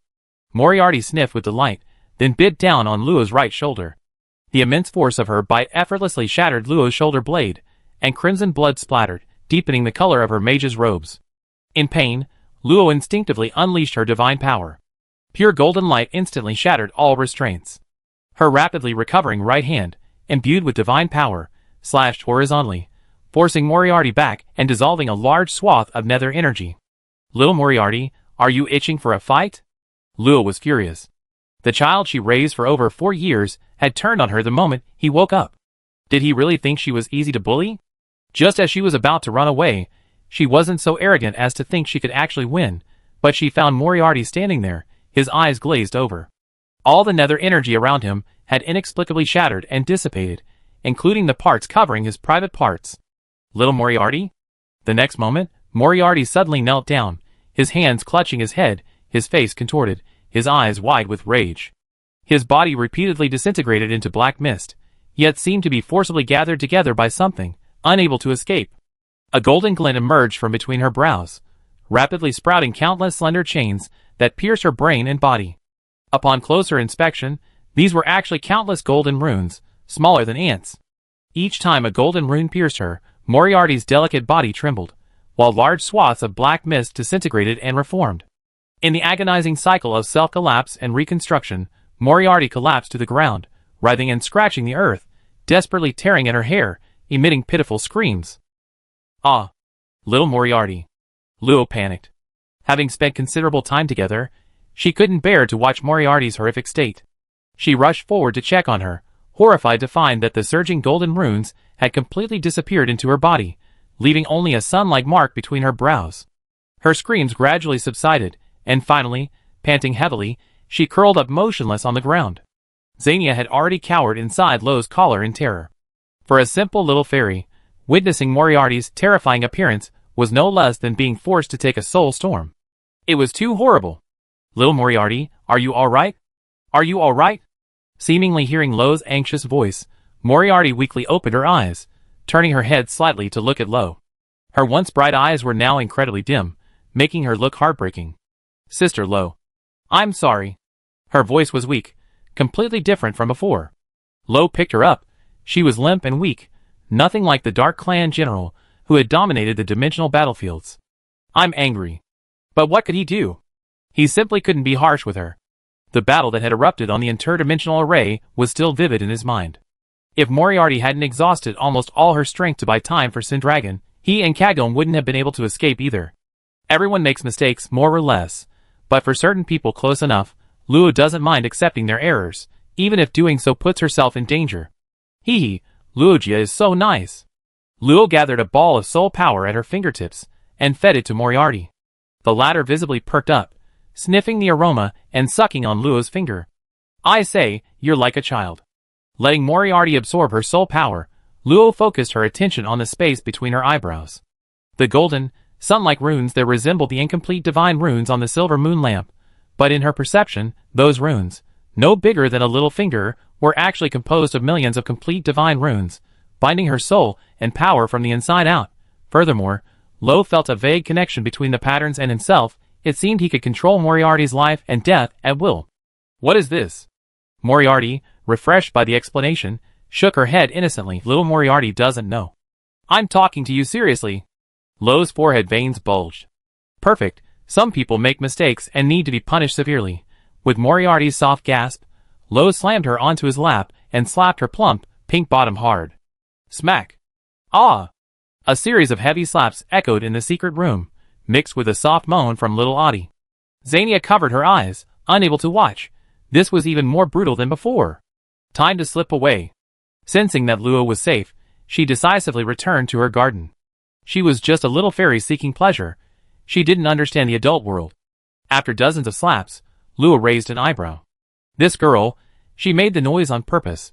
Fine, since you don't know what happened either, then behave yourself. Sister Luo, little Audie knows. Moriarty knelt naked on the ground, her face flushed, looking obedient and cute, but the hint of mockery in her eyes made it hard to believe. Put your clothes on! Luo suspected Moriarty had succubus blood, otherwise, how could every inch of her skin exude such extreme allure? Unfortunately, she had no proof. After Moriarty tidied herself up, she was dressed much like she was 4 years ago, a long dress, black hair, willow leaf eyebrows, large eyes, and only about 1.2 meters tall. Lo sat on the ground and asked her seriously, Little Moriarty, do you still remember the demon from back then? I remember. Moriarty stopped joking, her face extremely grim. It was one of the commanders of the War Lords. I don't know why it was sealed away along with them, but if it escapes, the other dimension will once again attract the attention of war. The Fandara realm cannot withstand a second shattering. The other dimension was the former Fandara realm, the central battlefield of the 3 major dimensions, burying billions of lives, naturally including Moriarty's kin. A renewed war would inevitably uproot the entire plane's grave. Although she wouldn't care, she was still annoyed, especially since the one who caused this possibility was a demon who had once plotted against the underworld. Chapter 492. Cizo passes Moriarty, Eternal Contract in effect, Saint Rank, Incomplete, Saint Darkness, all attributes, Knight, Nether Knight, the captain of the Netherworld Vanguard, now only a soul and bones, is the embodiment of mockery and disguise. After utter madness and reshaping, his resentment has been reborn. He feeds on soul power and loves fear. Note 1. Bound by the Eternal Contract, unable to harm the contractor. Note 2. Protected by the Eternal Contract, all information cannot leak out. Note 3. Life is recovering, 0.78%. Note 4. Suggestion. Fear will attract her attention. If she smiles at you, be sure to pay attention to your soul. Since that pattern appeared, Luo has discovered that Moriarty's information has become accessible to him, and there have been many changes. The most eye-catching is naturally the Eternal Contract. It seemed to refer to that golden pattern, but Luo couldn't recall ever having made a contract with her. She suddenly realized that something terrible might have happened to her without her knowledge. Unfortunately, even she didn't know, and Moriarty knew even less, so she had to put the matter aside for now. Upon learning that Sindaragon had been dragged into hell, Moriarty, unusually, didn't mock her, only muttering, "Even a stinky dragon can be foolish sometimes." Luo responded by patting her head. "Anyway, one day I rescue her." "But Sister Luo, you're so lame. I was already at the 4th level of the extraordinary realm at birth." "Shut up." After giving her a stern lecture, Luo understood that as long as the dragon crystal hadn't lost its luster, Sindaragon wasn't truly dead, which lessened Luo's worries about her considerably. "Speaking of which, little Moriarty, do you know about the advancement runes for dark attributes?" Luo held Moriarty close, her small body cool and refreshing against her skin. Her long, silvery white hair cascaded down, intertwining with her jet-black locks. The girls leaned against each other, creating a peaceful and harmonious scene, a moment too beautiful for anyone to witness. "I know, right? Does Sister Luo want some?" "Of course. I'm still missing both dark and light attributes, but we don't have any here." Moriarty turned around, kneeling gracefully on the ground, her large eyes looking at Luo, then suddenly smiled. "Then Sister Luo, come and get it." Before Luo could understand, Moriarty closed her eyes slightly, her pink lips drawing closer, as if waiting for her to take them. Without hesitation, Luo flicked her finger across Moriarty's forehead, sending sparks flying. "Don't push your luck." Moriarty flopped to the ground, completely unconcerned about her wide-open skirt, giggling, "Oh dear, Sister Luo is so innocent." "Well, little Artie is the best girl, after all." Sitting up straight again, Moriarty stretched out her small hand, upon which 10 twisted, jet-black runes appeared. Darkness, depravity, madness, evil, like an aggregate of all darkness. These are all the top-grade dark runes. With Sister Luo's talent, she should be able to absorb them all, right? Even so, for some reason, it sounds strange coming from you. Little Artie, you're a member of the Netherworld race, aren't you? Can different races use top-grade runes interchangeably? Moriarty gave a meaningful smile, pointing to the back of Luo's right hand. "What are you saying, Sister Luo? When you could withstand Netherworld energy, you were no longer purely human." Luo wasn't sure if she was purely human, but she felt she was. With the template provided by Moriarty, and after 2 months of work, Luo finally succeeded in imprinting the dark advancement runes, leaving only the most perplexing light runes. Half a month after completing the dark rune imprinting, Luo stared at the angel's feather before her, but even with her eyes glazed over, she couldn't find any trace of light runes. Finally, she collapsed to the ground in despair. There really isn't a trace left. The assimilation is too severe. When Sindragon first entered the angel's feather space, some scattered light runes could still be seen, but now there wasn't a single one left, as if the feather had been completely washed. Moriarty lay on the ground, her bare legs swinging, her round, white feet looking like the finest pastries in the faint glow of the array. She was reading a storybook while licking a piece of colorful crystal, an unused saint-level soul crystal, which she used as a snack to restore her power. Looking up at the listless Luo, Moriarty casually remarked, "If Sister Luo wants a light rune, little Artemis has some too." The secret chamber fell silent for a moment, then Luo suddenly sprang to her senses and rushed to Moriarty, lifting her up. "What? Why didn't you say so earlier?" Moriarty calmly stuffed a saint-level soul crystal into her mouth, swallowed it whole, and looked at Luo innocently, but Sister Luo didn't ask. Luo resisted the urge to flick her forehead and said softly, "Then can little Artemis give Sister Luo some advice?" "Sure. But Sister Luo, can you handle it?" Moriarty's gaze was deep and unfathomable. Having devoured countless souls, and torn apart hundreds upon hundreds of angels in war, she naturally possessed memories of the runes for advancing to the light rank. However, those memories were fragmented, and as a creature of the underworld, she couldn't reconstruct them. Therefore, to access these memories, Luo could only search through her ocean of memories spanning thousands of years. One wrong step, and she could be lost within, never to return. "So you only brought this up after so long? Is there a solution?" Moriarty chuckled, easily freeing herself from Luo's grasp. Her small mouth exaggeratedly said, "How can Sister Luo be so clever?" Little Audie is embarrassed. It only took a little time to organize the memories. Half a month to organize. The memories were truly vast. "Sister Luo, be careful." Never touch the dark memories. They connect to an unbearable despair. Little Audie will be here waiting for you to return. With a smile, her azure eyes shone with a deep, dark light. Luo felt a blur before her eyes, and when she came to, she found herself in a vast, desolate place. Didn't they even say hello? This must be little Artemis's memory. She checked herself. Aside from her clothes, all her equipment and rings were gone, and she couldn't use her magic. Is it because of the memories that I have no magic at all? Fortunately, she could still use her soul power, which gave her some self-defense ability. She looked around. Behind her was a hazy blur, and in the far distance ahead, there seemed to be some black dot moving. Without thinking much, Luo got up and flew towards the distance.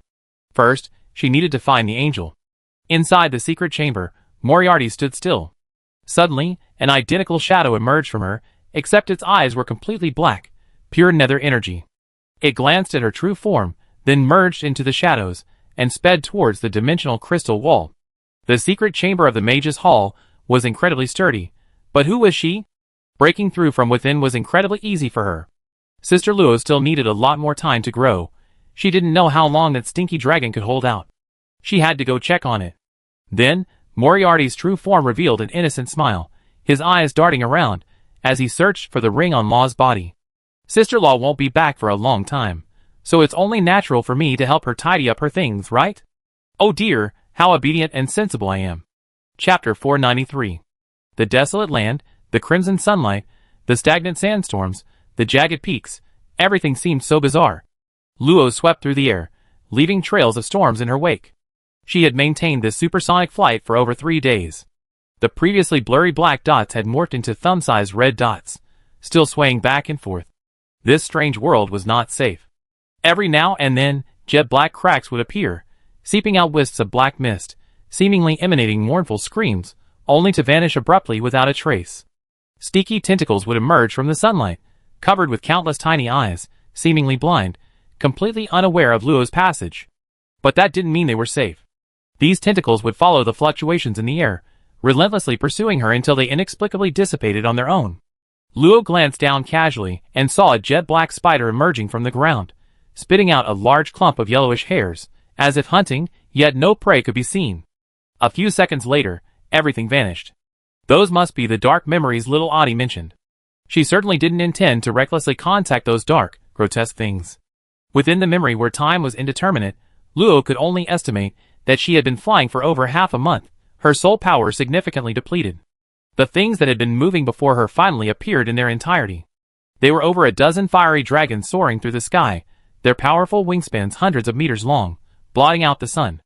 Covered in indestructible crimson scales, they supported their sturdy bodies and thick limbs as they nimbly swam through the air. Even from 3,000 meters away, the scorching hurricanes they generated stung Luo's face. Roar! A massive, intensely hot pillar of fire erupted, melting space itself. With terrifying power, distorting space and unleashing a dazzling halo, it struck a majestic, headless centaur knight, only 10 meters tall, wielding a blood-dripping spear, directly in the center of the dragon horde. Says, "Die! Humph! You are nothing to fear." Raging black flames burned, transforming into countless lines of fire that descended like lotus blossoms, easily incinerating the pillar of fire. They swept past the dragon's body, and with a mournful roar that echoed through the heavens and earth, the ancient dragon perished. The remaining dragons roared in fury, unleashing all their power, as dragon breath upon Moriarty. The terrifying heat emanating from them nearly melted Luo, who was hiding over 30,000 meters away. Even so, in less than 3 hours, amidst shattered mountains and torn earth, space itself shattered into a dark void. The dragons, their flesh and blood flying everywhere, were mortally wounded and forced to flee in panic, leaving behind several corpses. Just as Luo held her breath, completely absorbed in the scene, everything suddenly froze, including Moriarty's movements and the dragon's flapping wings. The next moment, all the scenery returned to its original state, as if it were just a recording. In reality, it was merely a distorted image of something that happened 300,000 years ago. Is this little Artemis's true power? A resounding victory against 10 saints. However, Luo still preferred her current form, small, poisonous, but undeniably cute. There were no angels here, and Luo stopped paying attention, bypassing the area where the world had crumbled to continue her search. As if Moriarty was intentionally guiding her, each time Luo finished observing a battlefield, a new black dot would appear in her vision, guiding her deeper into the land of memories. Along the way, Luo witnessed every corner of the ancient battlefield, hundreds of powerful elemental warriors joining forces against Moriarty's 10-man squad, the final scene of mountain giants being beheaded and transforming into mountains, the ancient dwarves charging into the black mist in their warships, only to be annihilated, hundreds of thousands of windwalkers, born with the power of wind, being swallowed in an instant, and winged humans, with wings on their backs, unleashing a destructive storm, carving out a few safe zones with all their might. Luo also saw burly trolls fighting to their last drop of blood without kneeling, a one-armed orc leader raising his bone club, roaring to command all beasts, golden-haired elves still wearing leaf skirts, raining down arrows, and millions of human soldiers forming well-defined square formations, putting up a tenacious resistance. But nothing could stop the advance of the underworld army. Countless buildings were reduced to ruins, countless rivers evaporated, and even volcanic eruptions and rolling thunder couldn't halt the spread of black mist. The weightless zones devoid of order, the torrents of magic unleashing deadly radiation, the unhealable dead lands, these corners of the battlefield silently recounted the carnage of yesteryear. From initial shock and fear to gradual acceptance, and now numbness, even the instantaneous loss of tens of thousands of lives only allowed her to gaze upon them a little longer. The journey was fraught with peril. Every scene was a deadly zone. A single misstep could reduce one to ashes, plunging into darkness amidst the agonizing pain of one's body being torn apart, only to awaken abruptly after an unknown period, leaving only the lingering tremors of the body. Having experienced this many times, Luo learned her lesson, only observing from afar, never approaching. The elusive dark memories that haunted her along the way also harassed her progress. Remembering Moriarty's advice, Luo kept them at bay. As he passed through a scene from his memories, a city massacred by Moriarty's vanguard, Luo once again saw several black dots flying high in the sky. Is the next one a duel between generals? Luo gazed into the distance, his golden-red eyes serene, a hint of world-weariness flashing within them. Witnessing history was the fastest way to mature. After experiencing all the great storms of life, everything else was merely fleeting smoke. A dozen days later, Luo arrived at a new place, only to find three figures in the sky. Besides Moriarty, there were two enormous humanoid beings, a man and a woman, about 6 or 7 meters tall, with golden hair and golden eyes, both possessing faces that were perfect for humans. Most importantly, they both had 3 pairs of pure white wings, and a pure white halo radiating holy light hovered above their heads. Any life harboring evil intentions would commit suicide at the mere sight of them, as if their mission was to purify all evil in the world. Are those angels? Surprisingly, Luo found himself not particularly excited, nor did any other thoughts arise, only a sense of calm. The two angels were incredibly powerful. Moriarty was forced to retreat steadily under their combined attack. In the pure white holy light, which even the dark red sunlight couldn't shield him from, Moriarty was blasted tens of thousands of miles away and disappeared. Brother, it escaped. Sister, I know that humans are approaching. Go and see. The two angels shrunk rapidly, quickly becoming the size of ordinary people. They landed in front of Luo, folding their wings, their pure golden eyes calmly looking at her. The female angel was voluptuous and tall, the most perfect being among any human race. The male angel was bare-chested, his 8-pack abs sharply defined, his broad chest sculpted like solid stone, exuding beauty. Human, what brings you here? You can speak to me? A ripple finally stirred in Luo's heart, culminating in utter astonishment. She wasn't unfamiliar with those ancient cities, but everyone there was an illusion. She could sense the oppressive force of battle, but couldn't touch or speak to them, nor could they see her. Yet these two angels could speak to her. Were they real? We understand, but... The male angel answered to himself, then conjured a white stream of light in his hand, emanating a faint divine aura. The light unfolded, forming a rune burning with holy flames. This is an advancement rune. Luo's breathing quickened slightly, but this change caused the male angel to frown, coldly declaring, those who harbor evil hearts should be slain. The next moment, Luo felt her entire body dissipate into the finest particles, her vision plunging into darkness. She didn't know how much time had passed before the scene of Moriarty fighting the two angels suddenly appeared before her eyes. She was alive again. So that's how it is. No greed can be allowed even a little bit. Luo vaguely understood the arrangements made along the way. The angel's heart couldn't tolerate even a grain of sand. Any negative emotion that shouldn't have surfaced would be immediately banished. Luo was only in her early 20s. Even with more experience than most, She couldn't perfectly control her emotions. Only through the baptism of battle along the way could she achieve such inner peace and composure. Really, she had to thank her now. Starting over, Luo quietly watched the advancement runes appear, recording every detail with her extraordinary memory. This time, the angel didn't intervene. Less than 10 seconds after the runes appeared, everything started again. However, Luo had already obtained what she wanted and no longer paid attention, flying towards the newly appeared black dot. If she wasn't mistaken, the following scenes would all be related to the light advancement runes. Chapter 494. A kind-faced six-winged angel was imparting advancement runes to 7 chubby little angels. The newborn angels were endearingly clumsy, barely reaching Luo's thighs when standing. They wore loose, pure white dresses, with only a pair of small, round, cloud-like wings on their backs, their eyes filled with innocence and curiosity.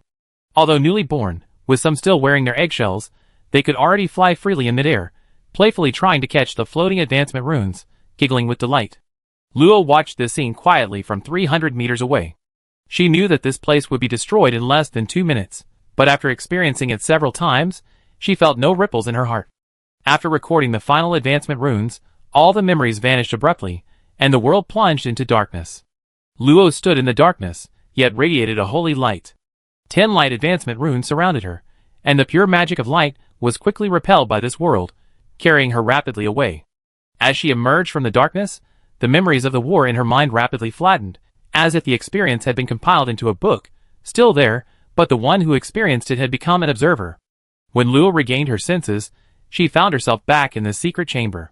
Those memories were completely gone, like Hazer's memories. Unless she deliberately tried to access them, they would only exist quietly deep within her mind. Strange, I feel like I had a dream.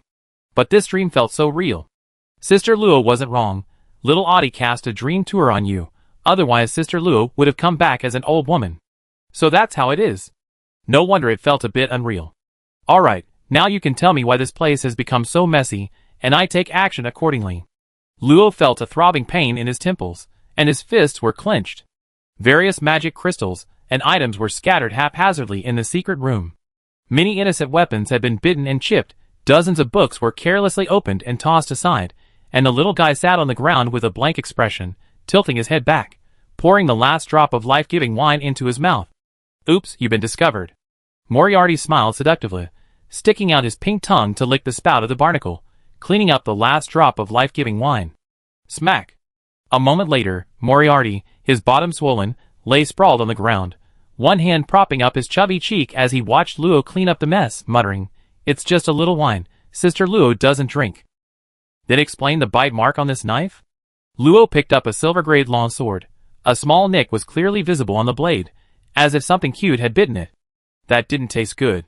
I didn't ask if it tasted good. Luo sighed, deeply aware that disciplining Moriarty was still a long and arduous task. She didn't really scold Moriarty, but there were some rather unique items in the ring. It would be a pity if they were eaten. Fortunately, the rotten twig and soul seed were stored in the ruined space, otherwise, they would most likely have suffered at the hands of a poisonous mouth.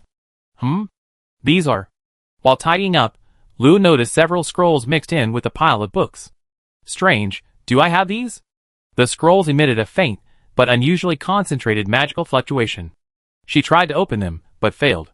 Little Moriarty, where did you find these scrolls? Hee hee. Moriarty responded sweetly, but then fell silent, just blinking her big eyes at her. The glutton. A ball of soul power appeared in Lo's hand, and the little one immediately woofed it into her mouth.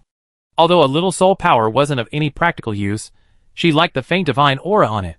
Satisfied, Moriarty pointed to 3 broken, ornate rings in the corner here. Lo grabbed them from afar, examined them carefully, and then remembered that she had scavenged them from that chubby butler in another dimension. These 3 rings all had powerful seals. She had originally planned to ask Sandaragon or Moriarty to break them, but she was distracted by practice and forgot about it, leaving them to gather dust in the rings for years. If Moriarty hadn't found them, she might not have remembered them for who knows how long. Little Artie, what are these scrolls? Why can't I open them? This is binding magic, that's enslavement magic, and that one, the one Sister Lo has, is a divine spell from Leodorus, the storm god. Lo looked at the scroll with pink runes at her feet. Binding and enslavement magic? Those are used for capturing elves, right? They're useful, but she probably won't need them. The scroll in her hand, however, was surrounded by a faint blue breeze. It looked incredibly powerful. Can you tell what the effect is? Moriarty's eyes widened immediately, as if Lo was asking a very foolish question. Sister Lo, how would little Artie know about divine spells from this era? Ahem, that's true. Luo blushed slightly. Humph, she thought, it must be Moriarty's fault for messing with my things. I didn't even realize it. Quickly finding an excuse, Luo spent some time organizing her things. The scrolls were put together separately. There were about 30 scrolls in total, including 3 scrolls of divine magic, which she could appraise later. Some weapons and equipment were completely destroyed due to being chewed on, and could only be thrown away as scrap metal. A small portion of the magic crystal vault had been eaten. 2 9th-tier dark magic crystals had probably been eaten like snacks. The remaining high-quality soul crystals were almost gone. She had kindly left 3 ordinary ones. Among the various potions, there were also many empty bottles. Perhaps many more had been swallowed whole. Fortunately, these weren't too much of a loss for Luo. What she gained from Moriarty far outweighed this loss. Later, Luo learned from Moriarty that she had been wandering in her memories for 9 months, during which time the little fairy had appeared twice, but she had scared her away both times, quite mischievous. After giving the little guy a lukewarm lecture, Luo began imprinting the light runes she had painstakingly acquired. Strangely, this time the runes didn't collapse at the final stage of construction as before. In fact, it went even more smoothly than the dark runes, completing the process in just 3 months. Thus, a total of 100 advancement runes across the 10 attributes were completely imprinted on the Tree of Spirit by Luo. Her magical power entered an exceptionally active state, beginning to condense on its own without her intervention. Simultaneously, a transformation was taking place in her soul, not only becoming more refined and powerful, but also rapidly increasing in quantity, allowing her to control more magical power. Coincidentally, magical power was the last thing she lacked in the secret chamber. Thus, under Lo's unreasonable absorption speed, the magic power in the secret chamber rapidly disappeared, and then continuously reappeared, even forming an extremely powerful magic power cluster that solidified into colorful crystals on Lo's body surface. Meanwhile, in another secret chamber. Crack! The rune he had painstakingly constructed shattered under the sudden surge of magic power, leaving the already listless young man's mind blank. He couldn't help but cough up blood, staring blankly at the dissipating advancement rune in disbelief. How could this be? I almost succeeded. In another secret chamber, a middle-aged mage was absorbing magic power to replenish the magic power consumed in his advancement, but for some reason, the absorbed magic power inexplicably decreased, until finally, even with his best efforts, only a tiny bit could enter. What's going on? I never heard of the mage's hall running out of magic. The same thing was happening in multiple secret chambers, but Luo, who was in the middle of these chambers, was unaware of it. Due to the excessively rapid absorption, the magic channels connecting the various chambers became flickering, and the magic concentration in nearby chambers began to slowly decrease. The mages who were concentrating on absorbing magic to construct their advancement runes were astonished to find that the magic in their chambers was insufficient. They were completely baffled and unwilling to leave, knowing that the cost of using the advancement chambers each time was astronomical. It would take decades of savings to afford. Chapter 495. This situation lasted for over a month before returning to normal, which relieved them. At least no major problems had occurred. Unbeknownst to them, Luo had already fully replenished the magic power depleted within his body. The ocean of magic power in his soul sea was nearly 10 times larger than before, and its condensation intensity continued to increase, further enhancing the power of his magic. Purely in terms of strength, Luo was about 10 times stronger than before, and this was only after he had just advanced in rank. With a slight feeling of fullness emanating from his soul sea, Luo slowly opened his eyes, his aura receding, and couldn't help but stretch. What a comfortable feeling. Does my body seem to have grown taller? No. Putting aside the unpleasant reality, Luo felt a vibrant energy coursing through his body. His soul power could flow freely within him, without any stiffness. Is this the will of flesh and blood? This must be the prerequisite for practicing total body control. There's a significant difference between mid-level and low-level transcendence, regenerative abilities. Low-level transcendents have limited recovery capabilities and, normally, cannot regenerate severed limbs or repair missing organs, like the heart using their own magic. Luo's ability to regenerate limbs is actually due to utilizing the properties of light magic, unrelated to her inherent regenerative abilities. However, at the mid-level, abundant soul power flows into the body, combining with flesh and blood to create the will of flesh and blood. Influenced by one's own will, the body's regenerative abilities are greatly enhanced. At the 4th level, one can slowly regenerate severed limbs, at the 5th level, one can survive with a destroyed heart and lungs, and at the 6th level, one can live even with only a head remaining. Of course, this is all predicated on the absence of obstruction from foreign magical forces, and the magical spirit and pathways remaining intact. Furthermore, the birth of the will of flesh and blood plays a crucial role in professions related to faith and the mind, and is the starting point for certain studies involving bloodlines and souls. However, what's most useful for Luo is that increased recovery reduces her dependence on light magic. It's important to know that elemental simulation cannot simulate both light and dark attributes. Sister Luo, when are we going out? Moriarty knew Luo had completed her advancement. While seemingly asking a question, her eyes already revealed excitement. Fresh souls are quite tempting. Thump! Luo gave her a light tap on the head, and as she yelped in pain, she extended 3 slender white fingers. Don't forget the 3 rules we agreed on after you get out.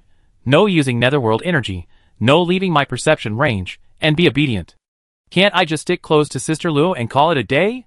That one has to be added too. This girl is very good at taking advantage of others. If we don't agree now, who knows what she'd do once she's out of the cage? Okay. Moriarty gave a long reply, her voice childlike and innocent, obedient and cute. How genuine it was depended on how big her heart was. Luo sighed softly, gently patting her little head, telling her to go back inside the pendant for a while. Although she was an unstable factor, the eternal contract prevented the worst-case scenario from happening. A drop of blood mixed with tiny golden beads dripped onto the core. With a deep hum, the secret chamber, closed for over a year, slowly opened, revealing a long tunnel. Upon arriving at the reception desk, Luo was already wearing a mask, with the coat of Hecate slung across her back. Her long, silver-white hair flowed freely, making her resemble a frost mage from the Agnesa Empire. The blue-robed mage who had received the mithril box clearly remembered the girl brought in by the mage Hal a year ago. He quickly gave her a mage's salute and respectfully asked, "Respected lady, may I help you contact Lord Hal?" "Thank you, no need. I'd like to ask about the location of the Grand Library of the Mage's Hall." Her voice was like a silver bell, clear and melodious. The blue-robed mage had never heard such a beautiful voice before, and the fatigue of many days of work instantly vanished. She actually thanked me. What a polite child. His voice suddenly became much stronger. "Miss, the Mage's Hall has many spatial tunnels. Without a guide, a mage can easily get lost. I don't have time right now, so please accept this map." As he spoke, he took out a crystal and respectfully presented it with both hands. He was just a lowly 4th-tier mage, holding a job only because of a slight connection with Lord Hal. If he could leave a good impression on the girl before him, and say a good word to Lord Hal, he might just be promoted to supervisor. Luo curiously accepted the crystal, channeled magic into it, and a 3D map appeared, marking the various areas of the Mage Hall. Just as the blue-robed mage had said, the Mage Hall was intricate and complex, its internal space many times larger than its external appearance. There were 32 major districts alone, each responsible for different duties, and each district contained hundreds to hundreds of thousands of different smaller areas. Most of the 32 major districts were grayed out, without even displaying their names, presumably because they were not open to the public. Areas that were clearly visible included the Great Library, the Advancement Tower, the Quest Hall, the Trading Hall, the Prayer Hall, the Registration Office, Front Hall, the Inheritance Chamber, the Star Observatory, and the Summoning Space, as well as the only grayed-out area with a name, the Temple of the Mage God. Focusing his attention on the Great Library, a dotted line immediately appeared. Luo then noticed a glimmer of light in a certain area within the Ascension Tower, presumably his current location. "Miss, because you are currently not a member of the Non-Mage Hall, you are not authorized to use some maps. We apologize for the inconvenience." Luo shook his head. "It's alright, thank you." He then took out 3 5th-tier magic crystals and placed them on the counter. The green-robed mage wanted to say something, but vanished in the blink of an eye, leaving him to swallow his words. Amidst the envious glances of others, he happily pocketed the magic crystals. He had traded a map for the other party's favor, and even earned some extra income. He gave himself a thumbs up for his cleverness. A nearby mage couldn't help but remark sourly, "What good luck. Why didn't I have this opportunity? Even if you had the chance, you wouldn't have seized it. Don't get distracted. After this cycle, I treat everyone to a meal. Generous. I love it. You said it yourself, so don't blame us for drinking the most expensive."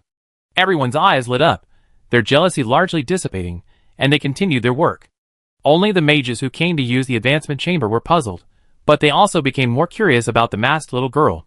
The Mage Hall's Grand Library, a special area said to house over 90% of the magical books in the living world, including almost all types of magic such as elemental magic, summoning magic, and divination magic. For a special price, one could even find curse and blessing magic. Rumor had it that the library also strictly guarded evil necromancy and dark magic. When Luo arrived at this legendary library, he found a bright, pure white room, about 10 meters long, wide, and high, completely empty except for a floating magic book in the center. Huh? Did I come to the wrong place? She thought there would be an administrator or something, but there was no one there. Approaching the spellbook, a magic circle glowed upon it. As if sensing Luo's presence, the spellbook opened automatically, and a mixed male and female voice filled the room. The gist was an introduction to the precautions for using the spellbook and how to use it. This book was a projection of the spellbook. To look up magic, one had to insert a magic crystal of the corresponding attribute and describe keywords using soul power to obtain all the skill books related to the description. However, these skill books could not be viewed directly. When you selected a book, you would learn the cost of browsing it, mostly magic crystals or magic cores. Some books required special items, such as summoning magic requiring the essence of a magical beast's soul, and divination magic requiring the payment of lifespan or certain substitutes. The cost depended on the rank of the magic. After successfully paying, one gained a one-time inheritance memory of that skill. Whether one could learn it before the memory faded depended entirely on their comprehension ability.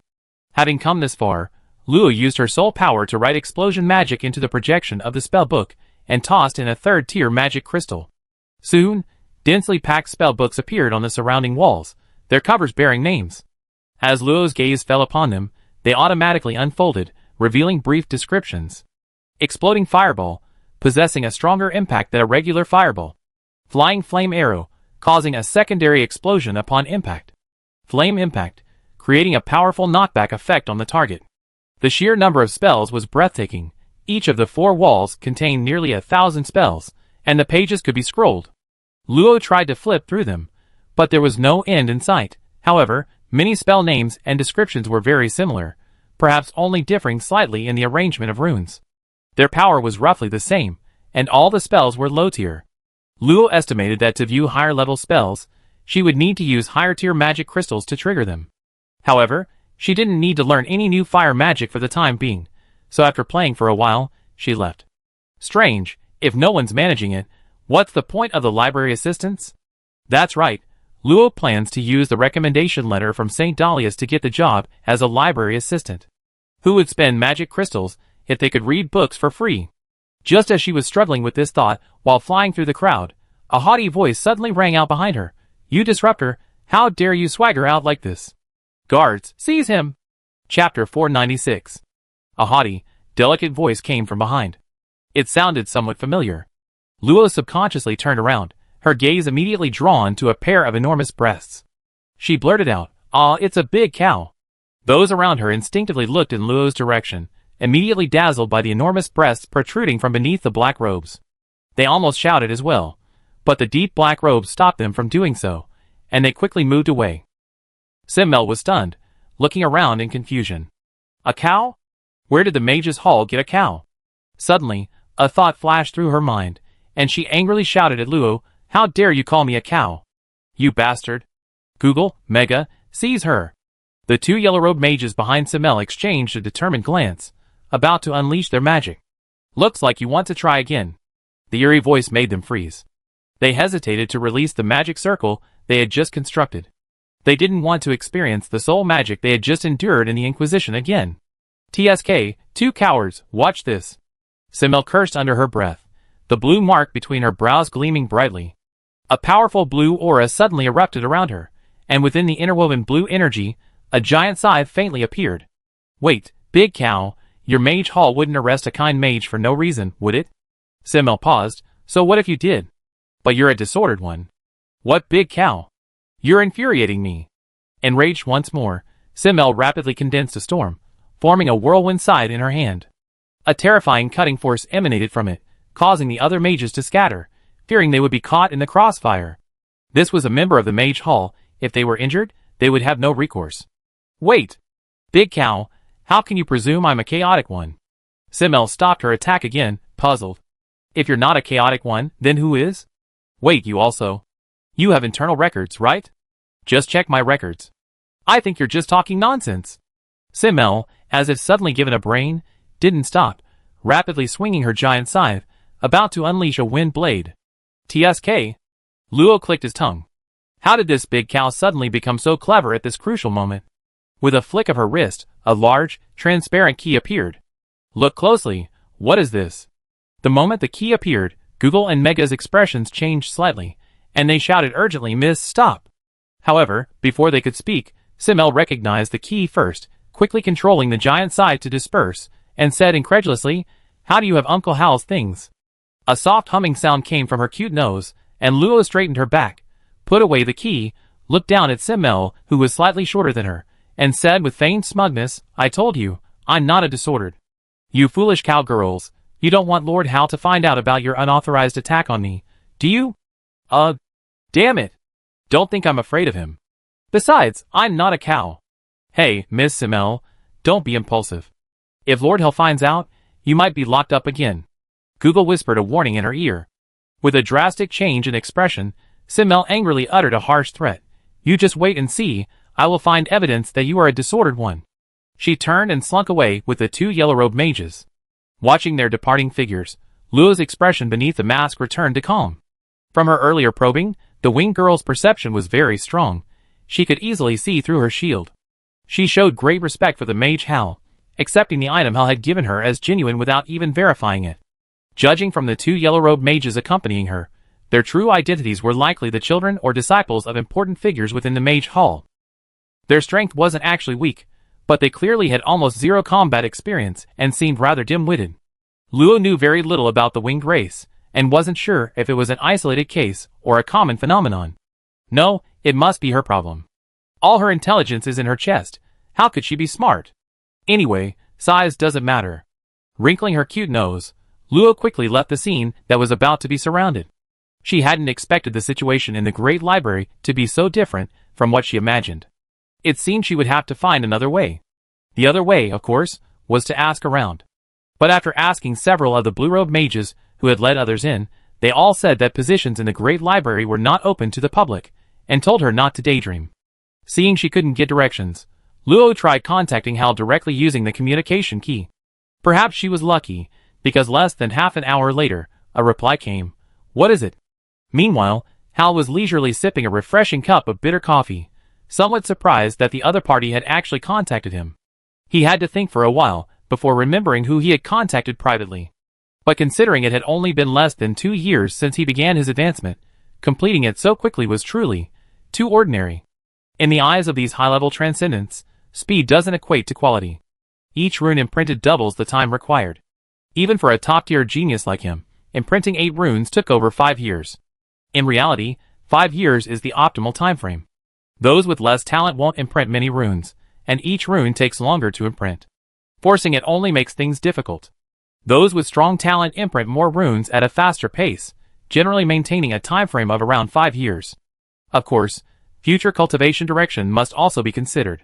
Those fools, who can't even choose the right rune type for themselves, often end up retiring early. However, 2 years is far too short for a genius using special grade runes. Har currently judges that Luo's foundation is weak, limiting her to imprinting only 3 or 4 runes. Her strength is good, but her ceiling is likely locked at the 6th rank. He doesn't know why the palace master is giving her special attention. But that's none of his business. "Hello, I'd like to ask how to get to the Great Library." A pleasant female voice came from the other end, causing him to raise an eyebrow. What? She called him just to ask for directions? Well, this made him a little insecure. He was, after all, a black-robed mage, second only to the temple master and deputy temple master in the 2nd tier. How did she see him as just another random guide mage? "You can ask a guide mage, the one wearing a blue robe." Hal answered her seriously. Thinking about it, it probably wasn't her fault. It was normal for a member of the mage hall not to know the ranks. Reflecting on this, he took another sip of coffee, intending to end the call, but the girl's voice rang out again. How do I get a job at the Great Library?" "Hey! What are you talking about? Is the Grand Library a position anyone can hold?" The vice head of the library isn't someone to mess with. A mere mid-level mage would probably be thrown out immediately. If you need to go to the temple of the god of magic, you can ask the guide mage for information. Just mention my name. Anyway, it had nothing to do with him. His only task was to exempt her from the status of a disordered one. Upon hearing Hal's reply, Luo scratched her head. She still had to find the blue-robed mage after all this time. Before she could ask any more questions, the connection was lost. Probably busy. Even so busy, he still took the time to reply to me. Seems like a pretty good person. Sighing, Luo looked around and randomly approached a blue-robed mage hurrying along. The man was an elderly man of the first level of the extraordinary realm. Upon hearing Hal's name, he was surprised and bowed, gesturing for Luo to follow him. Along the way, Luo noticed that all the blue-robed mages were low-level transcendents. The largest group consisted of guide mages leading outsiders into the area, mostly at the first rank, their life force waning, clearly nearing the end of their lives. Having them fight or conduct research wouldn't be of much use. It was better for them to contribute their remaining energy as guides. Meanwhile, the staff within the mage tower were stronger and younger. They could work for the mage temple for pay, perhaps even escaping their lowly status as low-level transcendents. The temple of the god of magic was very far away. After more than 3 hours, traversing several regions, Luo finally saw the mysterious temple suspended in dazzling light. In the boundless void, the sky slowly rotated with distinct 8-colored vortexes.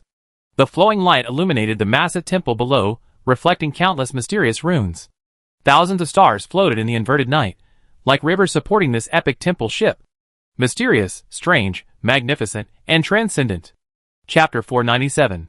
Just as Luo was awestruck by the grandeur of the temple of the mage god, a red-robed mage appeared, his high cheekbones giving him a menacing air. The temple of the mage is a restricted area. Unauthorized personnel are not permitted. The green-robed mage, who had brought Luo, quickly stepped forward and respectfully explained. The old man then glanced at Luo with surprise, waved the green-robed mage away, and asked sternly, "What brings you here? If you have no important business, you better leave as soon as possible." It seemed this place was indeed very important. Luo didn't keep him waiting. He removed his mask, took out the gilded letter of recommendation, and presented it with both hands. "This is my letter of recommendation. Please take a look." The old man took the letter, and immediately noticed the unique magical markings on it. He was astonished. In his knowledge, the Temple of the Mage hadn't received such a high-level letter of recommendation for over 300 years. Whose could it be? Not daring to be careless, he carefully examined it, his breathing becoming rapid. When he looked up at Luo again, his expression had become serious, even showing a hint of humility. It was that person's recommendation. "I will report to Vice Temple Master Friana. Please wait a moment." With that, a very faint soul fluctuation emanated, disappearing into an unknown direction. If Luo wasn't mistaken, that must have been through the soul network. What a convenient method. Not long after, the old man led Luo into the temple of the god of magic. The number of red-robed mages inside suddenly increased, and she even saw 2 imposing black-robed mages, though they only glanced at her from afar and didn't pay her much attention. Vice Temple Master Friana was the Vice Temple Master in charge of the Great Library. Her strength was a genuine saint level, and she was often referred to as the librarian. She was a middle-aged witch with a rather unpleasant temper. Wearing a tall, curved mage's hat and an old-fashioned, traditional gray mage's robe, he sported a high, pointed nose with small crystal glasses perched on it. A large, bean-sized tumor adorned his right cheek, and his lips were extremely thin. His black eyes shrank dramatically, giving him a gloomy appearance. His first words to Luo were, "If it weren't for that woman's letter of recommendation, you'd be on your way out of the mage's hall." Luo immediately realized that the red-robed elder's assessment of Frenna wasn't inaccurate. In fact, it was quite flattering. This woman's temper was far worse than he had imagined. "Then what do you think is wrong with me?" Frenna chuckled, her high-pitched, hoarse voice extremely unpleasant to listen to. "The Great Library has more books than the stars in the sky. You're barely 100 years old, no less than 10,000 spells, and where do you get the audacity to say you're suitable? It's laughable. Get lost." Frenna contemptuously tossed the letter of recommendation at Luo's feet, impatiently waving her away. "I've seen plenty of fools trying their luck here. I long seen through your little schemes. You all think you can just coast along because you have connections and power? Do you think the library is a monkey's den? If you want to get something for nothing, go home and use your brains." Her words made the red-robed elder beside her break out in a cold sweat. He had come with the same thought after all. Everyone knew that entering the mage hall meant easier access to profound knowledge than for ordinary people. Which mage could stand by and watch such vast knowledge elude them? However, to his surprise, the girl didn't impulsively hurl insults or run away. She calmly picked up the letter of recommendation at her feet, dusted it off, and solemnly moved it to Frenna's side, looking directly at her without a trace of fear. Director Frenna, there are always exceptions, aren't there? Perhaps you think I'm arrogant and conceited, but for the sake of Grandmaster Darius, could you perhaps examine me first before making a judgment? Upon hearing this, Frenna subtly adjusted her glasses, a chilling smile suddenly appearing on her face. Not bad, you're quite clever. Fine, I have 3 tests. If you can pass them all, I turn a blind eye, and you can do whatever you want with me afterwards. Luo's eyes lit up with joy, but she quickly suppressed it. This old witch's tests were definitely not simple. She needed to show some confidence. The red-robed elder was dismissed, leaving only the 2 of them in the room filled with old, worn books, making the crowded space feel much more spacious. Curator, I'm ready. Seeing Luo's confident gaze, Frenna chuckled and casually pointed to a neatly arranged pile of books in the corner. Classify those books by content within 10 minutes. Luo went over and saw that there were about 100 books, all thick volumes, their covers somewhat faded, clearly showing their age and damage from improper care. The wall behind the pile had 17 categories, much more detailed than Luo had imagined. It seemed the books would be categorized accordingly. He picked up a book and glanced at it. The title seemed plausible, The Secret of Fire Rain. Luo blinked. That simple? Impossible. He flipped through it. It described special uses of the Fire Rain spell, belonging to the derivative category of magic, no problem. However, Luo still felt it wasn't that simple. After quickly flipping through hundreds of pages, he discovered the entire book was actually a record of someone's experimental diary, actually categorized as an experimental record. He then opened another book, rusty and mottled, a standard collection of metal-based magic, which could be classified as primary magic. After flipping through several books, Luo understood. To categorize these books by content, he couldn't simply rely on the titles.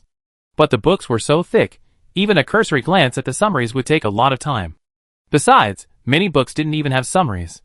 Without skillful techniques, it was impossible to complete the task within the allotted time. This is definitely not something an ordinary person can do.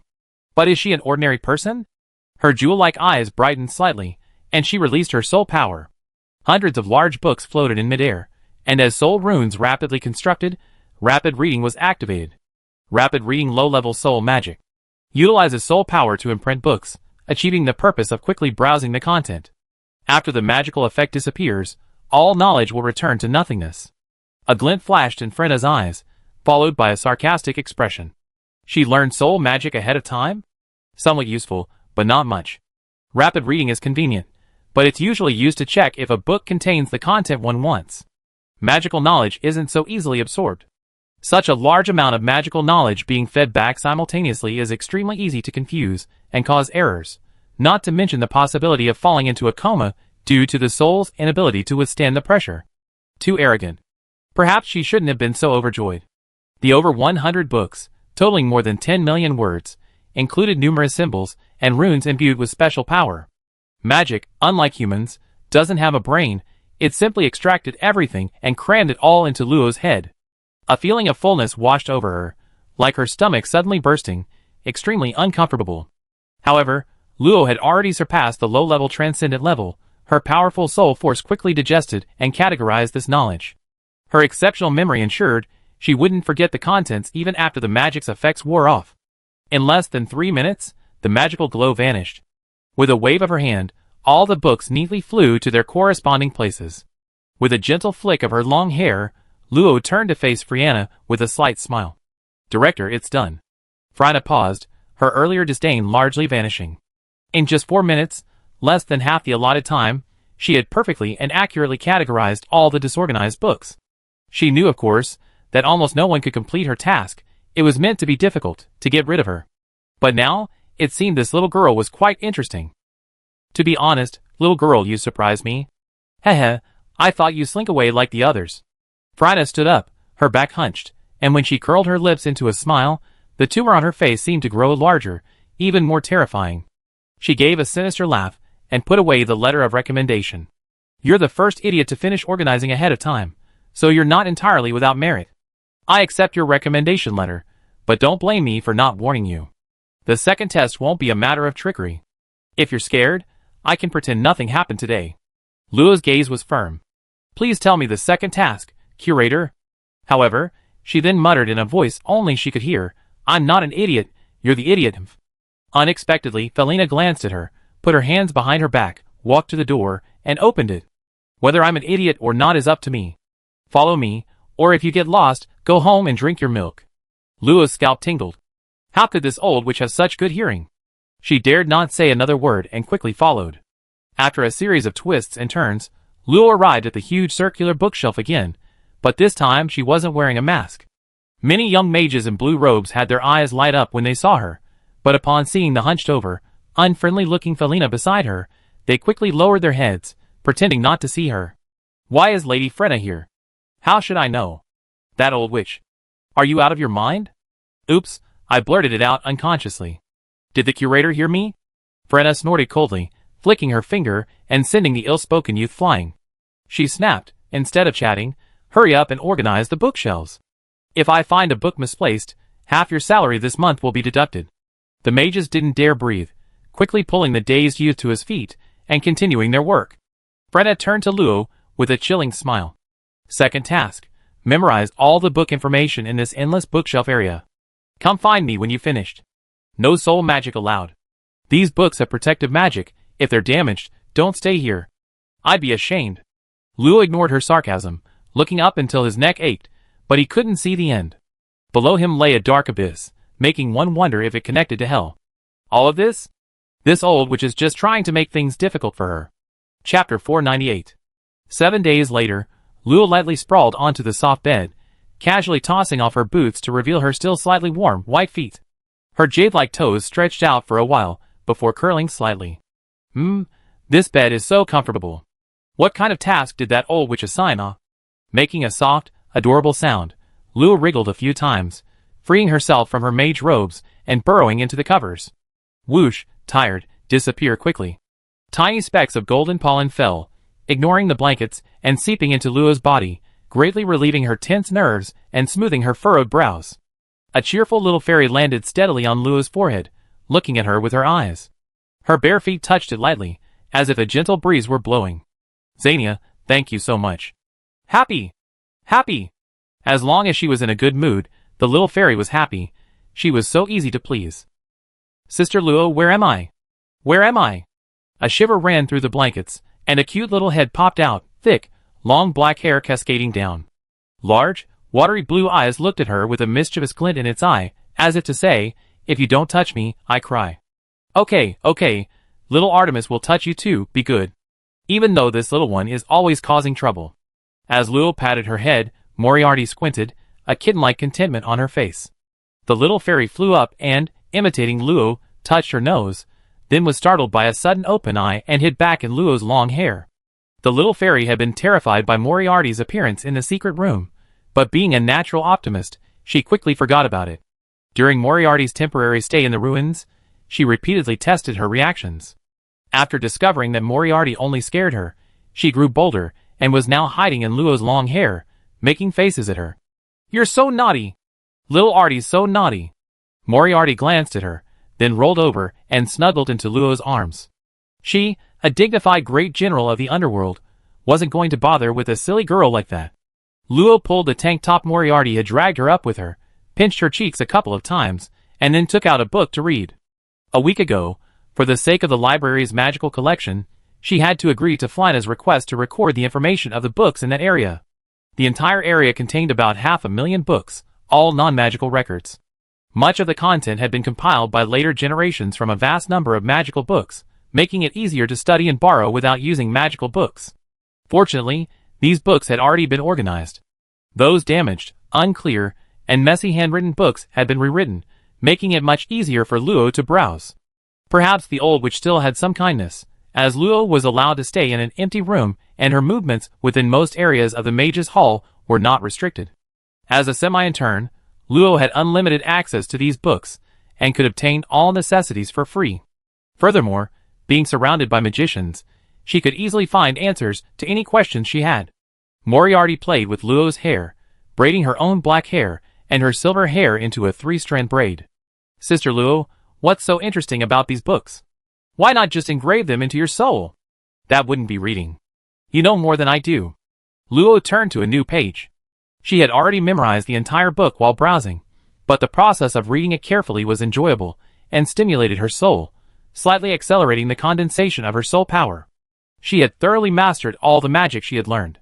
Except for high-level magic, which couldn't reach its full potential due to her rank, her low and mid-level magic had reached its limit. She could only increase it by focusing on the intensity of her magic power.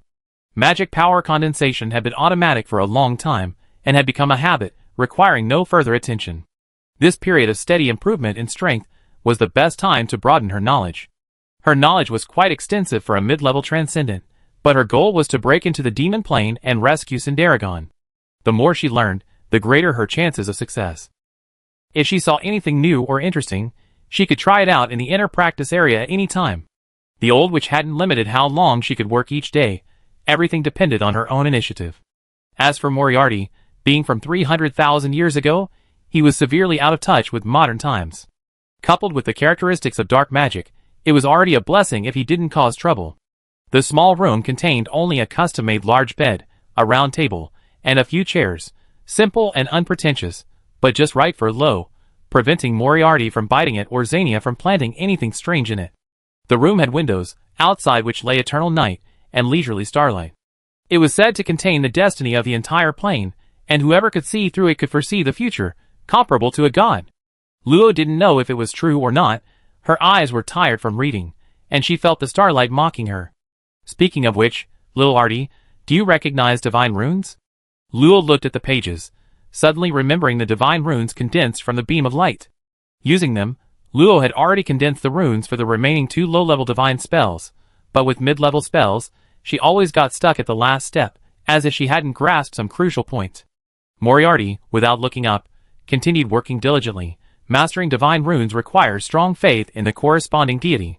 Sister Lo, you don't have faith, so you can't master divine runes? Finally done. What's done? Lo asked, putting down her book in confusion. She saw Moriarty holding a long, black and white braid, one end connected to herself, the other to her, with poor Xania caught in the middle, struggling to stay upright. Xania, playing with her is really tiring. Propelling herself up, her long silver hair, smoother than if oiled, easily came undone with a slight twist. The little fairy then freed herself, throwing a large cloud of shimmering pollen at Moriarty before disappearing in a flash. Stop bullying Xania, or she won't play with you, and you'd be bored. Am I some kind of mother, having to coax a child? But somehow, it feels like I'm already quite adept at it. After patting her little bottom, Luo focused her mind slightly. As countless golden streams of light converged, a divine rune radiating holy light leaped into the void. The moment it appeared, the room brightened considerably, and the air became exceptionally clean. Moriarty frowned slightly, climbing off Luo. Her hatred for angels was far stronger than for dragons. Sister Luo, you don't happen to have angelic blood, do you? How could that be? She didn't have wings or a halo. Well, little Artemis doesn't know. As expected of someone little Artemis has chosen, she can easily steal the authority of an angel, hee. Since even Moriarty didn't know, Luo could only put the matter aside for now. If there was one suitable place to find the answer, it would undoubtedly be the Church of Light, but that would be suicidal. Perhaps the secrets of other divine arts could be found within the library. Thus, Luo's obsession with entering the library deepened. Suddenly, a dark rift opened in space, and a figure in a gray robe passed through it, appearing on an open-air balcony. Through the distorted space, one could see pedestrians and busy mages several layers away in another dimension. A graceful woman, shrouded in a gauze robe, sat in a chair drinking red tea, seemingly aware of his arrival. The palace master was not surprised. He sat opposite her and poured himself a steaming cup of red tea. Helena, I heard the River of Fate has been restored. Your information network is quite impressive. The palace master, taking the compliment as a compliment, took a sip of tea and sighed. This was all within your expectations, wasn't it? I really don't know how you could see fate from the stars. No, the timing doesn't match up. Fate has changed. Something has erased the traces. The palace master spat out his tea, shocked. He knew the fate saint before him very well. There was nothing in the entire plane she couldn't divine, and she had never been wrong in thousands of years. Therefore, even though each divination cost a great price, Many powerful individuals were still willing to seek her divination. But now she was admitting that her divination was wrong? Was the world about to be destroyed? Don't be surprised, this was within my expectations. Also, I am a fate diviner, not an astrology diviner. Caravaggio's voice was ethereal, his faint laughter seeming to float outside the world, extremely unreal. The temple master wasn't sure if this point referred to a change in fate or his shock upon hearing this. Ignoring the latter part, he thought of what he had discovered in the other dimension, and his expression turned grave. There's a demonic aura, very strong, not much weaker than me, and at least 2 saint-level auras remain. This meant that a great battle had taken place within the other dimensional array without his knowledge. The purpose was secondary. The crucial point was that the array, already damaged after countless years of operation, had suffered further damage after that battle, with partial changes occurring in its core area. However, who in this era could maintain an array so extravagantly powered entirely by saintly energy? The entanglements of that dimension are too great, I can't see through it. The temple master wasn't disappointed by the expected answer. He simply shared the result, temporarily setting the matter aside. He then routinely connected to the Soul Network and quickly received a large amount of information. A message from that kid Hal? Chapter 499. Miss Luo, please accept my sincere feelings. The handsome young man bowed sharply, handing over a vibrant bouquet of flowers. Excuse me, I still need to work. Please excuse me. A faint, sweet fragrance wafted by, but the young man's heart felt as if it were dead, his eyes were vacant. His friend behind him patted his shoulder and sighed. I told you it was impossible. Why wouldn't you listen? A group of blue-robed mages pretending to search for books suppressed their laughter. Fortunately, they weren't the only ones who lost face, everyone was rejected, which inexplicably made them feel much better. Sigh. Luo listlessly floated to a bookshelf and pulled out a new book. The dispelling runes had a limited effect. If she stayed briefly or quietly, people would generally ignore her. But here, she needed to fly up and down, and no matter how careful she was, she would inevitably be noticed, and then trouble would ensue. The mages here are generally under 50, still considered young among the superhumans. They were astonished by Luo's appearance, and word spread quickly, until everyone in the area noticed this adorable newcomer. After a supposedly exceptional genius mage was persuaded to confess his feelings, and was cruelly rejected, Luo frequently encountered boys showering her with gifts, and professing their love. Not only were they human, but several alien races with no connection to humans also joined in the fun. Shouldn't your aesthetic be fangs and tentacles? At first, she was a little bewildered by this, instinctively returning a greeting and running away, leaving behind a handsome young man looking lost and dejected. But now she's used to it, it's a truly novel experience. Who wants this kind of experience? With another sigh, Luo quickly put these trivial matters out of her mind. She wasn't an immature child. She knew what she should do. Secret documents of the Kingdom of Alexandria. How to purify the frenzied magic of the wasteland. What a long title. The Kingdom of Alexandria was destroyed by a beast tide 1,000 years ago, right? Let me check. Memorizing the location, Luo quickly flipped through the book. In less than a minute, she had the entire content memorized, storing it as a virtual book in her mind. As her experience increased, Luo's memory also grew. If left unchecked, one day her mind would inevitably succumb to mental chaos, or she would have to force herself to suppress superfluous emotions, becoming a listless old woman. So, after her journey through Moriarty's memory world, Luo asked her how to organize and categorize her memories. Now it seems the result is quite good. Although it sacrifices some of the speed of memory retrieval, she no longer needs to worry about potential mental problems. Miss Luo, isn't your sister here? The speaker was a freckled girl, rather introverted. Because her assigned area was close to where Luo had initially started recording, they had exchanged a few words over the past few days. As for her sister, it was naturally Moriarty. The old witch hadn't shown herself since bringing Luo here. Considering she might be bored in the ruins, and protected by the eternal contract to prevent her inner thoughts from being seen through, Luo occasionally brought her here for a stroll. Everyone quite liked the cute girl, who was a smaller version of Luo. Although many wondered why the two girls didn't look alike, no one was foolish enough to doubt that they might be adopted sisters. Little Audie? She's sleeping in. Oh, I see. She's still a child. Perhaps. The girl, seeing Luo's hands constantly moving, quickly flipping through a new book, tactfully returned to her post. Just chatting with the adorable Luo like this every day brought her immense satisfaction. She didn't want to be disliked for being tactless. Everyone was a superhuman, their hunger and fatigue occurring much slower than ordinary people. They usually worked for days without sleep before taking turns. When Luo came to her senses and put down her book, the green-robed mages beside her had already changed. It's already this late? I got so engrossed without even realizing it. Even with a quick glance, the bizarre and wonderful accounts in the book broadened her horizons, making her oblivious to her surroundings. The feeling was far beyond what a library in the Imperial Academy could offer. Suddenly, she felt someone's gaze linger on her for a moment, but after looking around, she only saw a dozen or so human men and women hastily averting their gaze. Not them, but a scan by the consciousness of the endless bookshelf? Or a routine patrol by important figures? The enormous void where Luo was located was called the Endless Bookshelf, its collection several times larger than a library, though all were ordinary books unrelated to magic. To manage such a massive number of books, the bookshelf itself was a huge, interconnected array, managed by several array consciousnesses with intelligence no less than high-level transcendent beings. The blue-robed mages' work mostly consisted of cleaning and organizing the books, assisting the array consciousnesses in searching and retrieving them, and if any returned books were damaged, they had to write new replacements. Overall, the workload was moderate, leaving plenty of free time for cultivation and reading, which was highly beneficial for young mages from ordinary backgrounds, since powerful and influential low-level superhumans were a tiny minority. Of course, it also helped them find suitable partners, like the couple holding hands and chatting happily not far away. Having failed to find the source of her gaze, Luo had no choice but to put it down, deciding to go back and visit Moriarty before continuing. She calculated that at her own pace, she could probably complete the requirement in 4 or 5 years, hoping the old witch would have a little more conscience and make the third task not too difficult.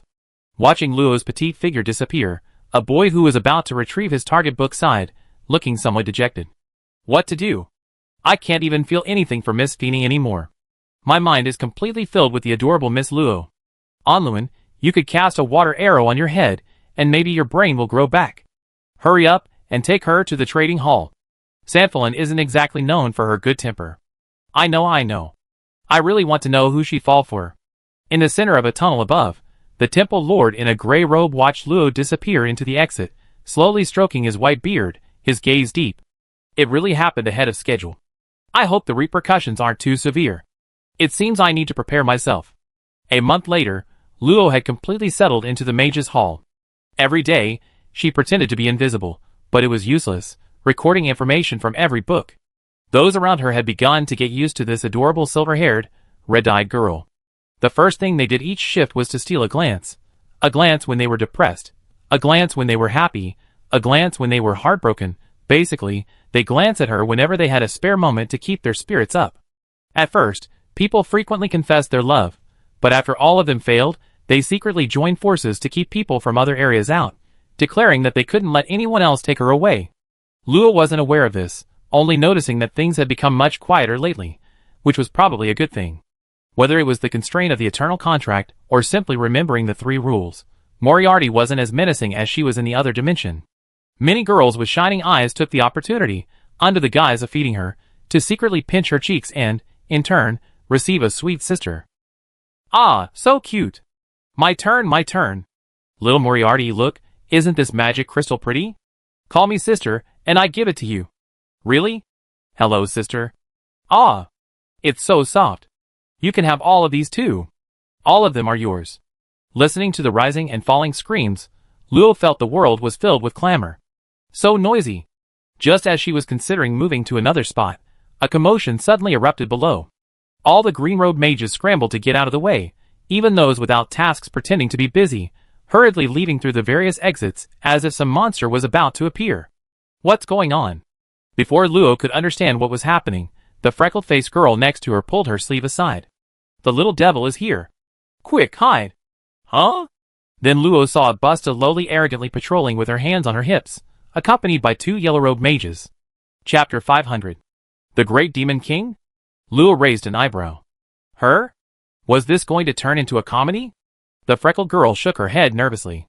It's the Little Demon King. Never say that title in front of her, or you face retaliation.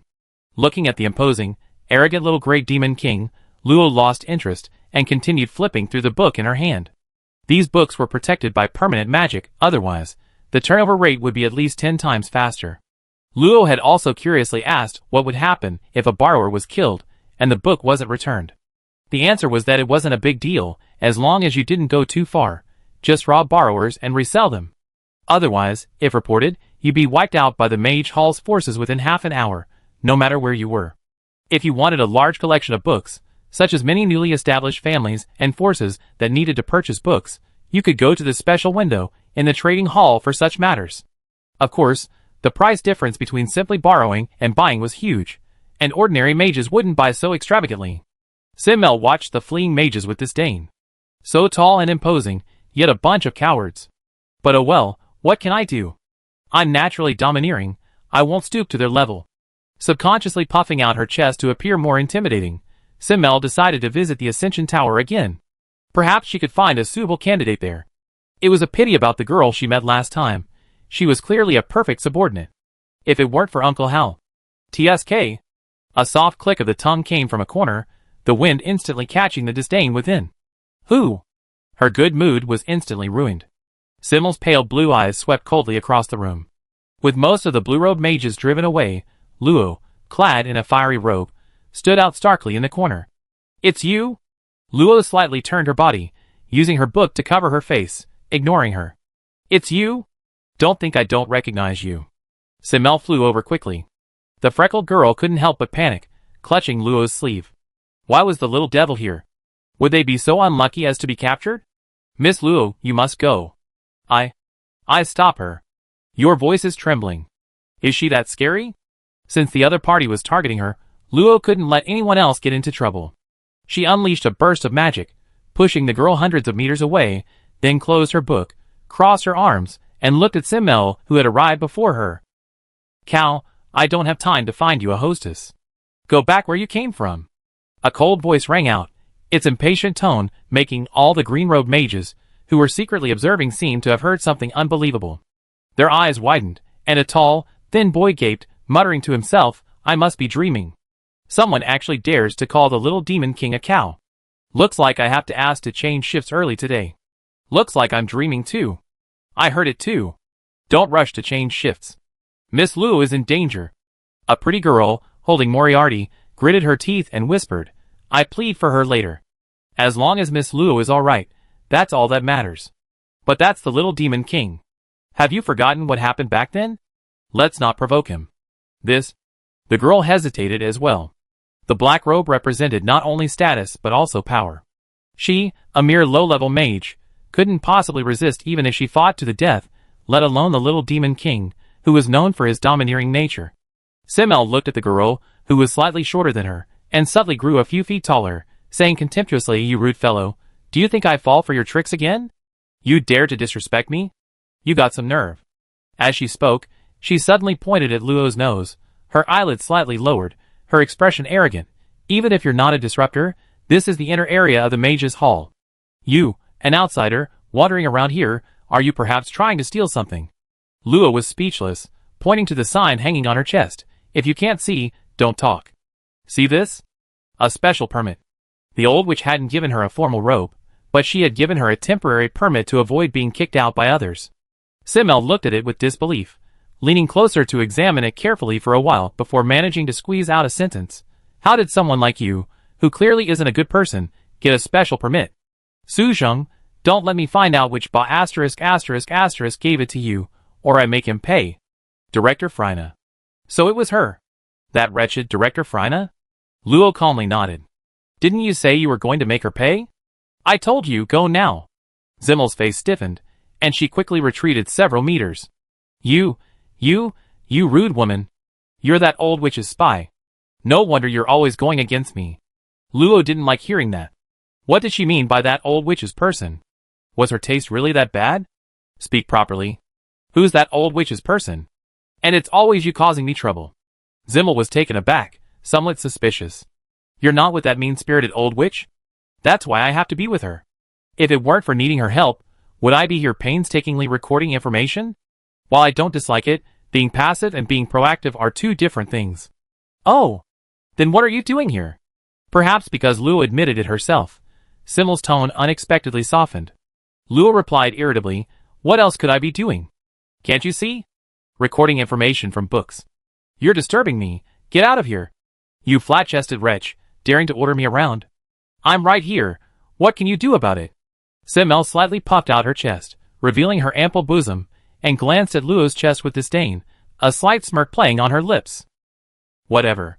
Luo turned away angrily, ignoring her. This cow was far from swaying her.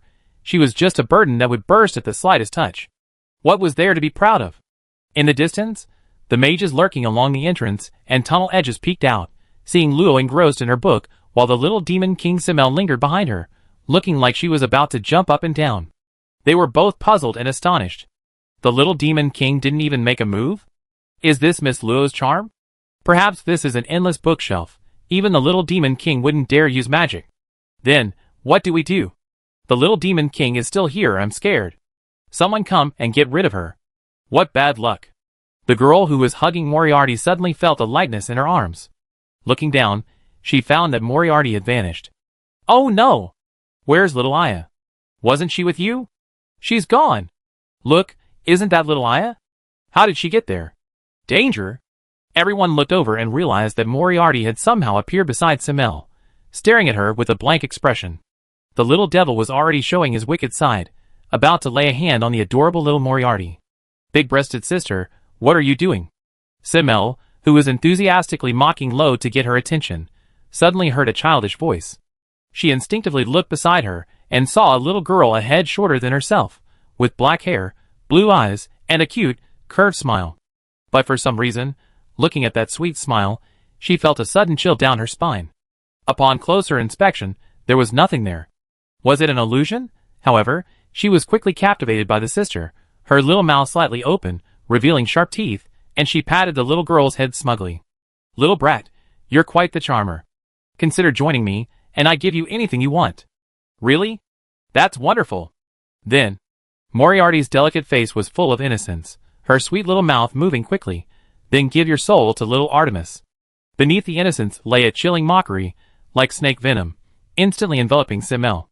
Her smug smile slowly froze, and a deep chill rose from the depths of her heart.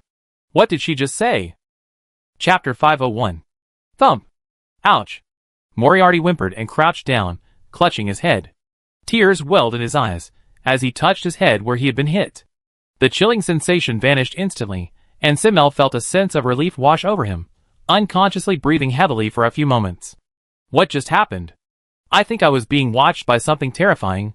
Before she could recover from the confusion, she heard Luo's puzzled voice. Miss Cow, what are you still doing here? I don't have any tea or snacks to offer. Shaking her head, Simmel's eyes were a little dazed. What was that? I think I heard something. You must have misheard, Mississippi. Are you going to keep interfering with other people's work? I don't care about them. Ugh, what a terrible person. No wonder everyone hates you. You? Humph. I let you off the hook for now, you just wait. Easily provoked by Luo, Simmel indeed forgot what had just happened. After uttering a harsh remark, she flew back to Google and Mega, but soon, under Luo's puzzled and disgusted gaze, she flew back again, quickly ruffled Moriarty's little head, messed up her hair, and then left with an arrogant laugh. Ah! Sister Luo, my hair. Sigh, is that person just a complete idiot? Let me comb it for you, be good. If Luo hadn't stopped Moriarty, that young lady might already be an empty shell. However, firstly, she has a connection with the mage Hal, and although she seems arrogant, her hostility isn't strong. Secondly, this is the mage's hall, and it would be dangerous to act rashly. Thirdly, she poses no threat. Compared to the enemies she's encountered before, her level of threat is practically that of a child. Luo felt she hadn't stooped so low as to argue with children. Just then, the other hidden mages finally appeared. Luo greeted them casually, then excused herself to help Moriarty with his hair, his figure plummeting through the air and disappearing into a passage. She had no particular feelings towards these people, and wouldn't be angry or upset. However, to her surprise, Simmel returned the next day, her face bearing her almost trademark disdain. She didn't glance at anyone else, flying straight towards Luo and Moriarty. Didn't expect that, did you? I'm here again. Luo slightly raised her eyelids to glance at her, said nothing, and then returned her gaze to her book. Simmel was now displeased, waving her hand in front of her. Hey! You rude fellow, give me some response. I'm sorry, I'm not acquainted with you, Mississippi. If you want to look up the book, please feel free. She deliberately emphasized the you in her address, the sarcasm obvious. As expected, Simmel flew into a rage again, reaching out to snatch the book from Luo's hands. You have to pay for it if you damage it. Her hand stopped less than a centimeter from the book, her fingers twitching reluctantly, but ultimately she angrily withdrew it. Have you always been this rude? Think before you say that. Aren't you always the one who starts trouble? I'm nothing like a pampered young lady like you. I don't bully people, and I don't throw tantrums. Looks like you're quite self-aware. As long as you pledge allegiance to me, I guarantee no one will dare to bully you. How about it? Simmel stood with her hands on her hips, her little feet trembling in the air, displaying an arrogant and smug expression that said, "It's an honor for you to submit to me." No thanks, I prefer my freedom. Please don't bother me unless it's absolutely necessary, or I report you to Master Hal. You're cheating. I'm warning you, don't tell Uncle Hal, or you regret it. Simmel, her heart breaking again, stormed off once more, then stormed back again, ruffled Moriarty's hair once more, and then stormed off again with her two followers. Sister Luo. Looking at the pitiful little girl with her messy black hair, Luo sighed silently. So what was she doing here today? While combing Moriarty's long hair, the freckled girl cautiously approached, staring at her small, white hand clutching her black hair. Miss Luo, why is the little demon king always afraid of you? Which eye of yours saw her afraid of me? Actually, I'm more curious why you're afraid of her. Identity? Or strength? A child who breaks down after just a few words. Why would she be afraid? Well, actually, with the freckled girl's hesitant explanation, Luo learned a little about the whole story. Simmel's full name was Kunakint Simmel, a busted, crossed-out, winged girl who suddenly appeared in the Mage's Hall 32 years ago. Her strength and talent were top tier, and she was rumored to have been taken in as a disciple by a high-ranking hall master, who even granted her the special status of a black robe. Originally, no one really cared about her. As low-ranking figures, a red robe was already impressive enough for them, let alone a black robe, 2 levels higher. They mostly just discussed her privately. But soon, the employees of the Endless Bookshelf discovered that this new winged girl was an absolute tyrant. For the first 20 years, she spent her days at the Endless Bookshelf, arresting people and taking books. If anyone objected, she would unleash her aura to overpower them. Those who resisted were dragged to the courtroom. Most who returned seemed to suffer some kind of psychological trauma, trembling at the mere mention of the name Simmel. Some who caught her eye were forced to wear slave collars and kept in her mage tower, never to be seen again. Such domineering and heinous acts were naturally reported to higher-ups, but all she received was a temporary confinement. Upon her release, she continued her self-serving ways. Seeing no way to resist, everyone went into hiding, secretly giving her the nickname Little Demon King. Until 10 years ago, when the Endless Bookshelf seemed to no longer contain the books she sought, she gradually disappeared from everyone's sight. However, news of her bullying others continued to circulate elsewhere, making everyone even more afraid of her. Whenever she appeared there, they would quickly hide. Everyone hates her. That mouth, those eyes, and that arrogant expression. I don't know what those higher-ups are thinking, letting her do this. If it weren't for taking care of my sister, I quit this job. She leaned against the bookshelf, twirling Moriarty with her finger, her face full of worry. Miss Luo, don't you think she's awful? She uses her power to oppress us. We have our own jobs too. Those overseer mages are just good for eating and doing nothing. It's not just the Little Demon King. Even Sanfilin from the trading hall often bosses us around, all because her brother knows a red-robed mage. Perhaps spurred by the appearance of the little devil, the usually introverted freckled girl began to complain, venting her dissatisfaction with the mage's hall. Luo skillfully tied one of Moriarty's pigtails, nodding slightly. Probably. As long as you have the strength, becoming a red-robed mage will solve everything. Hearing Luo's easy tone, Moriarty's face immediately fell. Miss Luo, if breaking through to the intermediate level were so easy, I wouldn't have worked here for over 20 years. I heard Bernie from District 37 officially broke through to the intermediate level 3 years ago. I'm so envious. I don't dare try. If I fail, I have to start saving money all over again. Luo began tying the second pigtail, somewhat curiously. Don't you have enough magic crystals? You could hunt magical beasts, right? Don't the Adventurers Guild offer similar commissions? Hearing this matter-of-fact statement, her eyes immediately turned resentful. Miss Luo, don't you know how difficult it is to hunt magical beasts? If you're accidentally corrupted by alien magic, you have to spend a lot of money to hire a priest to dispel it. It might not even be as much as the reward from selling the magic core. Luo wasn't aware of how difficult it was for ordinary superhumans to hunt magical beasts, so she immediately stopped talking, lest the girl become depressed. When she finished combing her hair into pigtails, the freckled girl regained her good mood and continued working.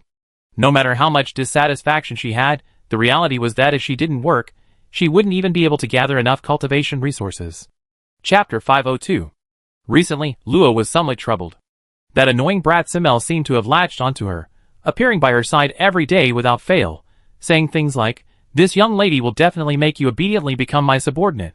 TSK, was she cursed? How could she encounter someone like this? "I told you many times, I won't become anyone's subordinate, so give up." Moriarty wasn't around. She said that since she couldn't eat, she was too lazy to see her. The blue-robed mages weren't there either. They had seen Simmel looking for Luo many times, and while trying to avoid attracting her attention, they had also inadvertently distanced themselves from Luo. Even the freckled girl had gradually stopped chatting with her. Those whom this young lady sets her sights on, she will definitely bring under her control. You have no right to refuse. Luo didn't want to pay attention to her, and shifted her body, flying to the other side. Simmel shouted as she caught up, straightening her slightly wrinkled robes. Hands on her hips, she declared arrogantly, "Your name is Luo, right? Listen up. I'm about to build the strongest force to overturn the world, and I'm short-handed. If you join now, you be one of the founding members, with immense power in your hands." Tempted? Luo glanced at her. "So, creator of the future world-shaking strongest force, how many people are in your force now?" "What? Are you looking down on my strongest force?" Simmel frowned slightly, holding up 3 fingers. "Currently, we have 300 people. Under my leadership, we're strong and thriving." That's impressive. Then don't bother me. I'm not worthy of the title of founding member." Despite saying this, Luo was still a little surprised. She hadn't expected this big-breasted, brainless brat to actually have the ability to control a force. Had she misjudged her? No, how could she have such a naive idea? Luo narrowed her eyes, as if she could see right through her. "I say, your organization isn't being managed by someone else, is it?" "What? Who said that? You really are looking down on me." "Humph. If you don't join now, you regret it later." She's broken down. Luo shifted her gaze back. She knew it. How could this big-breasted, brainless little dwarf be smart enough to manage an organization? Seeing that Luo was ignoring her again, Zinmir, both angry and anxious, reached out to snatch the book. "Don't come any closer. What right do you have to order me around?" Thump. Crash, crash. Luo, hovering a short distance away, shook her head slightly. She had already told her not to come any closer. Didn't she know there was a bookshelf right behind her? This was the first time she had ever seen a superhuman act this badly. The bookshelf was hit, and more than a dozen books fell down. Luo, not wanting to attract attention, casually placed the fallen books back in their places. This is... Seeing what had fallen from the books, Luo was slightly taken aback. The endless bookshelves, with their vast collection, were naturally the result of countless years of continuous collection. New books arrived daily, and these new titles were selected, organized, uploaded, and arranged by the blue-robed mages. Coincidentally, Luo's location was near the trading hall, which had a designated area for temporary storage of new books. These books were usually cleared out every 3 days, and were supposed to be processed today, but some were knocked down by Simmel. But shouldn't all the delivered books be briefly inspected? How could they have fallen out from the hidden compartment? He flipped through the fallen book. It had no cover, and the pages were thicker than ordinary books, only about 20 pages thick, about the thickness of a finger. It was a record of someone's search for mountain giants, a species that had disappeared several eras ago, but some scholars still firmly believed they were not completely extinct, but merely hidden in some alternate dimension, and were determined to find them. Many rare species had been discovered through this search. However, Luo knew that these ancient creatures had long been wiped out in the interdimensional war, and their efforts were probably futile. But soon, a passage at the end of the book caught her attention. Deep into the towering cliffs and mountains 30,000 miles, or perhaps 50,000 miles, in the northwest of the kingdom of Arian, a strange entrance to another dimension was unexpectedly discovered. However, there were too many man-eating plants around, a pity. If any later visitors see this record and wish to explore it, they can retrieve the map from the hidden compartment. Author, Babajit Russell, date, May 7th, New Era. Has so much time passed. In addition, there were some yellowed hand-drawn illustrations at the end of the book, showing the general situation around the entrance to the other dimension. Insolent person! How dare you dodge me? Simmel, her forehead flushed red, tears welling in her eyes, was about to unleash her magic in a fit of rage. Seeing Luo focused on the book, her eyes flickered, and a thin, silent breeze spread from beneath her feet, heading towards Luo's ankle. "You dare embarrass me? I never forgive you." But Luo didn't even look up. With a slight tremor of magic beneath her feet, the gentle breeze shattered completely. "I don't have time for your pampered princess games. Goodbye." She was very interested in the descriptions at the end of the book. Judging from the illustrations, some plants shouldn't exist. They seem to have been forced into existence by certain races, like elves, forest elves, or perhaps fairies. Leaving behind the sulking Simmel, Luo quickly returned to her room and plunged into the ruined space. Under the little fairy's loving and cheerful care, the previously rampant vegetation had become well organized.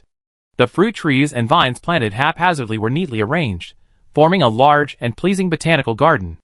These fruit trees originally bore fruit from the tree of life, brimming with vitality but containing weak magic.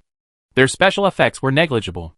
Now, most have transcended the realm of ordinary plants, transforming into demonized plants. The fruits are rich in magic. For example, the leopard claw fruit tree, covered in golden needles, produces fruits resembling a cat's outstretched claw, overflowing with golden magic. If an ordinary person touches it without protection, their hand will be instantly pierced. Then, there's the white sun fruit, burning like a fireball. A single bite will cause intense heat, almost equivalent to a low-level magic crystal. Or there's Luo's favorite moonlight grape, with its soft silvery white color, effective against soul wounds, and no longer considered a common item. The remarkable transformation of nearly 100 different kinds of fruit trees and vines is all thanks to the diligent efforts of the little fairy Xania, and this wasn't even her primary task. Within the protective range of the Tree of Life, which had soared to a height of 1,500 meters, a sea of 7-colored flowers, reaching up to her calves, swayed gently in the breeze, releasing a rich, sweet fragrance. A mysterious radiance, a fusion of magic and fairy pollen, danced among the blossoms, sometimes absorbed, sometimes emerging from elsewhere. Abundant vitality manifested as visible greenery, absorbed by the Tree of Life, accelerating its growth. Even without injury, Luo felt a profound sense of joy standing in the sea of flowers. With each breath, specks of light flowed into her body, releasing the pure fruit's effects previously hidden within her, continuously strengthening her physique. Should I record my observations of the fairy? Oh dear, now is not the time for that, Xania. Hearing Luo's call, the little fairy whooshed from the nearest flower, her translucent wings flapping rapidly, scattering a large amount of golden pollen. Luo! Luo! So beautiful, I love it. Having spent quite a bit of time with her, Luo knew that when she said so beautiful, she meant the beautiful sea of flowers. However, it didn't mean the sea of flowers was so beautiful, because it could also mean so happy, sleeping, or even children. It depended on the environment and the mood at the time. Luo could only barely understand this because of a certain close connection with her. Is there anything gray you want to say? Xania wants to hear it. Sort of. I found a few pictures. Can you take a look? Luo picked up the book, turned to the last page, and Xania sat on the page, her little hands carefully examining it. After a while, she flew to Luo, her pointed ears drooping, looking quite disappointed. There are so many memories. Xania can't see them clearly, she's lost. Luo smiled gently, cradling her in his hands, comforting her. It's all right, you can see as much as you want. Sensing the sincerity in her words, the little fairy instantly cheered, landing back on the pages of the book, seemingly embracing all the illustrations with deep affection. All of them, grew from the golden glitter. I'm so happy. Golden glitter? Is it fairy pollen? Yes, yes. It's red, all golden glitter pollen. Her little finger touched several illustrations, and as golden green light flowed, several large-mouthed flowers covered in dark green thorns quickly sprouted from the sea of flowers beneath Luo's feet. Wisps of green mist flowed from their massive mouths filled with sharp teeth. The surrounding flowers that came into contact with it died instantly, decaying and turning into black mud.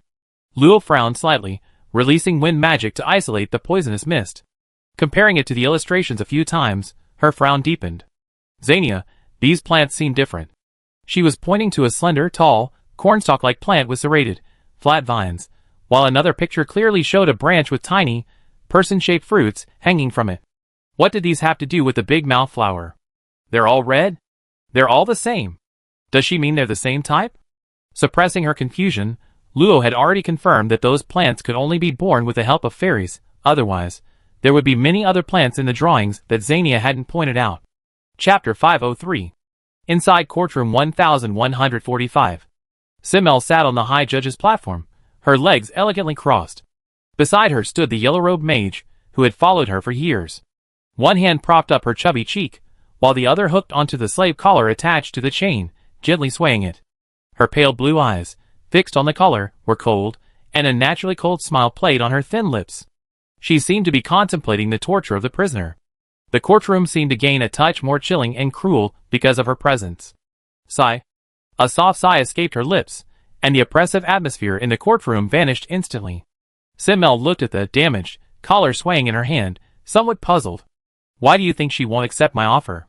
Google and Mega exchanged a glance, and Mega, with a more amiable face, spoke up, suggesting, Miss Simmel, I think, how about trying to act like a normal person? Huh? Simmel immediately bristled, instinctively gripping her collar tightly and shouting, You want me to be a delicate little dwarf, treating everyone kindly? And being petted like a toy until I'm happy? What kind of joke is this? Humph! You two cowards, useless fools, I figure it out myself. Seeing their young lady storm off again, the two who had been scolded could only offer helpless, bitter smiles. Miss is still the same as always. Let her be. What can we do, Sigh? Speaking of which, Bandin recently proposed strengthening the equipment and items of the Dawn members again. I don't quite understand his thinking. Google's expression immediately darkened upon hearing this. Miss insists on letting him manage Dawn. I already said I won't interfere in his affairs. Tell him to go back to where he came from. Can't you be a little nicer? Fine, as long as Miss isn't hurt. Recalling the past, a shadow of gloom rose in Mega's eyes. That was. She suddenly collapsed onto the large red velvet sofa, quickly unbuttoning her black robe to reveal her explosive figure. Her entire body instantly went limp from its stiff posture. I'm so angry. She's just a flat-chested dwarf. She's human, and just as short as me. What's there to be so smug about? She looks down on me, but I look down on her too. Damn it. Damn it. Ugh. Who wants you? I'm so angry. I'm so angry. After struggling for a while, she suddenly sighed heavily. It's rare to find a cute companion. I almost caught her, but it's all those two useless cowards' fault. Couldn't they have been more useful? Whatever, as long as she's been a member of the Chaos, she'd definitely be in my grasp. Her dejected aura suddenly surged, Simmel's eyes sharpened, and her fingers clenched as if she wanted to hold the silver-haired girl in her palm. The next moment. I ran away again today. Do you think I don't have any dignity? Just you wait, I definitely get my revenge tomorrow. There were only a few things that could keep Luo on her mind, so upon learning of the possible entrance to the fairy kingdom, she immediately remembered her promise to the old man. 3 years had passed, it should be completely dormant by now. I've been here for almost 3 months now, might as well take a break. If you include the time spent in the secret chamber, Luo had been in the Mage Hall for nearly 2.5 years, roughly halfway through her time at the academy. As her strength and experience grew, the habit of keeping track of time was gradually slipping away from Luo, though she hadn't realized it yet. Books about fairies are extremely rare. Even with the aid of array-based consciousness, Luo only found fragmented information, mostly scattered rumors. Some claimed to have discovered fairies, but the locations were almost always near a certain kingdom or power, and even if true, they would have been searched long ago. In contrast, the kingdom of Arian in the books was a small country destroyed by a beast tide 900 years ago. Luo had read in related books that the region was now deep in the forest due to the shifting magical tides, and tens of thousands of miles to the northwest lay the kingdom of Alexandria, which had been destroyed 1,000 years ago. Although extremely dangerous, this also meant that it was sparsely populated, and if fairies did exist, there was a chance they might still exist. Not much was needed. Before setting off, Luo specifically sought out some history books about the kingdom of Arian, for free. Then he left that very day. Okay, Luo admits, she was annoyed by Simmel. She figured if she disappeared for a while, that guy would forget about her, otherwise she really wouldn't be able to resist taking action. The former site of the Aryan kingdom is located in the southern part of the western continent, close to the Azure Wolf Empire, and tens of millions of miles away from the mage's holy land. Flying alone would take at least several years, so of course she need a long-distance teleportation array. As for why she didn't tear through space to teleport, it's mainly because the space around the mage's temple is overlapping. One wrong move, and she could enter an unknown layer of another dimension and get lost. Some of these other dimensions have powerful protective barriers. Crashing into one would leave her either dead or crippled. As the largest continent, the Western continent has far more long-distance teleportation arrays than the Northern continent, and the cost is much lower. With Luo's current wealth, she could easily travel back and forth hundreds of times, so there was absolutely no need to take the risk. Luo currently doesn't have official membership in the Mage Hall, so she can leave freely. The old witch won't interfere. In fact, she leave on her own. In less than 3 hours, she and Moriarty appeared at the teleportation plaza. After asking the staff briefly and paying the required fee, they disappeared into the mage sanctuary. What? She's gone? Simmel grabbed the freckled girl by the collar and lifted her up, almost pressing her face against hers, her voice filled with shock and rage. Lady Simmel, it's true, Miss Luo left this afternoon. Where did she go? Tell me. I don't know. She didn't say anything. Really? TSK? Can't even keep an eye on one person, useless thing. Casually releasing her grip, ignoring the girl whose legs were trembling with fear, Simmel radiated extreme displeasure. If she hadn't happened to be passing by, she might not have realized Luo was missing until tomorrow. With a light snap of her fingers, Simmel coldly said, "Inquire about the direction Luo left the mage's temple." A magic circle suddenly appeared before her, projecting an image that clearly showed Luo carrying Moriarty flying towards a long-distance teleportation array high in the sky. Humph. You won't escape from me. The teleportation arrays of the Azure Wolf Empire weren't located within its territory, but rather distributed across a large plaza near the adventurer guilds of several neighboring small kingdoms. While called small kingdoms, the southern part of the western continent, including the Azure Wolf Empire, didn't truly have any countries in the strictest sense. They were essentially settlements, tribes, and alliances between them, with the Azure Wolf Alliance being the Azure Wolf Empire itself. Aside from a few powerful alliances, most tribes fought independently, frequently clashing with the orcs and goblins also located in the southern region. This kept the south in a state of constant warfare, resulting in most creatures belonging to the warrior class, and the people being extremely fierce. Upon arriving at the teleportation plaza, she was greeted by an extremely noisy cacophony. Hiring mages, preferably those skilled in healing magic. Need guides? Whether you want to go to the Wolf Alliance or the Wilderness, we can handle it. Anyone skilled in ranged magic? The orcs of the Pamir Wasteland are about to attack. We urgently need reinforcements. Any knights? Heading to the Goblin Maze, departing in 3 days. All that could be seen were bronze-colored, muscular muscles, sweat pouring down, and vibrant energy surging through them. Among this group of burly men, each at least 2 meters tall, the 1.5 meter tall Luo, and the 1.2 meter tall Moriarty appeared so small and delicate. Did I come to the wrong place? Chapter 504. Inside the bustling Adventurers Guild, nearly 100 seats were already occupied. Adventurers eager for a drink, but finding no place to sit simply stood in front of the counter and chugged their glasses. The smell of alcohol, sweat, and blood mingled, a stench even the noses of low-level superhumans couldn't escape. Here, knights wore tattered armor, warriors were covered in scars, archers and assassins looked down on everyone, and elegant mages rarely bothered with offense. There was no such thing as etiquette or kind words here. Crude language was the norm. Arguments and fights over a single drink were commonplace. For this reason, the Adventurers Guild was constructed from incredibly tough blue sandwood, a type of wood that could be used directly as armor. On the edge of the liquor counter sat a peculiar, badly damaged statue. Behind it, a burly man with a menacing face was wiping glasses. Luo stood on tiptoe, staring at the murky juice shrouded in purple mist on the counter, a faint shrieking sound emanating from it. She hesitated, afraid to take a sip. This stuff would definitely kill her. She'd come in mainly to gather information. She knew the basics of the Western continent, but that was from decades or even centuries ago. She needed to confirm the current situation locally. Ha ha ha, little mage. How about a glass of fiery red lips?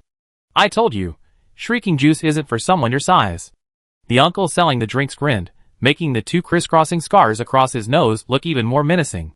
After a moment's hesitation, Luo shook her head. Who knew this Adventurers Guild only had one kind of juice, made from the extremely spicy shrieking fruit? Yes, undiluted, enough to make even a first-tier transcendent cry. Slightly pushing the glass away, Luo used his magic to create a hoarse voice. I heard there are orcs in the Pamir Wasteland. I like to know what's going on. Oh, by the crescent moon, of course. You think I say that? Do you think this is a tavern? Trying to gather information. If it weren't for the fact that you're a mage, I'd throw you out. The uncle cursed, then tossed the juice in front of Luo to another person. Kinu, someone paid for this. Hey, I paid. Wow, am I blind? You stingy bastard. You're being so generous today? Wait, by the crescent moon, isn't this the scream juice? Go to hell, throw it back at me, and I give you eyes to drink. The juice was pushed back. Luo was slightly taken aback. After thinking for a moment, he took out a third-tier magic crystal and placed it on the counter. If you can provide useful information, this magic crystal is yours. The crystal's pure magic power emanated slightly, immediately attracting everyone's attention. The next moment, without anyone noticing, the crystal vanished in a flash. He smiled and looked down at Luo, confidently patting his chest. If you're talking about who knows the Pamir Wasteland best, it has to be me. This matter, actually. Old wolf, give me a wolf's howl. Get lost. Can't you see I'm busy? After yelling at the customer ordering drinks, the uncle continued with a smile. Actually, those sons of bitches of orcs invaded the Pamir Plateau 50 years ago. I heard they wandered over from the giant rock mountains, and they're incredibly powerful. They've been burning, killing, and looting all the way, and the Alliance, those bastards, haven't cared. Now they occupied a third of the Pamir Plateau. Those weaker tribes, to avoid being wiped out, are putting out their most valuable treasures and issuing commissions. Little mage, if you want to earn some extra money, you can take on a commission. Old wolf, have you drunk yourself silly? This little mage can casually pull out magic crystals. How could he be short of money? The revered crescent moon god told me he'd better find a guide. The uncle called Old Wolf didn't mince words. Everyone knows what you're thinking, you viper. Your next sentence is already promoting your lousy guiding skills, isn't it? Little mage, don't blame me for not warning you. If you don't leave now, you might not be able to get away. Even without him saying it, Luo could see that after taking out the magic crystal, most of the adventurer's eyes had become burning with greed. This puzzled her greatly. It was just a third-tier magic crystal. Why were they so envious? Touching her mask, Luo landed. She could no longer see Old Wolf behind the counter. She didn't care about these low-level extraordinary beings. They weren't even worth a handful of hers anyway. The books she had consulted described the Permian Plateau as a vast plateau exceeding 8,000 meters in altitude, conveniently located on her journey to the kingdom of Arion. It was perpetually ravaged by chaotic and violent magic, bitterly cold, with the ground frozen harder than steel, making it unsuitable for ordinary people to settle. Only extraordinary adventurers seeking rare materials ventured into its depths. Even though orcs were naturally strong, without reaching the extraordinary level, they couldn't possibly stay on the plateau for long. So what was their purpose in occupying the Permian Plateau? Only a few knew the answer to this question, and Luo quickly dismissed it. It was none of her business anyway. Ignoring the watchful eyes behind her, Luo stepped out of the guild and called out to Moriarty, who was being seduced by several men with ill intentions not far away. Stop playing around. We have to go. Hey, but little Artie hasn't had enough fun yet. Alright, here comes little Artie. The skinny, blonde-haired guy who had initially offered her magic cores as a lure immediately objected, blocking her way, his kind face turning mocking. Little sister, since you took our magic cores, shouldn't you play with us a bit more? Looks like this little sister isn't very polite. Perfect, we brothers will teach you a lesson, hee. Another half-blooded adventurer with blue skin chimed in, joining the other three to surround Moriarty. The area around the ultra-long-range array was rife with magical fluctuations, prohibiting mortals from approaching. Adventurers who could appear here were at least at the first level of the extraordinary realm. With at least a few lives on their hands, this kind of thing only excited them. These adventurers watched this scene with smiles and laughter, holding their wine glasses. A few younger adventurers, their faces showing reluctance, dared not approach due to the aura emanating from the youths. Little Artemis, hurry up. Luo's voice was especially clear at this moment. Although it was hoarse like an old man's, an experienced person could easily tell it was a falsetto. Looking at that beautiful long silver hair, was the face beneath the mask even more beautiful? Hey little dwarf, your sister's about to be captured, and you don't seem worried at all. The speaker was a warrior carrying a long sword, his chin covered in stubble. His eyes kept scanning Luo's chest and bare ankles, as if confirming something. One more look, and you lose your eyes. The icy voice contained a strong killing intent. Even though he couldn't see the eyes, the man suddenly felt as if he were in an ice cave, his whole body chilled. This man is not simple.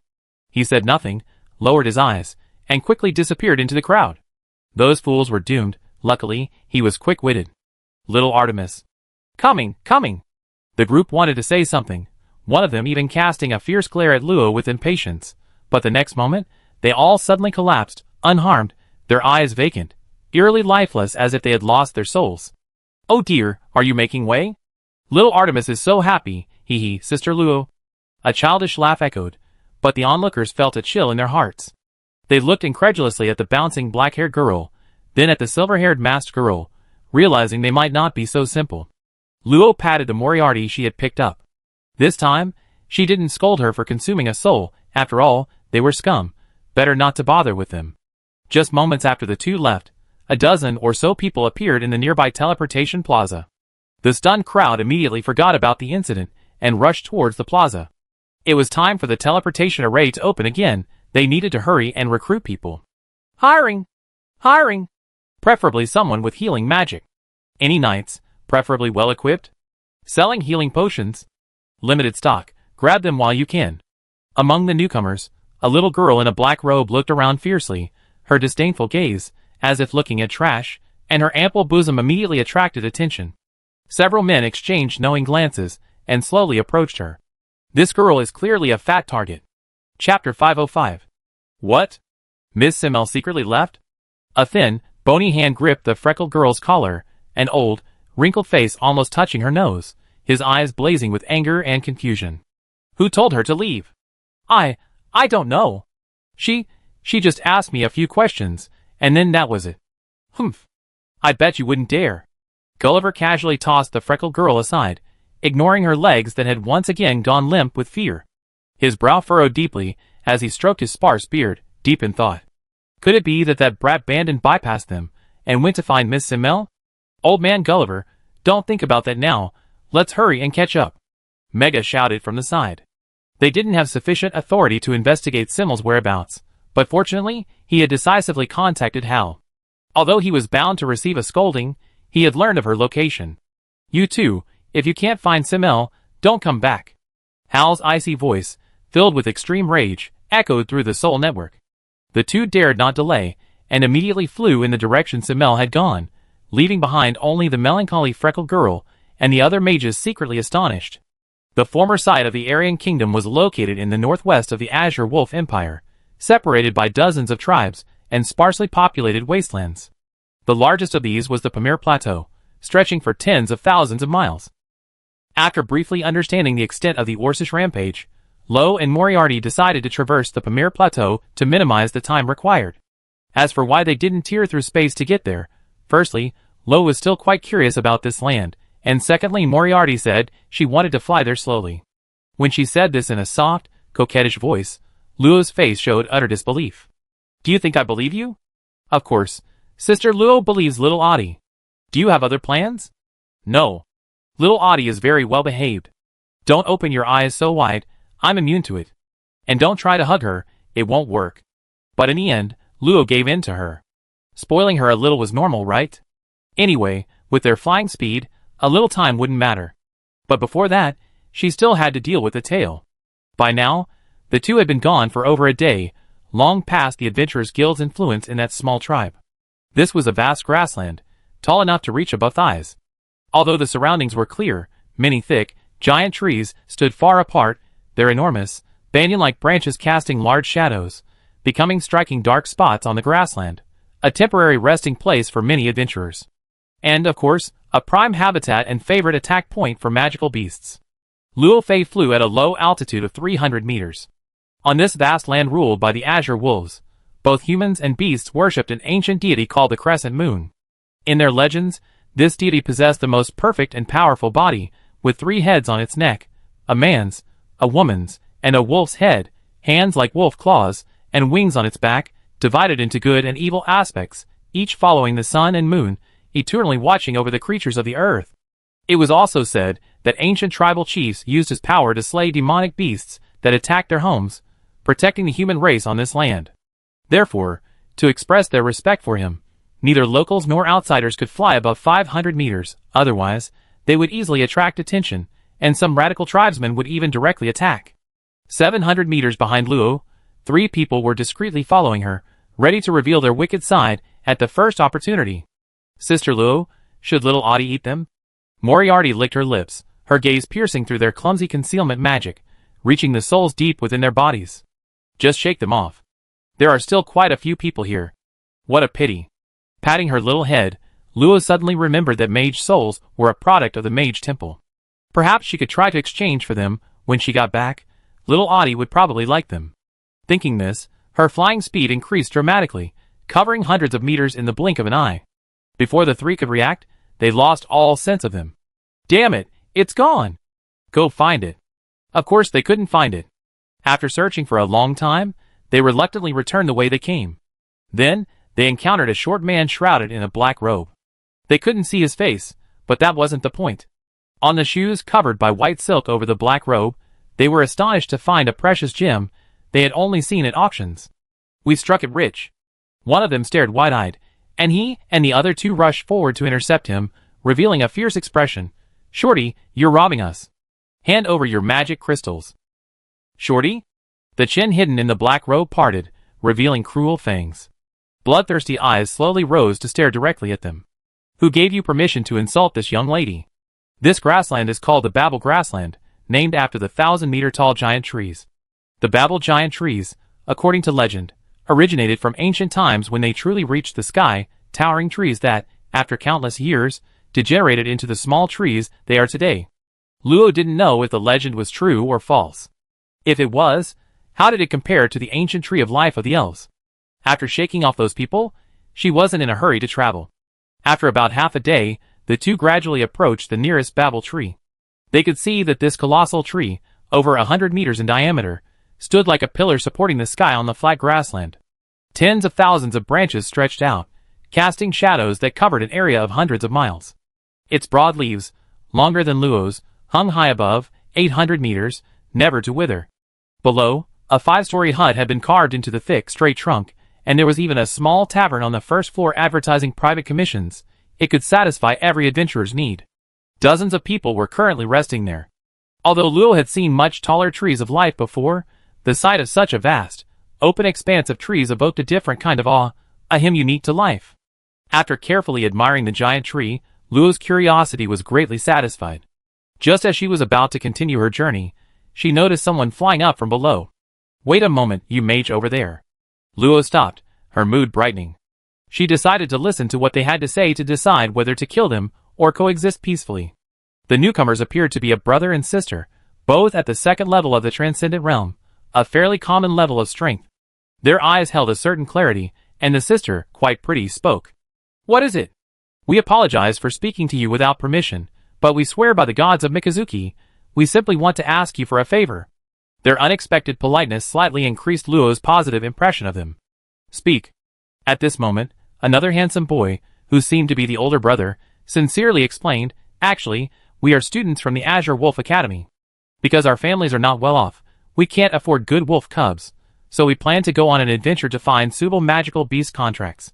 We'd like to invite you to join us." Luo nodded knowingly. She didn't doubt his words. Not only was Moriarty proficient in soul magic, so no light could hide from her, but she herself could easily distinguish truth from falsehood from the emotions conveyed in their conversation. The tone shifted abruptly, Luo's hoarse voice carrying a hint of coldness. "Why did you choose us?" There were dozens of people below them. Why would they choose someone who just happened to be passing by? The boy scratched the back of his head somewhat embarrassedly. "To be honest, we're hoping to find someone who knows binding magic." "I see you're a mage, so you should know a little, so?" In short, he was simply trying his luck because of her magic robes. Luo glanced down. Indeed, there wasn't a single mage among them. There were a few archers and assassins, but the rest were all warriors. "I understand. So that means?" The girl's eyes lit up with anticipation. The boy, trying to stay calm, couldn't help but smile slightly. Finally, he found suitable teammates. "I refuse." "That's it, bye." "Huh?" Amidst their bewildered gazes, Luo and Moriarty leisurely departed. He was joking. He didn't even know them. Trying to get something for nothing without even showing any sincerity, only someone from the academy would do that. Chapter 506. "Big brother, are we doomed to fail the mission?" Ellie rested her chin on her hands, completely uninterested even with her favorite shrill liquor on the Babblewood table. K2, sitting opposite her, took a large gulp of his liquor, his expression unchanged, and comforted her. "Little sister, it's alright, the academy competition is still 3 months away, we definitely make it." Ellie felt a little better, but her confidence in the competition 3 months from now was waning. After contracting the magical beast, There would be training and adjustments? Would they have enough time? Suddenly, Kato stood up and waved excitedly at her. Quick! Someone else is coming! Ellie quickly looked in the direction her brother was pointing. Sure enough, several hundred meters away, a small figure in a black robe was wandering around, seemingly lost. The black robe appeared simple, but it emitted obvious magical energy fluctuations, clearly magical equipment. Where have I heard of those robes before? Before Ellie could think further, Kato pulled her into the air. She finally encountered another solitary mage. She was determined to win him over. Simmel used a little trickery to glean information from a few snobbish people who were giving her dirty looks. A silver-haired dwarf, wearing a mask, and a very cute black-haired girl were heading this way. But in the vast grasslands, she quickly realized she was lost. Perhaps due to a lack of security, she unknowingly found herself near this giant tree. Sigh, I should have called Google and Mega along. They're a bit clumsy, but they'd be good at doing odd jobs. Where am I? This feels a little scary. Miss Mage over there. Please wait. As for why he was so sure she was a woman, Kato said he wasn't blind. A mere low-level transcendent dares to yell at me like that? Is this place full of such rude people? Simmel quickly adopted a haughty demeanor, her sharp gaze making Ellie shrink back in fear. Brother, she doesn't seem like a good person. Should we leave? She doesn't seem like a good person, that's for sure. You too, if you don't explain yourselves clearly, don't blame me for being impolite. Neither of them expected that their soft voices could be heard. They had no choice but to abandon their plan to sneak away and step forward somewhat uneasily, saying, We didn't know you were an official. My sister and I are very sorry. Seeing their understanding, Simmel's lips curled into a slight smile. Indeed, her domineering presence was truly awe-inspiring. Seeing that she didn't speak, the surrounding chill eased considerably. Kato pressed his advantage, saying, Actually, we are. A few minutes later, Simmel nodded knowingly, letting out a soft snort. I know what happened. Such a small matter is too easy. It's just crippling a few low-level magical beasts.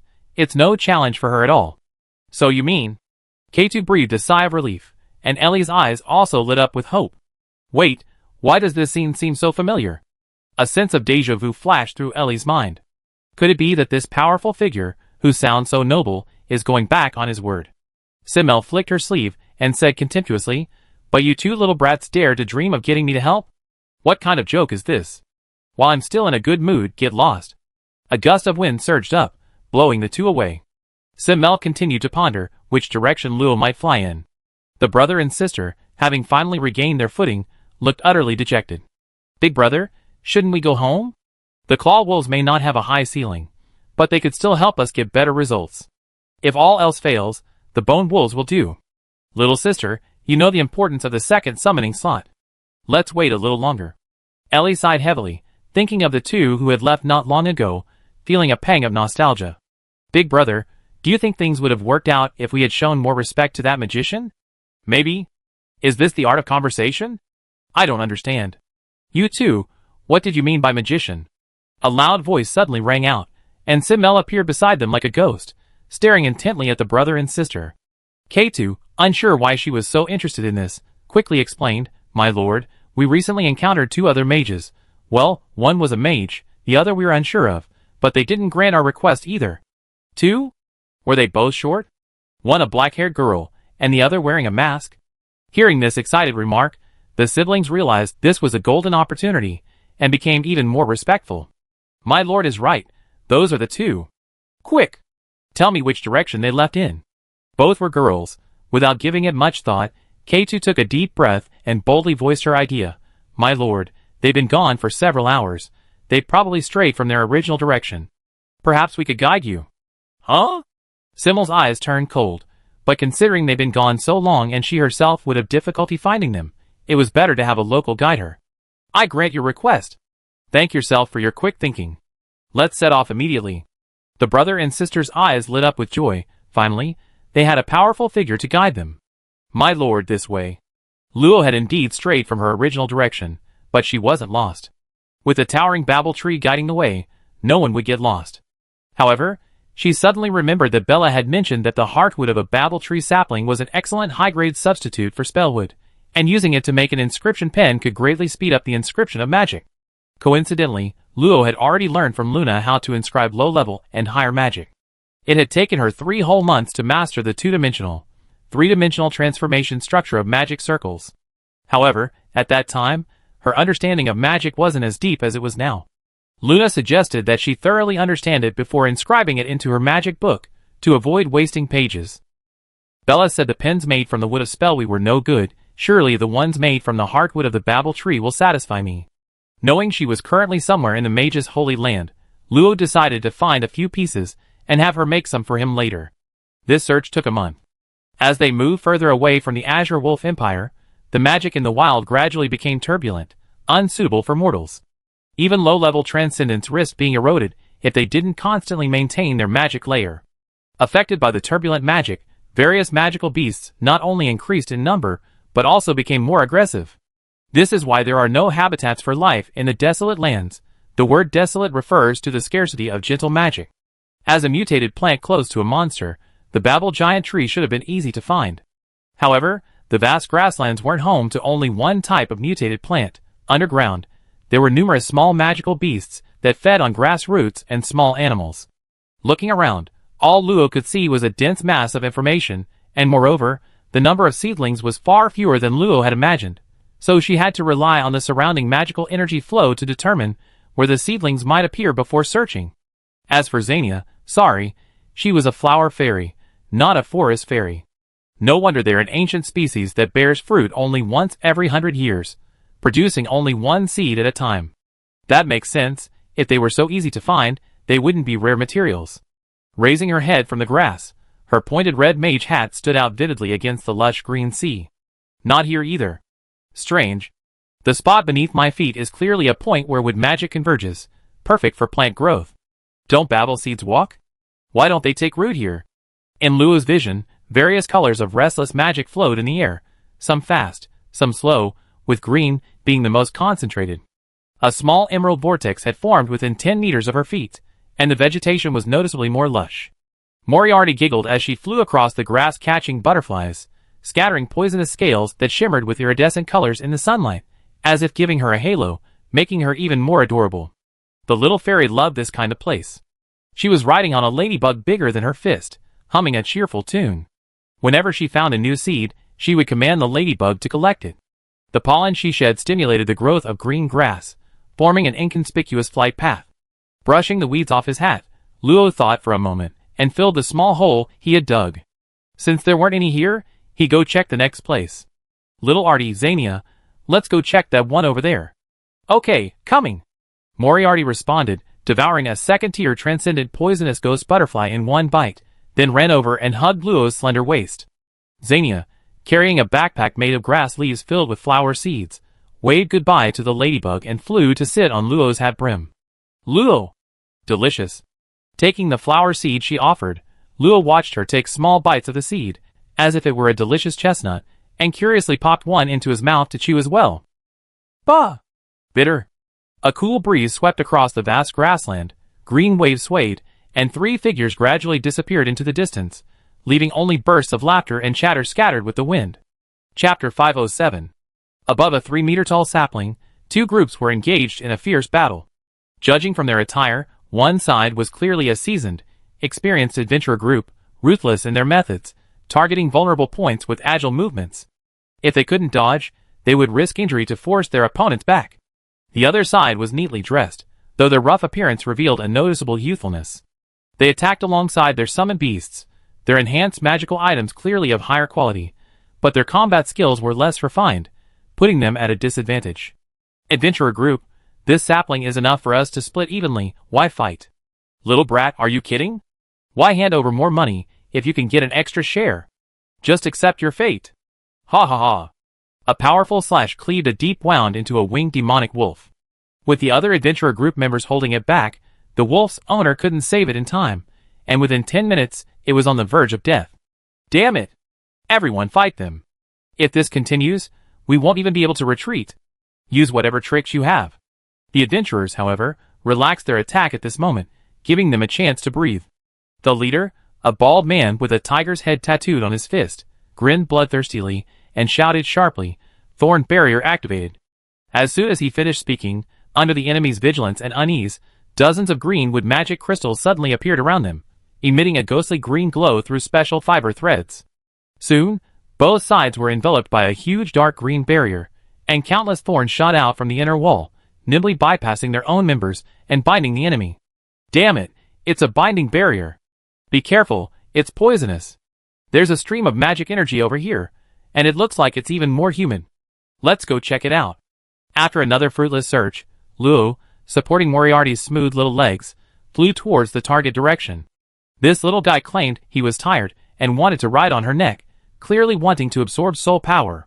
Fortunately, she wasn't heavy when she was awake, otherwise, carrying this several thousand-pound creature, Luo suspected she developed cervical spondylosis prematurely. After flying about 100 miles, she killed several foolish magical beasts along the way. A tall sapling stood out prominently from the grass. But at the same time, a dark green circular barrier appeared in midair. Intense magical energy clashed, yet neither could break through the barrier. Could I be that unlucky? Someone beat me to it. Casting a perception-blocking spell around herself, Luo swaggered over to the sapling to observe it. The babble sapling was about 3 meters tall, perfectly straight, with only a few tender branches growing from the top. It showed no signs of insect bites or claw marks, a rare occurrence, meaning its overall structure was intact, a top-quality material. Perfect age, not old yet, little Artie, looks like we're in luck. However, Luo wasn't the type to forcibly seize things. A 3-meter sapling was enough to make 10 carving brushes. She only needed a small section. Watching the two groups still fighting in the sky, she decided she could wait and trade with whoever won. Casually casting a protective barrier, Luo gazed into the distance. The shadow of the Pamir Plateau was now slightly clearer, and the vast white storm above could be faintly seen. Due to the aftershocks of the battle above, low-level magical beasts dared not approach, and they showed no interest in the sapling. A little over 10 minutes later, the barrier suddenly shattered, and 3 severely injured youths fell out. Their summoned beasts, also badly wounded, had been recalled. In other words, the battle was over. Lo, holding Moriarty, was weaving a grass wreath, making no attempt to conceal themselves. The adventurers, grinning maliciously, were about to deliver a fatal blow when they suddenly noticed the uninvited guests beside the sapling. Startled, they wondered when these two had appeared. How had no one noticed? Their senses were focused, but they couldn't discern any aura, only a faint fluctuation of magical energy. Furthermore, the black-haired girl was clearly innocent and young. I understand, another rookie from some academy. The bald man at the head of the group turned hostile, plummeting to his feet and creating a shallow crater in the ground. A faint aura of menace emanated from him. Don't you know the rule of first come, first served? We found this babble sapling first. Get out of here. Luo didn't seem to care. After placing the grass ring on Moriarty's head, he calmly stood up, pointed at the sapling, and said in a hoarse voice, 1/5, name your price. Oh! The bald man was taken aback, then his expression turned smug. He rubbed his hands together and laughed. We were planning to sell it anyway, but we just happened to run into it today. It's lucky. 1/5 of a sapling. How about 300,000 third-tier magic crystals? I swear by the crescent moon god, it's definitely much lower than the market price. At this moment, the boy on the ground, struggling to suppress the magic erosion within him, gasped, Gentlemen, they won't keep their word. Don't make the deal. A man behind the bald man, wielding a large axe, immediately kicked him hard, cursing, You're so talkative. You be the first one sent back to the underworld.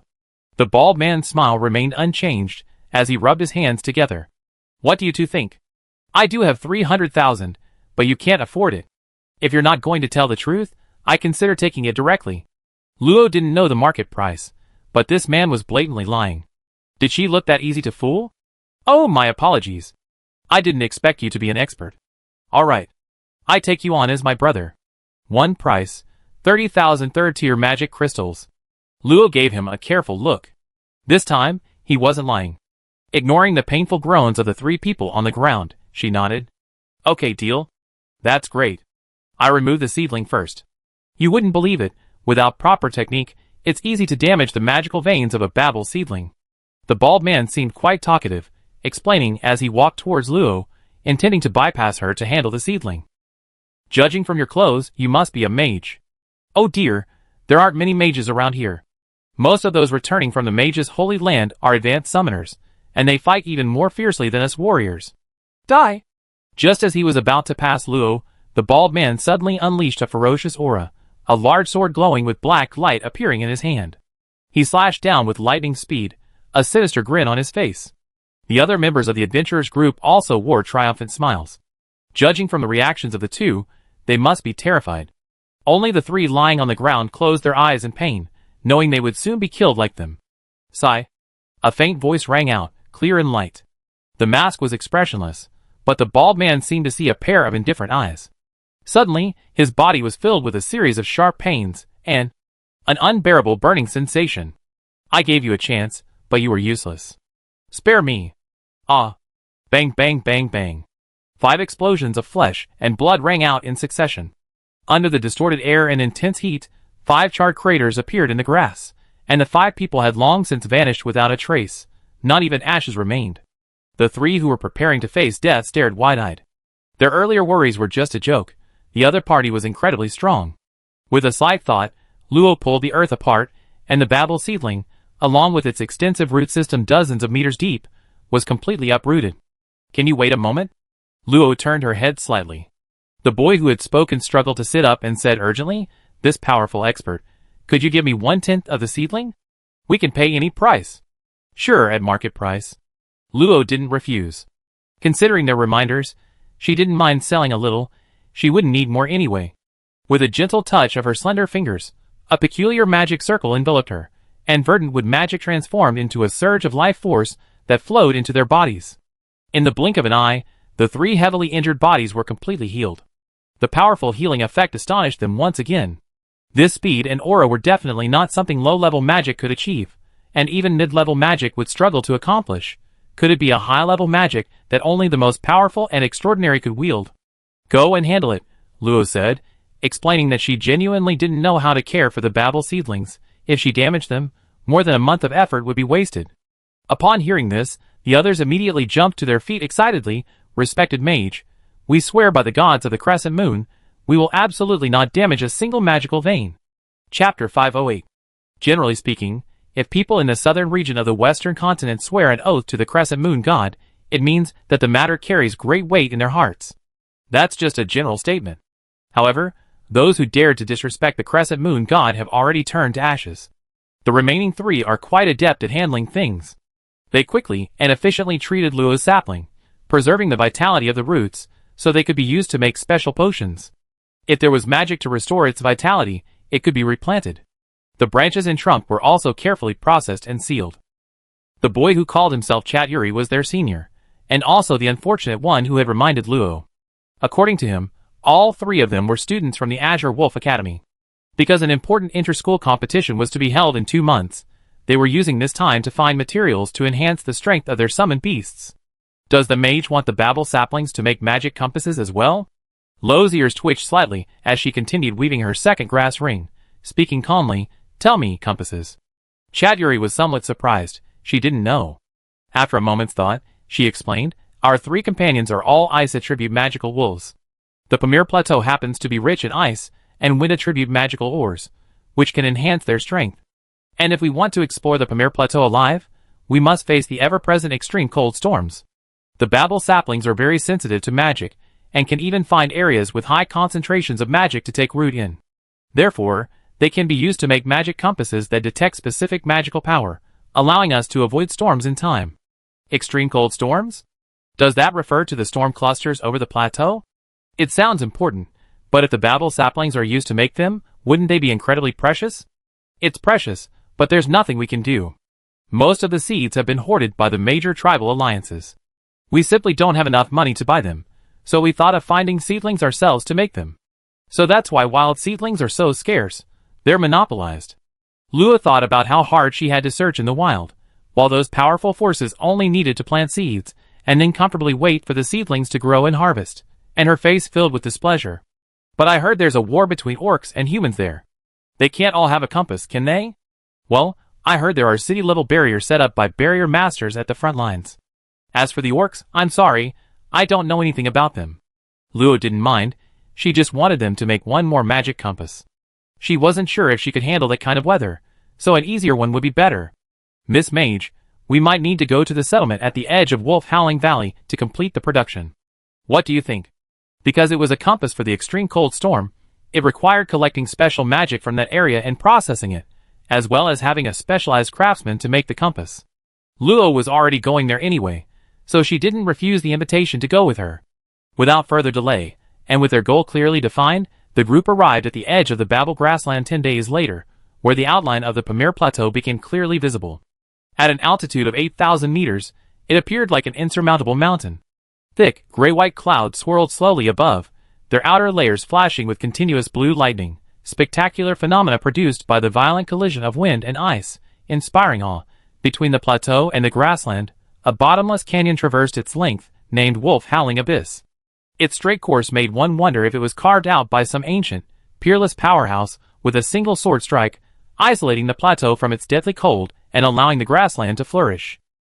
Near the edge of the grasslands bordering Wolf Howling Valley, hundreds of mutated Babel trees, each reaching 3,000 meters in height, stand in neat rows.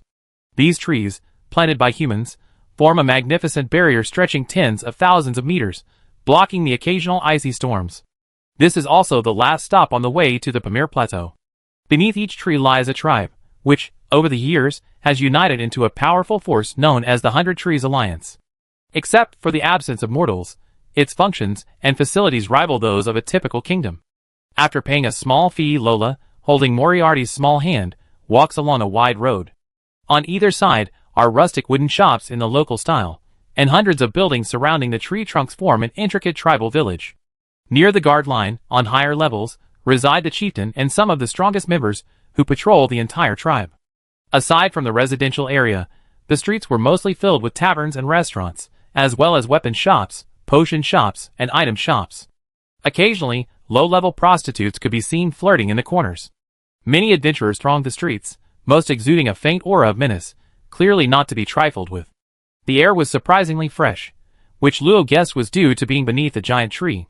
There were many races and professions here, and a masked mage like herself was nothing special, naturally attracting no attention. Luo didn't care how the magic compass was made. After subtly planting soul marks on the three of them, she generously allowed them to move freely, as long as they didn't do anything inappropriate. Chatu was both amused and exasperated. Putting aside whether he was being rude, during his journey, he had witnessed firsthand what it meant to annihilate everything in an instant. Whether it was a first-tier bone wolf, a second-tier claw wolf, a third-tier wood wolf, or even a fourth-tier grassland wolf king, none of them could last more than half a second in front of this mage lady. They were all burned to ashes. They were completely terrified, and would never dare to disobey. The streets were lined with unique local delicacies. Remembering that Moriarty hadn't had a proper meal since waking up, Luo, having nothing better to do, took her on a restaurant spree. They ordered everything meat they could find, including many expensive dishes made with monster meat, which was said to have healing properties, restore magic power, and relieve fatigue. And supposedly, some parts of monsters could even promote regrowth. Luo looked at the thick, milky soup on her plate, a little skeptical of the shopkeeper's earlier smug grin, and what he told her. Does it really work? To be clear, she wasn't really interested, she was just a tiny bit curious, and it was only natural to check it out. The soup came with a spoon. She lifted her mask slightly, revealing a smooth chin and pink lips. Taking a small spoonful, the moment it touched her lips, Luo's eyes lit up beneath the mask. So fresh. The flavor was intense, yet not jarring, as if the essence of an entire magical beast had been concentrated in a small bowl of soup. One sip, and the flavor exploded throughout her body, making every pore open and break out in a fine sweat. This was a completely different culinary culture from the Karlov Empire, deeply shocking Luo's young mind. Delicious. What ingredients are used to make this? It's unlike ordinary magical beast soup. Seemingly hearing Luo's exclamation, the shopkeeper, who was pouring himself a drink, laughed heartily and boasted in a loud voice, "This is made with the milk and bone marrow of the Icefield snow wolf. To neutralize the cold, we added lava fruit, which only grows on Mount Gabond, leaving only pure cold-resistant power. Drinking it will prevent you from freezing to death even if you're caught in an extreme cold storm. If it weren't for you proving yourself to be a mid-level transcendent, Miss Mage, I would never have sold you this snowfield milk soup." Luo felt the continuous warmth emanating from her body. Although he was exaggerating a bit, it did indeed ward off a certain degree of cold. It wouldn't be an exaggeration to call it a kind of tool. Phew, that feels good. After finishing the last sip of soup, a satisfied expression appeared on Luo's small face beneath the mask. She loved this kind of life. It was truly comfortable without that busted little dwarf's harassment.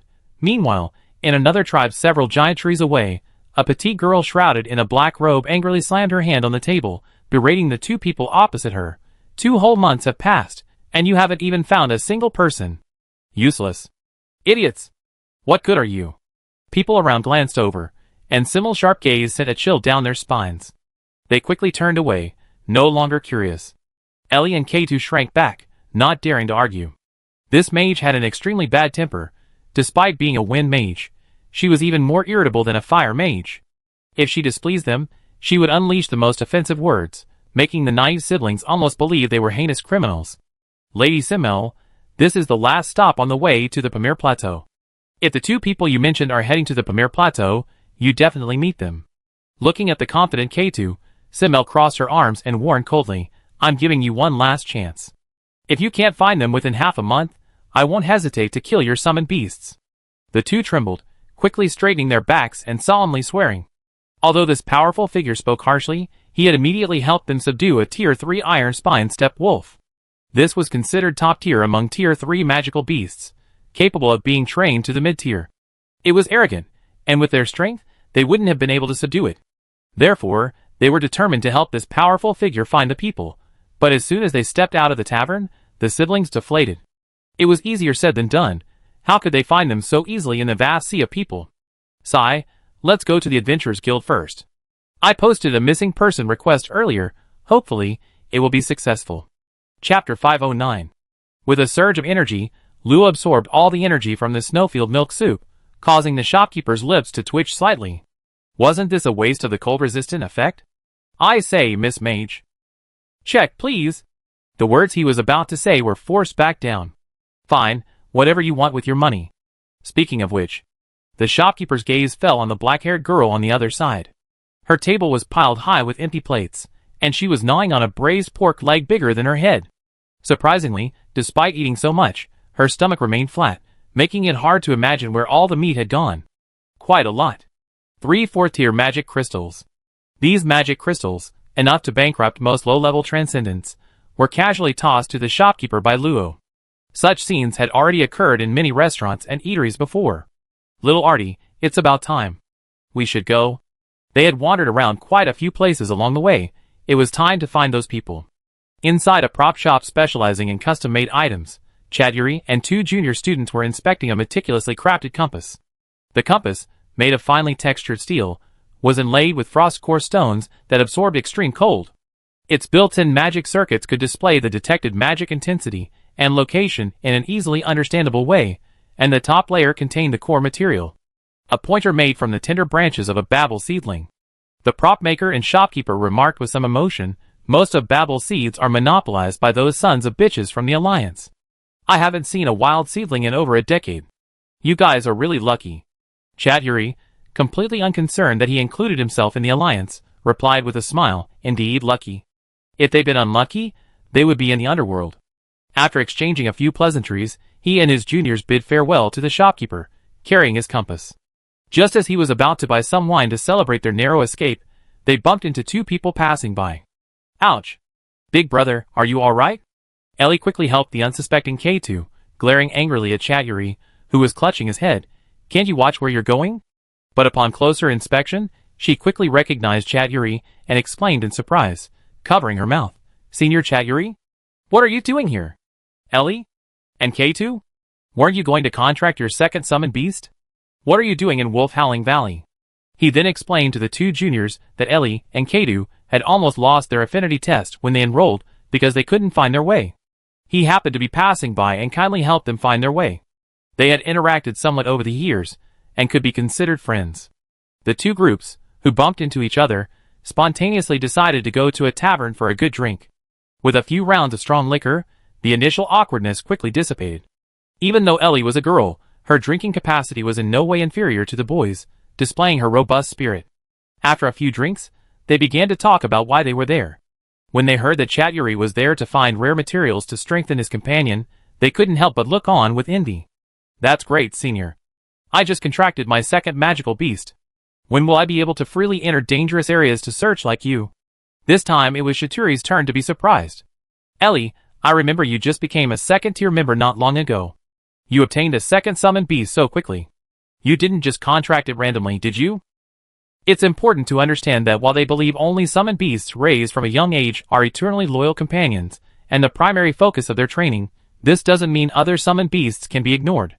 Whether they are secondary summoned beasts used as secondary combatants or numerous auxiliary summoned beasts used for travel, healing, scouting, etc., careful selection is crucial to maximizing their effectiveness. Upon hearing this, Ellie quickly waved her hand, explaining, No, a kind and powerful mage helped us subdue the iron-spine grassland wolf. We're here to help her find someone. Haha, it seems you guys are quite lucky too. It's a coincidence. We were also rescued by a passing mage. Such a coincidence? We have to have a drink. Come on, cheers. Just as Chatyuri was about to clink glasses, he suddenly caught sight of two people standing at the tavern entrance, one wearing a red-patterned, white-faced, faceless mask and a fiery red mage's robe, the other a cute girl with black hair and blue eyes. He hurriedly stood up and put down his glass. What's wrong, senior? It's the magician who saved us. Excuse me. Ellie and K2 looked over curiously, and when they saw the familiar attire, their wine glasses trembled, spilling wine across the table. It's them. We found them. Luo took the compass and corresponding reward from Chatyuri, checked them to make sure everything was in order, and then waved goodbye without entering the tavern. She had no interest in leading a few rookies across the Pamir Plateau. Chatyuri wanted to invite her, but seeing her turn away so decisively, he knew there was no chance. He could only say goodbye regretfully, only to see Ellie and K2 staring at him in stunned shock. What's wrong? Are they the mages who saved the seniors? Yeah, I was going to introduce them, but I don't have that much face, haha.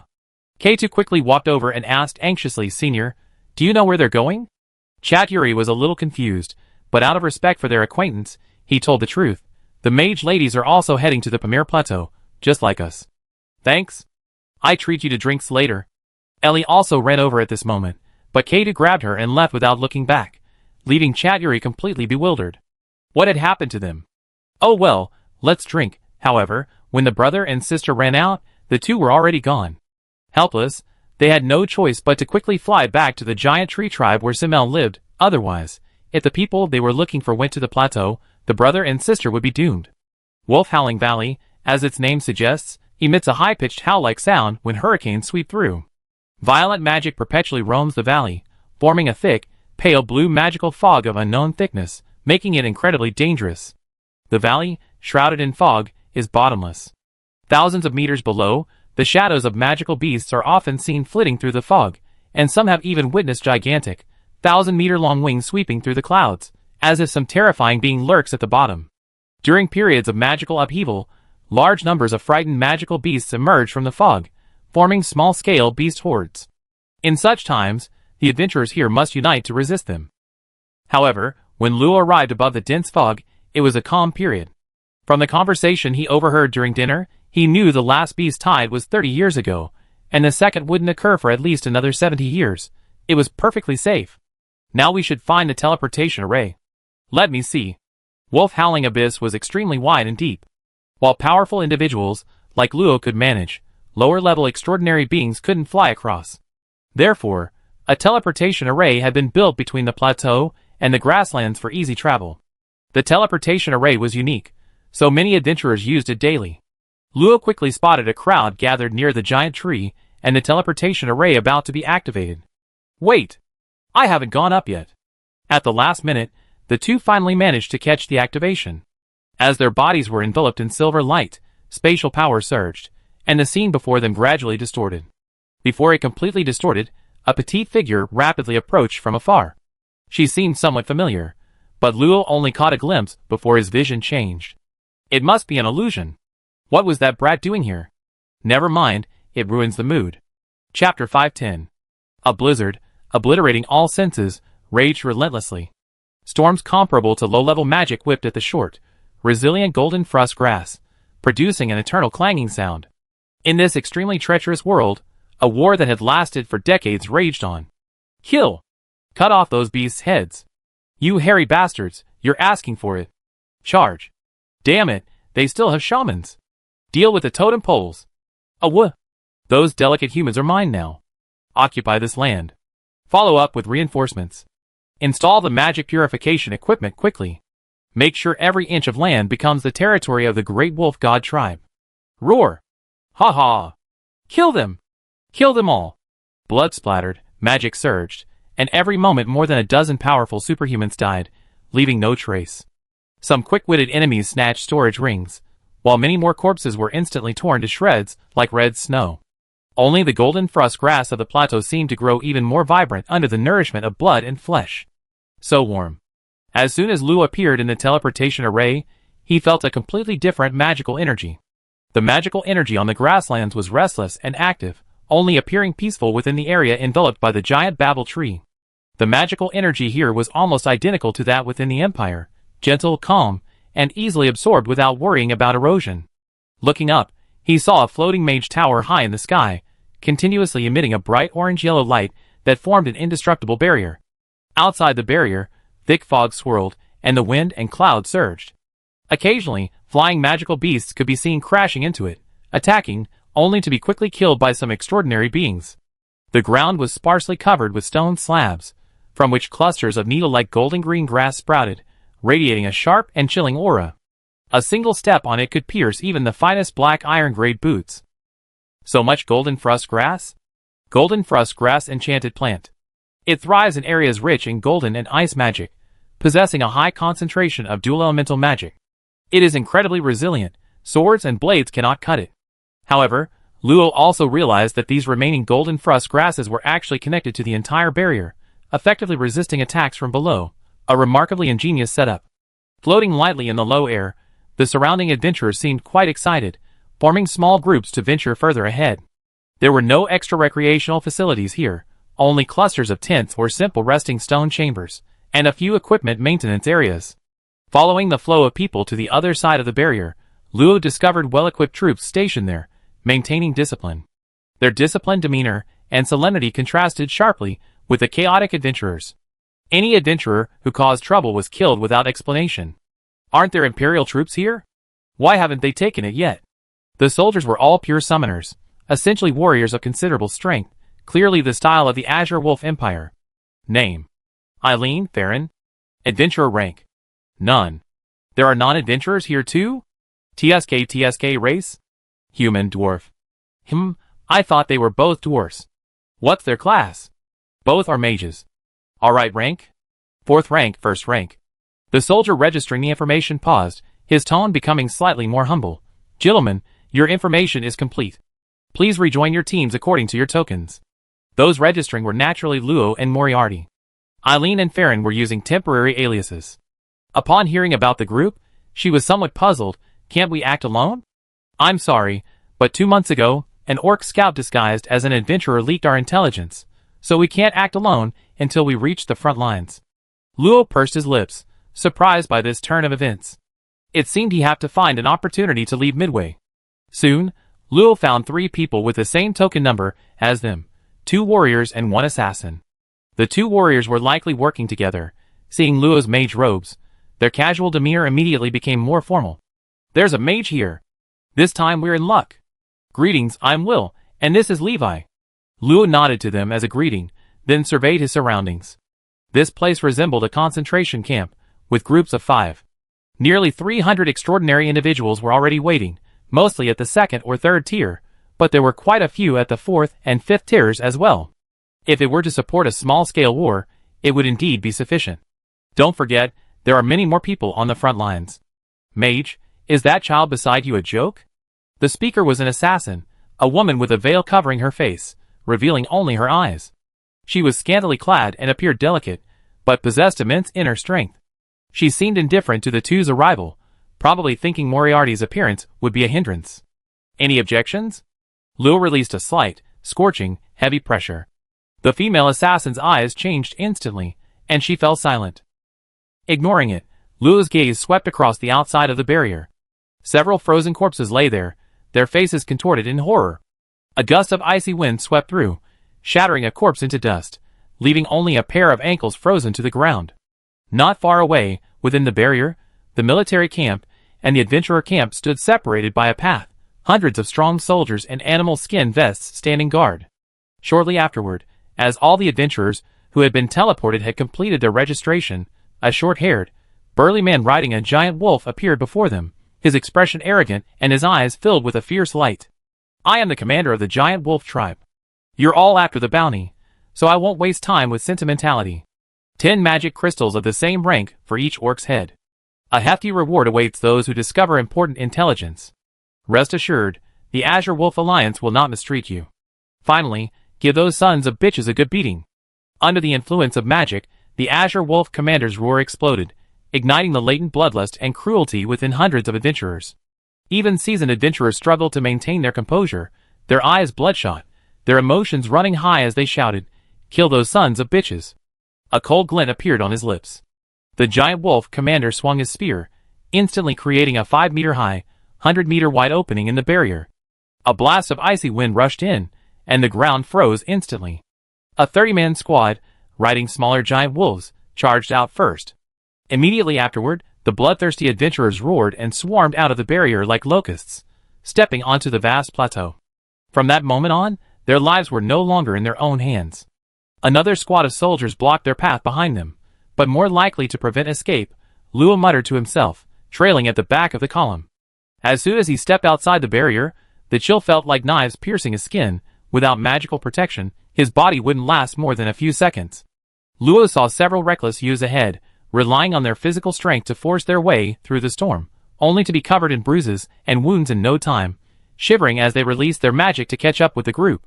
However, maintaining a magical shield at all times was a huge challenge for many low-level superhumans, who treated adventure as child's play. A slight mishap, a break in their magical power, could freeze their blood. In contrast, within a 5-meter radius of Luo, ice and snow formed an invisible shield, impervious to the cold wind, and a faint fire magic swirled around. It was incredibly warm. Even the female assassin became much more respectful to Luo now. On the front lines, there was no extra time to recover, and conserving even a little magic could be a lifesaver. The other teams watched them relax as if on a picnic, their expressions filled with envy. In the teams with mages, their teammates cast expectant glances at the mage, causing the mages to curse inwardly while reluctantly upgrading their magic shields to a larger magic barrier. Just wait until your magic runs out, then we see what you do. This was their shared thought and resentment. Chapter 511. What? You dare make me team up with those stinky adventurers? Sorry, special circumstances, please understand. Absolutely not. Open the barrier for me right now, or don't blame me for turning this place upside down. A terrifying aura erupted, instantly blowing away the unfortunate soldier. The adventurers behind him couldn't dodge in time, and were severely injured. The others who had planned to watch the girl's humiliation also fled as far as they could, their faces pale. Who's causing trouble? A thunderous roar rang out, instantly suppressing Simmel, and slamming her heavily to the ground. Sharp golden frost grass sliced through her black robe, revealing her fair skin, from which beads of blood seeped. Cause more trouble, and you be killed. The giant wolf commander looked down at her coldly. If it weren't for her 6-tier strength and unusual attire, he would have already killed her. Simmel gritted her teeth, never expecting such a humble military camp to be guarded by a high-ranking transcendent being. She held a grudge against that big guy. At the same time, she grew even more eager to catch up with Luo, whose figure was still nowhere to be seen. Damn it, if it weren't for finding you, I wouldn't have suffered such humiliation. She decided that once she found that flat-chested little dwarf, she would whip her behind a good beating. Luo shuddered, somewhat puzzled. Strange, why did she feel cold given her constitution? Suddenly, she turned to Moriarty. Little Moriarty, were you secretly spying on me just now? The little girl's eyes darted around, her gaze subtly shifting. No, little Moriarty definitely wasn't curious about Sister Luo's body. Thump! Giving her a flick on the forehead, Luo angrily imbued herself with another layer of soul power. This girl definitely peaked while she was sleeping. The battle line is currently 1/3 of the way across the plateau, meaning it will take Luo and his group about half a month to reach their destination. They learned from Will that the teleportation array opens in phases every 3 months, with each phase lasting approximately 8 to 10 times, depending on the situation at the front. Therefore, there are actually several groups of adventurers ahead of them, and as long as they follow the path they've taken, the risk is minimal. Whoosh! Several giant birds, as tall as a person, sculpted from ice crystals, swept in with a gust of wind. Extremely inconspicuous in the vast white snow, they caught a group of adventurers on their flank off guard, and were instantly torn to shreds, their flesh and blood devoured. After their attack, the giant birds didn't linger, quickly flying away, leaving only a trail of frozen blood. Luo glanced silently at Will, who had said not much risk. Was this what you meant by safety? Ahem, accidents are normal. After this ordeal, all the adventurers were on high alert. They didn't want to be killed by a passing magical beast instead of by orcs. That would be incredibly shameful. Because flying and maintaining their shields both consumed magic power, they needed to rest every half day. Miss Eileen and Miss Farron, don't you need to rest? Will and his brother, Livica, were absorbing magic power from a magic crystal, while the female assassin, Nokal, had cleared a small area to replenish her magic power. Luo shook her head, looking thoughtfully at the magic crystal in their hands. No wonder magic crystals were so precious in the wasteland. With free magic power and magic cores unable to be directly absorbed, the importance of magic crystals suddenly increased. It seemed she would use magic cores more discreetly next time she made a deal. After the soldiers at the front had rested, the entire team set off again, flying and stopping for 5 days. Perhaps due to good luck, apart from the occasional encounter with magical beasts, no accidents occurred. Luo also discovered traces left by the team ahead, including but not limited to residual magic, magic crystal powder, and some limbs and clothing. Boom! The hard frozen ground suddenly broke open, and a gaping maw full of sharp teeth lunged out, but it was immediately bound by several mages. Then, the warriors rushed in, unleashing a barrage of magical spells at the beast. In moments, the enormous, bluish-green worm turned to ice, and its magic core was stolen in the chaos. These were snow worms, but infused with wind magic, making them much faster than their ordinary counterparts. Initially, it took 3 members of the team to kill just one, and only after a soldier's reminder was it done. However, now, with experience, as long as they remained vigilant, they could evade ambushes. Luo collected some high-quality golden frost grass, intending to plant it in a corner of the ruins. The environment would be temporarily simulated using a barrier spell. The roots of the babel sapling were also planted, and under the care of the little fairy, it had already sprouted tender shoots. Although Luo didn't know what else this tree could be used for besides slightly purifying magic, he couldn't just throw it away, since he finally found it. Some people were processing the monster carcasses, cutting off usable parts. Monster meat, after processing, could be used to replenish magic, and fangs and skin could be used to make equipment. Suddenly, a soldier flew rapidly from the front, looking tense, and shouted at the top of his lungs, "Extreme cold storm detected. Evacuate immediately." The resting group couldn't care less about anything else and quickly took to the air to cast buffs on themselves. Lua suddenly remembered this. She had initially thought the extreme cold storm only existed on the outskirts of the plateau, but she hadn't expected to encounter it here. Taking out her compass, she saw that the needle had turned pale red, trembling slightly towards her right rear, and the red was rapidly intensifying. The surrounding gale was also beginning to convey a sense of foreboding. The wind direction had changed. In an instant, Luo knew that this extreme cold storm was far more ferocious than she had imagined. The team began to change direction, everyone exerting all their strength to move away from the area where the extreme cold was approaching. Even the novice adventurers, who were hearing about it for the first time, quickly followed. No one wanted to risk their life. Luo looked back. In the storm swirling with ice and snow, a thick, barely visible tornado was slowly forming, and hailstones the size of small mountains were falling from the sky, randomly striking and killing any adventurer who was moving too slowly. That was condensed ice magic. Turning her gaze away, Luo increased her control over her ice magic, preventing the hailstones from entering her vicinity. The group became somewhat chaotic. Worse still, many hidden magical beasts sensed the approaching storm and began to flee for their lives. Hundreds of beasts, encountering adventurers blocking their path, mercilessly unleashed magical spells.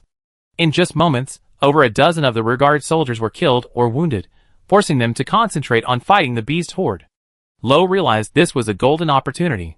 Taking advantage of the moment when no one was watching, he activated shielding and concealment spells, disappearing into the snowstorm with Moriarty. Only a slowly dissipating protective shield temporarily shielded Will and the others from the cold.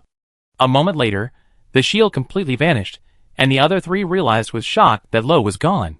1,000 meters away, Lo and Moriarty reappeared. Adjusting her mage hat, the girl removed her mask, revealing a delicate face. Her long hair swayed slightly, and her golden-red eyes were calm, but softened upon seeing the little one beside her. "It feels so good to always have someone with you. Sister Luo, little Yachty is hungry." "I know, Sai. I should have saved more soul crystals." "Hee hee. Sister Luo is so kind. Although this girl has a rather large appetite." At this moment, several miles away, At the point where the extreme cold storm was at its strongest, a petite girl with wings on her back was desperately fleeing. 2 six-stair powerhouses were chasing after her, cursing and swearing. But despite their attempts to escape, they were getting closer and closer to the storm. Damn it, how did an extreme cold storm appear in this wretched place? You little dwarf in front, hurry up and pull me out. Don't call me a dwarf. Humph! You're both too slow, utterly useless. 2 gusts of green wind lashed out, grabbing the 2 girls by the waist, barely managing to pull them out of the extremely powerful suction. Chapter 512. Roar. A gigantic lion roared, unleashing a frost tornado, but its eyes were filled with fear. After launching its attack, it fled without looking back, but all its efforts were in vain. The frost tornado, before it could even display its power, quietly cracked and vanished without a trace. Immediately afterward, needle-like ice threads pierced its body, coiling into an ice cocoon. A colossal sword materialized and crashed down with earth-shattering force. Even with its scales, which could ignore the howling winds of the storm, the ice-scale storm lion couldn't withstand it. In an instant, it was severed in 2. Its upper body, relying on its tenacious life force, struggled to escape, but as its exposed magic power turned to absolute zero, freezing its soul, its life force withered away. Luo grabbed the ice-scale storm lion's magic core, crushed it into powder, and tossed it into a glass of solid ice. He casually took out a few plump, juicy fresh fruits, and in a few moments, 2 refreshing fruit smoothies were ready. Using golden magic to form a spoon, Luo held Moriarty and sat on the stone bench, enjoying a delicious spoonful. So icy. Although eating shaved ice in the snow was a bit strange, it tasted good, so that was all that mattered. A few tiny, slightly glowing white jelly particles appeared on Moriarty's shaved ice, and one could almost hear a resentful howl. He scooped up a large spoonful and stuffed it into his mouth, his ahogue, cowlick, standing on end. What's that? A dipping sauce made from souls. Would you like some, Lone? No, thank you. I'm sorry, I'm a human, I can't eat any. Lone, actually, this is a great place to practice ice magic. Lo, biting her spoon, looked somewhat puzzled. But I already thoroughly understood all the ice magic I know. I feel that if I delve any further, I can only modify the structure, but that falls under the category of innovative magic, right? That's not quite right. Sister Luo's magic is indeed quite good, but if you didn't have the current quality of your magic, what would be the difference between you and others? An ice shard appeared before Moriarty, 2 runes flashing inside, a very ordinary low-level spell. Luo could instantly condense thousands of such shards without even breaking a sweat. This is the kind of magic that ordinary people condense. Of course, it was the same in little Artemis's time. Then, she dispersed the ice shard. A chill suddenly broke through Luo's control and appeared inside. Under her astonished gaze, the turbulent magic directly condensed into a new ice shard, still with 2 runes, but the chill emanating from it was several times stronger than the previous one, and there was no normal connection between it and Moriarty. Luo's eyes narrowed slightly. The magic hasn't calmed down? She could forcibly command the external ice magic to be used by her. Ordinary mages could also reduce their own magic consumption by absorbing external magic. The only difference was that Luo's control was hundreds or thousands of times stronger. She could even usurp magic imbued with the will of others. But regardless of the method, once controlled, magic becomes docile, bound by the shackles of will. Yet, the ice shard in Moriarty's hand was like an uncontrolled wild horse, obediently serving his purposes. Luo had no doubt that if Moriarty released his control, the ice shard would immediately turn against him. Do you remember the rune inscription that little Moriarty asked you to practice, Luo? Luo nodded. Now she could freely write the 30,000 runes she knew and keep them suspended in the void for extended periods. In other words, they could already serve as short-term protective barriers. Then, Luo, would you like to see the natural runes of heaven and earth? Moriarty abruptly changed the subject, looking up at Luo with a smile, a drop of juice still clinging to her lips. Luo reached out and wiped it away with her finger, licking her fingers with slight interest. Not bad, there's no danger with you here. I haven't seen any naturally appearing runes yet. The next moment, the 2 vanished from their spot, reappearing before an extremely terrifying ice storm. The howling wind caused Luo to instinctively squint. Dozens of tornadoes, each 100 meters wide, intertwined and separated. Hail rained down, piercing the earth. The icy wind easily eroded the high-altitude permafrost, shards of rock, ice fragments, and grass clippings, forming a devastating torrent at a deadly speed exceeding 100 times the speed of sound. Blue-green lightning danced wildly, freezing and cracking the space with terrifying thrust. Within the swirling tornado, a majestic ice rune, as imposing as a mountain, slowly rose and fell.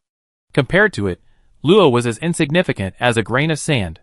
Countless derivative runes swirled around it, releasing boundless chill and bringing this cataclysmic disaster. Endless ice magic raged, its power multiplied by the howling wind. Controlling it was out of the question. Even protecting one's own magic from being drained was a challenge. Luo's pupils dilated, her entire body radiating cold.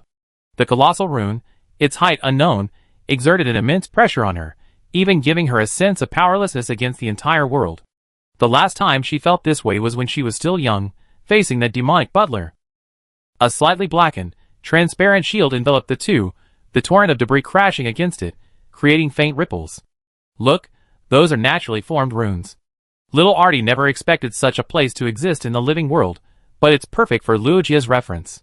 The compass at her waist spun wildly, its red glow almost dripping blood, seemingly warning Luo to get away immediately. That's an extreme cold storm? No wonder no one dared approach. Its power exceeded what high-level transcendence could withstand. Anyone who came would die. Yes, it's at its peak right now. Sister Luo, take your time observing it here. Little Audie has her own business to attend to. Wait, are you kidding me? Leaving her here would shatter her into ice fragments in less than a minute. Was this little Audie joking? Don't worry, there's no danger. Before she could finish speaking, the little one vanished, leaving only Luo, holding her shaved ice and looking dazed, surrounded by the transparent protective shield. Moriarty. This brat. If she catches her, she'd definitely give her a good spanking. However, Luo didn't leave. Since she had the opportunity to observe the natural runes up close, she shouldn't miss it, especially if it was safe. Reassuring herself, Luo quickly finished her shaved ice and began to carefully observe the runes within the tornado cluster. Finally escaped. What the hell was that thing? The three sat on the open ground, completely disheveled. Simmel had no regard for her appearance. Not only were her shoes gone, her black robe blown away, but even the white silk covering her feet was tattered. This was the first time she'd been so disheveled since being rescued. A thin, shifty-eyed middle-aged man beside her glanced at her discreetly and muttered, "We're lucky. That was an extreme cold storm. If we'd been any slower, even if we were high-level transcendents, we wouldn't have escaped. Damn it, didn't any of you bring magic compasses?" Another plump woman casually tossed a tattered compass to the ground. "Yeah, that's all. I'm going to smash his shop when we get back." "What extreme cold storm? What's this compass?" "I don't care about any of that. You two, go check if the storm is still going." "Why shouldn't you go? You're a winged human, much faster than us. Are you deliberately trying to put us in danger?" Simmel paused, her beautiful eyes glaring angrily at the two. "I rescued you. You're my benefactors, aren't you? What's wrong with letting you investigate? I think this young lady doesn't understand the situation." The gaunt middle-aged man stood up, his gaze turning cold, concealing an undisguised greed. "I thought capturing a few orc slaves would be good enough, but I didn't expect to encounter. To the rare-winged race, fatty, now's the perfect opportunity. Skinny monkey, you don't need to tell me, I'm already prepared." Seeing the two gradually surrounding her, Simmel felt uneasy. She quickly released the wind-dodge shield, a huge wind scythe appearing in her hand, which she gripped tightly. What are you doing? Do you know who I am?" "Ha ha. You want to say you're from the Mage's Hall? That's hilarious. There's hardly anyone here who knows you. Don't worry, with your noble status, you definitely fetch several times more than others." Suddenly, countless ice crystals rose from the ground, combining with 8 metal pillars falling from the sky, instantly trapping the disoriented Simmel inside. A bone-chilling cold began to invade, and golden vines stretched out, binding her feet. "If you dare to make a move, then don't blame me." Chapter 513. With a sudden flap of her azure wings, she unleashed a massive wind blade several meters long, instantly tearing through the heavy ice hammer and fierce sword energy. Her azure scythe, incredibly sharp, slashed horizontally, severing the weapons and upper bodies of the two men. Seeing their disheveled state, Simmel, though wanting to press her advantage, decided to retreat first. She had already expended a great deal of magic power fighting the extreme cold storm, and now, fighting these two enemies of equal rank, who shamelessly teamed up, her magic reserves were severely depleted. Even her items were almost exhausted. Dragging things out any longer would be extremely disadvantageous. Of course, before leaving, she couldn't resist a sarcastic remark. "So this is all you got, even working together?" You think you can capture me? Go home and sleep. With that, she flapped her wings and fled. But the skinny monkey seemed unfazed, his injuries rapidly healing. A cruel glint appeared in his eyes as he blocked her path. Behind him, the fat woman held a purple scroll, grinning maliciously. How laughable. Do you think you can escape? How can you be confident without expending a lot of energy? They had been testing her relentlessly, using over 10 binding barriers and explosive scrolls, all to wear down her defensive items. Now, more than half an hour had passed, and she hadn't used any more items. They assumed she exhausted them. The scroll was swiftly unfurled, releasing a thick red mist. The eerie mist, unaffected by wind, enveloped her completely. You might not be able to control yourself at your peak, but now you better obediently wear the slave collar. The two were utterly confident. This was a mysterious scroll imbued with the aura of corrupted souls and evil gods. Winged human women were known for their high magic power and low physical strength. With her magic depleted, this scroll would be enough to render her powerless, leaving her completely at their mercy. What is this thing? Get away! Don't come in!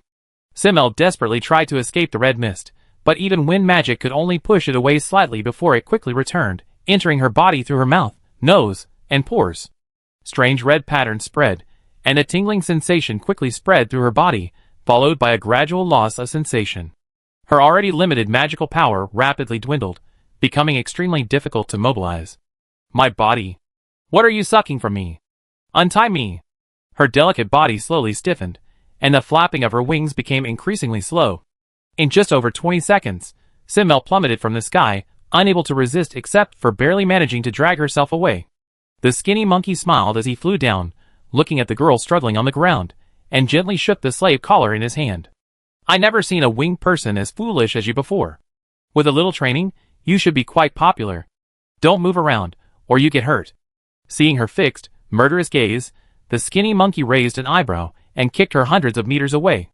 Dozens of needle-like golden frost grass leaves pierced her skin, the ice and gold magic invading her, causing her to curl up involuntarily. I told you not to move. See, you're injured now. I will never forgive you. All right, oh dear, thanks to that giant wolf commander for letting us team up. If you want to hate someone, hate him. Simmel barely opened her eyes, looking at the approaching skinny monkey. The pink-patterned slave collar on his hand was so glaring. Panic began to grip her heart, and tears streamed down her face. Don't come any closer, no. A utterly powerless fear surged uncontrollably, plunging her into a chaotic frenzy. Ha ha ha. How sweet your moans are now, I like it. He grabbed her long hair, forcing her to expose her pale neck, and carefully admired the ample bosom below, chuckling lewdly.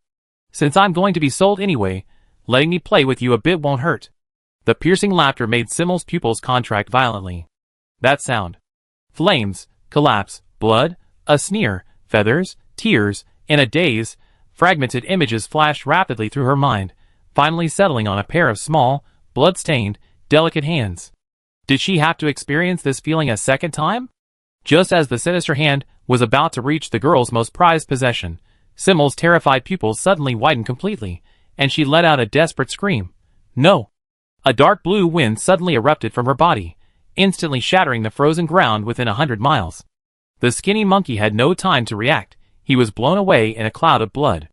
The fat woman, slightly further away, was also thrown thousands of meters by the force, near death. Simmel, as the source of the force, was swept away rapidly in the direction she had come from. After a long while, the buried fat woman finally managed to crawl out, spitting out the dirt from her mouth, her face full of rage. How can that bitch still have the strength to resist? But seeing the frozen ground around her, comparable to a high-level magical bombardment, she couldn't help but shrink back, her voice becoming softer. My goodness, is this the winged people?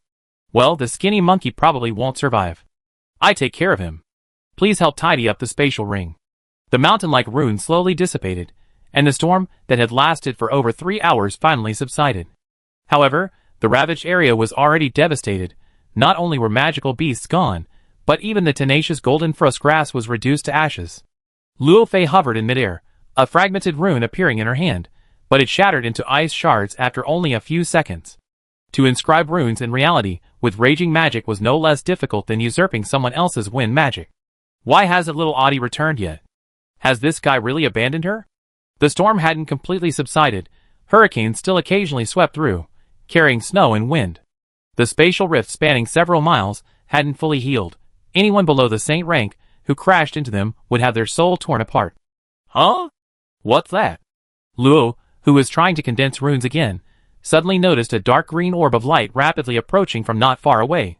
Because it was behind her, she only noticed it when it was over 300 meters away. In the blink of an eye, the orb flew past her and quickly approached the spatial rift ahead. Kuda Kent Simel, under the influence of the Flesh Lord's will, level 6 Transcendent, Wind, Mage, Wind Mage, a proud and arrogant winged human with a bad temper. She is born with control over wind power and possesses incredible speed. As a female winged human, she is physically weak, but her magic and soul power are several times greater than those of other humans of the same level. For some reason, she founded the Dawn organization and is its nominal supreme leader. Note 1. Very concerned about her height. Note 2. Has an extraordinary level of control over wind magic among winged humans. Note 3. As someone's disciple, her magic reserves are mediocre. Note 4. Influence progress. 35.4%. I must be mistaken. Taking a deep breath, Luo closed her eyes, then secretly opened one. The dark green orb of light was already approaching the outermost spatial rift. Am I hallucinating? Frustrated, Luo rubbed her eyes, unable to understand how she could still see that busted little brat even in this hiding place, but her immediate priority was to pull her back. The moment she hesitated, that brat had gotten hundreds of meters closer. She'd be dead in a couple of seconds. Unable to fly over in time, Luo tore through space, a giant thrust hand materializing to pull her in. But the space was already extremely unstable, and this reckless action caused a massive spatial collapse, instantly engulfing both of them. Tens of thousands of miles away on the battlefield, the mud formed from blood and flesh submerged Moriarty's bare, white feet, leaving tiny, alluring footprints as she casually walked. With a casual scoop, she pulled several souls out of the void, their faces still frozen in the terror of their impending deaths, and swallowed them whole. As long as we find a reason, Sister Luo won't know that little Ayati stole some, hee. This is pretty good too, it really has a terrifying taste. What's most abundant on a battlefield? Of course, it's dead bodies. How could she not pay attention? Huh? The aura is gone? Her innocent eyes blinked. It seemed she had no choice but to go find Sister Luo now, but seeing the souls flying everywhere, Moriarty couldn't help but swallow hard. What should she do? So conflicted. Chapter 514. Ugh. My head hurts. Wait, it doesn't hurt anymore? Losing consciousness quickly, Luo felt as if she were buried in soft dough. Confused, she propped herself up and realized she was lying on top of an unconscious girl. No wonder it was so soft. So why was this brat here? Luo climbed off Simel, her brow furrowed. The winged girl was in bad shape, her clothes were tattered, revealing large patches of white skin and bloodstains. One of her wings was broken, her magic was chaotic, and even her soul was dormant. Most troublesome was the strange, writhing red lines growing all over her body, almost reaching her temples, threatening to invade her vital sea of souls at any moment. Where am I? Looking around, he saw a lush, towering forest, brimming with wood magic, and dark magic. This feels ominous. Suddenly, dozens of magical fluctuations sensed something amiss. Luo's eyes narrowed, and a fire barrier unfolded, incinerating the incoming wooden spikes. In an instant, countless scarlet eyes appeared on the branches, their broad beaks containing 5 layers of sharp teeth. Their claws easily carved deep marks into the bark. Broad-beaked dark raven 4th tier extraordinary, wood darkness, gregarious, said to be a degenerate form of the dark raven. Its signature beak possesses the hardness and strength to pierce the scales of a 5th tier magical beast. It can absorb the power of darkness, its strength greatly enhanced in the shadows. It hates light and craves raw meat. Broad-beaked dark raven 5th rank, wood dark.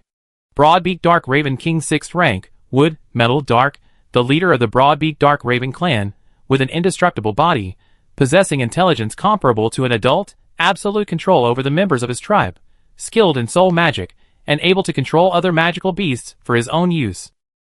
Note: due to prolonged use of soul magic, the broad-beaked dark raven king was insatiably hungry, and had become extremely bloodthirsty. Caw! A harsh, piercing raven caw rang out, followed by countless wooden spikes shooting forth. The large tree where the dark raven stood seemed to activate, sprouting thick roots and branches that transformed into fans, heavily pressing down on Luo. Did I just stumble into a dark raven's nest? The Hecate's code quickly surfaced and deciphered, unleashing a fiery tornado that blocked numerous attacks. Countless magic circles appeared, firing flaming spears that instantly killed dozens of 4th-tier Dark Raven. A 5th-tier Dark Raven tried to charge with its hard, broad beak, but was completely corroded by the fine sand mist, leaving only its fist-sized beak intact. It crashed into the bright yellow shield with a thud and fell silent. Caw! The piercing sound rang out again, the earth rapidly melting into shadow, countless translucent tentacles emerging, piercing through the rock dragon shield and directly engulfing Luo and Simmel. Dark magic? A burst of light shone, destroying all shadows. The ravens, blinded by the intense light, were thrown into chaos, their orderly movements disrupted, and they flew about in disarray, making a racket. Taking advantage of this opportunity, Luo led Simmel underground and vanished from their spot. Killing all the ravens wouldn't be difficult, but that would inevitably attract other, more powerful magical beasts. There was no need for a direct confrontation. Using the Earth Escape skill, the two reappeared several thousand meters away, at the edge of a lake with a wide view. Several enormous elephants, gleaming like diamonds, were slowly drinking water. Fish leaped out of the water, only to be sucked directly into their bellies by their trunks. Sensing the approaching creatures, they merely flapped their ears and glanced at them, paying them no further attention. Gemstone Elephant Transcendent Rank 7, Earth. Its body is covered in specialized gemstones, making it incredibly heavy and unable to fly. However, as long as it stands on the ground, it gains a continuous source of power. It has a gentle temperament. Note, the gemstones on its body contain abundant earth magic, equivalent to high-grade magic crystals. Gemstone Elephant King Transcendent Rank 7, Earth. Its body is covered in even harder gemstones, and it wears a crown representing power on its head. This crown is usually worn by a female elephant, accompanied by 3 to 5 male elephants. Note, it is stronger than a regular gemstone elephant, and the magic contained in its gemstones is more concentrated. Be careful not to disturb them. Luo didn't expect to encounter such a high-level magical beast just by randomly choosing a direction. Fortunately, gemstone elephants don't attack proactively, otherwise, he would probably be crushed by a mountain the moment he appeared. He threw Simmel to the ground. The degree of corruption on her body was already close to 90%. If left unattended, something very bad would likely happen. Hey, are you awake? Simmel suddenly murmured something unintelligible. Her dormant soul seemed to begin to stir. Luo thought for a moment. If he saved her, could he use that as an excuse to keep her from bothering him? And later, when he looked for Hal, he had more confidence. Such a high-level transcendent being wasted if left unused. A soft white array appeared in his palm, and the feathers on his wrist glowed slightly. Anyway, he needed to get rid of that corrosive state first. Dispel. The white light fell on Simmel, dispelling large swaths of dark energy, and the corrosive progress rapidly decreased. That should do it. He add a life restoration spell afterward, and she'd be back to normal. But just as the erosion progress dropped to 50%, the bloodlines on her body suddenly surged, coiling at her chest and condensing into a fleshy flower composed of 17 sharp fingers. Hee, you dare to try and dispel my curse without even condensing divine runes? Get lost. The dispelling spell suddenly erupted with intense light, then shattered into countless fragments, blasting Luo away. This fluctuation also caught the attention of the leisurely drinking gem elephant, whose enormous eyes held some displeasure as it questioned, "Two-legged beast, why do you bring such an evil aura?" Luo scrambled to her feet from beside the broken giant tree, her head still a little dazed. The dispelling spell had failed? A sudden sense of crisis arose in her heart. Without time to think, lightning crackled around Luo, and she instantly appeared 30 meters away. Flickering lightning still clung to her clothes. She saw Simmel with bloodshot eyes, her mouth grotesquely split open, one of her broken wings forcibly straightened by unidentified red flesh, her small, human-like hands transformed into large beastly claws, and her face covered in irregular red markings. Kuda Kent Simmel, under the control of the Flesh and Blood Lords will, Level 6 Transcendent, Wind Mage, corrupted by an unknown curse, her consciousness has been replaced. Note 1.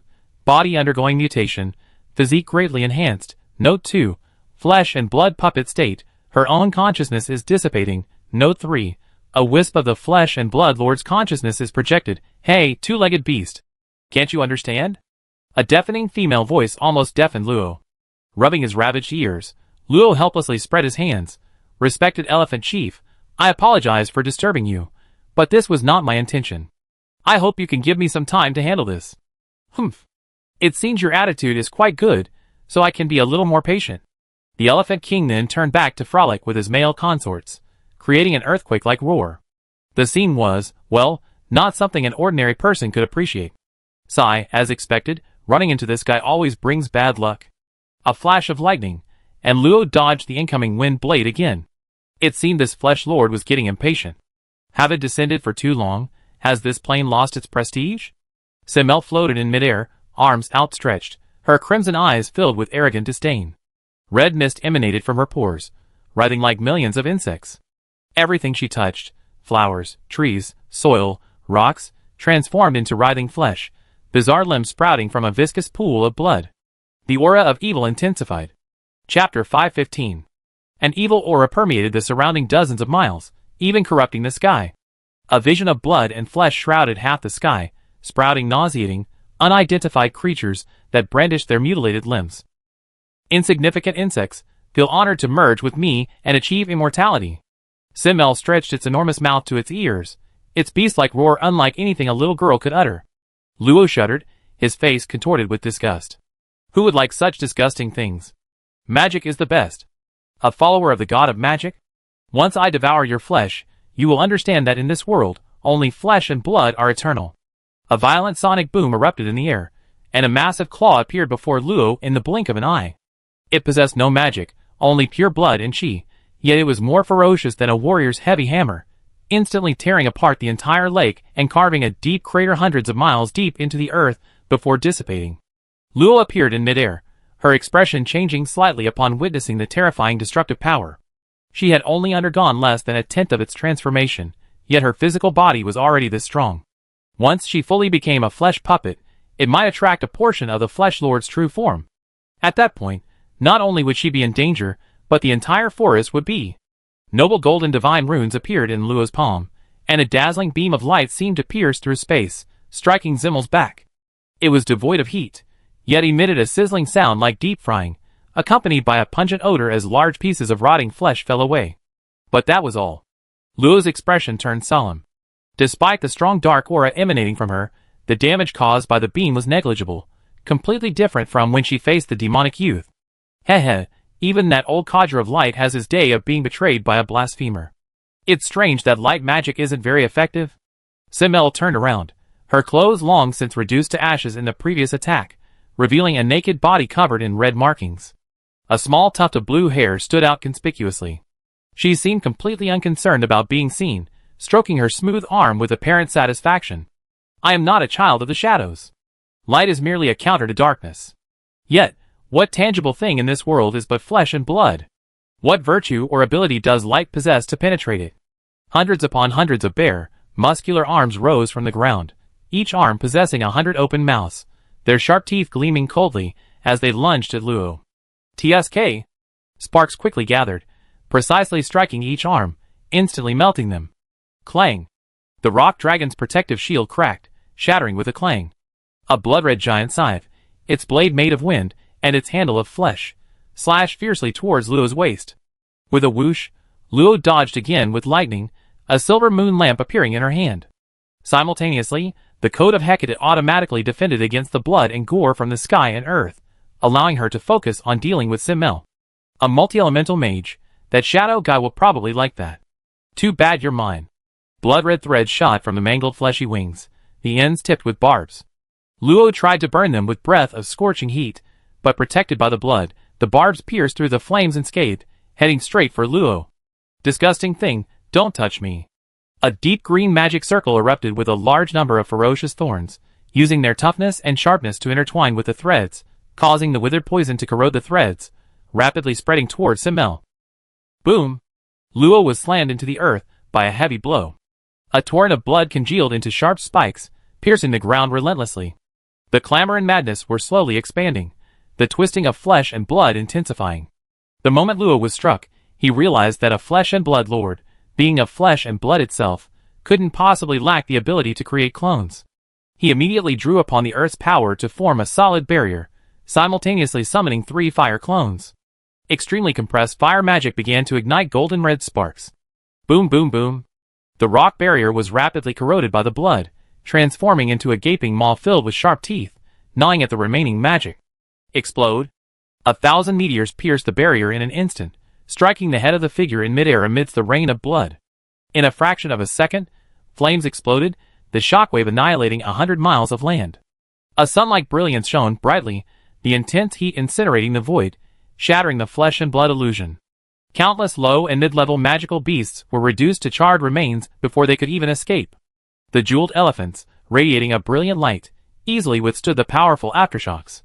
They were somewhat surprised by the battle between the two-legged beasts, but that was all they were surprised about. As noble, high-ranking magical beasts, and especially as Earth attribute magical beasts renowned for their defense, they had unwavering confidence in themselves. A familiar taste. 30,000 years. Once again, I taste pure fire. Blood and bits of flesh coalesced, reforming Simmel, only now she was entirely dark red, her wings completely transformed into ugly, fleshy wings, small horns sprouting from her head, and a thick tail extending from her tailbone, still dripping with blood. I imagine it won't taste good.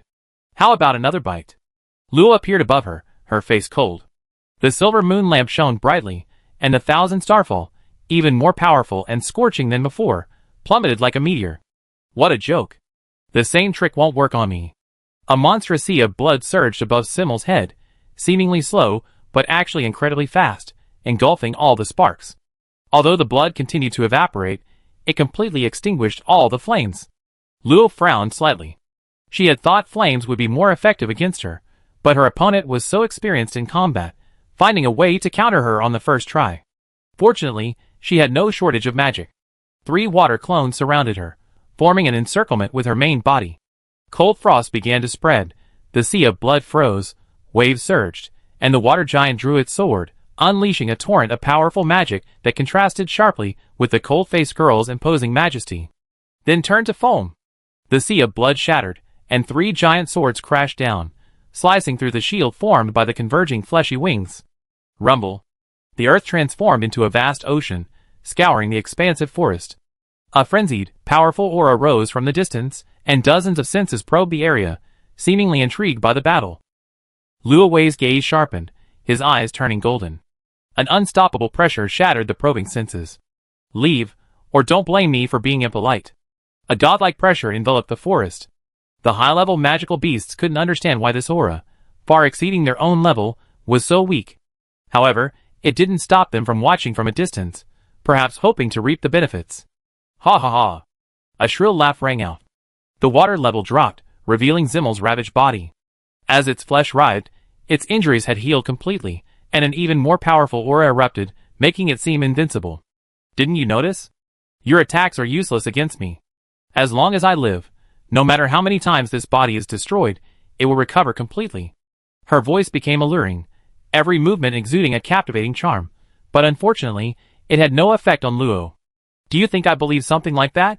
The Hurricane's code returned to Luo's hand, and a flaming arrow crackling with lightning materialized. Try this. The exploding flame arrow shot out, its aura rapidly increasing the moment it left the magic circle. It covered 500 meters in a flash, its power more than tenfold. Its powerful penetrating force pierced through layers of flesh before it, finally landing in the territory of a lurking monster 1,000 miles away. Instantly, lightning and flames erupted, engulfing a large area of green. A slowly rotating ball of destructive energy could be seen in the sky, collapsing into a single point in less than a second, leaving a deep crater, and a monkey with its skin torn and mangled. Two-legged beast. I take your life. Luo had no time to deal with the unfortunate monkey. Lightning flashed as he dodged the relentless onslaught of science, taunting, "How did you dodge? Weren't you immortal? I bet you're just all talk. Get out of her body, and I might spare you this time if I'm in a good mood." Zimmer fell silent, but her giant scythe swung even faster. Whatever magic Luo used, she either cleaved it or dodged it, no longer taking direct hits. In just a few minutes, the two exchanged over 100 blows. Flames and frost danced, torrents ripped through the earth, crimson blood mist filled the air, and shrill screams pierced the soul. Each strike destroyed vast swathes of forest, the aftershocks piercing the high clouds. As the battlefield moved further away from the gem elephant herd, it alerted even more high-level magical beasts. However, restrained by the evil power, the magical beasts did not intervene. Possessing intelligence no less than humans, they knew that intervening at this time would be pointless. Lightning flashed again, and Luo narrowly dodged the increasingly rapid wind blades, gripping the massive ice sword in her hand and slashing down, temporarily freezing her. That creature's mutation level had exceeded 30%, and its strength had increased by 50% since its initial appearance. If it were to take a direct hit, it would surely be severely injured. Blade of Light, obey my command. Two-legged beast, I, the old ape, have arrived. Take this cudgel. A massive, heavy cudgel blotted out the sky, crushing towards the two amidst a piercing whistling sound. The monkey-like monster caught in the blast gripped the slender end of the cudgel, its orange-yellow eyes blazing with ferocity, forcing Luo to interrupt her chant. A lightning-like figure detached from her body, the flying thunder technique forcibly broke free from the magic's lock, and simultaneously, her body crackled with lightning as she moved hundreds of meters away. Boom! Chapter 516. A deafening blow struck, sending dust billowing hundreds of feet high. The entire forest seemed to shake. Gravel grazed Luo's cheek, emitting a faint white light. The defensive runes on his robes were taking effect. My goodness, I'm not going to get crushed, am I? The 100-meter-long stone staff shrank rapidly, held in the hand of a golden-haired monkey. Its aura was as deep as an abyss, causing countless magical beasts in the forest to tremble and dare not move. Two-legged beasts, you're having a lot of fun, aren't you? How about I, this old ape, join in? Earth-splitting golden ape 7th-tier transcendent, Earth, a powerful body possessing unparalleled strength and intelligence no less than that of a high-level transcendent. Whoosh! Suddenly, several meters thick, sharp tentacles shot out from the ground, swarming towards the earth-splitting golden ape. The ape reacted swiftly, its staff slammed down, glowing with numerous runes. The mountain-like force slammed into the tentacles, instantly shattering them into a bloody mist. But a petite figure had already swiftly ascended within the mist. Inferior monkey, daring to harm me. Death is yours. 7 asymmetrical, grotesque spider legs emerged from its smooth back, replacing the fleshy wings. Each leg ended in a curved blade, unleashing hundreds of slashes in an instant, striking precisely at the center of the stone staff. Bang! The staff, which had shattered the earth without a scratch, snapped in two. But just before being pierced by the blades, the earth-splitting golden ape grabbed 3 spider legs and flung them away, sending Simmel vanishing into the distance.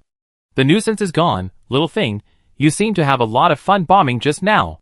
Get out of the way. I don't have time to play with you.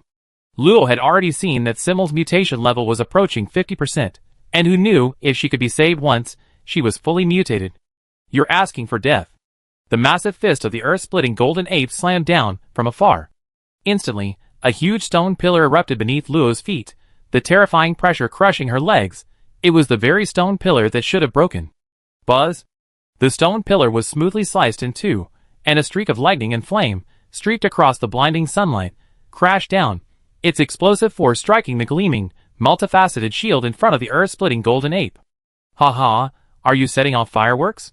The giant hand grabbed it, the terrifying explosion and intense heat only managing to burn through a layer of its skin before dissipating into a raging storm. But it quickly realized Luo was gone, and having been tricked, the earth-splitting golden ape was furious. It clenched its fist and pounded its chest, roaring and killing a large number of magical beasts. Roar! Two-legged beast, you can't escape! With a thunderous roar, it shot after Luo's departing aura like an arrow. Boom! The two figures separated. Luo, who was chasing Simmel, was struck squarely in the chest by a rapidly approaching black tiger claw. Even with multiple defenses, a single claw tore off most of his body, and frenzied flesh and blood seeped in. Suddenly, the thick chorus of chanting from millions of people echoed in his mind, and his consciousness went blank for a brief moment. With a hiss, the golden flame swept away the chilling mental pollution. Although her vision had not yet returned, Luo decisively activated lightning, dodging the spider legs that followed. She took a deep breath and let out a sharp cry from her throat. Ah!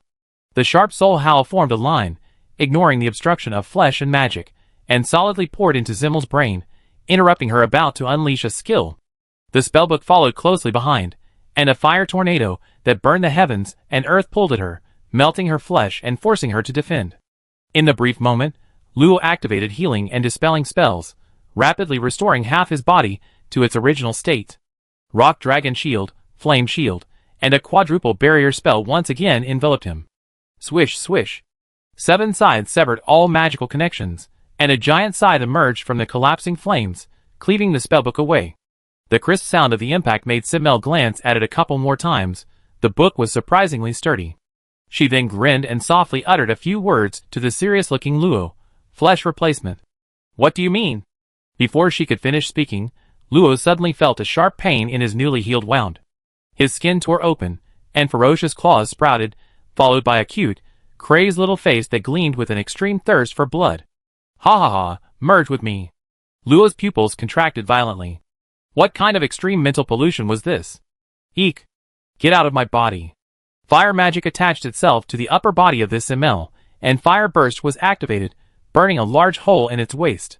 A hazy white light flickered, and Luo, slightly out of breath, moved away from the creature again. She quickly checked her body with her senses, but found nothing abnormal. Burned clean? Before she could think further, Simmel's true form had already broken through the spellbook's barrier once more. A blood-red blade slashed through the air, striking the barrier spell and leaving a deep crack. Ha ha! Cheers for immortality. What a beautiful body. The giant scythe fluttered in like a butterfly, piercing through two defenses and striking the core rock dragon shield. Luo used the beam high-temperature state to melt half of her body and tried to teleport away, but the magic was suddenly interrupted, and he fell out of the lightning state. His body was now covered with octopus-like tentacles that tightly wrapped around him. Life exists in this world relying on flesh and blood, which is itself the greatest sin. I am the monarch who governs the sin of flesh and blood. How could you, a mere insect, resist me? The tentacles were wet and sticky. Something strange was burrowing into her body. Luo realized with alarm that she was gradually losing control of her body, and even her magic was becoming dormant. She suddenly understood why her magic and state had been so strange when she first met Simmel. She must have been invaded by a similar force. Sizzle. A domineering bolt of lightning erupted from Luo's body. Although it paralyzed her, it also forced the tentacles, which were part of her body, to slow their erosion. Taking advantage of this opportunity, Luo severed the proliferating body once more and fled far away. This incomprehensible attack method was truly beyond Luo's ability to defend against. Neither her soul power nor her light magic could detect it. It was as if those strange limbs were part of her, and how could her own magic possibly harm her? Troublesome fellow. Sensing a threat, Luo quickly dodged the incoming blade. Fortunately, seemingly limited by the distance, although uncontrollable growths of flesh continued to sprout from her body, her speed was greatly reduced, far less painful than before. Whoosh! A heavy pressure suddenly came, a soul attack. As a demon, and one of the strongest in the world, how could Simmel not know soul magic? She was just not very good at it. But Luo's flying speed was simply too fast. It would take this body a considerable amount of time to catch up before unleashing the most difficult to defend soul magic. Ding! A transparent barrier appeared. Although it shattered in less than 3 seconds, it greatly weakened the power of the soul magic. It struck Luo, not even causing her to tremble.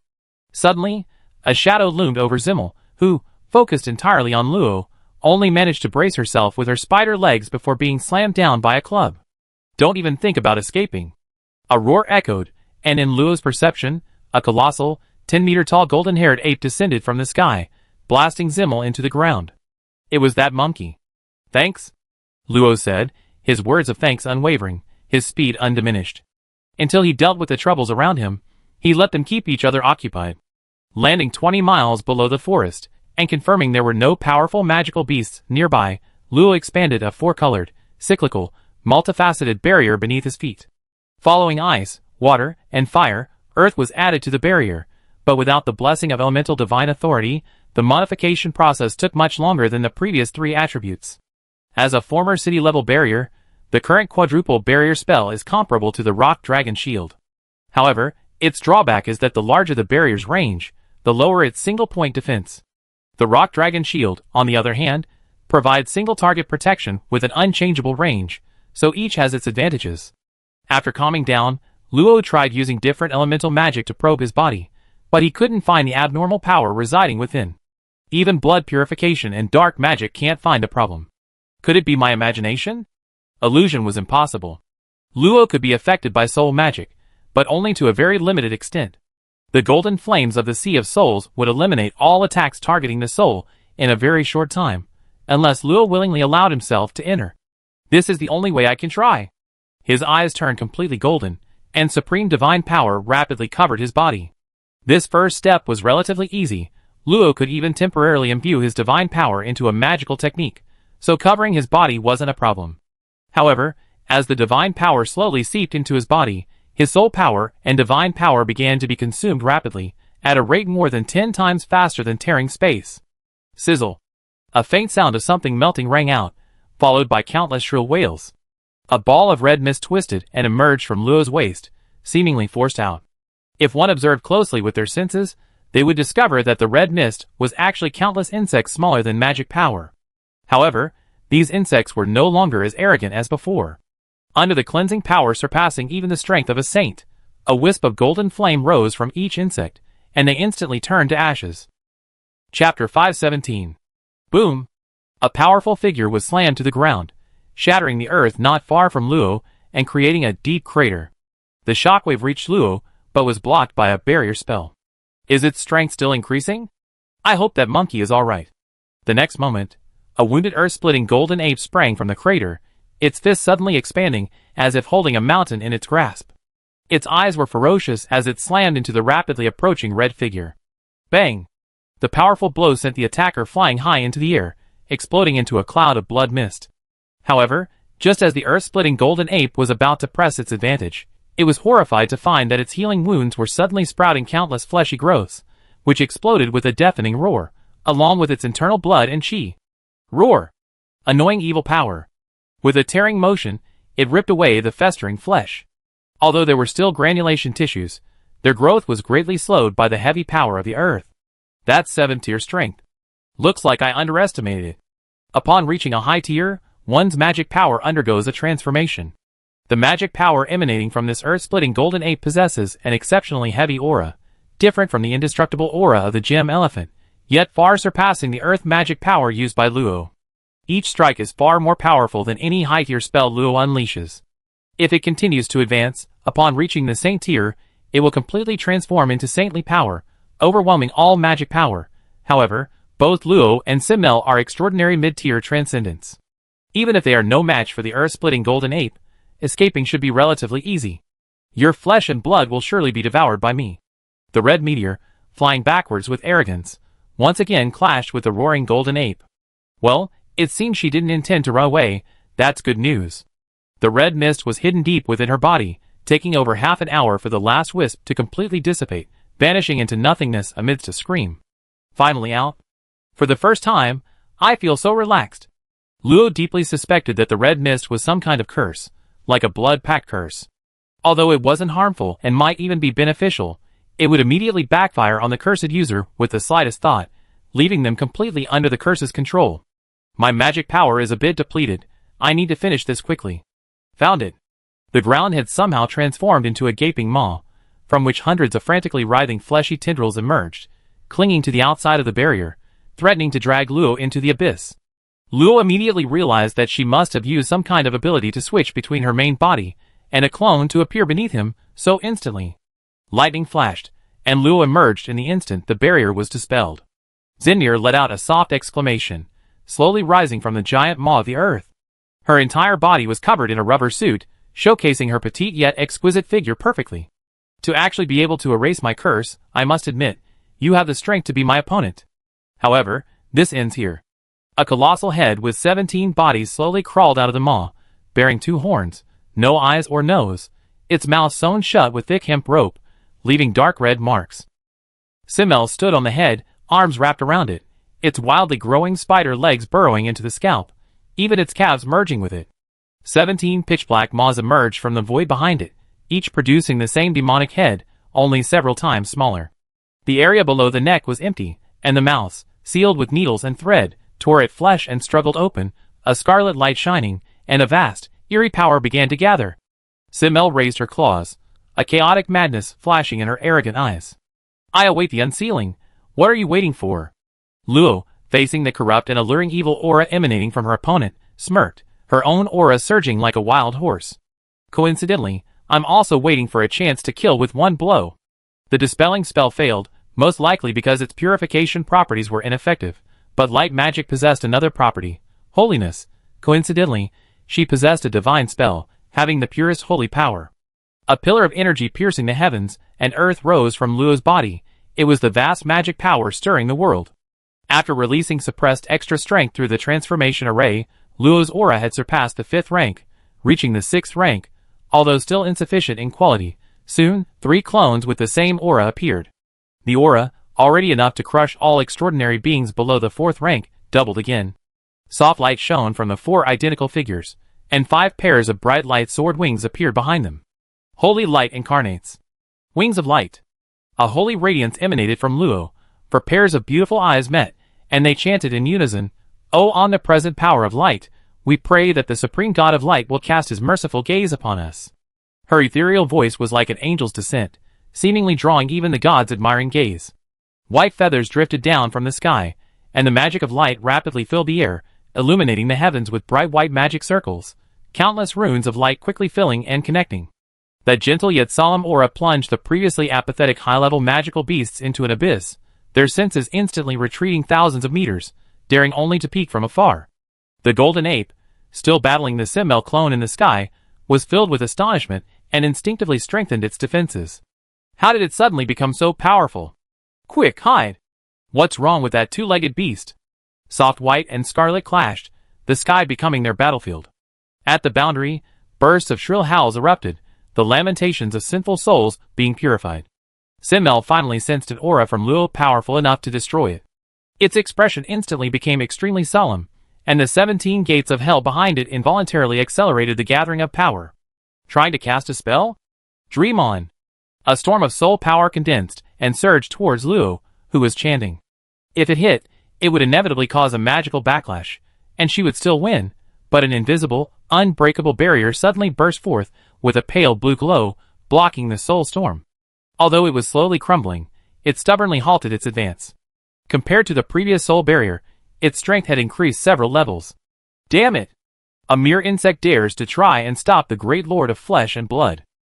In a fit of rage, Simmel manipulated the bizarre demon beneath her, wielding hands larger than a human.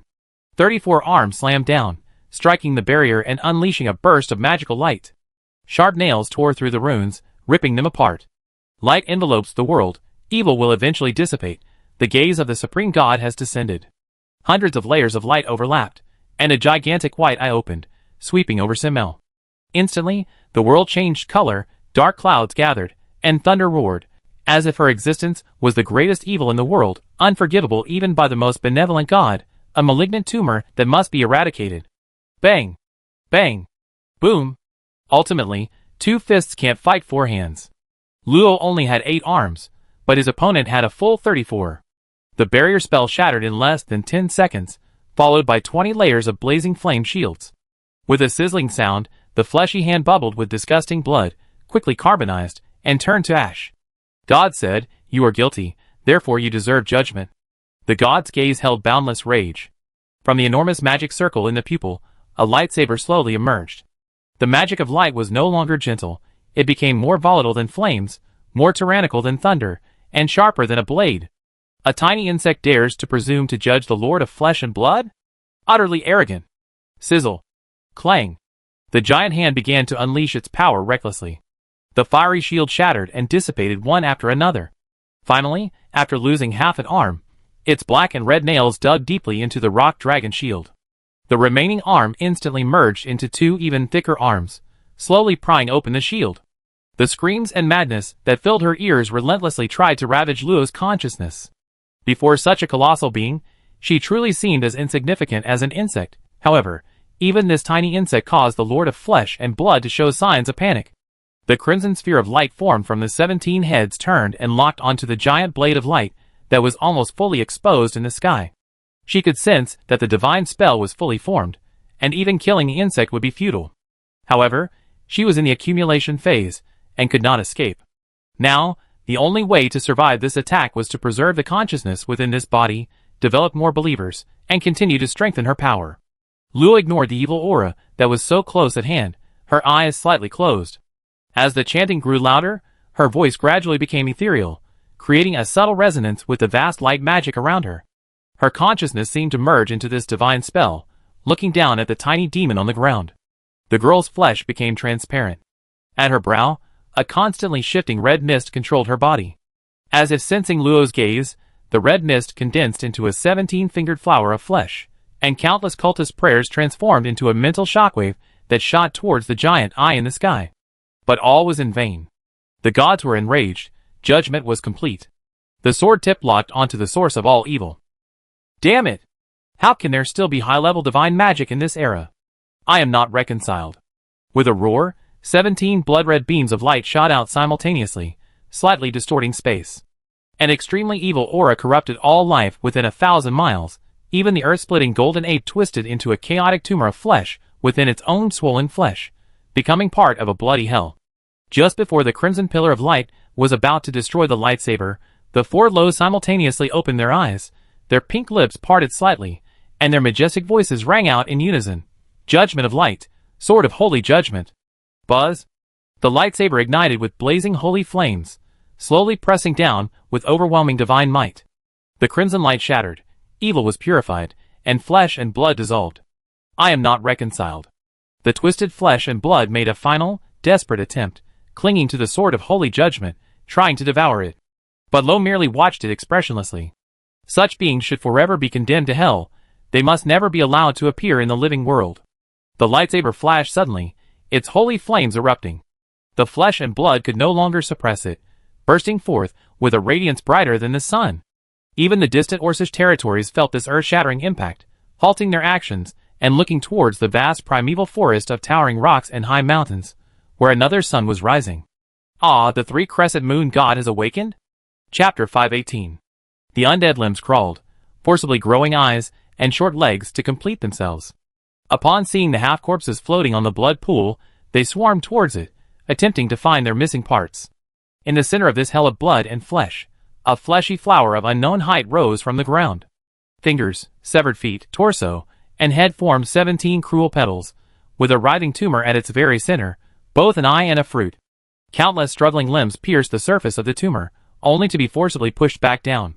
Among these trillions of fleshy buds, tens of thousands sparsely pierced space, penetrating into other worlds, resembling a giant sea urchin from afar. At a certain moment, it slightly opened its eyes. Failed? It sensed that a wisp of its consciousness had dissipated in the plane of Arcantia. This slightly caught its attention, so it extended another tentacle, piercing the spatial barrier and spreading towards the endless realm of life. Flesh and blood, immortality. A muffled murmur echoed through every pore of the mangled limbs, intensifying their struggle. Sing for flesh and blood. Luo was now troubled, no, deeply troubled. She stared blankly at the white glowing orb in her hand, unconsciously rubbing her silver hair, lost in thought. This was definitely dead. Her soul had even emerged. It was no wonder Simmel was dead. But wouldn't all her efforts have been wasted? Ah. I feel cheated. No way, I have to get my revenge. Could she accept being cheated? Looking around at the chaotic scene, writhing, unidentified flesh and blood were everywhere. As for Simmel's original body, well, it was probably scattered into tens of thousands of pieces. A wave of weakness washed over her. The Sword of Judgment, possessing over 3,000 runes, was extremely powerful even among high-level divine arts. At Luo's current level, it was far from being able to unleash it freely. Only after employing various methods did she manage to release it successfully, at the cost of depleted magic and soul power. A powerful suction force emanated from her body, frantically absorbing all the surrounding magic. Soon, a 30-mile radius became empty, even the earth cracked and brittle from the loss of earth magic. The magic power in the wasteland is indeed difficult to replenish. Only Luo dared to absorb it so readily. A slight misstep could lead to being corrupted and twisted into various demonic beasts. The magic power replenishment wasn't much, but it provided some relief. She used a conversion array to temporarily replenish her depleted soul power, then channeled it into the fragmented soul in her hand, preventing her from falling into the underworld. Since there's no body, let's make one. With a slight thought, the surrounding chunks of flesh, still carrying the scent of Simmel, gathered together. They couldn't be pieced together, they had no idea what the mutated form would look like. So, he simply crushed everything into a paste. As for what strange things were mixed in, Luo claimed to have no idea. He cast a dispelling spell to remove the dark elements, then used divine power to cleanse it, ensuring those eerie red mist insects weren't hiding inside. A lump of Play-Doh the size of a head appeared before Luo. This is far too little. Completely insufficient for shaping a body. Looking around guiltily, Luo pretended to have accidentally taken a few extra tentacle fragments, quickly mixed them together, and purified them again.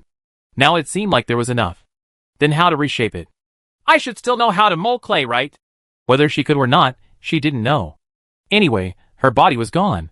No matter how she tore at it, it wouldn't get any worse.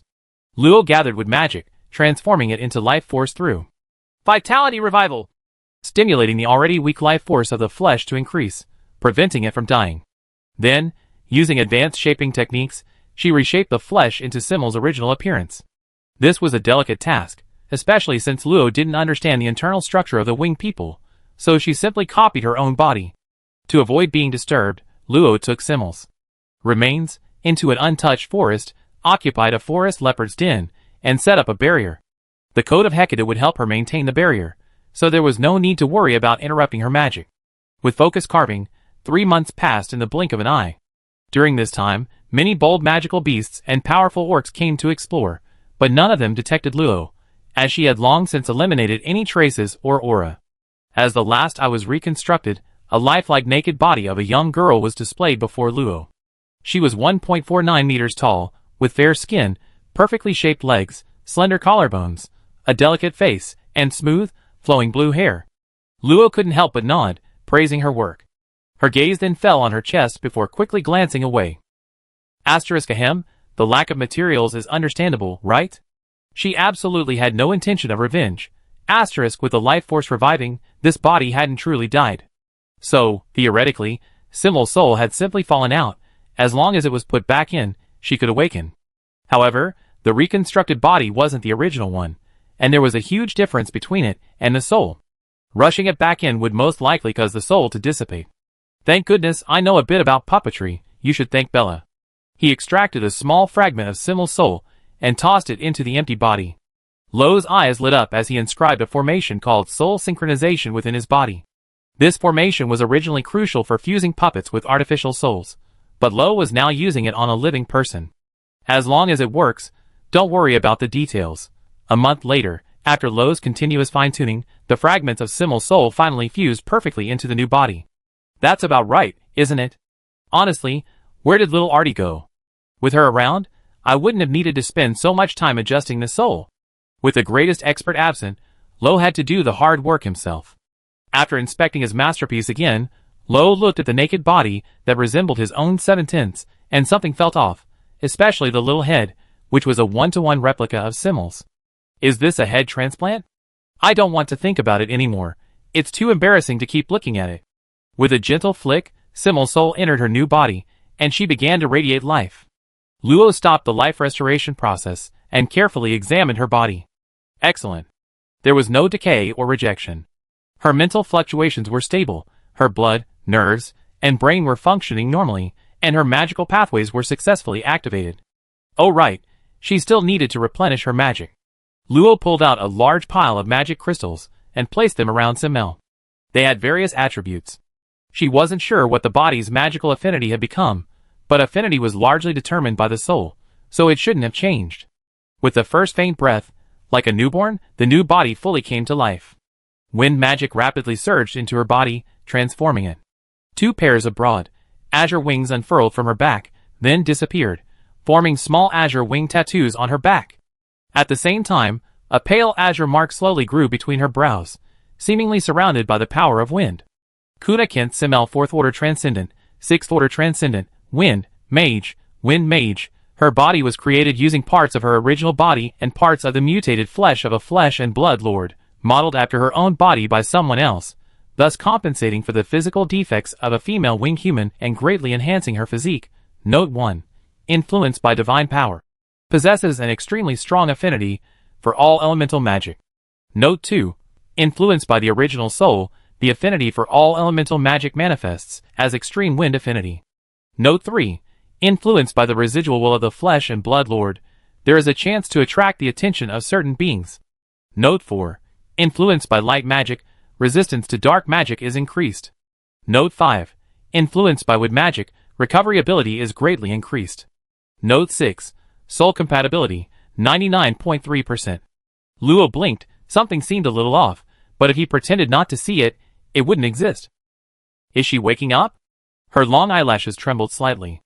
Under Luo's unwavering gaze, Simmel slowly opened her eyes, a beautiful lapis lazuli color leaping out, 3 parts more golden than before, radiating a faint majesty that blended perfectly with the naturally superior aura of the winged race. Was it caused by divine power? But it doesn't seem so bad. At least you don't look like a little brat anymore. Luo pinched her cute little chin, magical thread surging, and dressed her in a white dress. She didn't want to become a pervert. Where am I? Kid, are you conscious yet? Simmel seemed a little dazed, muttering, still a little dizzy. I remember I was looking for someone, and then... Suddenly she jolted, her expression panicked, and crawled backward, curling up and trembling. Don't kill me, don't kill me. Luo was stunned. What had happened to this guy to turn him into this? Could it be that the consciousness of the flesh and blood lord still lingered? This wouldn't do. She still needed to find out the source of the flesh and blood lord's consciousness. Once it spread, and thousands upon thousands of mutated flesh and blood aggregates appeared, she felt the world was doomed. Calm down. Soul magic was activated, greatly calming her violently fluctuating mind. Simmel's trembling body slowly calmed down. She raised her head cautiously, and saw a familiar petite figure looking at her with a bewildered expression. What are you doing? Where did your usual arrogance go? Where are they? I don't understand. They're not here. There are only the two of us. A green shadow suddenly pounced, moving so fast that even Luo didn't have time to react before being tightly bound. What? Finally, someone's come to save me. I was so scared, what? I thought I'd never see everyone again, what? Don't get in here. Get off. But this body was made from scraps of flesh modified by the flesh and blood lord, and cleansed by divine power, making it much stronger than before. Luo tried to push it several times, but couldn't budge it, and with each push, Simmel's cries grew louder. What? Don't leave me, please. I was so scared. I thought I was going to die, what? Rolling his eyes, Luo sighed and stroked her trembling hair. It's all over now. It's all right. TCH. Don't touch me. Simmel suddenly jumped away, as if her fur had bristled, hugging herself and baring her teeth. Some lowly fish dares to touch me? There's no way you have such a good deal. Luo stared blankly at his outstretched hand, a shadow gradually falling over his face. Heh heh. This unforgivable, despicable brat. Chapter 519. The battle ended 3 minutes later. Without the control of the flesh and blood lord, Simmel's poor combat experience was a disgrace to the 6th rank, especially since her magic power hadn't recovered to its full strength in such a short time, only equivalent to the 4th rank. Luo pressed down hard on the wriggling little bottom on his knee, sneered, and raised his right hand high while Simmel was still dazed. What are you doing? Let me go! Slap. Ah! You little punk, huh? Stop hitting me. Slap. You won't let me touch you, huh? Let me go, or you regret it. Slap. Who do you think you are? It's going to swell up. It's going to swell up. Stop hitting me. Slap. What are you so cocky about, you brat? What? I was wrong. Let me go. Slap. Wrong my ass. You think everyone will coax you? Beg for mercy. I can't hear you. I was really wrong. I was really wrong. What? Stop hitting me, what? Slap, slap. Louder. So quiet, did you not eat? Is this begging for mercy? Pa! Please, please, what? Slap, slap, slap. After a while, Simmel, her eyes devoid of light, huddled in a corner of the cave, muttering listlessly, I'm dirty, my body is unclean. Luo looked at her small hands, unconsciously clenching them, a hint of reminiscence in her voice. How to put it? It felt completely different from hitting Moriarty. It really was the genuine screams that made it feel like she was part of the action. Stop crying. I have something very important to ask you. Simmel turned around, slightly turning her head away from Luo's gaze. Don't order me around. What do I care about your problems? TCH. Still want to get beaten up? Simmel instinctively covered her backside, her eyes darting around. Well, I'm in a good mood today, so I be merciful and answer. It's definitely not because I'm scared. Shouldn't you have done this sooner? Luo sighed, becoming serious. What happened to you? Why were you corrupted by the consciousness of the Flesh Lord? Huh? What Flesh Lord? Simmel glared at Luo, but quickly remembered something, her face turning deathly pale, followed by uncontrollable rage. A burst of violent wind magic blasted open the cave. Those two bastards, I make them pay. Luo narrowed her eyes slightly. Sure enough, she had encountered something. Tell me, and by the way, why you're in the Pamir Plateau.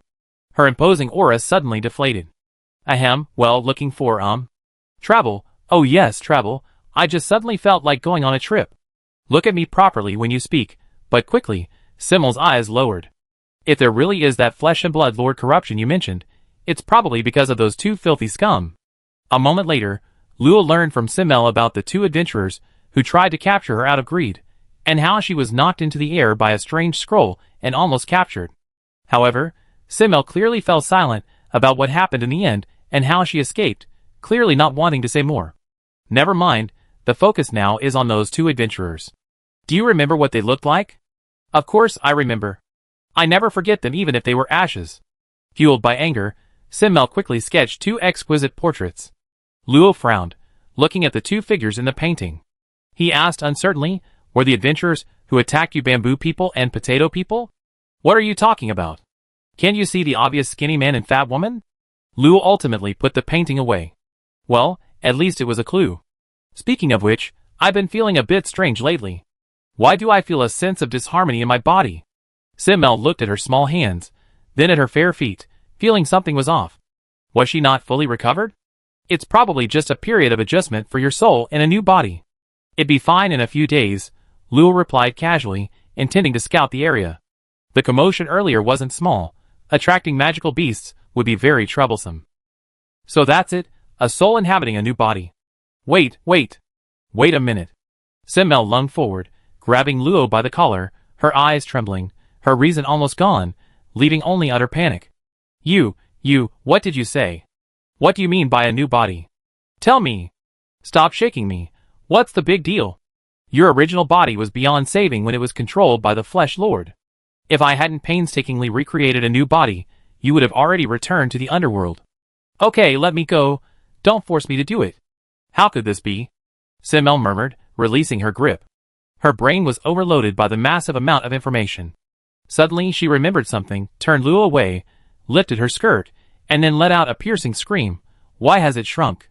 The materials are a bit lacking, don't worry about it. Shouldn't you be more concerned about magic power? Let me make it clear, this is my first time creating a body, so if there are any conflicts in the flow of magic power, I'm not responsible. Luo picked at his ears, the brat's voice was like a piercing scream, and his ears were still ringing. Seeing she didn't move, Luo ignored her and flew into the air, casting a reconnaissance spell. The forest's wounds were still there, but they were healing quickly, almost blending back into the surrounding area. In a while, they should be invisible. There were many residual auras. Luo estimated that the most recent ones were from half a month ago, indicating that the external supernatural exploration had probably ended. There were quite a few magical beasts, some of which had noticed the commotion and wanted to come over. He released a slight aura to deter them, ensuring that he and his companion were currently safe. Then, where was this forest? He expanded his senses, careful not to disturb any potentially powerful magical beasts. After some time, Luo discovered more gentle magical energy to the south, along with some residual auras that were clearly not from magical beasts. There should be intelligent races present, hopefully they were humans. Landing back on the ground, Luo spoke to the motionless Simmel. Hey brat, you still haven't accepted it? Don't call me brat. You might as well call me cow.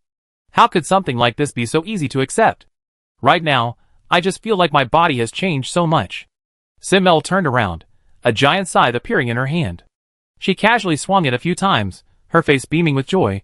For the first time, I feel so light even without magic. It's like I can use the wind god scythe at will. With a sudden swing, the scythe unleashed a sharp blade of energy, cleaving the earth in a thin crack hundreds of meters deep, its reach unknown. Putting away the giant scythe, she wore a bewildered expression. The magic flow in my body is smooth, but it feels very abnormal, like... She rubbed her hair, somewhat frustrated, and after a long pause, managed to stammer, it's like the wind has become more friendly. Even without consciously trying, I can feel the surrounding wind drawing closer to me, willing to listen to me. Even in the history of the winged people, this is the first time I ever heard of such a thing. Those things don't matter anymore. After all, the core was created based on my own body. As long as the magic works, that's all that matters. Hey! Don't make it sound so easy. This way. So miss, you're yours then yours? Anyway, getting me to agree to this is absolutely impossible. So what exactly are you trying to say? I don't know what you're talking about, but I have no objection if you want to stay here. Who wants to stay in this desolate wilderness? Humph! I reluctantly allow you to lead the way, lest someone cry from loneliness halfway through. Luo got up and flew towards the unusual aura she had detected. Seeing this, Zenmir quickly followed, trailing far behind. If Luo looked back at her, she immediately turned her head away, as if she had just happened to be going the same way. Sigh. So what on earth is this brat thinking? Chapter 520. In a peaceful orc town, Jinjin was haggling with the vegetable vendor Pupuni. Pupuni, the orange root isn't very juicy today. Make it cheaper, 10 copper coins. I can't help it. The magic's been acting up lately. It's a miracle the vegetables even grew. 11 coins, please. Any cheaper, and I can't even afford meat. Jinjin was a rabbit person, so she didn't have the problem of lacking meat. However, seeing the vendor's plight, she took out her cloth bag, carefully counted out 11 copper coins, and handed them over. Pupuni tied up the orange root. It was an orange plant root, not very tasty, but quite filling, a common staple food for rabbit people. Here, a few honey fruits are included. Thank you so much. The children will love them. Suddenly, a figure flew out from the tallest stone house in town. The powerful aura terrified the orc civilians on the street, who quickly hid in the nearest houses. It's Lord Striped. Is he coming to kidnap the children again? Jinjin's rabbit ears drooped as she thought of her 17 children. However, Pupuni, with her sharp eyes, saw the figure flying out of town and comforted her. Don't worry, Lord Striped is heading outwards. Let's hurry home and check. But what they didn't know was that Lord Striped, who instilled fear in the orc civilians, was currently trembling on the ground, wishing he could transform into a tiger-striped cat. 2 little girls shorter than his thighs stood before him, yet the terrifying aura emanating from him almost pressed him into the earth. Where did this human powerhouse come from? Luo looked up at the tall tiger man, surprised to find himself in orc territory. I ask, you answer, understand? I understand. Please don't kill me. I have no interest in killing you. Where is this place? Respected human powerhouse, this area is all within the territory of the Southern Dipper Chieftain. The nearest town is called Tiger Strike Town.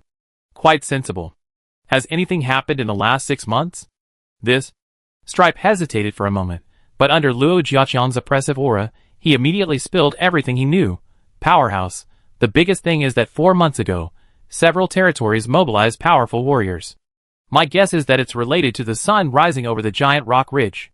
The important figure stationed in the town once said that the crescent moon god had returned. Su said, also, 2 months ago, the battle line on the Pamir Plateau advanced another 3,000 meters. Because of this, the adults who were investigating the giant rock ridge returned. And also, the magic tide is about to erupt. What the hell is the rising sun? Explain the magic tide clearly.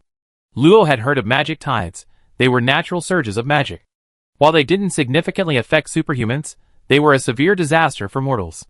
They greatly impacted the migration of magical beasts in the mortal realm, eroded and distorted crops, and prolonged exposure to the tides could drastically alter the personalities of the inhabitants.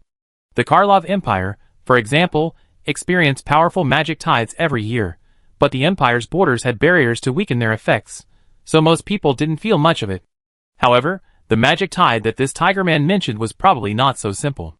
The spotted warrior explained tremblingly, strong ones, after the magical tide of the giant rock mountain erupts, a frenzied beast tide will follow. Towns like Tiger Stripe Town, which have little resistance, will easily be destroyed. So, if there is a possibility of a tide erupting, we must move elsewhere. Hearing this, Luo seemed thoughtful. In other words, if she wanted to explore the giant rock ridge, she would have to face a potential beast tide. One last question, where is the nearest human territory? The spotted figure paused, then pointed behind her. From the giant rock ridge to the Pamir Plateau, it's all Beastman territory. The nearest human territory is the Giant Tree Alliance on the other side of the plateau, about a 3-year journey. Ah, of course, at your speed, it certainly won't take that long. The spotted figure even added a small flattery, hoping the other party would abide by the rules and let her go. Alright, you can go now. Luo waved her hand, and the spotted figure immediately felt relieved. She quickly and respectfully retreated, and once she was 100 meters away, she turned and fled without looking back, even using forbidden techniques like blood burning to temporarily enhance her strength. Simel remained suspended in midair the entire time, ensuring she was a head taller than the tiger man, until he left before letting out a soft "huh?" I thought you were going to kill him. Aren't humans and beastmen supposed to be hostile to each other? By the way, aren't you scared? If you beg me, maybe I help you out if I was in a good mood. Sure, get it done in 3 seconds, otherwise I think you're bragging.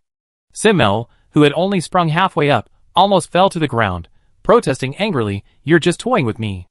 But I didn't expect you to actually do it. Lo shrugged, then looked at her suspiciously. Could it be that you?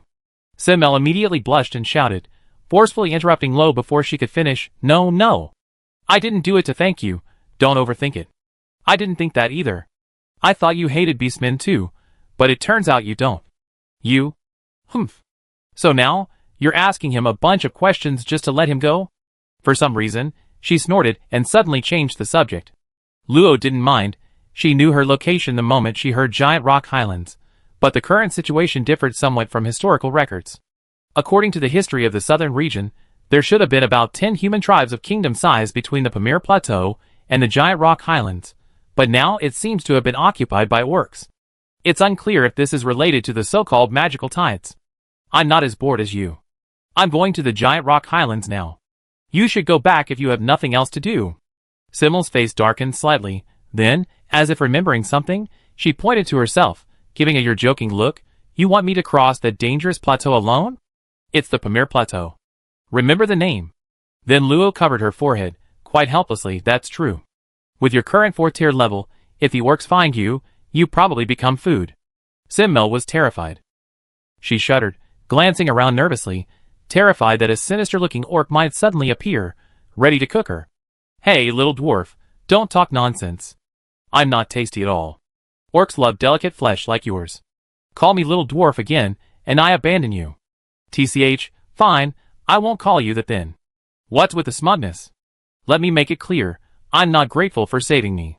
It's just that abandoning the weak isn't in my nature, so I kindly protected you. Hey, wait for me. Chapter 521. The Azure Wolf Empire, commonly referred to as the Azure Wolf Alliance by locals, is composed of the Azure Wolf Tribe, the Giant Wolf Tribe, and the Demon Wolf Tribe. Most extraordinary individuals are scattered throughout the region in nomadic tribes. At the heart of the alliance lies Azure Wolf City, its most important trading center, and its only modern metropolis with towering skyscrapers. Located south of the Babel Grassland and the Wolf God Mountains, it is home to over 90% of its population, totaling 2 billion mortals. Azure Wolf Academy is the most prestigious academy in Azure Wolf City, having trained countless powerful demon wolf summoners for the Azure Wolf Alliance. Even its defeat in the Imperial League several years ago did not diminish its renowned status within the academy. Ellie skipped and hopped out of the school gate, clinging to her brother K2's arm. 2 months ago, aided by a third-tier Iron Spine Grassland Wolf, they had decisively defeated their former rivals who had mocked them, achieving second and third place in their grade. They were even praised by senior students who had participated in the Imperial League, making everyone envious. After collecting their competition rewards, the two decided to explore the area outside the school. Although Songlong City was called a city, it was incredibly vast, large enough to accommodate over a dozen kingdoms.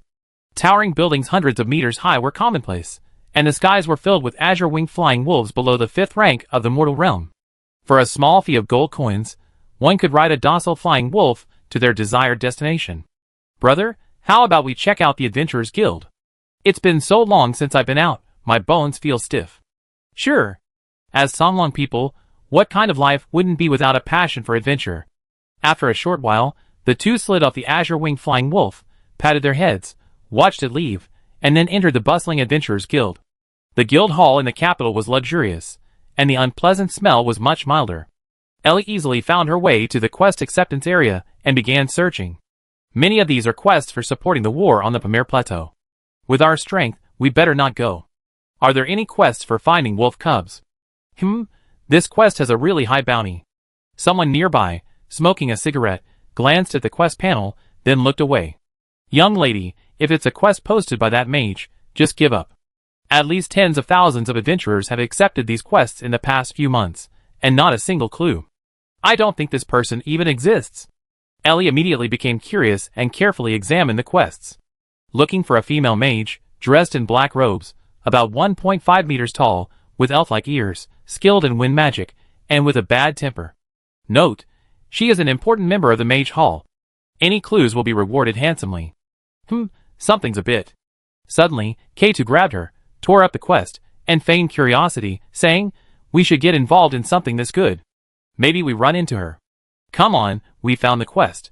Finding a second-tier grassland wolf cub. He then pulled Ellie away. The adventurer smoking his homemade tobacco slowly exhaled a smoke ring, a sigh on his face. Another young man who won't listen to advice.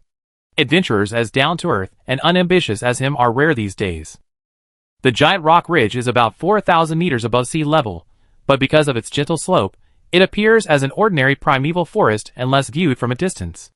Luo and Simmel, who claimed to be kindly protecting the weak Luo, left the orc town and flew over the primeval forest again. However, they were soon discovered by a group of floating cloud beasts that were looking for food. These floating cloud beasts often disguised themselves as clouds and floated in the sky. They fed on small magical beasts. Their special body structure made them immune to most damage. They were not strong, but the mucus they secreted was quite troublesome. The battle with the Flesh Lord instilled in Luo a subconscious aversion to sticky, viscous things, so he simply proceeded along the surface. 3 days later. Flat-chested girl, are you leading us the wrong way? Why haven't we reached the ruins you mentioned yet? Shut up. How could I possibly get lost? Do you think I'm you? Heh. This young lady is incredibly knowledgeable. I can understand any map at a glance. Let me see. Find it yourself. I don't have any extra maps. Perhaps you're worried about being overshadowed? But that's reality. You can bask in my glory and worship. Annoyed by her arrogant laughter, Luo simply tossed her the map and compared the directions to his memory. The forest was restless. The pervasive magic distorted perception. Some poisonous fruits emitted toxins that caused loss of consciousness, not to mention the various traps left by small magical beasts for hunting or defense. Without extensive adventure experience, an ordinary person could easily fall into their traps. These things weren't a problem for Luo. At worst, Simmel might have her clothes melted by spiderwebs one day, fall into a gravity trap, and be cocooned by vines the next, be attracted and chased by swarms of caterpillars, or encounter a venomous snake and be instantly killed. Finally, in a fit of exasperation, she simply kept herself constantly enveloped in a whirlwind to avoid anything more funny, which resulted in attracting many low-level magical beasts, which Luo cleaved apart with a single chop, warning her not to use magic recklessly. However, those were minor matters. The main issue was the presence of numerous plant-based magical beasts in the forest. These types of beasts were extremely stealthy, skilled in poison and deception, turning their prey into food without warning. Their true forms were usually hidden underground or hundreds of meters away, making them virtually impossible to defend against. Even though Luo could see through their disguises, she still needed to frequently check if they had become disoriented from inhaling the toxins. Flat-chested girl, did you pick up the wrong map? This map is uglier than I could draw. Useless young lady, if you don't understand it, don't bother looking. Don't blame me for not warning you.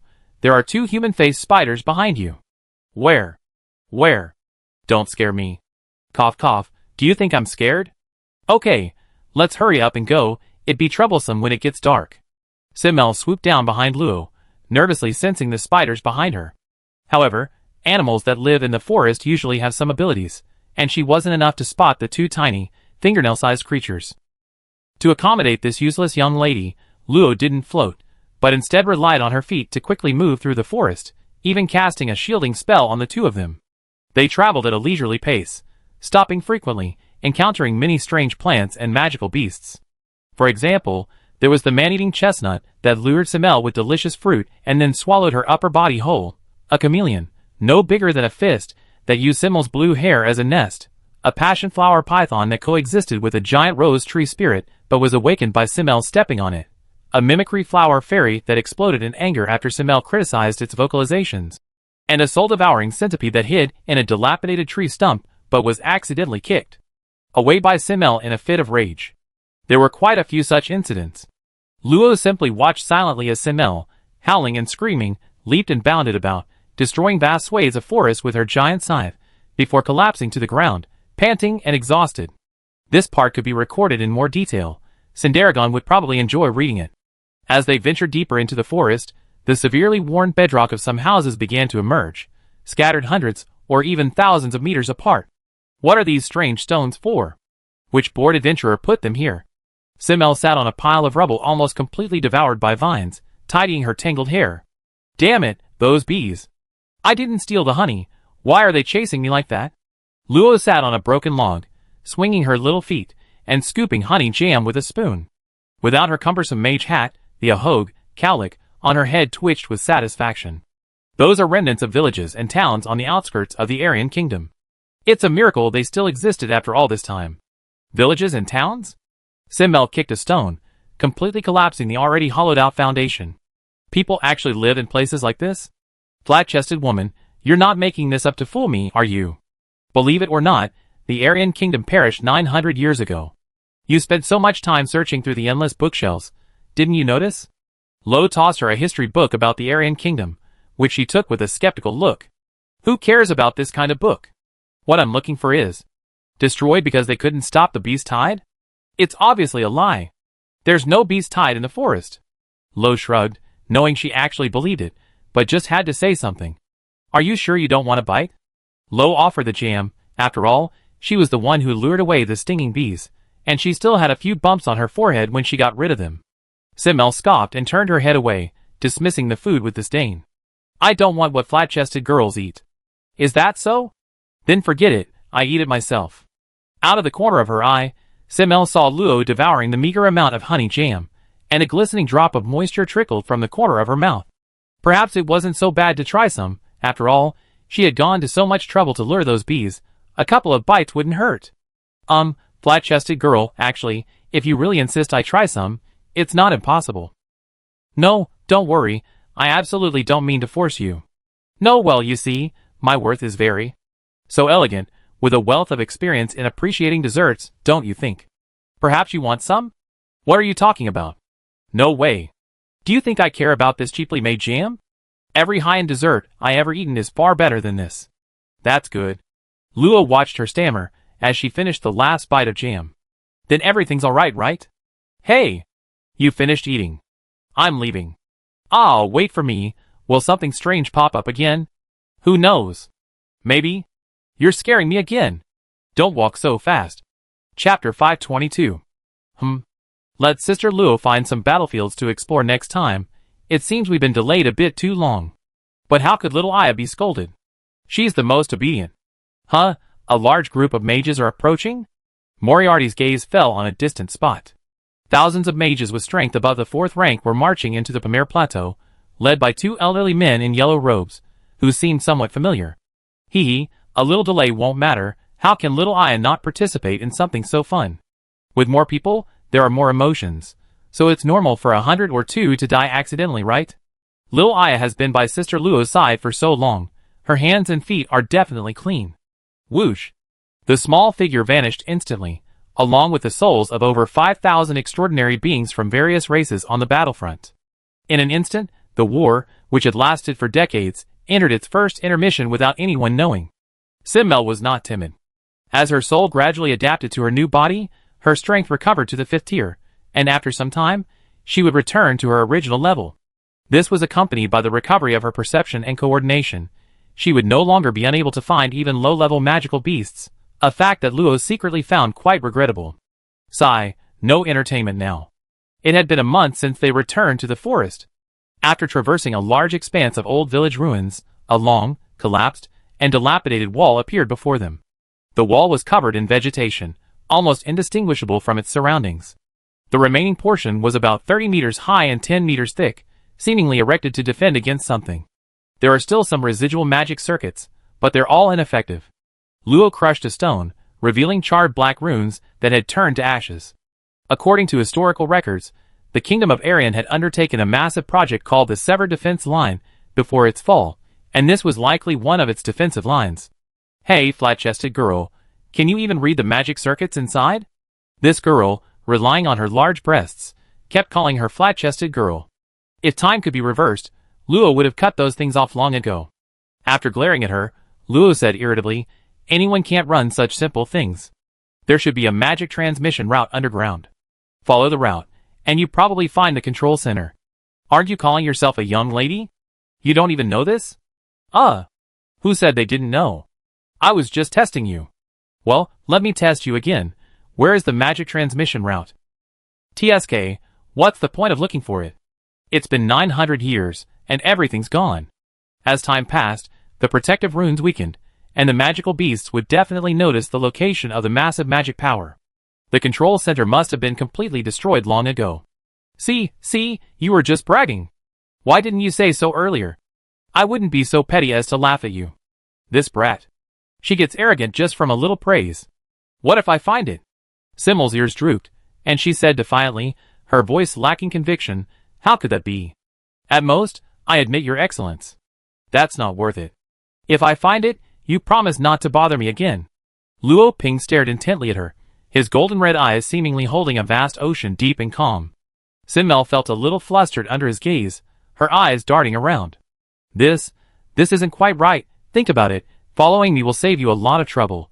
You don't want to be just an ordinary librarian, do you? Well, I understand. I agree, okay? Humph. Her tone suddenly hardened, staring directly at Luo, as if trying to discern something. If I win, you have to join my ranks. Whatever. By the way, why is your gaze so hesitant? Are you perhaps lacking confidence and considering backing out? Of course not. Stop talking nonsense, you definitely won't find it. The wall was practically just its foundation, the ground pushed high by plant roots. Forget magic, even its aura had long been washed away by time. She didn't believe the flat-chested woman could find any trace under these conditions. What Simmel could see, Luo certainly knew, making it easier to deduce possible routes by examining the structure and function of the runes in this situation. It's probably around here. From the runic traces exposed by the gap, Luo quickly found the group of runes that processed the transfer of magic power. Starting from this center, a total of 31 routes derive.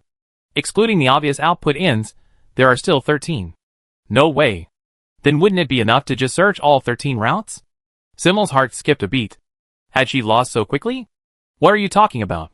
According to general rules, there should definitely be nodes of the sensing and confusion types. 900 years isn't that long. Rune development has stagnated for so long, the rules don't change so easily. You're good at wind magic, right? How come you don't even understand this? Luo lectured her without any politeness, searching along the deduced route, unaware of the conflicted and gloomy expression on Simmel's face behind her. This is a dead end, the information for the next node has been completely erased. Luo shook her head slightly. This was within her expectations. The most important transport channel must have left complete traces, only deeply hidden. What she needed to do was confirm which one was the main route. Seeing this, Simmel immediately perked up, crossing her arms and glancing sideways. Looks like the flat-chested girl didn't have an easy time from the start. This is the consequence of my going against her, ha ha ha. I never seen anyone as shameless as you. As it turned out, with her absolute professional knowledge, Luo only needed to eliminate 4 routes to find the hidden main route. Arriving at a hexagonal stone brick covered with sparse grass, Luo stomped down. Bang! The stone bricks, which had remained unbroken for 900 years, shattered instantly, revealing a piece of decaying, irregular metal underneath. Simmel, hands behind her back, craned her neck to peek, then casually asked, just a piece of junk, is it that valuable? The magic is all used up. Even the most precious things are worthless now. But it represents a transfer node, the second area is beyond this. I don't understand what you're talking about. I didn't expect you to understand anyway. Ignoring the furious Simmel, Luo's eyes blazed, revealing hidden clues, and he strode forward. More and more ruins appeared. Occasionally, one could see collapsed watchtowers and magic crystal crossbows reduced to mere fragments.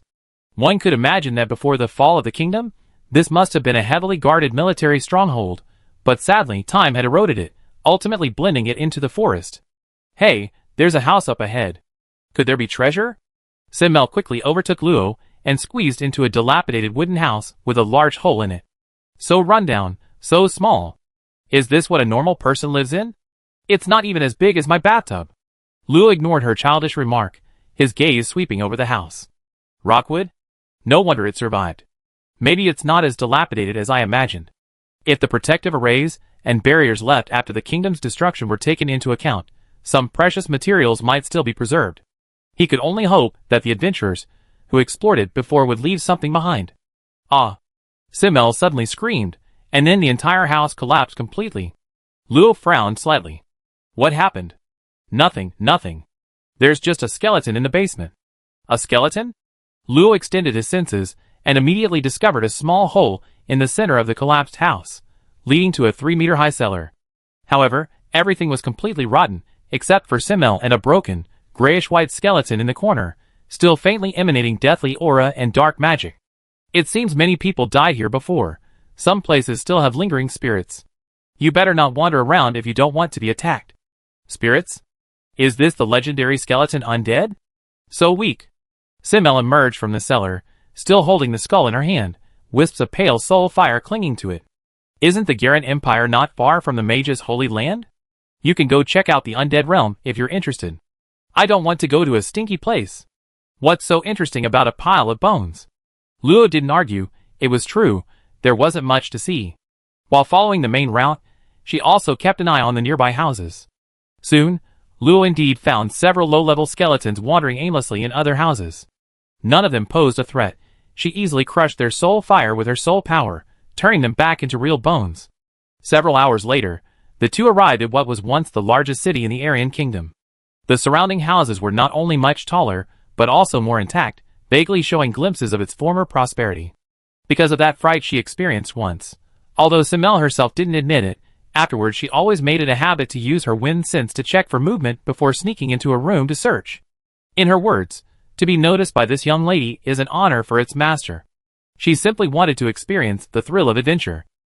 Could it be that she's never left the mage's hall? Poor child. Wait, what's going on up ahead? Chapter 523. With a few leaps, Luo arrived at a dilapidated, abandoned castle. Its condition far surpassed other buildings, and it sat on barren land, over 500 meters from the nearest street, all characteristics that made it stand out. Not the city lord's mansion, and far from the imperial city either. Could it be the residence of some powerful nobleman? Although she had strayed from the magic transmission channel, Luo still intended to explore. She sensed an unusual dark power within. Hey, flat-chested girl, why are you running so fast? Is this the control center you mentioned? No, just a little curious. I knew it. How could it be placed in such an obvious place? Casually breaking open the heavy wooden sliding door, Luo entered the moss-covered castle. A strange sensation immediately swept over her skin, as if checking something. There's even a functioning barrier. After carefully sensing for a while, finding no expected defenses or enemies, Luo relaxed. It seemed only the final checking function remained. After searching the castle's grounds, aside from a few unidentifiable skeletons and ghosts lurking in the shadows, only some strange dark beasts were found, indicating that the castle's surface was merely a disguise. There's nothing to see here, flat-chested woman, let's go. Inside the castle, Simmel nervously looked around. In the corners, shadow spiders rustled and crawled, and the floorboards occasionally creaked. The wind told her that wriggling tree roots were lurking nearby. She could sense the dense dark magic around her. What if some terrifying creature suddenly appeared? Wouldn't she expose her true nature in front of that flat-chested woman? Ah, found it, so it was here. A cheerful voice came from afar. Simmel, no longer hesitant, flew over and saw Luo leap into a secret passage. Hey, there's nothing in there. Maybe we shouldn't go. If you don't come, I go by myself.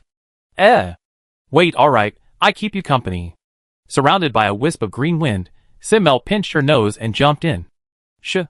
Luo cast a fireball to illuminate the path ahead, his footsteps making a soft sound on the dust. Underground passages within the castle weren't unusual, but the constant flow of dark magic was quite unusual. Crunch! A sharp, piercing scream flashed by, and several shadow imps instantly dissipated into magic. The passage was about 2 meters high, leading downwards, filled with shadowy monsters. If Simmel had come alone, she would most likely have had her mind corrupted and become a puppet. Can't you turn it up a bit? One fireball is too dim. If you're so capable, try using a fireball yourself. TCH, a mere fireball, watch me demonstrate. And it actually came out. The stubborn Simmel's eyes widened suddenly. What was going on? Didn't I lack fire affinity? No, I'm a super genius, it seems I hadn't noticed before. Oh hee. Flat-chested girl, did you see that? It's a fireball. I can do that too. Impressive, impressive, don't let it go out. Even with only extreme wind affinity, her new body's affinity for other attributes was terrifyingly high, so borrowing fire magic wasn't a problem. Luo naturally wouldn't say this, otherwise it would definitely fuel her arrogance. Humph. Are you looking down on me? Once I regain my strength, I definitely beat you to a pulp. Thinking about how she'd been spanked until she begged for mercy, Simmel's face flushed. This embarrassing past absolutely couldn't be revealed. Let's talk about that after you win. Don't forget, if you lose, you can't bother me anymore. Okay, shut up. There's a problem ahead. A large gap suddenly appeared in Luo's perception, not like it was man-made, but more like something had bitten through it. The concentration of dark magic also began to surge, dispersing other types of magic. Arriving at a huge, dark abyss that even firelight couldn't illuminate, Luo's mind stirred, and a vast amount of dark magic instantly surged obediently to the surroundings, revealing a strange hall below, resembling a laboratory.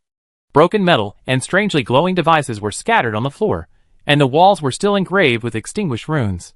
The gap that Luo perceived as being gnawed open was actually a thick tree root that had pierced through the passage, revealing the lower levels of the hall.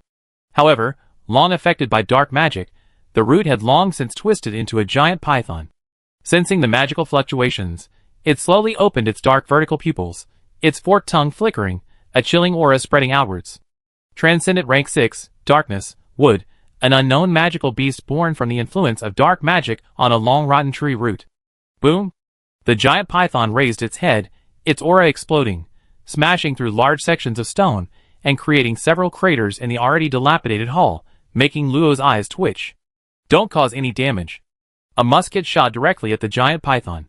Luo shouted to Simmel, who had been silent until now, shield the aftershocks, don't let the lower levels be destroyed. Having said that, he pulled out the silver moon lamp, and quickly flew towards the giant python.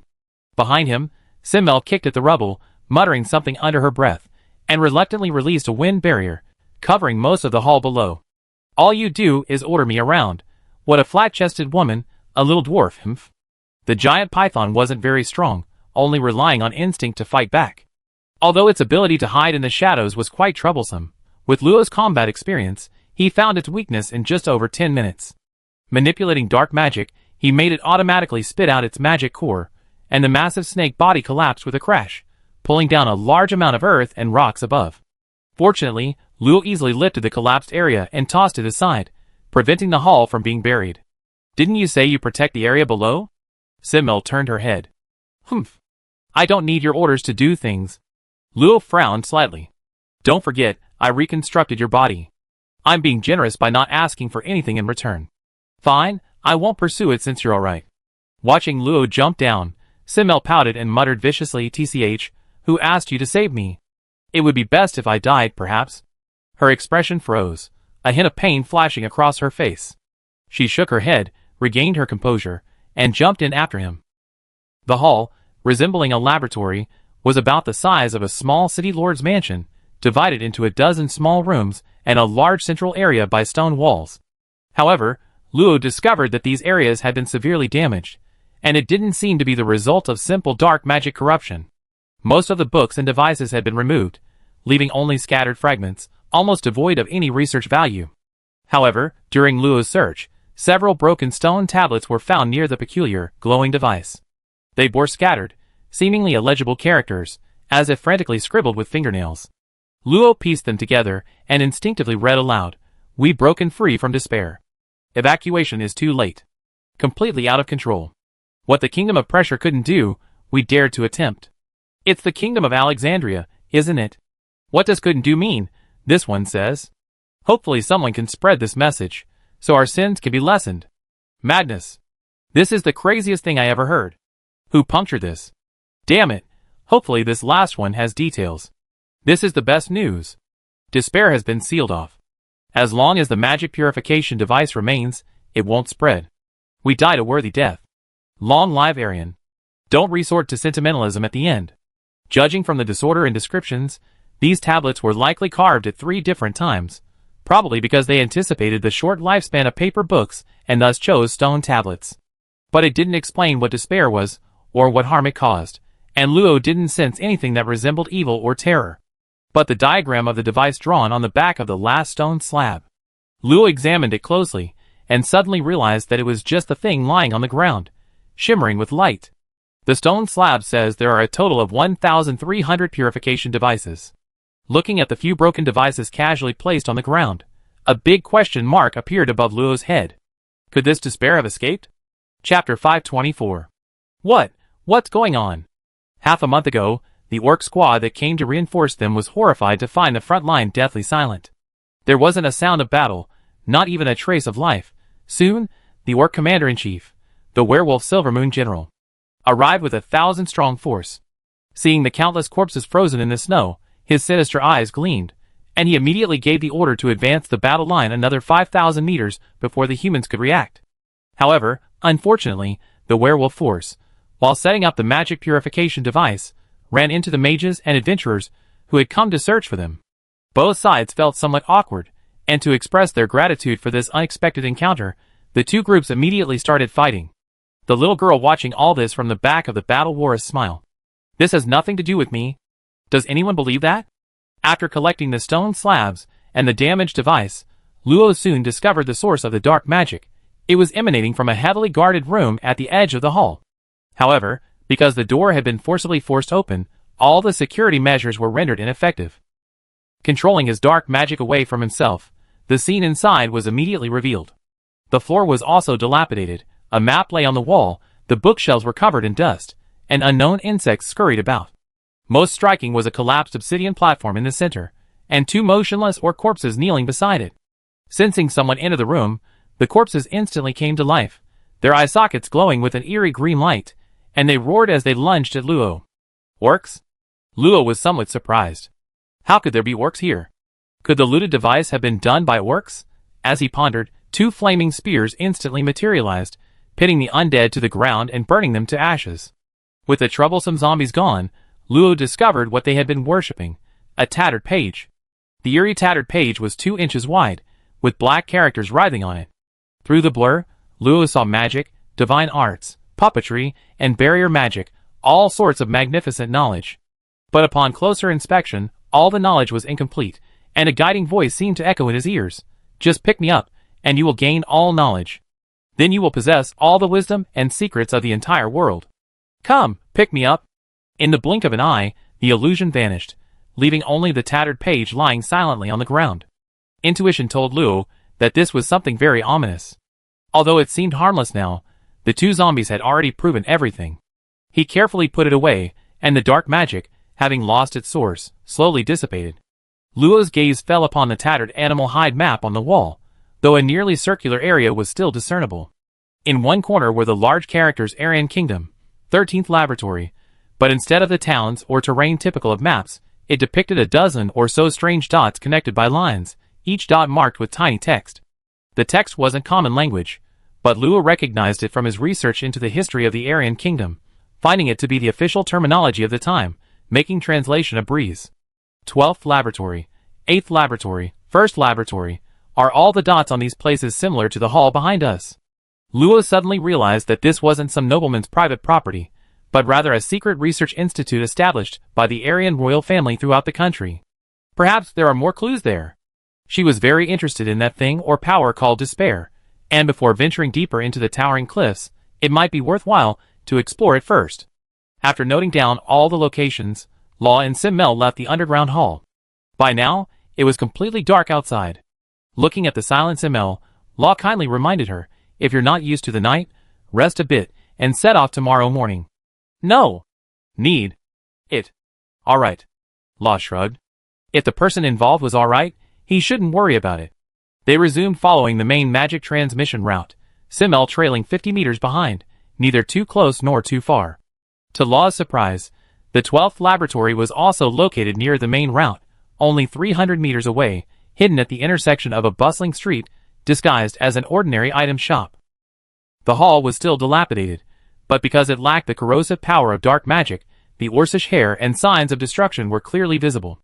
Luo was certain of one thing: the purification devices were looted by the orcs. Unfortunately, without the obstruction of dark magic, even the stone walls of the 12th Laboratory had been demolished, leaving not a single scrap of iron, let alone stone tablets or records.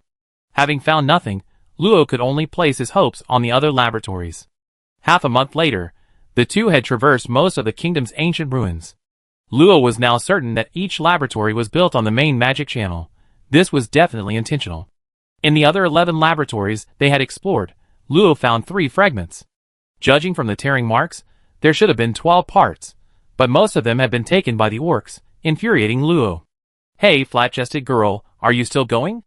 Luo looked at the dilapidated gate bearing the name of a certain academy, then turned to Zinmir with a puzzled expression. "I thought you gone mute, but since we're already here, why not continue?" Zinmir had been silent throughout the journey, barely uttering a word. Even when Luo asked her, She only received a haughty snort. This was the first time she'd spoken to him in recent times. However, this was the very center of the first laboratory on the map, the final destination of the main route. How could Luo give up on going deeper just because of her words? I'm going in. The campus, shrouded in greenery, was lifeless. The towering mage tower was broken into several pieces, overgrown with flowering vines. The huge hanging bell was chipped and rusty. A few birds perched on the dried-up fountain, fluttering their tails and playing, then startled away at the approaching footsteps. Half an hour later, Luo confirmed that the control center was beneath the collapsed mage tower, but the rune circuits were interrupted, and the entrance was hidden. Simmel snorted, her face sour. I told you I couldn't find it. You might as well give up now. What's wrong with being my subordinate? All your expenses in the mage's hall can be reimbursed by me. Lo, who was searching with his senses, didn't even turn his head before replying, I need to enter the great library. Can you help me? What's so great about that old witch's place? No mage wouldn't want to go in, right? To be honest, you don't seem like a mage to me. Whether it was her first reaction upon meeting her or her subsequent annoyed behavior, Lo felt that Simmel preferred wielding the giant scythe. Compared to a mage, she seemed more like a fragile warrior. My affairs are none of your business. I'm a genius mage. How could I not seem like one? You must be mistaken. Probably, after all, we're not familiar with each other. If it weren't for Mage Hal's help, you probably wouldn't have met me the second time. Never mind, I really can't find the entrance. Don't leave me hanging. What will happen the second time we meet? What do you want to do? Under Simmel's shocked gaze, Luo slowly rose into the air, countless flickering sparks radiating an extremely violent and scorching aura, quickly condensing into a long spear that she held in her hand. Wait, flat-chested woman, didn't you say not to use magic lightly? What do you know? This is called improvisation. Earth pierce through. Whoosh. I'm going to die. Boom. Chapter 525. Amidst the earth-shattering tremors, the entire academy was utterly reduced to nothingness, leaving only a colossal crater over 30 meters wide and 500 meters deep at its center. Ahem, even if you hate me, you don't need to murder me. With a burst of magic, Simmel flung away the stones pressing down on her, coughing lightly as she reached the edge of the crater. She found Luo intently staring down below. Wanting to avoid speaking, but unable to suppress her curiosity, she asked, Flat-chested girl, what are you looking at? You see when you look. Unable to contain her curiosity, Simmel peered down, only to have her hair instantly curled by a burst of intense heat. Below the crater lay a shimmering, iridescent barrier. Luo's powerful magic struck it, causing only minor ripples. The vast majority of its power was forcefully reflected back. A place like this actually has a barrier. Luo's expression was quite surprised. I thought the control center had been destroyed, but I didn't expect the defensive barrier here to still be functioning normally after hundreds of years. She jumped onto the barrier, feeling a strong rebound from her feet, but unfortunately, it had no effect on her. Flat-chested girl, you're not trying to open it, are you? How could you possibly do something like that? Then you do it? Xi Meyer immediately shook her head like a rattledrum. She didn't have the ability to unleash magic of that level. It was better not to expose herself. Shaking her head slightly, Luo ignored this useless brat. She condensed her senses into a needle and quickly pierced the barrier. With her current knowledge of barriers, modifying an entrance wasn't difficult. In less than 10 minutes, a crack wide enough for a person to pass through suddenly appeared in the barrier. Flat-chested girl, how did you do that? There's so much knowledge in the mage's hall, it's useless to tell you if you don't read it. Scolding me again, who do you think you are? However, Luo had already entered the barrier and didn't hear Simmel's mutterings. Looking at the neatly arranged books on the surrounding shelves, she was secretly delighted that she had come to the right place. Sure enough, this place hasn't been discovered by the orcs, so it should preserve first-hand records from back then. Thanks to the protection of the barrier, most of the books were well preserved, and there were also many sealed magic books, which looked incredibly valuable. She randomly opened one, which described an experiment diary. The 3721st attempt at stripping away forbidden knowledge, using ghosts to transfer damage. Result, failure, 32 members were devoured. She picked up several more books, most of which were about so-called forbidden knowledge extraction experiments, all of which failed without exception.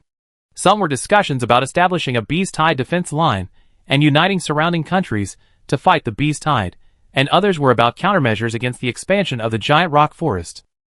The key information was recorded in great detail, as if it were a gift left to future generations by an old man who knew his days were numbered. Even if it means national ruin, we must do everything in our power to prevent disaster. Does the Azure Wolf Empire know about these things? Luo didn't know. Those matters weren't really her concern. At least this continent still had 3 major human empires, 2 transcendent powers, plus the goblin race and some orcs. It wasn't her place to worry. Hey, flat-chested woman, is this what you're looking for? Simmel suddenly called out to Luo, a thin notebook trembling in her hand. Seeing Luo look over, her cheeks flushed slightly. This wasn't specifically for you, I just happened to see it. Luo took the notebook, which clearly contained instructions on how to use the magic purification device. After quickly flipping through it, she understood that this device actually originated from the ancient kingdom of Alexandria, which had perished 1,000 years ago. Its function was to convert the frenzied magic of the desolate lands into gentle magic suitable for superhumans to absorb.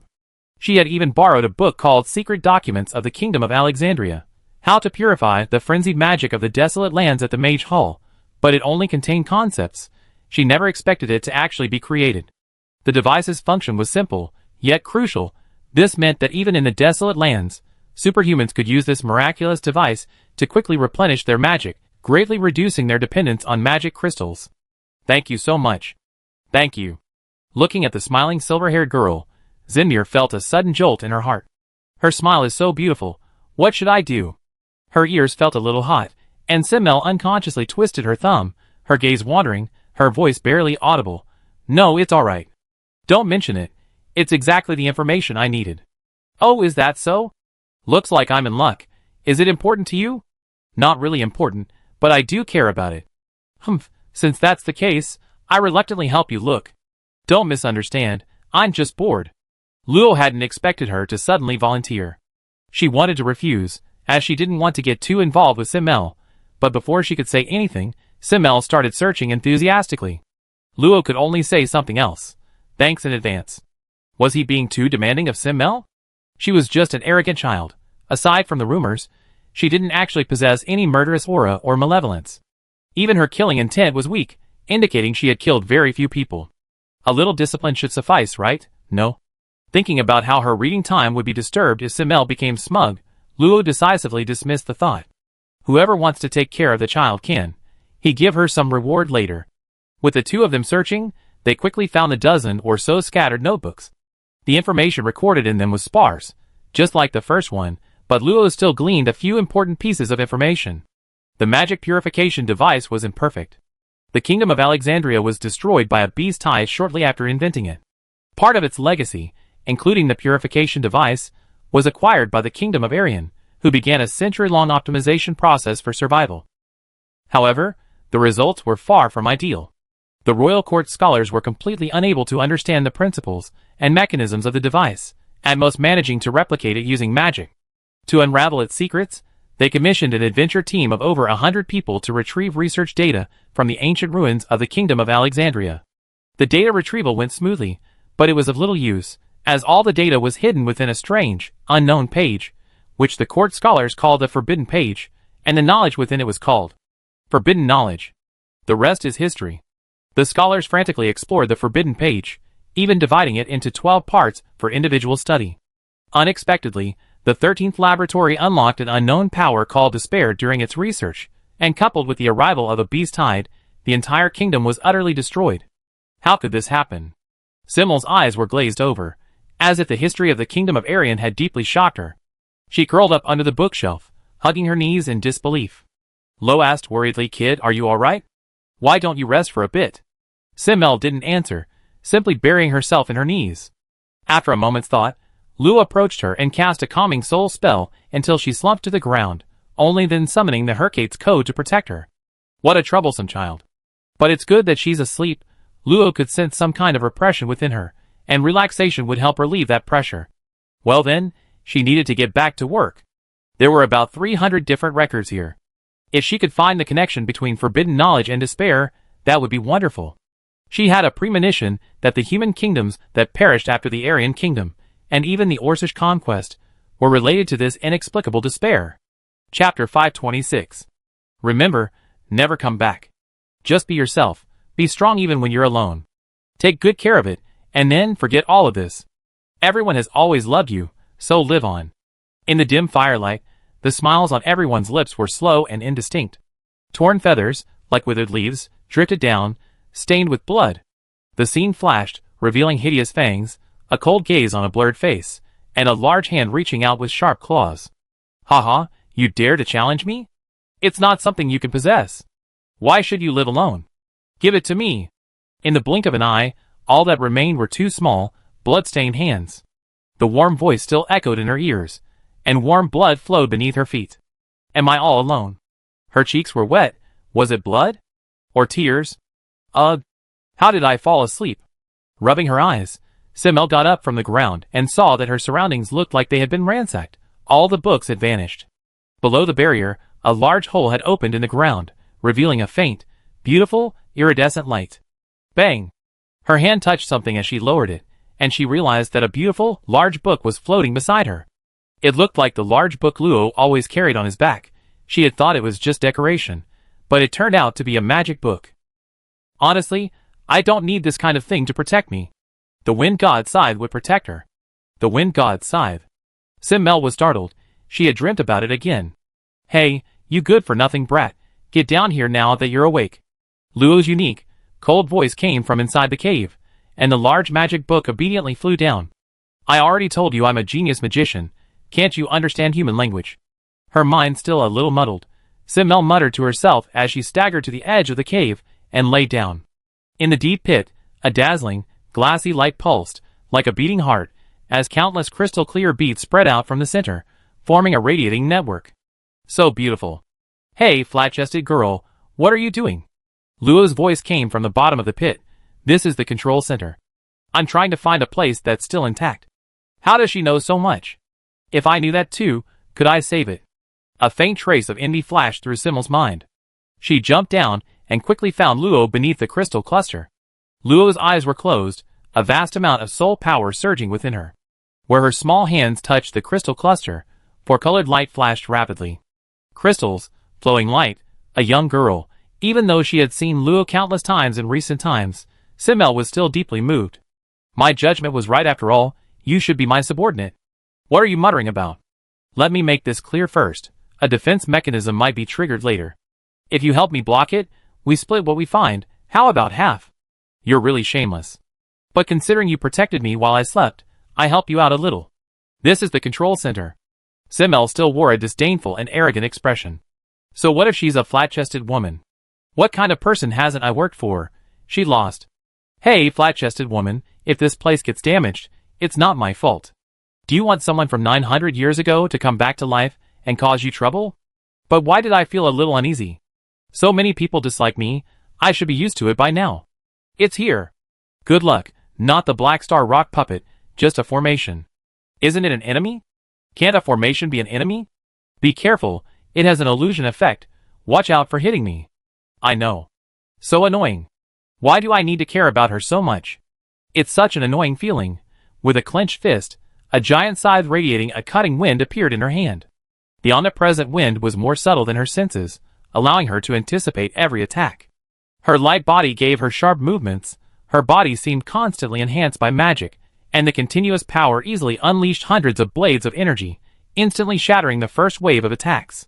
"Don't underestimate me." Luo noticed that all the surrounding magical fluctuations had been intercepted, quite surprised. This brat's strength had fully recovered so quickly, it seemed she wasn't entirely useless after all. This was perfect, as it allowed her to focus her attention on tracing the hidden treasure troves connected to the control center. For one thing, the royal city was bound to contain remnants, and searching for them herself would undoubtedly require a tremendous amount of effort. As the control center of the severed defense line, the royal family would certainly hold onto it tightly. It would be strange if the royal city didn't have a connection. Years of neglect had created numerous vulnerabilities in the central defense system, one of the reasons Luo was able to break through. However, as her soul power deepened, she also sensed more and more formations being activated, and strange devices resembling puppets flying out, determined to eliminate the two at all costs. "Can you hold out for 3 minutes?" Simmel's figure flashed rapidly, leaving behind a dozen afterimages. Her giant scythe was wielded with impenetrable force, no attack able to penetrate it. Even the immense power of the self-destructing, be-like golems only forced her back a few steps. Under the shockwave of magic, the giant scythe's momentum intensified, unleashing a 2-meter-long, sharp-curved blade. Ugh! I told you not to underestimate me. I am the founder of the Dawn Organization, a 6-tier genius winged mage, the sole chosen successor of the Wind God Scythe, the youngest disciple of the Grey Robe Fod, and one of only 2 elite members of the Mage Hall to be granted the Black Robe qualification through exceptional means. I won't be easily swayed. Die! A triumphant scream erupted from Simmel's mouth. The azure wind suddenly turned dark green, faint ripples appeared in the void, and with extreme speed, all the formations shattered in the blink of an eye before they could even react. Each bee-like golem was neatly severed in the center, its internal magic circuits also broken at the same point. Boom! The enormous space shook violently, the crystal cluster shattered, and the dust settled on the ground. The giant scythe swung lightly a few times, before being firmly planted on the ground by Simmel. Piece of cake. Found it. 2 voices rang out simultaneously, causing the 2 to exchange a glance. Luo released his hands, his central energy rapidly dimming and collapsing. He raised an eyebrow. Not bad. My strength is considerable. The secret vault was found? 3 locations. The magical feedback was extremely strong, most likely where magic crystals or materials are stored. TCH, SOSO. But not bad. After a moment of silence, Simmel sheathed her scythe, her expression somewhat complicated. A bet's a bet. I won't bother you again. Luo was taken aback, then calmly nodded. Their personalities were inherently incompatible, and returning to their daily routines was undoubtedly the best course of action. Several days later, the 2 found hidden vaults in 3 different cities. Leaving aside the magic crystals and magic cores, and the rare magical beast materials, these vaults contained a large quantity of well-preserved rare wood, precious artifacts left behind by the Kingdom of Arian for building its national defenses. Luo secretly inquired with Xania, who replied that these woods contained varying degrees of special power, which she could extract to accelerate the growth of the Tree of Life. In addition, there were many magic crystal devices. There were 12 magic crystal cannons alone, each capable of firing powerful projectiles comparable to a high-level transcendent strike when fully charged. There were also numerous magic crystal crossbows and matching bolts, all ready for use after a few repairs. Some devices had unclear uses, which Simmel tossed to Luo as junk. She only took some materials for crafting powerful items, saying she had run out and needed to replenish them. The royal treasury showed clear signs of misappropriation. The remaining potion bottles and tattered scrolls indicated that consumables, likely of considerable quality, had been taken. This was unavoidable. Fortunately, the 2 were not poor. After a slight pang of regret, they left without looking back. Chapter 527. In the biting cold wind, Moriarty floated in midair, watching the seemingly ordinary storm in the distance, a bead of cold sweat slowly trickling down her cheek. Looks like I'd gone too far this time. Her breath caught in her throat.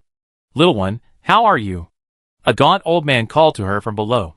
Moriarty, her expression once again innocent, gracefully flew down. They're not here anymore. Mega scratched her head in distress, then looked at the group of only about 600 people remaining behind her, unsure of what to do. The short-tempered Google complained, "Didn't you say you could smell the girl's scent? Why can't we find her?" If she hadn't led everyone to find the remaining feather of Simmel, he would never have believed that this first-tier transcendent girl could track the 2 sit across the vast plateau. Alright, don't make things difficult for her.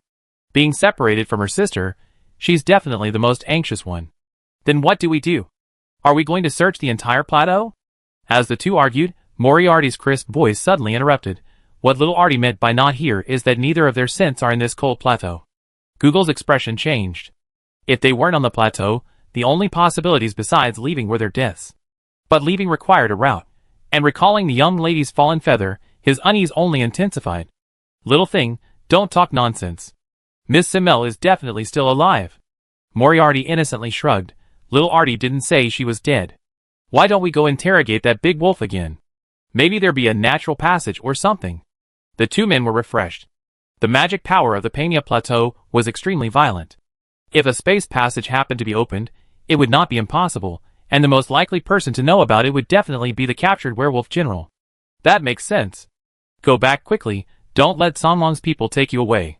Seeing the 2 people greeting everyone, Moriarty smiled sweetly, her delicate body flashed slightly, and a dark shadow emerged from it, tearing open the space and leaving without anyone knowing, while she herself waved her short hands and shouted, "Wait a minute, little Artie," jumping and jumping back with them. How could she miss such an interesting thing as torturing the big wolf? "Hey," I said, flat-chested girl, where are you going? In the small barrier, Luo and Zinmir were resting. Since admitting that she'd lost the bet, she seemed to have returned to her usual arrogance. In her words, can you still leave me here? Luo resisted beating her, as long as he didn't disturb her when he got back. Next stop is the Kingdom of Alexandria, then we'd be almost there. The possible location of the ferries is 30,000 to 50,000 li northwest of the Kingdom of Arian, while the Kingdom of Alexandria is further west, 10,000 li away. The three form a flat triangle, so a turn wouldn't take much further. Based on their speed, they estimate they enter the area of the former ruins of the Kingdom of Alexandria in 2 days. A rootless fire flickered slowly, dispelling the darkness of the dense forest and bringing a comforting warmth. Simmel was playing with a soft, smooth stick, which she had found in the secret vault. It was taken because it contained abundant earth magic, making it suitable for crafting defensive items. A strange thing. It's hard, but it feels a bit soft and slippery. But the pink color is quite pretty, a bit like a mushroom. I decided, I call it the pink slippery mushroom. Hey kid, that's dangerous. Don't make up names. That's the root of the earth demon tree, just shrunken. Ahem. I know, I was just testing you, no need to explain further. Slightly blushing, Simmel retorted dryly, looking at the large mushroom as thick as her forearm in her hand. She couldn't help but mutter to herself, since it's a root, it must be edible, right? I tried licking it. Quickly observing, confirming that Luo was looking down at something and shouldn't have seen her, Simmel grasped the mushroom head and slowly brought it to her mouth, her wet, pink tongue sticking out. Just as her tongue was about to lick it, Luo's soft voice came, tinged with a hint of helplessness. It's poisonous, don't be reckless. Ha! You didn't think I was going to lick it, did you? I wouldn't stoop to something only children do. This is just close observation. I'm a genius in potion making, this is normal procedure. She hurriedly and pretentiously examined the large mushroom, finally nodding seriously, and giving a professional assessment. Indeed, inedible. Oh well, as long as I didn't eat it. Luo was organizing the data she had collected from the first laboratory. Based on numerous experiments stripping forbidden knowledge, the forbidden pages possessed various strange properties. Indestructible, but capable of splitting through special means. Unreadable, but those who willingly succumb gained all knowledge. Enveloped in darkness, yet able to reflect skills of all attributes, including light magic. Exuding allure, yet without causing the tempted to lose their reason. It's like a conspicuous vault, gleaming with gold and enticing people to open it. The way to enter is clear, offer your soul. However, once you gain the power of omniscience, you will be devoured by it, and unable to convey any information. Those who can resist temptation will remain safe, while those who cannot will fall into endless struggle and torment, ultimately becoming moths to a flame, drawn to the flame to witness the end of the road. However, over 99.99% of people cannot say they don't want something. Mortals want to achieve transcendence, the transcendent want to become saints, even saints aspire to touch the prestige of the gods, the poor crave wealth and sustenance, the rich covet more wealth. Nobles hope for their family's eternal prosperity, and scholars have secrets they most want to know. Unless one is completely resigned to their fate, no one can resist this temptation. No wonder the first thing I saw was all sorts of magical knowledge. Is it because I want to understand magic? If Luo hadn't had a clear goal, and knew the great library could solve her problem, she might have been attracted as well. She might not have been tempted in the short term, but given time, that might change. Unfortunately, the data didn't mention the so-called despair. It makes sense, it was recruited by the 13th laboratory, and would certainly be sealed off to prevent its spread throughout the country. I can only hope that the Kingdom of Alexandria still has the data. Although the hope is slim. 13 well-equipped adventurers landed amidst the ruins. The man at the front, with a spiky mustache, carefully compared his map to the ruins before a fanatical smile spread across his face. That's it. This is it. The kingdom that perished 1,000 years ago. The origin of forbidden knowledge. Find the royal chamber, and you gain endless knowledge. A young man at the back of the group, his face grave, frowned slightly. Sink, is it really as miraculous as you say? Those guys at the Mage's Hall have already looted it, haven't they? Sink, however, remained confident, tossing the ancient map in his hand. The Alexander royal family once created an alternate dimension using forbidden knowledge, sealing all that knowledge within. Without this map, no one can find it. That's right. Without the map provided by Scholar Sinker, we never even heard of forbidden knowledge. I checked the Mage's Hall, and there's absolutely no mention of any connection between forbidden knowledge and the Alexander Kingdom. In other words, this is unique. Some were excited, others worried. But forbidden knowledge sounds terrible. Do we really want to find it? Someone immediately retorted, aren't forbidden arts also officially discouraged from learning? But who doesn't know a few? If something is useful for survival, the side effects don't matter. Sinker calmly watched the noisy crowd, a faint smile on his face. He knew these people would eventually succumb to temptation. This is the 32nd batch, isn't it? Chapter 528. A tree spirit with wildly dancing vines was severed at the root, its hidden magic core blown away by the raging wind. Its regeneration halted abruptly, and the remaining magic scattered, sprouting into a vast forest. Catching the incoming magic core, Simmel snorted triumphantly. Mere magical beasts, tremble before my wind scythe. Turning to Luo on another tree, she asked, any other magical beasts? Bring them on. 1,200 meters to your left, 10 o'clock, 3 moss-covered rock giants. Watching Simmel confidently stride past, Luo followed. Perhaps, having felt the power of her new body in the control center, she increasingly enjoyed wielding the scythe, and every magical beast she encountered along the way became a victim of her blade. It has to be said that although Luo often called her a useless brat, her strength was still at least at the 6th rank, far beyond the reach of these ordinary magical beasts that weren't even at the 5th rank. After slaying so many magical beasts, her combat awareness and techniques had improved significantly, finally showing some of the demeanor of a master. A short while later, a rumbling sound came from afar. Amidst the dust and fallen trees, several piles of rubble lay scattered on the ground, and Simmel was carefully searching for magic cores. Those were her spoils of war. She had to show them off when she got back.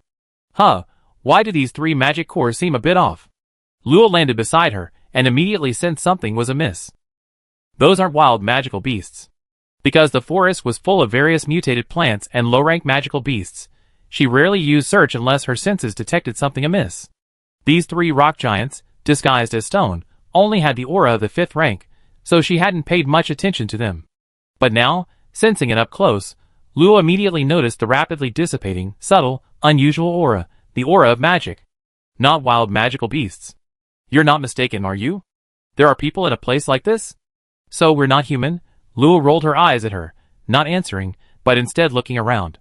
Sure enough, she found a shallow footprint on a tree root not far away, along with several shallow marks on the moss. Someone's been here, no more than 3 days ago.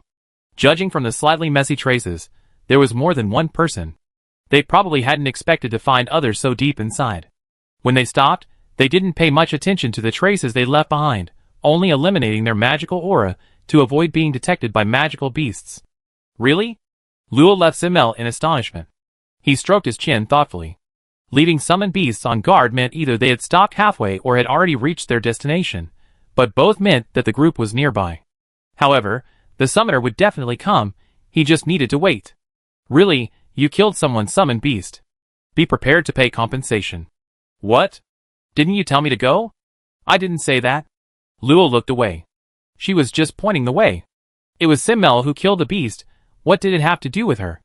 Ah! Flat-chested woman, it's all your fault. Stop yelling. If others see this, they think you can't afford to pay, right? Sir, over there, don't hide. I'm talking to you. A burst of flame shot out, blocked by a suddenly appearing wooden shield. 50 meters away, a tree stirred, revealing a man shrouded in a black robe. He seemed somewhat surprised that Luo had discovered him so quickly.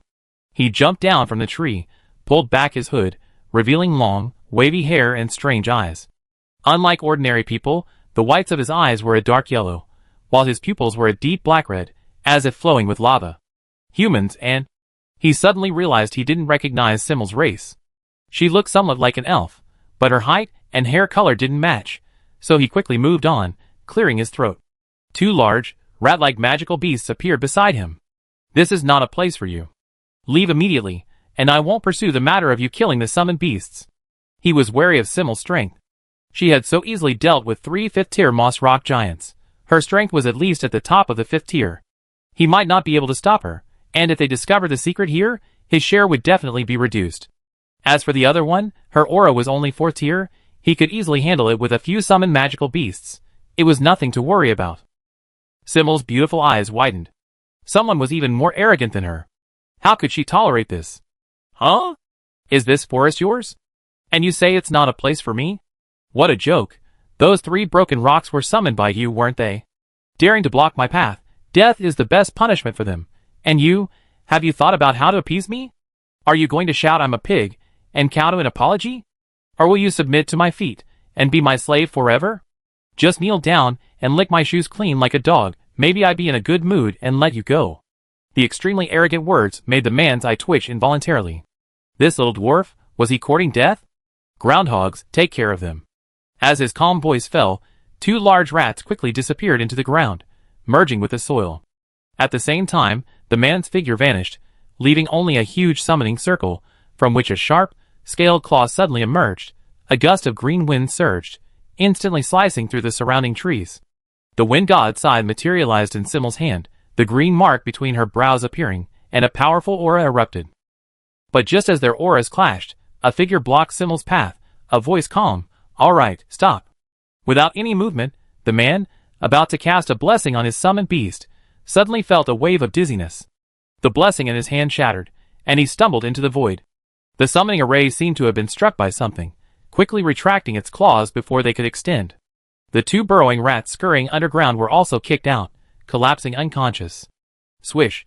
A gentle breeze ruffled her clothes. To the man's astonishment, the silver-haired girl he had initially ignored slowly flew closer, stopping before him. Her golden-red eyes were calm and still, like a still lake. "I can sense your panic. Tell me your purpose for coming here, and I might spare your life." The voice was calm, reminding him of the same tone he used when facing lower-level transcendence, a tone of indifference towards the weak. And today, he was that weakling. "I only came to find a new summoned beast." "You killed my summoned beast, and you think you're in the right?" He was testing the girl's character, assessing her actions. It was somewhat risky, but if she were to so easily defect, what was the point of his cultivation? The culprit, mentioned, couldn't help but flinch, quietly hiding behind Luo, concealing his aura, avoiding eye contact with the man. Whoosh! A small hole suddenly melted in the ground. The sharp, scorching spear tip nearly pierced the man's hand. Luo gripped the flaming spear, his tone unchanged. "Next time, it won't go astray. This girl is not to be trifled with." The man's brow twitched, and he said in a low voice, "All right, I tell you. We're an adventure group searching for ancient ruins. The main force is exploring, leaving me alone to keep watch outside." "Ancient ruins?" The man nodded repeatedly, seemingly frightened. His lips trembled, and he rattled off a long string of words. "Adventure groups like ours specialize in searching for ancient ruins. If we find a complete skill book, we won't have to worry about cultivation resources for the next 100 years. Even if it's incomplete, we can sell it to those powerful nobles or small countries for a hefty reward. But that's purely based on luck. Most of the time, we still hunt magical beasts to make a living." The man's voice was incredibly sincere, but he quickly noticed that Luo's gaze hadn't relaxed. Instead, it had become somewhat intriguing. "A kingdom from 1,000 years ago is also called an ancient ruin." A voice, half smiling and half mocking, rang out, causing his pupils to shrink slightly. Were these 2 also targeting the kingdom of Alexandria? "Our slang, don't take it seriously." "Die!" The man suddenly grinned maliciously, a violent surge of magical energy erupting from his body. A thick, illusory tail suddenly appeared, slamming down on Luo. He vanished instantly, reappearing on a tree 10 meters away, then vanished again, disappearing in a series of flashes. Boom! Feeling the gust of wind and magical energy blowing behind him, the man's face lit up with joy. As a seasoned adventurer, how could he not have a life-saving item? A strike comparable to the full power of a 6-tier earth-shaking rock dragon would severely injure those 2 caught off guard. However, to be on the safe side, it would be best to notify the others. Thinking this, a small white mouse appeared in his hand. "Tell Sinker, outsiders are here, be careful." Splat! The little mouse, listening to the communication, suddenly exploded into pieces. A delicate little girl appeared a dozen meters in front of him, her body crackling with lightning, spotless, without a drop of blood, a faint smile playing on her lips. "Can you behave now?" "My lord. I promise I'd be perfectly obedient. Discretion is the better part of valor." He wasn't human, but that didn't stop him from agreeing with the saying, and he immediately knelt on the ground in submission. Chapter 529. In the deep, dark tunnels, the dark yellow magical rock, unchanged for millennia, faithfully guarded this vast underground palace. Yet, over the millennia, countless adventurers came and went, taking with them precious remnants and leaving behind traces of magical decay. Candles, extinguished centuries ago, flickered on the crumbling walls, their broken magical circuits exposed, incapable of ever activating again. Tree roots, creeping down from above, seeped into the brickwork, eroding the palace. Faint footsteps approached, and a bright fireball floated ahead, illuminating the spiraling downward path and dispelling the chilling, poisonous insects. Sink, this place has been looted many times. Where is the place you speak of? A lithe woman with bronze skin, wielding 2 swords, warily surveyed her surroundings. The eerie shadows lurking in the darkness were not to be trifled with. After searching for days without finding anything else, she began to doubt the forbidden knowledge Sink spoke of. If you dare deceive us, you won't leave this dungeon alive. Sink, at the front, showed no fear, controlling the fireball as it drifted, and slowly spoke. If it were that easy to find, previous adventurers would have found it long ago.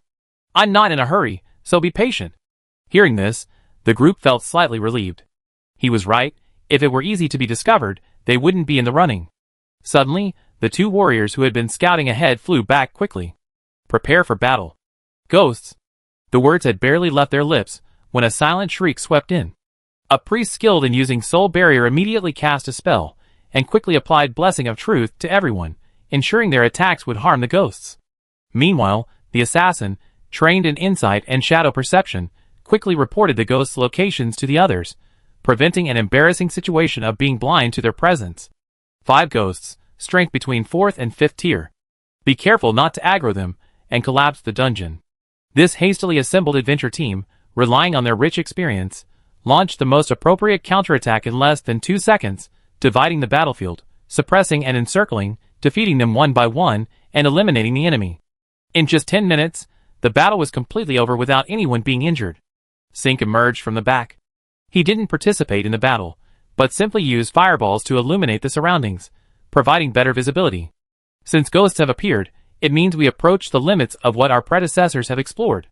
Further down, there will be more ghostly monsters. Everyone, stay alert. The others remained silent. They all understood, so they didn't waste any more energy arguing. Having come this far, they had to continue. The man, named Hada, was a rare member of the Volcano clan. According to him, he was drinking at the Adventurers Guild when a strange mage named Sink struck up a conversation with him. Sink told him he planned to form an adventure team to search the depths of the giant rock forest for something that could change the world. Because Sink's eyes were filled with fanaticism, making him look like a missionary, Hada ignored him. But Hada didn't expect to be persuaded so quickly. Sink easily solved a cultivation problem that had plagued him for over 30 years, and told him that if they found that thing, they could easily discover the path to rapid advancement to a high-level transcendent. Under this temptation, Hada readily agreed. The adventure team consisted of 13 people, each with different reasons for coming, but all for that thing. It took them over 3 months to arrive, and Hada, having a means of remote communication, stayed behind to keep watch. What is that thing? My lord, Sink told us it's called forbidden knowledge. Instantly, Hada felt a burning sensation on his neck, so frightened he dared not breathe. My lord, be careful. He wasn't circulating his magic right now.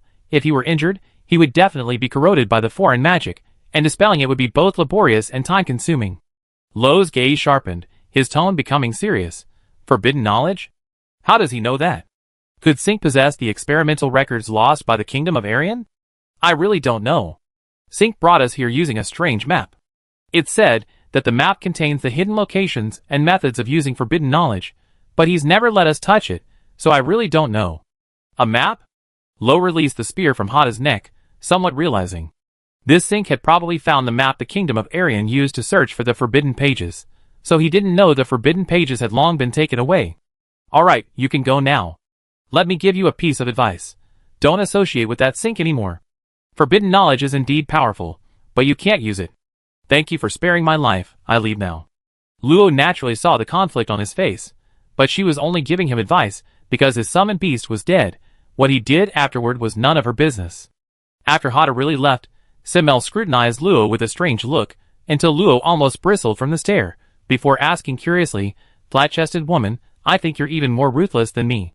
Was it just a facade before? How should I put it, kind of handsome? Don't make me spank you. One sentence made Simmel cover her bottom in fright, truly brutal. Luo landed on the ground, explaining irritably, he's a mid-level transcendent, and an adventurer too. If you're not ruthless, he immediately see through your weakness. You can be a good person, but when you don't know if the other person is good or bad, being the villain is safer. Of course, strength is the most important thing. If Luo were just an ordinary 4th level, Even the most ruthless person would be like a harmless kitten. I see, I learned something, I do that next time too. Seeing Simmel muttering something again, Luo didn't care whether she listened or not, and quickly flew over according to the location provided by Hada. Half an hour later, the two found the entrance to the underground palace hidden under a barrier among the trees that blended perfectly with their surroundings. It's all destroyed by tree roots inside. Luo agreed. The kingdom of Alexandria had fallen much earlier, not to mention houses, there were hardly any stones left. Without any landmarks, she really wouldn't have known she had entered the royal city's territory. The area near the entrance to the dungeon was almost entirely covered by tree roots, and even the passage leading down was man-made. Fortunately, this made things easier for the two. They could quickly catch up by following the adventurer's trail. Luo was very curious about Sync and the map. Perhaps they held more information about forbidden knowledge. Hada had said that no one in the entire adventurers group exceeded the 5th rank, so as long as they were careful, their combined strength wouldn't put them in danger. Whoosh! The sound of air being cut rang out as two petite figures swiftly passed by, heading towards the dark dungeon. As they went deeper, remnants of bricks and pillars gradually appeared, the root system thinned, and some fresh traces became visible. Since no one would have anticipated someone entering at this particular time, the magical aura hadn't been erased, and Luo easily tracked their path. Quickly navigating the complex passages, a chilling aura gradually intensified, a sign of dark magic growing. Flat-chested girl, why do I feel like there are strange noises around here? Reaching the massive, spiraling staircase, surrounded by faint groans and shrieks, Simmel shrank back, a little frightened. It's just the aftershocks of dead ghostly monsters. It happened if no priest or knight of light removes it, it's normal. You always make it sound so easy. At least consider me a little. With Simmel's mutterings, the two quickly reached the bottom of the staircase, where there stood an obsidian altar. And on the altar, a corpse pierced by a long sword. Chapter 530. On the obsidian platform, jet-black runes formed glaring and eerie irregular patterns. Sensing the presence of living beings, the runes whispered like centipedes, seemingly discussing how to devour their souls. But in the blink of an eye, all the runes stopped moving peacefully in place. Everything that had just happened was merely an illusion. Hey, flat-chested woman, I feel like that altar is weird. Probably because it's a sacrificial array. Luo walked straight to the altar. The corpse on it was a woman, her face twisted and fanatical. Her head and abdomen were pierced by long swords. Her soul was nowhere to be found, but the blood hadn't dried up. A stark contrast to most cult sacrificial rituals. Don't you think she looks disgusting? Even dead, she still has that expression. Who knows if she did it willingly? If you're scared, don't look. Who said I'm scared? Stubborn Simmel was being stubborn again today, but Luo had already discovered the array connecting to the altar. Behind the altar, at the entrance to a partially collapsed tunnel, a dark light was slowly rotating, as if luring the two of them to hurry inside. It seems this isn't a sacrifice to summon anything, but rather to break the seal here. Something's not right. This seal. Luo carefully sensed the remaining dark magic power around the vortex. The forbidden book pages had long been removed. There was no reason for the predecessors to take them, and then kindly use dark magic to re-establish the seal. In other words, either they had taken the wrong path, or this seal was a trap, its purpose simply to lure them in. Ah! A short, miserable scream came from the vortex, immediately drawing their attention. Simmel summoned the wind god Scythe, somewhat nervously asking, flat-chested woman, shall we go in and take a look? That's the only way. For safety, Luo had already mobilized all his magic power. The silver moon lamp emitted a soft white light, forming a gentle protective shield around the two of them. I feel like everything you know is so strange. It's normal for a staff to store magic of other attributes. That's true, but it just feels weird. After thinking for a moment, Simmel couldn't figure it out, and cautiously followed Luo into the dark vortex. As soon as they entered, Simmel realized Luo was gone. They were surrounded by narrow stone tunnels, and countless floating, dark runes were lunging at her, only to quickly dissipate upon impact with the light magic shield. What is this? In a panic, Simmel instinctively used her wind to sever the runes, only to find that the severed runes quickly reassembled, rendering them completely ineffective. Seeing the protective shield tremble rapidly, Simmel gritted her teeth, spread her wings, and swiftly disappeared into the depths of the tunnel. Flat-chested woman, where are you? Luo realized the moment she entered that the seal was indeed a trap, but the screams and vortexes were also traps. Looking at the short-haired man with his back to her, Luo asked curiously, are you Sinker? Can you tell me how you found us? She hadn't detected any signs of spying or targeting along the way, Unless this person was a 7th-tier being, it would be difficult to escape Luo's perception. But he was only a 5th-tier being. The man stopped his whispered prayer, turned, and slightly bowed his head to look at Luo. His crystal glasses accentuated his scholarly elegance, but the black markings on half his face revealed a sinister intent. He held a small, illusory book. The cover depicted a screaming brain, without eyes or a mouth, yet it gave Luo an eerie feeling of being stared at. The price of knowledge is heavy, it is for them, and it is for you. Sink pushed up his glasses, reflecting a fanatical yet calm gaze. Only then did Luo notice the rows of skulls. Their skulls opened, spiderweb-like black threads slowly writhing across their brains. The faces of those skulls wore expressions of enjoyment and satisfaction, extending a friendly invitation to Luo. Join us, enjoy the thrill of knowing everything. I feel like I'm seeing the starry sky. So this is what stars are like. I understand. Do you want to come and see for yourself? How wonderful. This is how the world should be. Everyone is free of worries. Come to our world, join us, and enjoy a bright future. A series of soft laughs followed. Sink waved his hand, and the darkness vanished, leaving only the two of them in the narrow space. Pathetic, aren't you? Luo remained noncommittal. What does this have to do with me? Answer honestly, or I won't hesitate to send you to the underworld. Fine, I can answer anything you want to know, as long as you can pay the price. Any questions? Any, including the origin of magic, the end of the plane, the secrets of the gods, and what you want to know, how to find the fairy kingdom. Sink's voice was calm, but a cold smile played on his lips. As long as you can afford the price, you can ask any question. Luo's eyes narrowed. This guy wasn't as easy to deal with as he imagined. Was it the ability to peek into memories? Or was it simply reading his mind? Just answer, how did you know we were here? Of course, you have the aura of forbidden pages on you. I sensed it from afar, and Hada's message wasn't fully delivered, so knowing you arrived was simple. As his words fell, Luo suddenly felt her magic power diminish by 1/10, not a simple depletion, but a missing portion of it. This meant that her maximum controllable magic power had inexplicably decreased by 1/10. Shocked, Luo quickly checked herself, and soon discovered something else amiss. By comparing her 4 attributes possessing elemental divine authority with other attributes, she realized the missing magic power wasn't truly stolen, but rather shielded by some unknown force, creating an illusion because her soul power couldn't access it. The divine power didn't react. Was it because it tacitly approved of her putting it in herself? Wait, he repeatedly emphasized the price.